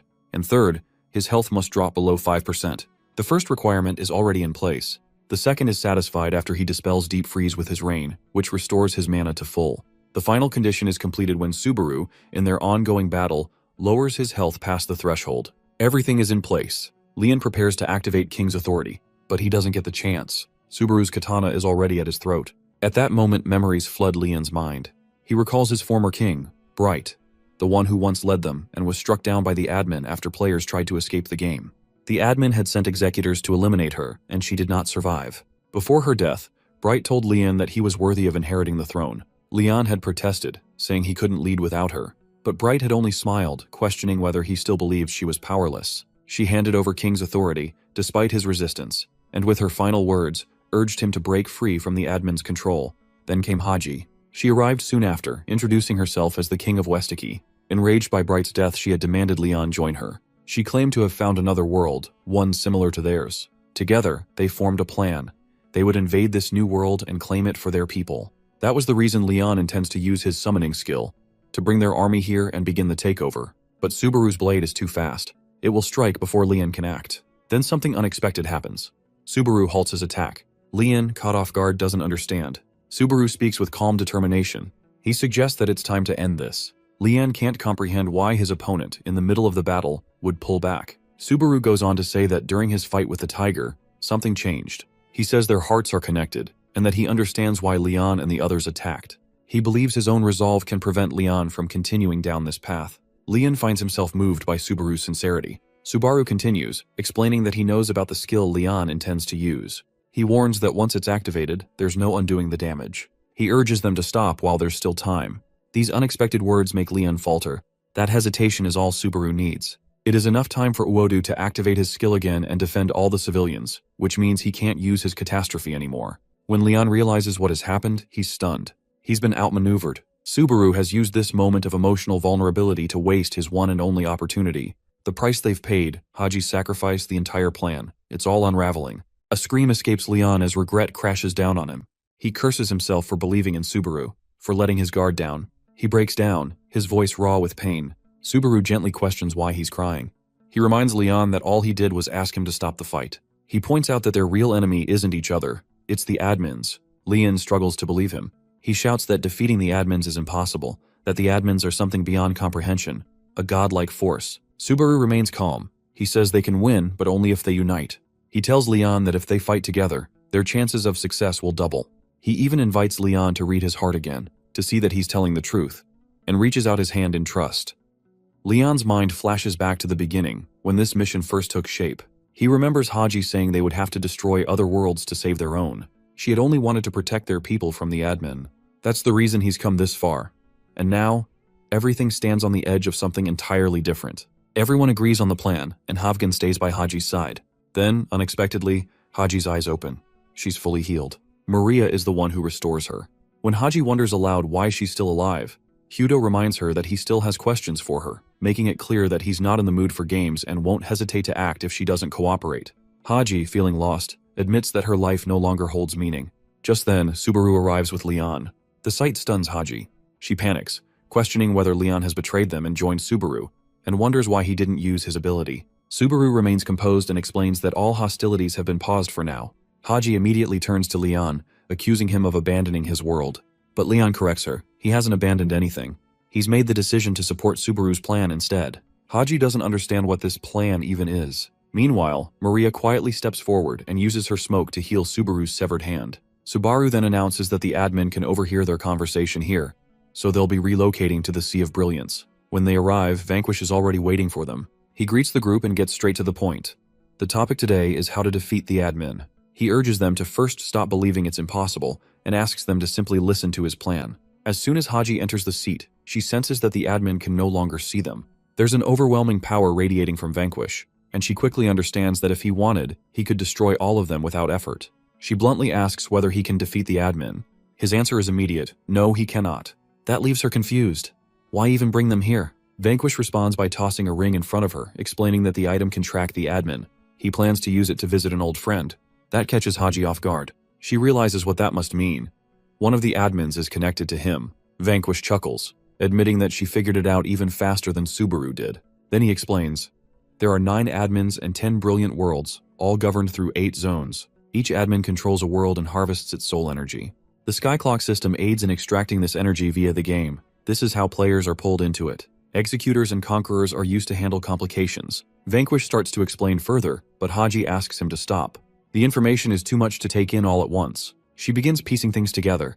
If there are 9 admins and 8 zones, then one admin doesn't have a zone.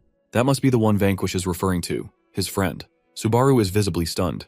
It takes him a moment to understand. Vanquish clarifies that this admin isn't entirely on their side, but there's a 50-50 chance he might help. Haji is astonished. So this is the plan. To use that admin's power to take down the others. If it works, they might finally have a way out of the game. She starts to think that maybe the plan isn't as hopeless as it once seemed. Suddenly, Leon's decision makes sense. This could truly be their only real shot at victory. Hope begins to take root in Haji's heart, and she chooses to support Vanquish's plan. Afterward, she goes to check on Havgan, but it's too late. He's already gone. Lambda approaches her and says that Havgan was a great warrior, and she should be proud as his king. Then he leaves. Haji kneels beside her fallen friend. She gently touches his cheek and quietly apologizes, admitting that she wasn't a good king, but she believes now that everything they did had meaning. Tears fall as she hugs him tightly. Havgan had been with her since childhood. Leon soon joins her and begins listing who among their comrades has died and who still lives. Maria tends to the wounded, and with that, Haji and Leon prepare to move forward. Stronger and more determined than ever, Haji reflects aloud, admitting that Vanquish's proposal surprised her. But what shocks her most is that he chose Subaru. She can't help but wonder what kind of king he really is. During his battle, Leon experienced something strange, a soul connection with Subaru.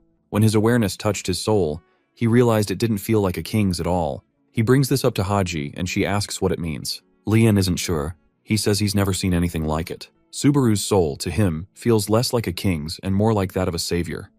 Elsewhere, Ginga questions Subaru, wondering why he's still bleeding from his eye even after Maria healed her wounds. The following day, the group holds a press conference to reveal everything to the world. Shikishima stands before the reporters and explains that they attended a meeting in another world. Each of them holds a book filled with images of the underworld. The press is shocked. Shikishima continues, recounting their accomplishments, laying everything out as proof. This is their way of showing the world the truth. Shikishima declares that they are now capable of leading the major nations on their own. His proudest achievement, he claims, is preventing people from the other world from sending gates into this one.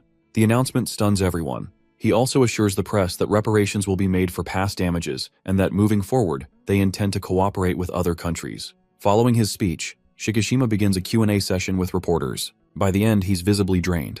He checks in with Subaru about his injured eye, and Subaru reassures him that the issue was only temporary. Shikishima reminds him to report anything strange without delay. The conversation shifts toward the 4th calamity. Ginga is chosen to face the new threat, and Subaru insists on bringing Hyudo as backup. There's some confusion about the return of the 4th calamity. It's revealed that the one who previously killed both Shikishima and Carrion had been the 4th calamity all along. Now this entity, known as the Imperator Fictus, has reappeared. He's moving slowly through the distant mountains beyond Tokyo, absorbing souls to regain his strength. Once fully restored, he plans to transform those souls into monsters and launch an attack on Japan. By the next day, the Illusion Emperor basks quietly under the sun. Though only at 7% of his full power, he's content, knowing that if he continues absorbing souls at this rate, he'll raise the most powerful army in history and plunge the land into chaos. But before he can proceed further, Subaru arrives unexpectedly, with Ginga and Hyudo at his side.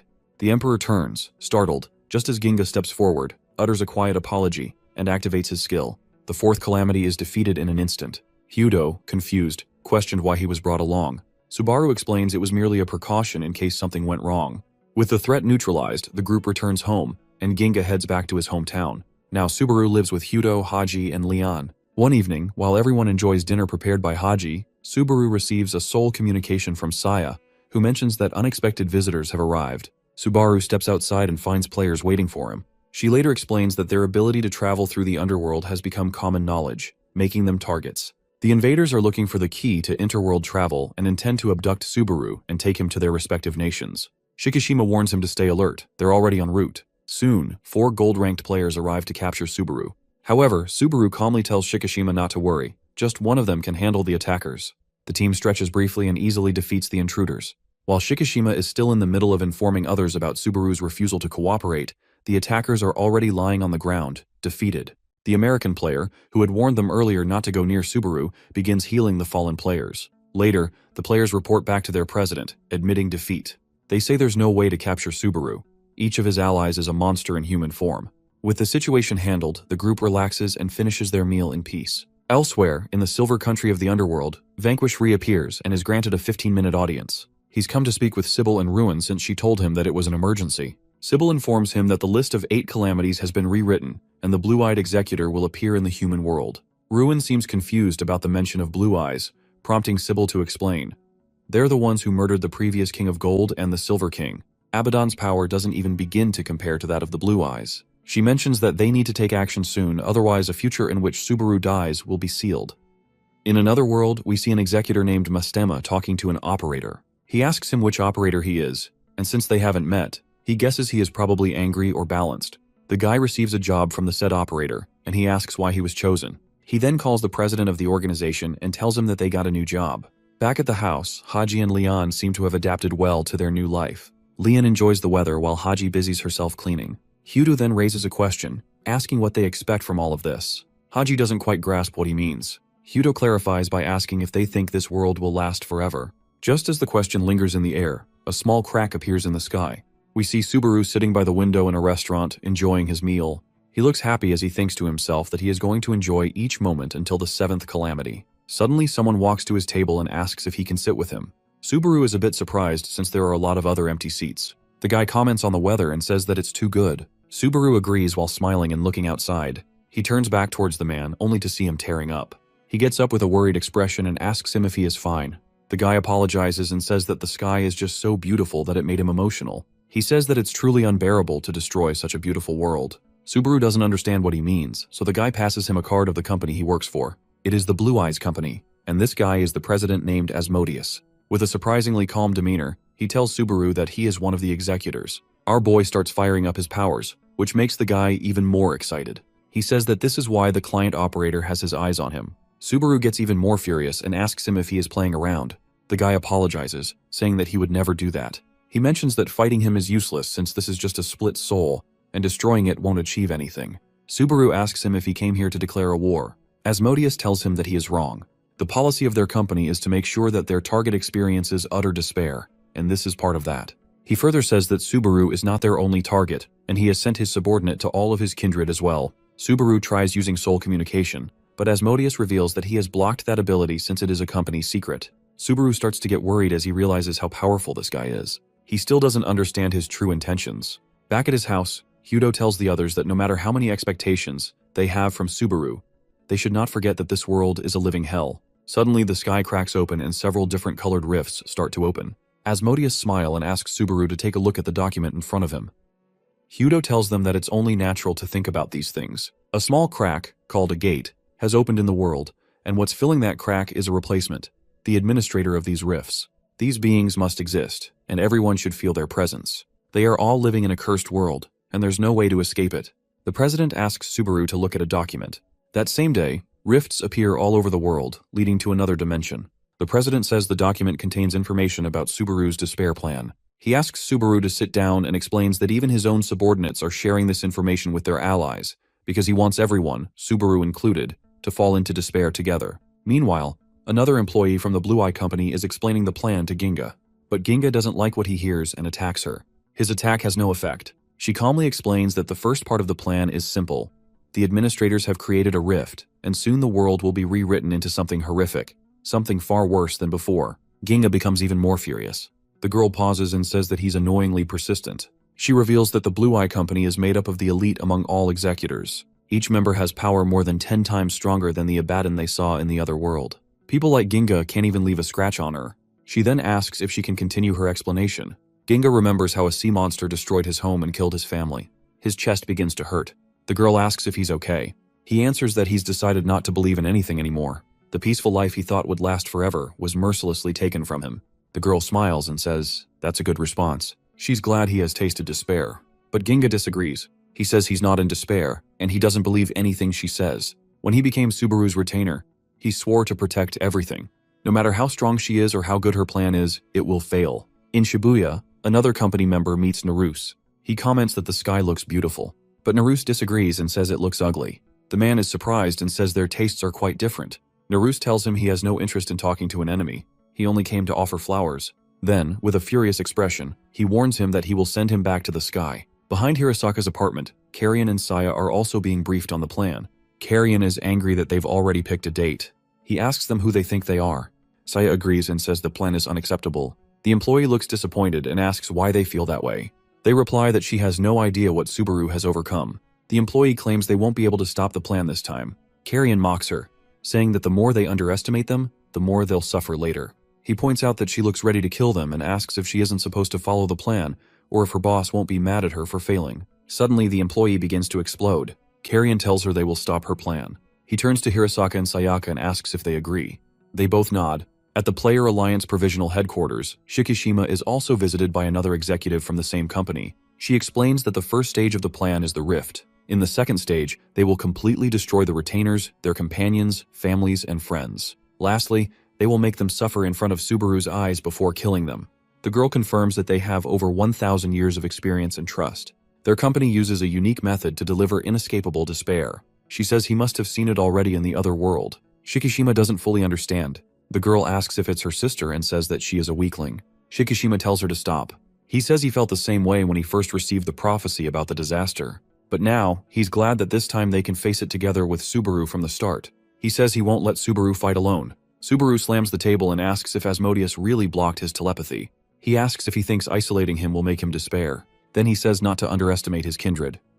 The guy asks him if he is saying that it's all self-responsibility. He can't trust a leader who doesn't protect his allies. Our boy mentions that he sees them as his equals. He talks about how one of them told him that they don't need to be pitied or coddled, and he could rely on them. He gets up and starts transforming, saying that he won't let him go, even if this is a split soul. Asmodeus laughs and says that his evaluation of him has just risen. Meanwhile, in the Sea of Brilliance, Sybil and Vanquish wait as they sense that someone is coming. A red door opens the very next moment, and Subaru enters with the president.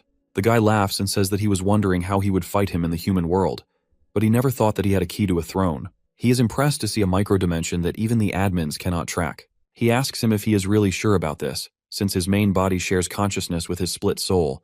Bringing him here will reveal this place to the admins. Suddenly, he gets cut in half by some blood spikes, and Vanquish tells him not to worry. He reveals that this place is already set for destruction. The guy realizes that he is the door owner and asks him if he is stronger than his main body. Vanquish tells him that he is too busy for this and doesn't plan on fighting him. Whatever the case, he is confident that Subaru will defeat him. The guy laughs, saying that he is looking forward to it. He also invites them to his own throne. Vanquish destroys him completely and says that it is also not on his agenda. What he meant by his throne was the Sagan Corporation headquarters, situated in a different dimension. After he switches back to his main body, Mistima, the vice president of the corporation, asks him what's wrong with him, and he tells her that his split soul just got defeated. The other vice president, Belay, is also present at the scene. Asmodeus tells them that he has located the den of the true ancestor, and their client will be thrilled to get this information. He thinks that this can become an even bigger case than he imagined and leaves to report it to the admins. Back at the seat, Vanquish mentions that he has a rough idea of the current situation. The Enforcer nickname had always been a mystery, but he didn't think it was the corporation. Subaru tells him that they need a plan for this. Suddenly, the three kings arrive seen along with Sybil. Terra and the other inventors are also present here. Safina says that they have started discussing things in advance. If the rifts are appearing in the human world, it undermines the purpose of abolishing the gates. They have already made their decision and are waiting for his opinion. Subaru is a bit surprised to hear this. Ruin interrupts them and announces that he is no longer Subaru's kindred. This shocks our boy even more. Later, he goes on a video call with Shikishima and informs him that door owners and their companions won't participate in the fight against Sagan Corporation. Vanquish has gone to meet a familiar admin. He said that there was a periodic time constraint involved. Basically, his location was closest to the underworld at the time, so he didn't want to waste this opportunity. He told Subaru that he wouldn't return during the Sagan Corp's project timeline, so he has to fight them along with his kindred. Ginga says that they will be fighting against enemies 10 times more powerful than Abaddon. Their plans are supposed to begin early next year, and it feels like they are playing an impossible game. Hudo mentions that it's not entirely impossible, and they can use the rifts. Shikishima asks him what he means. Before he explains, Subaru tells them that the underworld will also lend them its power.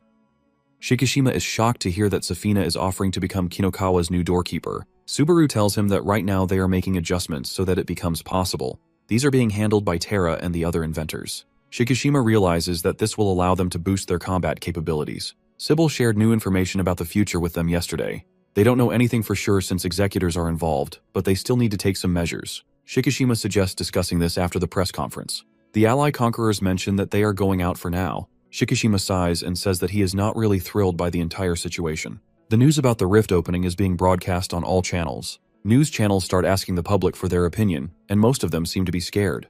The union president issues a statement blaming all of this on the Japanese players, since they were the ones who abolished the gates. Now the Japanese union is expected to release its own statement regarding these rifts or dungeons. Haji mentions that the appearance and timing of the rifts is random. In their world, the first appearance of the rift was followed by the rapid opening of more in about a week. She explains that there are cases in which they can enter these dungeons, but there are also times when the monsters would come out. However, she has never seen such a large number of rifts appear all at once. Sayaka asks her about the strength of the enemies inside, and she says that it varies. From her past experience, their strength would most likely be above 4-star gates. If they are unlucky monsters at the same power level as Hudo could also appear. Naruse realizes that the gates were protecting them in some way. He wonders how they are going to defend against the rifts. Leon doesn't believe that they can stop them completely since the numbers are just too high. They will need to rethink their approach entirely. As Subaru thinks about all of this, he notices Shikishima wondering if they made a mistake by abolishing the gates. Suddenly, a guy comes in and asks them to hurry to the press room since the reporters are causing chaos. They think that the players have made it worse and want an answer. Carrion tells them that it was impossible for them to know what would happen if the doors closed. Even the existence of the underworld was news to them. It's only natural for them to want to remove those gates, and they did nothing wrong. Hudo says that this type of consultation won't achieve anything since it was their actions that led to this outcome. Before anyone can say anything, Shikishima stands up and prepares to head to the press conference. Subaru tells him that he is also going, but he stops him, saying that he will be able to handle it the best on his own. They already know what is coming in the future, and the severity of the condemnation can't be changed. He puts on a smile on his face and says that he'll somehow manage to make it through. Shikishima took all the mental damage on his shoulder since he believed that the others needed to be in the best condition to fight against the Blue Eye Corporation. Subaru still insists on going, but Shikishima yells at him, saying he should stay here. Suddenly, he hears the voice of a woman asking him to stay too. She is Director Hizasaki, and everyone is shocked to see her. She tells them that she came here to act like an adult. She tells them to continue working on countermeasures for the rift. Shikishima asks her if she is going alone, and says that he came here to be strung up without mercy. The director mentions that she came here to take responsibility, and because her son told her to. Shikishima tries to say something by raising his hand, but he knows he is being saved, so he backs down. Suddenly, Subaru's armband starts acting weird, which makes him think that this is a conflict collision similar to what happened back in the meeting of the kings. He wonders if there is someone else besides him who can also see the future. We see the director on a large screen as she addresses the people. Julieta stands in the crowd asking if she managed to do well as he told her yesterday. By the way, this is the same guy who left his team to die inside the gate in the starting chapters. Standing behind him, Izuki asks if the director is his mother. Itoshima Izuki is a bronze rank player who used to bully Subaru before he got his powers. Julieta wonders if Shikishima would be saved because of this. Izuki asks him if he is even listening to him and says that it's his mom on TV. Julieta shuts him up and says that their actual problem is the timing of these rifts and when they will open. A little girl standing beside him claims that she might be able to tell which rifts will open. This girl is Kana Sato, the little sister of Kengo Sato. At the same time, a girl breaks away from the hospital while a nurse chases after her. She turns back and says that her powers will be needed from now on. This girl is Himeno Mario, the younger sister of Himeno Yumeno. Most of these characters are from the starting chapters.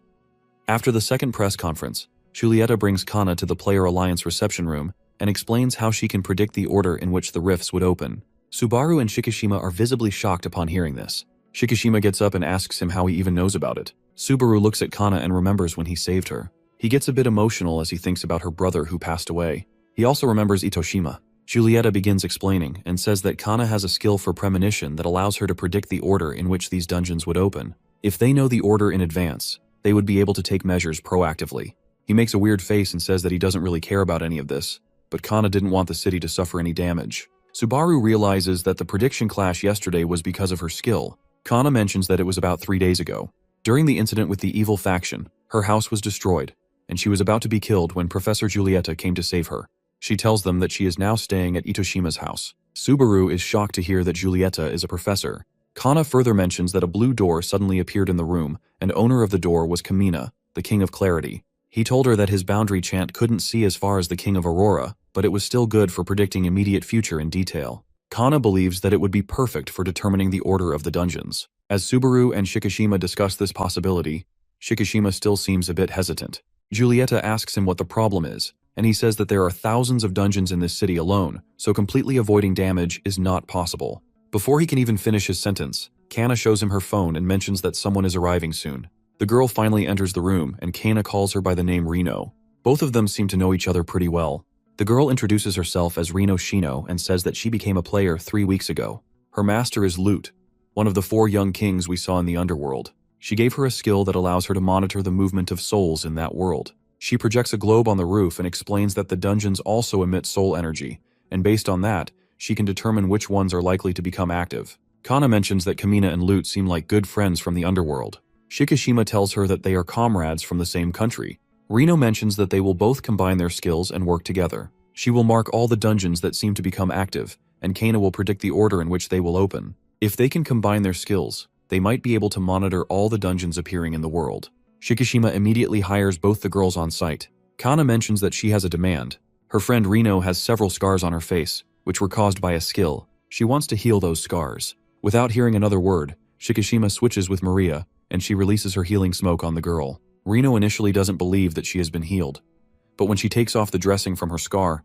she notices that her face is completely healed. She gets emotional and starts tearing up. She thanks Kana and says that she will finally be able to save her older sister. Seeing this, Kana also starts crying while the boys watch them in silence. 2 days later, they assemble a team to invade one of the dungeons that has been located. It is the type of dungeon that needs to be invaded, which makes it similar to a gate. Shikishima tells Hyudo that the story is to expose the executors using these dungeons. Hyudo tells him that it all begins after they enter the dungeon, and they can even lose their lives if they let their guards down. Subaru explains that Ginga, Kinokawa, and Fuchigami are conducting a meeting with the 3 kings. Sayaka and Hirasaka are continuing their training while Karien and Saya are back in the underworld to reclaim their power. They have to clear this dungeon with the team on hand. It's their first dungeon invasion, and they have 31 days left before their fight with the Blue Eye Corporation. All of them immediately start to fall as they enter the dungeon since it opens in the sky. Hyudo is the only one who looks calm as he mentions that the atmospheric conditions seem similar to those on Earth. Naruse and Shikishima frantically ask if choosing another dungeon would have landed them in a different environment. Hyudo tells them that it's not uncommon for dungeons to have atmospheres which are unsuitable for their breathing. Hearing this, Shikishima mentions that they might need to control the air. As they all continue falling down, Subaru notices several giant sea monsters emerging from the ocean below. Before they make contact, all of them start using their signature spells and prepare to hammer down these creatures. Hyudo asks them all to step aside and powers a massive firebomb at the monsters. The next moment, we see them standing over one of the dead monsters. Hyudo tells them that if they believe the words of the admins, there are over 10 billion different worlds, and there is also the underworld. This time, they landed in a primitive world, but they can't be certain of the next one. Naruse asks him if it would be easier to conquer if there were no humans in a world. Hyudo tells him that it's possible, but even if there are no humans, the level of monsters in this world is abnormally high. At the same time, we see a massive dragon appear in front of them. Just a single look at the monster, and Shikishima realizes that it's the boss. It is the Thunder Dragon Uranus, and it's at level 239. The dragon fires a powerful blast that connects and damages all the players. Most of them lose their arms. Naruse and Shikishima immediately switch to their reverse forms. Lambda is excited to see the dragon since he was looking to fight someone strong. Hyudo mentions that it's not the case. Lambda looks at him with a confused expression, but he doesn't explain anything since Naruse won't be able to hear it anyway. Maria mentions that it's about the difference between the rifts and the gates. The greatest difference between the two is that rifts or dungeons drop items when you defeat the boss. Subaru remembers how Hyudo used an item to block an attack from Vordan in the underworld. These items have different levels of rarity. The rarer an item is, the stronger its effect becomes. Consequently, the dungeons also become harder for these items. He tells him that if he defeats that boss, there is a chance that he will get an item. However, he doesn't really feel confident taking on that boss. Subaru tells him that they must do what they have to do. The fight begins, and the dragon immediately fires the purple energy blast. The players manage to dodge it and get closer. Lambda gets closer and uses his fire to burn the dragon. At the same time, Maria uses her smoke to melt it. For a moment, it appears that the smoke is doing something, but the dragon lunges at her. She signals Subaru to go in for the attack. Subaru and Hyudo both try to cut through its skin, but it's so thick that the blades only leave a shallow cut. As Subaru thinks about using more blood, his right eye suddenly starts bleeding like before. The dragon tries attacking him while he is falling to the ground, but Hyudo comes in at the last second and kicks him away. He tanks the blast, causing him to lose half of his left side. Maria gets mad and says that this is why she doesn't really like fighting in places like these. Hyudo thinks to himself that he had similar conversations with the admins. In this world, he has no reason to fight.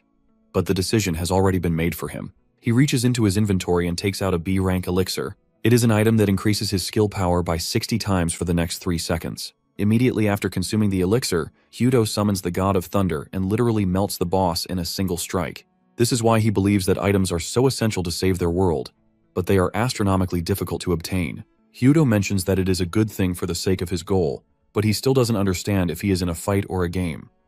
After defeating the first boss, all of the players gain several levels. Shikishima notices that the rifts also follow the same level system as the gates. Suddenly he notices Hyudo's level, which is at 173. Both he and Naru scream in shock as they realize how strong he is. Subaru tells them that he is as strong as him in his vampire state. This makes Shikishima even more shocked, since it means he is 5 times stronger than them. They notice an item dropped by the boss. Hyudo explains that it is common to receive B-rank items from bosses. In dungeons with higher difficulty, they can expect to find items that are A-rank or even higher. The item they receive turns out to be an A-ranked. Naruse looks at the item and wonders if it depends on the luck or ability stats. Subaru asks Hyudo what's wrong since he seems to be quiet. The item is the Celestial Emperor's Wheel that allows a player to ignore the defense of its target. All of them think it's an amazing item since it allows them to have a guaranteed hit on the enemy, but Hyudo says that it's not that great. Shikishima guesses that it probably doesn't work on enemies with physical resistance, so they won't be able to use it on someone like Lambda. Hyudo tells them that they can still use it as a tool to break the guard of their enemy. He tells them that they will use items to speed up their leveling through these dungeons. He suggests they try to level up as much as they can in the remaining month before the battle with the Blue Eye Corporation. Subaru and the others agree with this plan. However, he is still a bit worried about his bleeding eye condition. Even Maria couldn't figure it out. He tries to ignore it for now since they have a clear path to grow stronger. He wonders if the other kindred are also progressing well in the fight. At the same time, we see Vanquish in a new soul seat called the Obsidian Sea. He abandoned his seat in the Sea of Brilliance since it was exposed to the admins after Asmodeus was killed. After moving to his new throne, he set off towards the location of the admins. Meanwhile, Ilak is watching a duel between Hirasaka and Sayaka. He asks Kilim if there is no way to contact Vanquish and the others. The guy tells him that they won't be hearing from Other until they return from the admin's base. He is worried as he can't tell if this change in the vessels is a good or bad thing. Their powers have grown 5-fold since they started practicing, and it's truly abnormal. As the sky completely lights up, he finds it hard to believe that they were ever human. He wonders if this is the result of staying in pure soul form for so long. He thinks that their souls might collapse at this point. Delta calls him out and says that it's strange how their transformation is similar to that of Subaru after he became a vampire. He thinks that Sayaka is trying to do the same thing by pushing through her limits. Hirasaka seems stable, but she can see cracks in her own soul. She knows that she doesn't have much time left, but she still wants to fight as long as her soul can hold out. She believes it will be enough if her soul can survive till their fight with the Blue-Eyed Company. Kilim asks them why they don't just question the two of them directly on what's happening, and it startles them. Meanwhile, in the new Verdant Kingdom in the underworld, we see Carrion and Saya walking towards the ghoul tomb. They meet Verde, who is the new king of the kingdom. The guy says that he was surprised to learn that one of Subaru's kindred is his uncle. Carrion mentions that it also surprised him since he didn't imagine his brother's kids to be reviving their nation. Verde says that it's been a challenging journey, but if it helps in the battle against the executors and the admins, his and his dad's efforts will not be in vain. Carrion smiles and says that he is an accomplished kid. The three of them finally reach a cave which is supposed to be the entrance to the Forbidden Grounds. Carrion starts to remember this place. He jokingly says that he will give him some pocket money later. Before going in, Saya asks him if he is sure about this decision. He tells her that he is returning to his normal body since he used his ghoul form in the underworld, and it was too much to take for Hirasaka's body. If he is going to fight the executors, he needs his curse back too. He mentions that it's time for him to say goodbye to his body, but he liked it a lot. Saya waits outside and wishes him good luck. As Carrion advances further into the cave, he finds a guy in chains. He tells him that he is here to retrieve his body. The guy starts emitting green energy and says that they had been expecting him. He asks him to show proof of his claim. Carrion laughs like a maniac and says that he will gladly show him the proof. In a flashback several thousand years ago, we see Carrion's dad standing with Verde. He notices Carrion coming back and yells at him for skipping training. There is also a boy with him, and the dad asks who he is. Carrion says that he found him in town, and he didn't have anywhere to go. He asks if they can raise him in the palace. His dad orders the boy to come close and notices that he looks similar to Carrion. He asks him for his name, and the kid tells him that he is Campanella. The dad agrees to keep him in the palace but says that he will act as a double for Carrion from now on. Campanella immediately agrees and says that his life belongs to Carrion now. We move back into the fight where Carrion uses the Corpse Fist. It is a skill that was developed by him, and it creates vibrations, allowing the user to damage targets regardless of their defense's hardness. Since they are both similar, their attacks neutralized each other. Carrion laughs and says that it's not bad for someone who has been sleeping for thousands of years. He calls him by his name and says that he hasn't gone soft. His real body pauses, and the guy asks him if Campanella is his name. Carrion smiles, asking him if he forgot. He reminds him that he used to be his body double and his close friend. He suddenly gets mad and says that he will never forgive him, since he is the one who cast him into despair. Carrion was teaching him how to stick his tongue out and laugh like a maniac, but the guy was having trouble keeping up. Suddenly, a giant monster appeared above them. Before they even knew it, the girl who summoned the monster used a skill that destroyed their entire kingdom in a second. Afterwards, Vanquish took them in, and they became members of his Rainbow Nation. Carrion told Campanella that he didn't have to be his double since their kingdom was gone now. However, the guy told him that he would always be his first aid and sacrifice himself in a crisis. He then asked him to teach him how to use the Corpse Fist. Carrion thinks back and says that those were the good days. But just as they were about to dominate the underworld, the admins noticed them and massacred them all. They tried fighting back, but it was hopeless. Campanella walked in on Carrion, badly injured in the cave. He apologized to him for showing himself in such a pathetic state and said that Vanquish had escaped to the throne. Since he was about to die, he asked Campanella to take his place and become Vanquish's right hand. However, the guy refused to fulfill his request. He revealed that he stole a treasure from the Golden Country that would seal him. If he ceases all of his activities, they can deceive the admins, and over time, his soul and body will heal. He can then join Vanquish. Carrion laughed as he heard that he had stolen from the Golden Country just to save him. Campanella mentioned that the Night Guard was formidable, and he almost lost his life. Carrion accepts it and says that one day he will come back after being healed, and they will both fight alongside Vanquish. Campanella takes out the item and says that if he revealed the truth of this item, he would never forgive him. However, he wants to repay the debt owed to him for raising an orphan like him as his own brother. He activated the item and the entire cave lit up. The actual effect of the item was incorporating one's soul into the sealed one's body. In other words, Campanella was sacrificing himself to save Carrion. Until he fully heals, he will stay in his body as a guardian while losing his own memories. Back in the present, he is still mad at him for what he did. Campanella has lost his memories, so he doesn't remember any of it.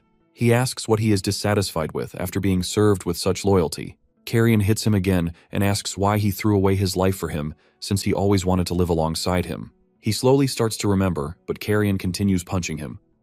Carrion wakes up on the table at the new throne of Vanquish. He mentions how he was thinking about Campanella. He guesses that it was because Subaru's growth had made his soul more stable. Recently, he had been remembering things from when he was still alive. He says that Campanella really liked liquor back then. He still doesn't understand why he abandoned himself for someone like him. Before Vanquish can say anything, a lightning strike lights up the sky and Sayaka falls down. She complains to Carrion that Keelim is going too hard on her. Vanquish tells them that initially, everyone is only born to embrace themselves. It's the most precious thing they have in the world. But if they get lucky, they can find something even more precious. For them, you feel like giving everything you have, even your own precious self. Life, in other words, is a journey to find something even more precious than you, and those who find it are truly blessed. Carrion smiles as he hears this. Afterwards, Vanquish asks him if he wonders why Campanella disappeared. Carrion tells him that he was thinking about the time when they were together. Back in the cave, he wondered how he would pay him back. While he was punching his body in anger, Campanella called out to him and said that he had spent thousands of years here in order to protect his body. He is proud to have devoted himself to such a mission, and he doesn't feel a single regret. He asks him if he set it all behind and he had another reason for coming here instead of saving him. Carrion tells him that he is right. He kept saving only souls, but he has finally found hope in someone. That person will enter a war with the admins moving forward. This surprises Campanella, and he starts tearing up. Carrion believes that they will surely win, and this is why it's time for him to rest. He smiles and says that he is grateful for his long-lasting loyalty and friendship. Campanella also smiles and says that he will be waiting for the news of his victory from the Universal Sea of Unconsciousness. Carrion finally regains his real body, and Hirosaka also disappears from the Sea of Unconsciousness. Ludwig tells Sayaka that he must have returned to his real body by now. She asks if it means that everything is going according to plan. Keelim shows up and assures her that she won't need to worry about her training partner. Until the battle with the Blue Eye Corporation, he will finish her training. She clenches her fist and tells him that she is looking forward to working with him. Carrion and Hirosaka walk out of the cave in their real bodies. Seiya notices that Carrion still looks the same. He guesses that he spent too much time in Hirosaka's body, and his appearance was influenced by his soul. A huge explosion rocks the entire scene as he showcases his true power. Hirosaka looks at him with a surprised expression, making him think that he is impressed by his power. In reality, Hirosaka is amazed by the underworld since he has never seen it before. Seiya calls them out and says that they will accompany her in her specimen collection before the next battle. Both of them agree. Carrion wonders if Vanquish is visiting the admin right now. We see Vanquish in a different dimension. He is not happy about revisiting that place. He thinks to himself that things might go smoothly. As he continues on with these thoughts, he hears the admin talking to him. He talks about always waiting for something that will never return and loving something more than it loves you. However, after some time, what you love, regardless of what it may be, you never vow to betray yourself again for its sake. You feel the urge to destroy it. Vanquish mentions the short story A Sound of Thunder and the author Ray Bradbury, whom the admin is quoting. The admin tells him that he is correct and says that he must be reading books from the human world as he advised him. He holds a book in his hands and says that novels are a product of imagination that stains paper with ink, but works called masterpieces are interesting in their own way. He gives him the example of the story he just quoted and says that it seems a lot like his situation. Vanquish says that he already knows the reason for his arrival and asks him for his help. Hearing this, the admin proposes to make a deal. He explains that the admins are a collection of souls. Just like humans are made up of cells, they are formed of trillions of cells to create a single consciousness. Due to the bias of the soul within, they form traits like attraction, desire, loyalty, and pessimism. The entire soul's mood can partially form the body. The operator Vanquish is talking to has the trait of curiosity. He made a transaction with Vanquish the last time and asked him what he used it for. The admin remembers that he took death from him, which makes Vanquish furious. The admin says that he won't die but instead take it for those who die. His action caused him to be terribly scolded by the other admins. The admin finally comes back to the topic and says that if whatever he is proposing sounds interesting, he will cooperate with him. Otherwise, he will kill him on the spot. Meanwhile, back in the human world, Ginga is visited by 3 executors in Christmas outfits and gifts. They wish him a Merry Christmas and say that they want to celebrate. Ginga objects, but they get inside anyway. The girl tells him that she is still working, and this is part of her job as keeping an eye on him. She also wants to celebrate Christmas, but Ginga doesn't believe that. However, he knows that trying to stop them is useless. The executor tells him that he can't use the same excuse as last time as long as they are nearby. Ginga yells at them for actually going through with the decorations. They start using his stuff without permission and ask him to sit down for dinner and have a talk. The executor asks him if he has been getting stronger since 2 weeks have already passed. He mentions that he won't reveal this information to the enemy, which makes one of them laugh. She says that he is too honest, and by refusing to tell them, he already implied that he is making preparations. He asks them why they didn't visit Subaru or the other kindred. The executor mentions that he is the most honest among them, which made her think that he was the easiest one to deal with. According to their plan, they want to torment and kill the families of the kindred, but he has no family left. Therefore, they can still talk to him. Ginga says that he can't let the others experience the same pain he did, and if necessary, he will take them down right now. The girl moves closer to him and asks him if he has prepared a powerful trump card since he looks completely different from how he looked 2 weeks ago. This makes her even more excited, as this will bring more joy to the admins. She says that it all shows on his face and he is really expressive. The other junior executors are taking notes from her. Ginga asks them who they really are. The girl tells them that they are a company of executors and, if necessary for business, they will even break into the houses of their targets. They also hire new recruits, as evident by the other 2 girls present for training. She also mentions that there are multiple factions within the company. The 3 of them belong to the president's faction, so they will absolutely uphold the 1-month deadline of not attacking. However, the vice president's faction may not have the same belief. We see an assassin executor walking towards Hirosaka's apartment while whistling. Subaru and the others are celebrating Christmas. They all seem to be enjoying themselves. Haji wonders if it's really okay for them to do this, but Leon believes that this is well earned since they have been clearing dungeons constantly. Hudo also agrees with him and says that rest is important. Someone rings the bell and Subaru thinks that it's the Christmas cake. Haji notices that he looks a bit too excited. Leon tells her that it's his first time celebrating Christmas. As he goes to the door, he senses something off. He immediately jumps back, and the entire place is destroyed by a skill called a dimensional rift. Hudo and the others recognize the skill in time and escape. This guy is named Sabnak, and he is an employee from the management department. The group immediately recognize that he was related to the Blue Eyes Company since he is wearing a blue suit. Subaru reminds him that they weren't supposed to attack for another 2 weeks. The guy jumps down and says that the president's methods are also indirect. Before he can even get down, he gets squished by Hudo's attack. It seems little to damage him since he is an executor.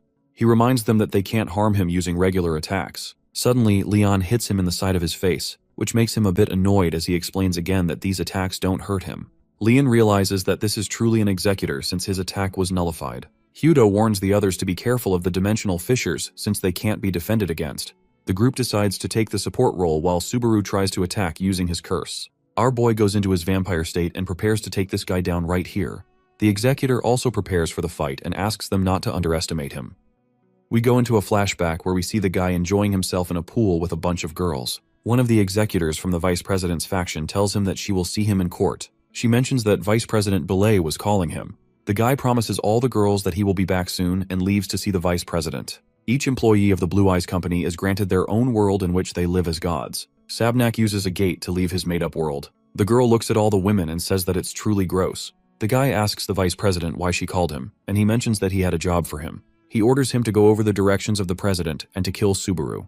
When he dies, his kindred would also lose their curse. Bullied also tells him to kill the other 3 people living with him. He believes that neutralizing enemies quickly is always the best. Sabnak agrees and says that it's efficient.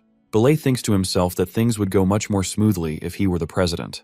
Back in the president, he is having a lot of fun while going against Subaru and the group. Hudo acts as a tank and blocks all of his attacks. He has realized that their combat ability is at the same level, but the executor has far greater physical capabilities. Haji supports him by summoning the shadow goddess and tries to drown him in water.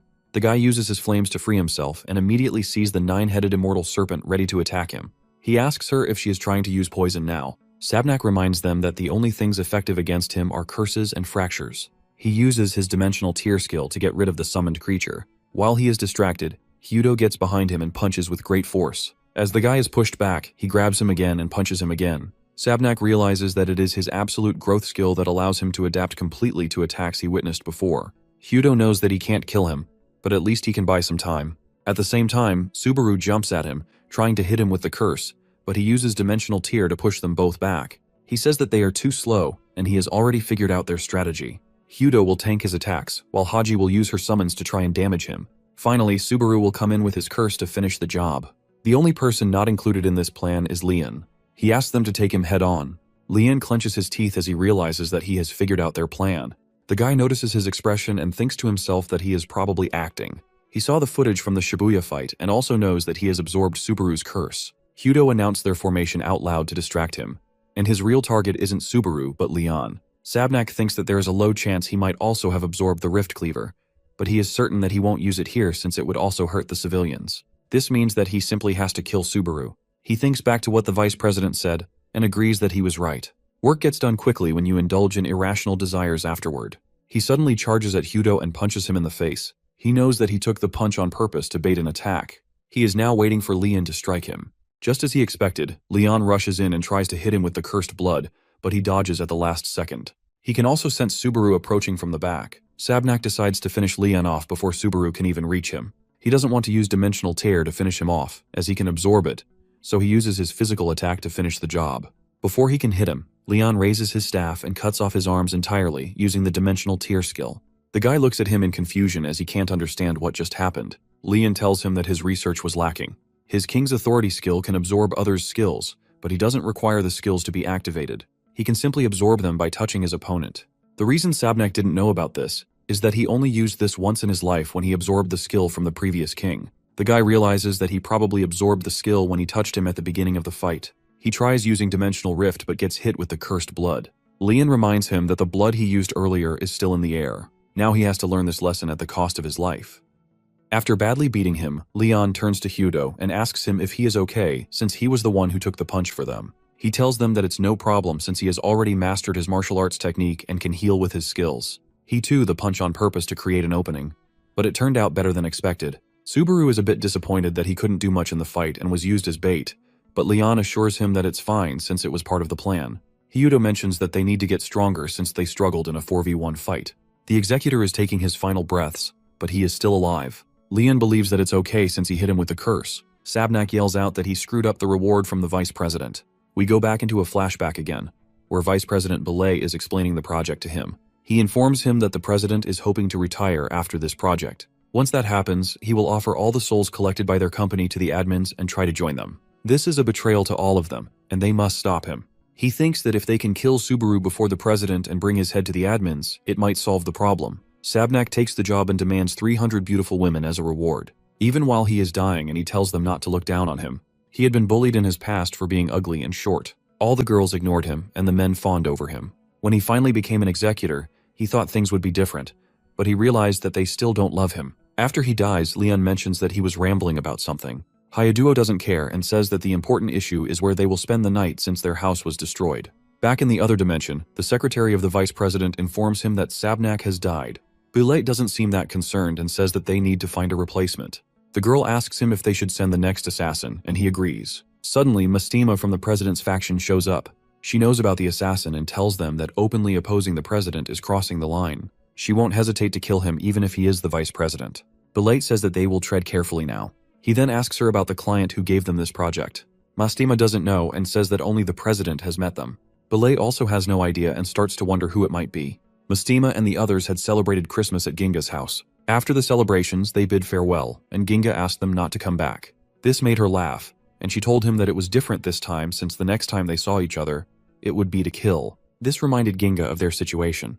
The executors finally left and he went back inside. He isn't too happy since he has to clean everything, but he is glad that the key in his possession wasn't exposed. He uses it to travel to the underworld, where Kinokawa and Fushigami are already having a meeting with the three kings. He says he needs to act quickly and form a contract with Ruin, gaining a new skill. Meanwhile, Subaru and the others are getting used to the items before the final showdown.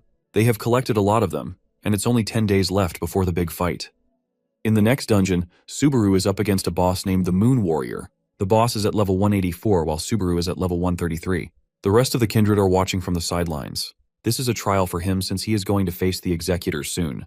Before Subaru can do anything, the boss cuts him in the neck. Everyone is shocked, but Shikishima and Hyudo remain calm, saying that they won't bleed out. He is just faking his death to make the enemy lower their guard. As soon as the boss turns around, Subaru uses several items to increase his stats. He also uses Hirasaka's fighting style to finish the boss. After defeating it, he thanks the boss and says that he was strong. Hyudo has been training Subaru on how to use items. Subaru is excited since he was able to defeat the boss without using his vampire form or dimensional rift. Hayaduo tells him that his initial sword strikes were too sloppy, so they should get back to training. Hirasaka asks everyone for their attention. Since they are all gathered here, he tells them that, according to the decision of the Union, they are allowed to inform their family members that they are being targeted by the executors. Shikishima's dad is excited to see him again. He asks him about Mom and the others, and the dad tells him that they are still in Europe for the concerts. He says that he was free this new year and heard that he wanted to talk about something. The dad suggests they talk over dinner. Shikishima agrees, and they both decide to go to the Hibiki sushi place. Sayaka also visits her sisters. She sees the little one and asks her about Hazuki. Her sister informs her that she is out dealing with dungeons, which makes her surprised since she lost her powers. The sister tells her that she was a normal person for about a week. Hazuki comes back and tells Sayaka that she is no longer the manifestation of the lava dragon. She is now the flame tiger since she made a contract with another king. Naruse goes to meet his mom, who immediately yells at him for ordering so much Hirasaka merch for their house. He tells her that he has something to talk about, but she orders him to clean up the mess first. Later, she asks him about Hirasaka, and the two of them have a normal conversation. Hirasaka is also back home, and his dad asks him if he started bulking even more. He hasn't seen him in Japan, and asks if the players are sent overseas too. Hirasaka tells him that it was technically overseas. His mom suggests watching the recording of the press conference together. Before she turns on the TV, the dad stops her and asks Hirasaka what he wanted to talk about since he mentioned it on the phone. Shikishima meets Subaru on New Year's Day, and the two of them chat about normal stuff. Subaru asks him if what he told his family, and Shikishima mentions that he told them the truth. His dad is a conductor, while his mom is a pianist, and his sisters are string players. He feels bad making them put their work on hold, but it's better than risking their lives. His dad immediately agreed with him as he told him about the threat. Shikishima apologized to him, but the dad stopped him, saying that without players, they wouldn't even be able to attend these concerts. He says that he is sorry for putting so much on his shoulders, and he will always be grateful for what he does. This makes Shikishima a bit emotional, and he starts tearing up. All of the kindred had a similar experience. Subaru tells him that they will do anything they can to protect their families. Now that the whole gang is here, Subaru tells them about the 7th calamity, which destroys the minds of all non-players. They still have 10 days left to face the Eyes Corporation. But before that, they need to defeat Kohaku Hirakata before she can activate her skill. The next moment, we see Vice President Belay holding her dead body. He apologizes for intruding and says that he will pick on from here when it comes to talking with Subaru. In the memories of the future, Subaru saw Hirakata was able to use her skill and expand it to the entire Earth using an S-rank item. At that time, Subaru thought that the aberrations summoned through the skill were creatures from another world. He was able to destroy them, but Hirakata managed to escape. Haji informed him that he needs to defeat her if he wants to stop the skill. Using her information and the skills of both Reno and Kana, they were able to pinpoint the location of Hirakata. They all moved to finish her off before she activated her skill. When they actually go to the place, they don't find anything. There is a suspicious blue portal hovering over the ocean. Haji tells them that it's not created by Hirakata. Ginga recognizes this door since he saw it on Christmas, and says that it likely leads to the headquarters of the executors. On the other side of the door, Vice President Belay and the other executives are waiting. Shikishima looks at the door carefully and suggests that they go back. The rest of the group agrees, and they decide to eat something. Hyudo suggests Motsunabe since it's winter. The vice president can't take it anymore, so he walks out of the door and asks them not to leave. Subaru mentions that he wants to eat Motsunabe, and the vice president hesitantly agrees to provide it. They walk through the door and the vice president specially cooks Motsunabe for them. He explains that the admins can't hear them in the seat. Strangely enough, there are no seats for the dinner table. He says that his seat doesn't have such luxuries, and his secretary is tired after doing so much. Haji asks him about the seventh calamity, and he mentions that it has already been taken care of. He tastes the Motsunabe and starts explaining his plan. He wants their help to betray the president. Bullied explains that the president is trying to sell their company to the admins, and he plans to keep the profits to himself. He considers this a betrayal and says that it must be met with another betrayal. Hyudo asks him if the assassin sent the other day was on his orders, and the vice president confirms it. Shikishima asks him what they will get in return for teaming up with him. Bullied gets mad and says that he is offering his assistance. He asks him if he really thinks they can win against them on their own. He mentions that it's not an equal negotiation, and the only thing they can do is either accept or deny. Hyudo knows that Belay is on a different power level than the executor they defeated yesterday. Even if they all fight him together, they might not win. Moreover, the president Asmodeus will be even stronger than he, which makes it impossible to go against him. The vice president assures them that if they cooperate, their company will stop going after Subaru and his kindred, and they won't accept requests to harm them in the future. Ginga tells him that they don't believe his verbal promise. Bullied mentions that he will prepare a contract using a special skill from his secretary. The skill will ensure that both parties follow the rules of the contract, and anyone breaking them will face a penalty. In this case, if he breaks the contract, he will pay with his life. Shikishima asks him why he would go that far, and the guy tells them that he just wants to show them that he is different from the president. The deal he has presented is extremely generous, and he hopes that they will agree. Subaru finishes eating his Motsunabe and refuses the deal. All the other kindred are shocked, and Shikishima asks him if he even understands their situation. He calmly states that he understands all of it. He then turns to Ginga and asks him if he remembers what he said when he was being controlled by Ruin. He asked him to form a team when he returned from the underworld. Subaru reveals that he has formed a team called the Rainbow Country after getting permission from Vanquish. Their motto is to never abandon or betray their allies. Ginga understands what he means now. Subaru tells the vice president that his team will never be a part of Betray. Even if they get killed here, he won't join forces with him. After that, they all leave and return to the human world. The secretary asks him if it was really okay to let them go. Belay tells her that if he acted now, the president and Mastema would have immediately punished him. His plans were already ruined when Subaru rejected his offer. However, their goal remains unchanged, and they will still support Subaru in this fight. He smiles as he thinks about what Subaru said about not betraying his allies. He wishes the president also believed in that. It is finally the day of the attack, and according to the plan provided by the company, their elite executors will begin to attack the allies and friends of Subaru. Each of the kindred waits at their home to protect their families. The others were scattered nearby to deal with the executors as soon as they appeared. The silence was finally broken by a gate appearing above Subaru's house. Secretary Villette falls out of the gate badly injured. Subaru asks her what happened, and she tells him that they were ambushed by the president's team. She mentions that they won't be attacking the human realm first, but the underworld. In the deepest section of the Golden Country, a similar gate appears, and the president walks out with a smile. He didn't share his true plan with Villette since he knew she couldn't be trusted. As all the executors exit the gate, he orders them to start the invasion. Violet claims that the plan given to the human players was fake, and in reality, the president was going to invade the underworld first. He wants to neutralize all the gate owners to make the players powerless. This surprisingly doesn't concern Subaru, and he stays calm. Meanwhile, in the underworld, one of the executors asks the president what their policy is on killing. He tells them that their orders are to simply ravage them. The Golden Knights start to defend the country, but are no match for executors like Floros, who can summon skills. Her summon starts to destroy them like flies. At the same time, the other executor uses her Azure Flame skill and kills many more. The Knights' formation starts to crumble, and they begin exploding one by one due to the skill of yet another executor. Mastema watches this and thinks that she should also join the battle. As she looks back to tell the president, she notices that he has already left. The president teleports to the Copper Kingdom using the gate. Immediately, he attacks Vordan and destroys his body completely. He introduces himself as the CEO of the Blue Eyes Company and bids farewell to the Red Copper King. Vordan realizes that his attacks don't affect him at all. Despite being a king, There is nothing he can do against the president. Ixis arrives at the Golden Palace and informs Queen Safina that an attack has taken place from the eastern sky. Before she can even tell her the full details, Safina already knows that it's the Blue Eye Company. Meanwhile, in the Silver King's palace, Ruin tells the executor that he is no longer a kindred of Subaru, so he can't even use curses. The guy mentions that he looks quite like the previous Silver King, and guesses that he may be their child or parent. He says that he won't recognize them anyway, because he was the one who killed him. This makes Ruin mad, but before he can do anything, the executor is on top of him, about to finish him off. At the last second, someone grabs his sword. Meanwhile, Floros notices dark clouds in the sky, and we see the president with his hand frozen. In the human world, Subaru tells everyone about the plans of the Blue Eyes Company. They had already suspected that something like this would happen, which surprises Hirasaka and Sayaka. Shikishima asks them if they really thought their enemies would share their actual plan with them. They already assumed that they were lying. He asks Subaru about the situation in the underworld, and he says that it's fine. The enemies who invaded the underworld are being dealt with by the Rainbow Country. Kilim, Delta, and Ludwig have been assigned to protect the Golden Country. Carrion and Saya are the ones in charge of defending the Silver Country. As for the Copper Nation, his new kindred must be arriving soon. Frost enters the scene and tells Vorden that he has become weak. The Copper King asks her to shut up and transforms to restructure his body. The president is shocked that she was able to block her attack so fast. It is not in the information provided to the executors. He asks her who she is. She tells him that she is no one special, but if he truly wants to know, she is the kindred spirit of Subaru and the strongest spirit in history.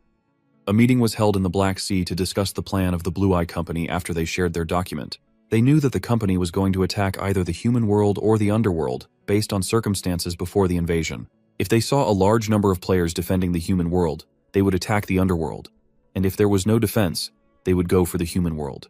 In simple words, they were going to attack the world that had a lower defense. Shikishima mentions that even if there is a small chance that they will attack their families, they cannot leave the human world. Since there are very few people in the underworld who can use curses, the kings of the Rainbow Country decide to help.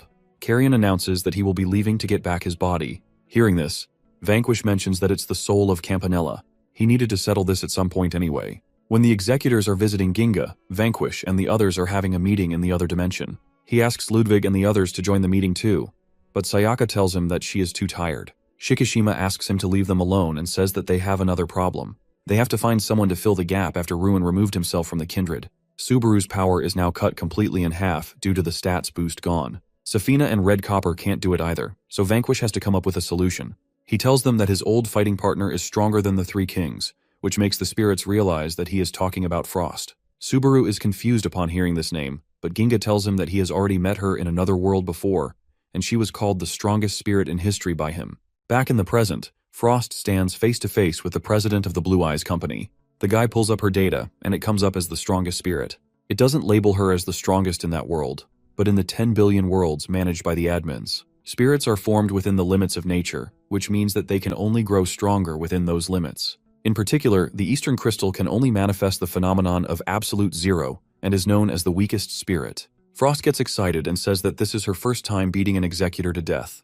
The guy asks her to take it easy on him, but gets smashed in the next moment. She says that there is no such thing as holding back in a fight. He admits that it was rude of him and attacks her using the same skill he used to completely destroy Vorden.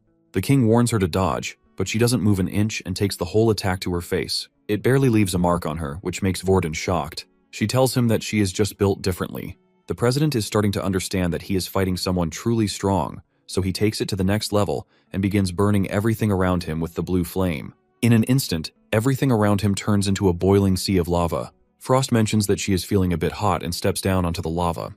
The president tells her that he is starting to lose confidence since this was his strongest move. She mentions that this is why it felt hot. He asks if she is not going to dodge, and she confirms it. The president, however, claims that he will dodge, and she puts him to the test by kicking him with a deep freeze. His resistance is completely ignored, and his whole body starts to freeze. Frost laughs in amusement as she asks him why he isn't dodging her attacks. The guy gets completely bodied and can't believe that such a strong spirit exists. He says that she must have used the stats boost by becoming a kindred, but she shocks him even more by saying that she rejected that boost. When accepting to become his kindred, she asked him to remove the stat boost bonus. Subaru was confused and asked her why she was doing it. She told him that she fought using her own skill, and the other spirits agreed. The president realizes that he has just lost in a fight between two souls. Frost can't believe she destroyed the executor so easily with this curse. She says that compared to Vanquish, he was trash. Frost initially didn't accept when Vanquish asked her to become a kindred of Subaru. She says that the first thing they do is fight after not meeting for so long. Vanquish admits that he can't defeat her in his current state, and she urges him to regain his power and fight her. He finally agrees and says that if she fulfills his request, he will fight her. Frost excitedly tells him that she will kill him if he breaks the promise. Vanquish takes her back to his seat as she wants to see her disciples fighting against the Executors. Kilum and Delta are in the sky facing the Executors. They know that their master has joined the fight, so they are certain that the president has already been defeated. Without wasting any time, both of them start clearing out the leftovers. A huge tornado of lightning swipes every executor in the area. The girl from the president's faction wonders if the spirits are behind this attack. She decides to use her curse since it is the biggest weakness of spirits. Suddenly, her body is slashed in half by an attack from Ludwig, and it literally cuts through the dimensions. Before dying, the executor says that she can't win with this body. Before Ludwig moves on to the next target, he is attacked by Floris's summoned creature. Delta asks Kilim to go and help Ludwig since he won't be able to handle it alone. Kilim asks him what he will do, and he points at the executor in front of him, saying that he will deal with her. Another executor watches this from the ground and says that everyone is just too energetic. He says that the boss didn't tell them about this. The guy tries talking to the other executors and asks them if they are okay. Meanwhile, our boy Carrion is busy fighting Mastema. Ruin watches while calmly sitting on a creature and tells him not to break anything. The executor tells him that he is too good and asks him who he is. Carrion reveals that he is one of the subordinates of Vanquish. The executor is shocked since he looks a bit different from his description in the info. However, he doesn't care as long as he can entertain himself. He says that if he entertains him, he might tell him who destroyed his country. Carrion pauses for a second and tells him that he doesn't care anymore. He has already said goodbye to the past, and now he will only look at the future. He summons a creature given to him by Saya. Since she couldn't use curses herself, she gave her specimen to Carrion so he could activate the skill. The mana is supplied from the Obsidian Sea by Saya. Carrion says that he will use the summons to stop him and then finish him off with Corpse Fist. The guy laughs and asks him if he is really relying on someone else to use curse skills for him. At the same time in the human world, Maria heals Villette and switches back with Shikishima. The secretary immediately gets up and says that she can't stay here as she has to rescue the vice president. She mentions that he was purged for the act of supporting him. At the last moment, he allowed her to escape and sent his message to Subaru. Hearing this, Subaru tells her that he will also be going with her to save the vice president. He mentions that he was captured to warn them about the attack. Villette reveals that the vice president is being held at the underground prison in the headquarters of the corporation. Shikishima tries to warn Subaru, since this is the enemy's base, but he says that he will go there alone. As the two of them argue, Ginga walks in, saying that he will also accompany him since he doesn't really have a family here. Before Subaru can say anything, he shuts him up, saying they can't waste any more time. The three of them walk through the gate on a mission to save the vice president. We see the vice president, chained up inside the prison and badly injured.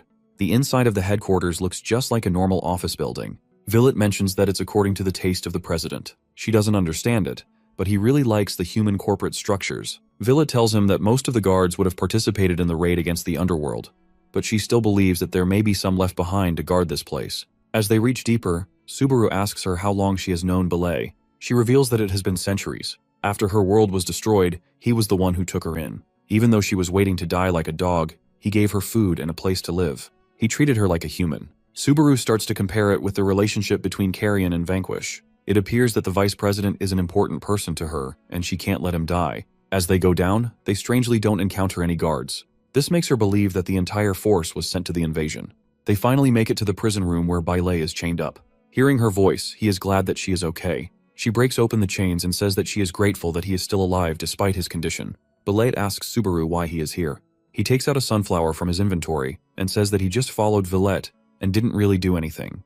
It is a D-rank item that heals injuries. Belay thanks Subaru for this and says that they now have to decide their next move. Subaru suggests hiding him in their place and the guy agrees. Suddenly, his voice changes, and he mentions that the best thing to do would be to kill them all and rejoin with his main body. Subaru is shocked to hear this, and even the vice president doesn't know what happened. After a moment, his eyes start glowing blue, and a familiar pattern appears on his face. At the same time, in the Red Copper country, Frost is busy searching for the president's corpse. She wonders if she crushed him too much. One of the fragments from his body starts floating behind her. He claims that his job is done here. Frost asks him if this is a split soul and his main body is somewhere else. He says that it's true and not true at the same time. Back in prison, Belay stands up and explains that when he first saw the admins, he wondered what he had to do to become like them. Subaru and others can clearly feel the difference in atmosphere. Subaru asks him if he is not Belay. The guy says it again that it's true and not true at the same time. Just like the admins, who are a collective entity comprised of trillions of souls, but are one individual at the same time. He wanted to get closer to the admins, and in order to do that, he decided to fragment his soul and give each fragment a unique personality. He formed this organization around them, and by doing this, he recreated an admin artificially. All he needed to do after that was to improve the operation of his organization until he could reach a level where it felt like a complete individual. Based on this hypothesis, he divided his soul into 5 fragments. One was the president, the general affairs assistant, the strongest combat power, the skirmisher, and the newcomer. Frost has no idea what he is yapping about. Vorden explains that the Blue Eyes Company was created as a way to approach the admins. However, her eternal freeze skill is too strong, and he won't be able to finish his job at this point. His reward for the completion of the job is becoming an admin, and he wants to finish it at all costs. In order to achieve that, he will merge into a singular body for the first time in thousands of years.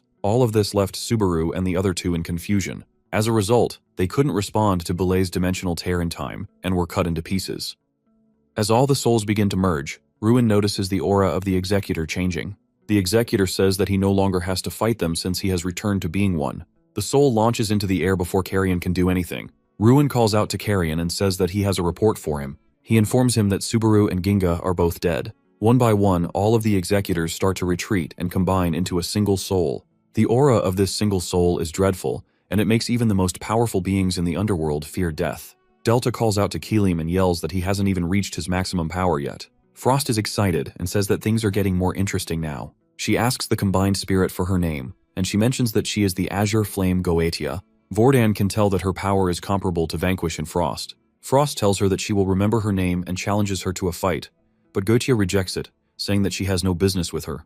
Her previous plan to destroy the owners of the gate has failed, so her entire reason for invading the underworld is now gone. She is now heading to the human world to kill Subaru and his kindred as originally planned. Frost isn't done with her yet, so she charges at her, trying to punch her, but Goetia summons a giant creature in front of her. She asks her why she is so eager to fight, and if warriors like her never consider the meaning of life. She says that this god is the strongest in her stockpile, and she can continue fighting with it for eternity if that's her wish. Goetia summons hundreds of other creatures and unleashes them upon Frost. At the same time, she uses one of the gates to teleport to the human realm. Frost is furious that she was looking down on them. She asks her dad how she is supposed to travel to the human world, but he tells her that there is no way. It's just how the world is structured. Creatures from the underworld cannot enter the human world. Forrest asks him if all of humanity will be wiped out because she can't fight the Executor. He tells her that she is correct, and the human world is doomed. Meanwhile, Shikishima is still waiting for Subaru in Tokyo. As a blue gate opens behind him, he thinks that it's Subaru, but to his shock, Goetia appears and immediately hits him with her flame. As he is down, she finished him off with another skill. Goetia then wonders how many more are left. At the same time, in the underground prison at the headquarters, Villet barely manages to survive. She calls out to Belay and tries to say something, but the guy tells him that Belay is gone. His very existence was fabricated, and his persona was created during the split with its memories. It was just disposable experimental data for him and nothing more. Now he no longer has any need for this data, so he discarded it. Villet doesn't believe it and continues calling him Belay. He asks her not to cry and finishes her off. After that, he decides to combine with his main body. While he is walking past Subaru and Ginga's bodies, Ginga grabs his leg and uses Ice 9 on him. Meanwhile, as Goetia starts moving towards the other kindred, Hyudo shows up and says that Shikishima died earlier than expected. However, given the power gap, it was expected. Goetia thinks of him as a threat and tries to eliminate him, but he simply redirects the attack using one of the dolls. This annoys her as he reveals that his only job here is to buy some time. He has no intention of actually fighting her. He uses an item on Shikishima that revives him instantly. Hyudo reveals that he gave Subaru 2 of these eyes while each kindred has 1. Shikishima is distraught after coming back to life.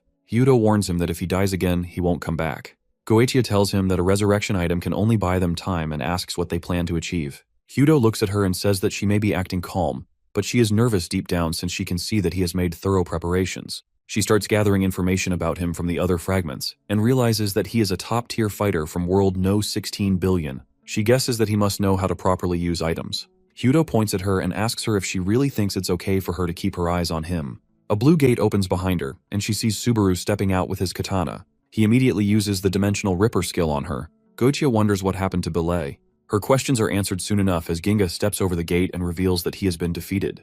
As soon as he used Ice 9 on him, Subaru revived and transformed to his vampire state. With Belay completely frozen, he had no way to fight back against his vampire form. At the same time, Ginga used an A-Tank item that restores all of his mana.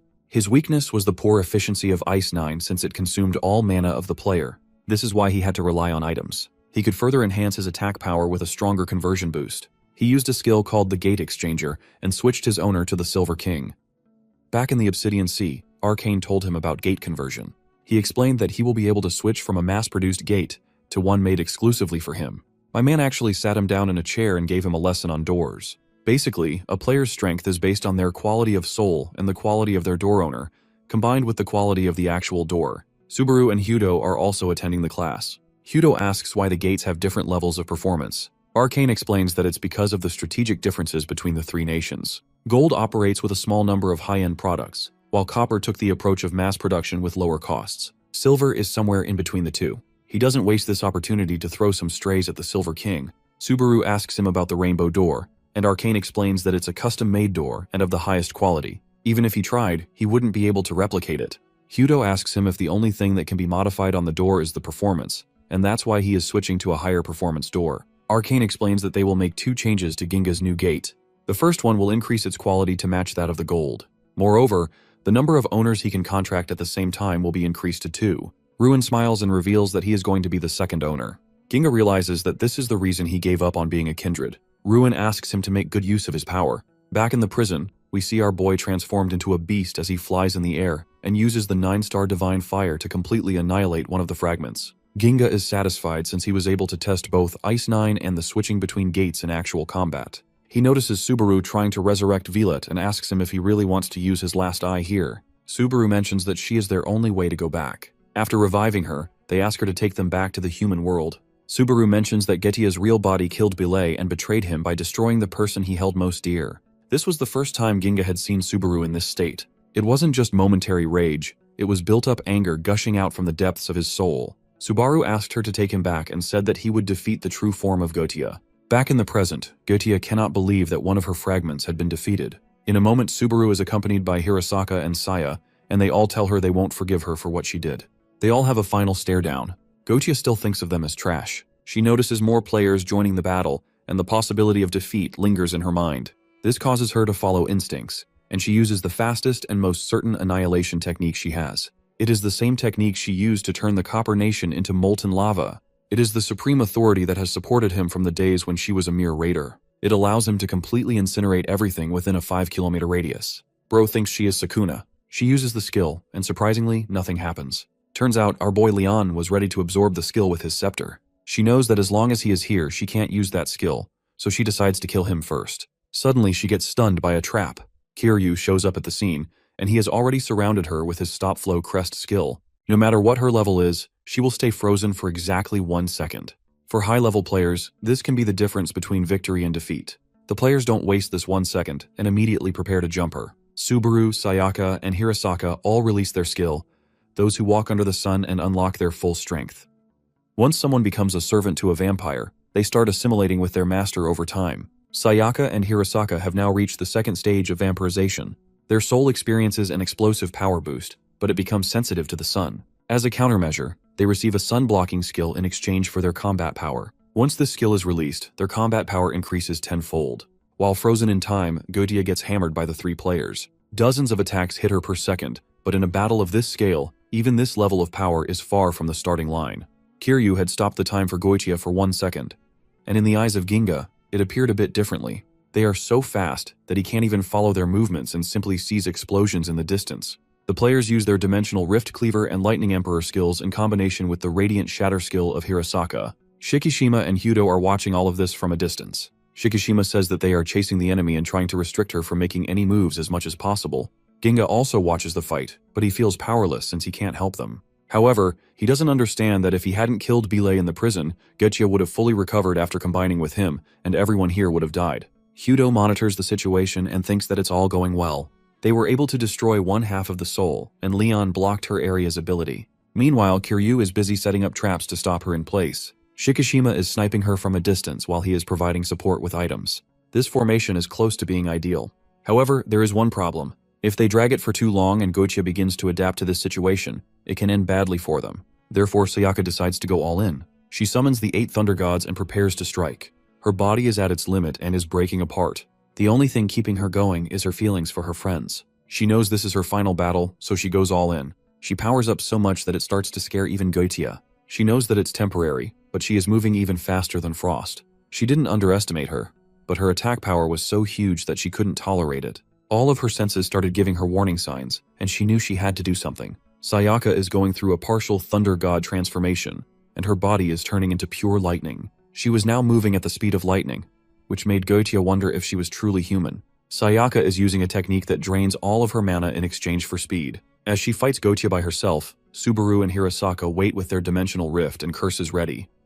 In order to truly damage Goitia, Sayaka pushed herself too far, and as a result, her soul collapsed. She apologizes to Delta, saying that she couldn't meet his expectations. He is still in the underworld trying to fight the executors. He destroys her completely and looks down to see Ludwig staring at a screen. When he asks him what he is doing, he tells him to be prepared since a parting approaches for both of them. Sayaka's shattered body falls to the building. Since she hid her conditions from everyone, she didn't know it would happen if she fought. Subaru is trying his hardest not to look back and run towards his very first friend.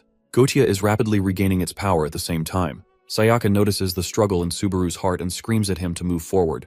Subaru and Hirasaka both jump at her at the same time. They hit her with the dimensional rift cleaver from point-blank range, which cuts off one of her arms and legs. She regenerates immediately, and Subaru continues to attack. He thinks to himself that if he can finish this quickly, he might be able to use some item or treasure that can save Sayaka. Even if he can kill her a second faster, he might be able to save his friend. Goitia notices a distortion in his right eye. She can tell by instinct that she shouldn't let it spread. Sayaka watches this fight with her last breaths and hopes to stay alive just for a few more minutes. Goitia chops Subaru in half to cut off the distortion. He uses his blood manipulation to put himself back. Realizing that it isn't working, she tries hitting him with the same skill she used to kill Shikishima. It blows off his shoulder and legs. Hirasaka immediately attacks her and she blocks. Hirasaka had been spending more time looking at the sky ever since the rifts appeared. It was almost like he was sending thoughts to a word with no one left to call for help. As the battle continues, Goitia finds it strange that Hirasaka's sword strikes are getting more and more powerful with each hit. He starts resonating his soul with his master Subaru. The shape of his soul had already been changing. His soul was about to undergo a brilliant metamorphosis from that of a warrior into the one who hears the voices of those seeking salvation everywhere. He was about to turn into a rare breed. People like to call a hero. My man literally upgraded twice in a single fight.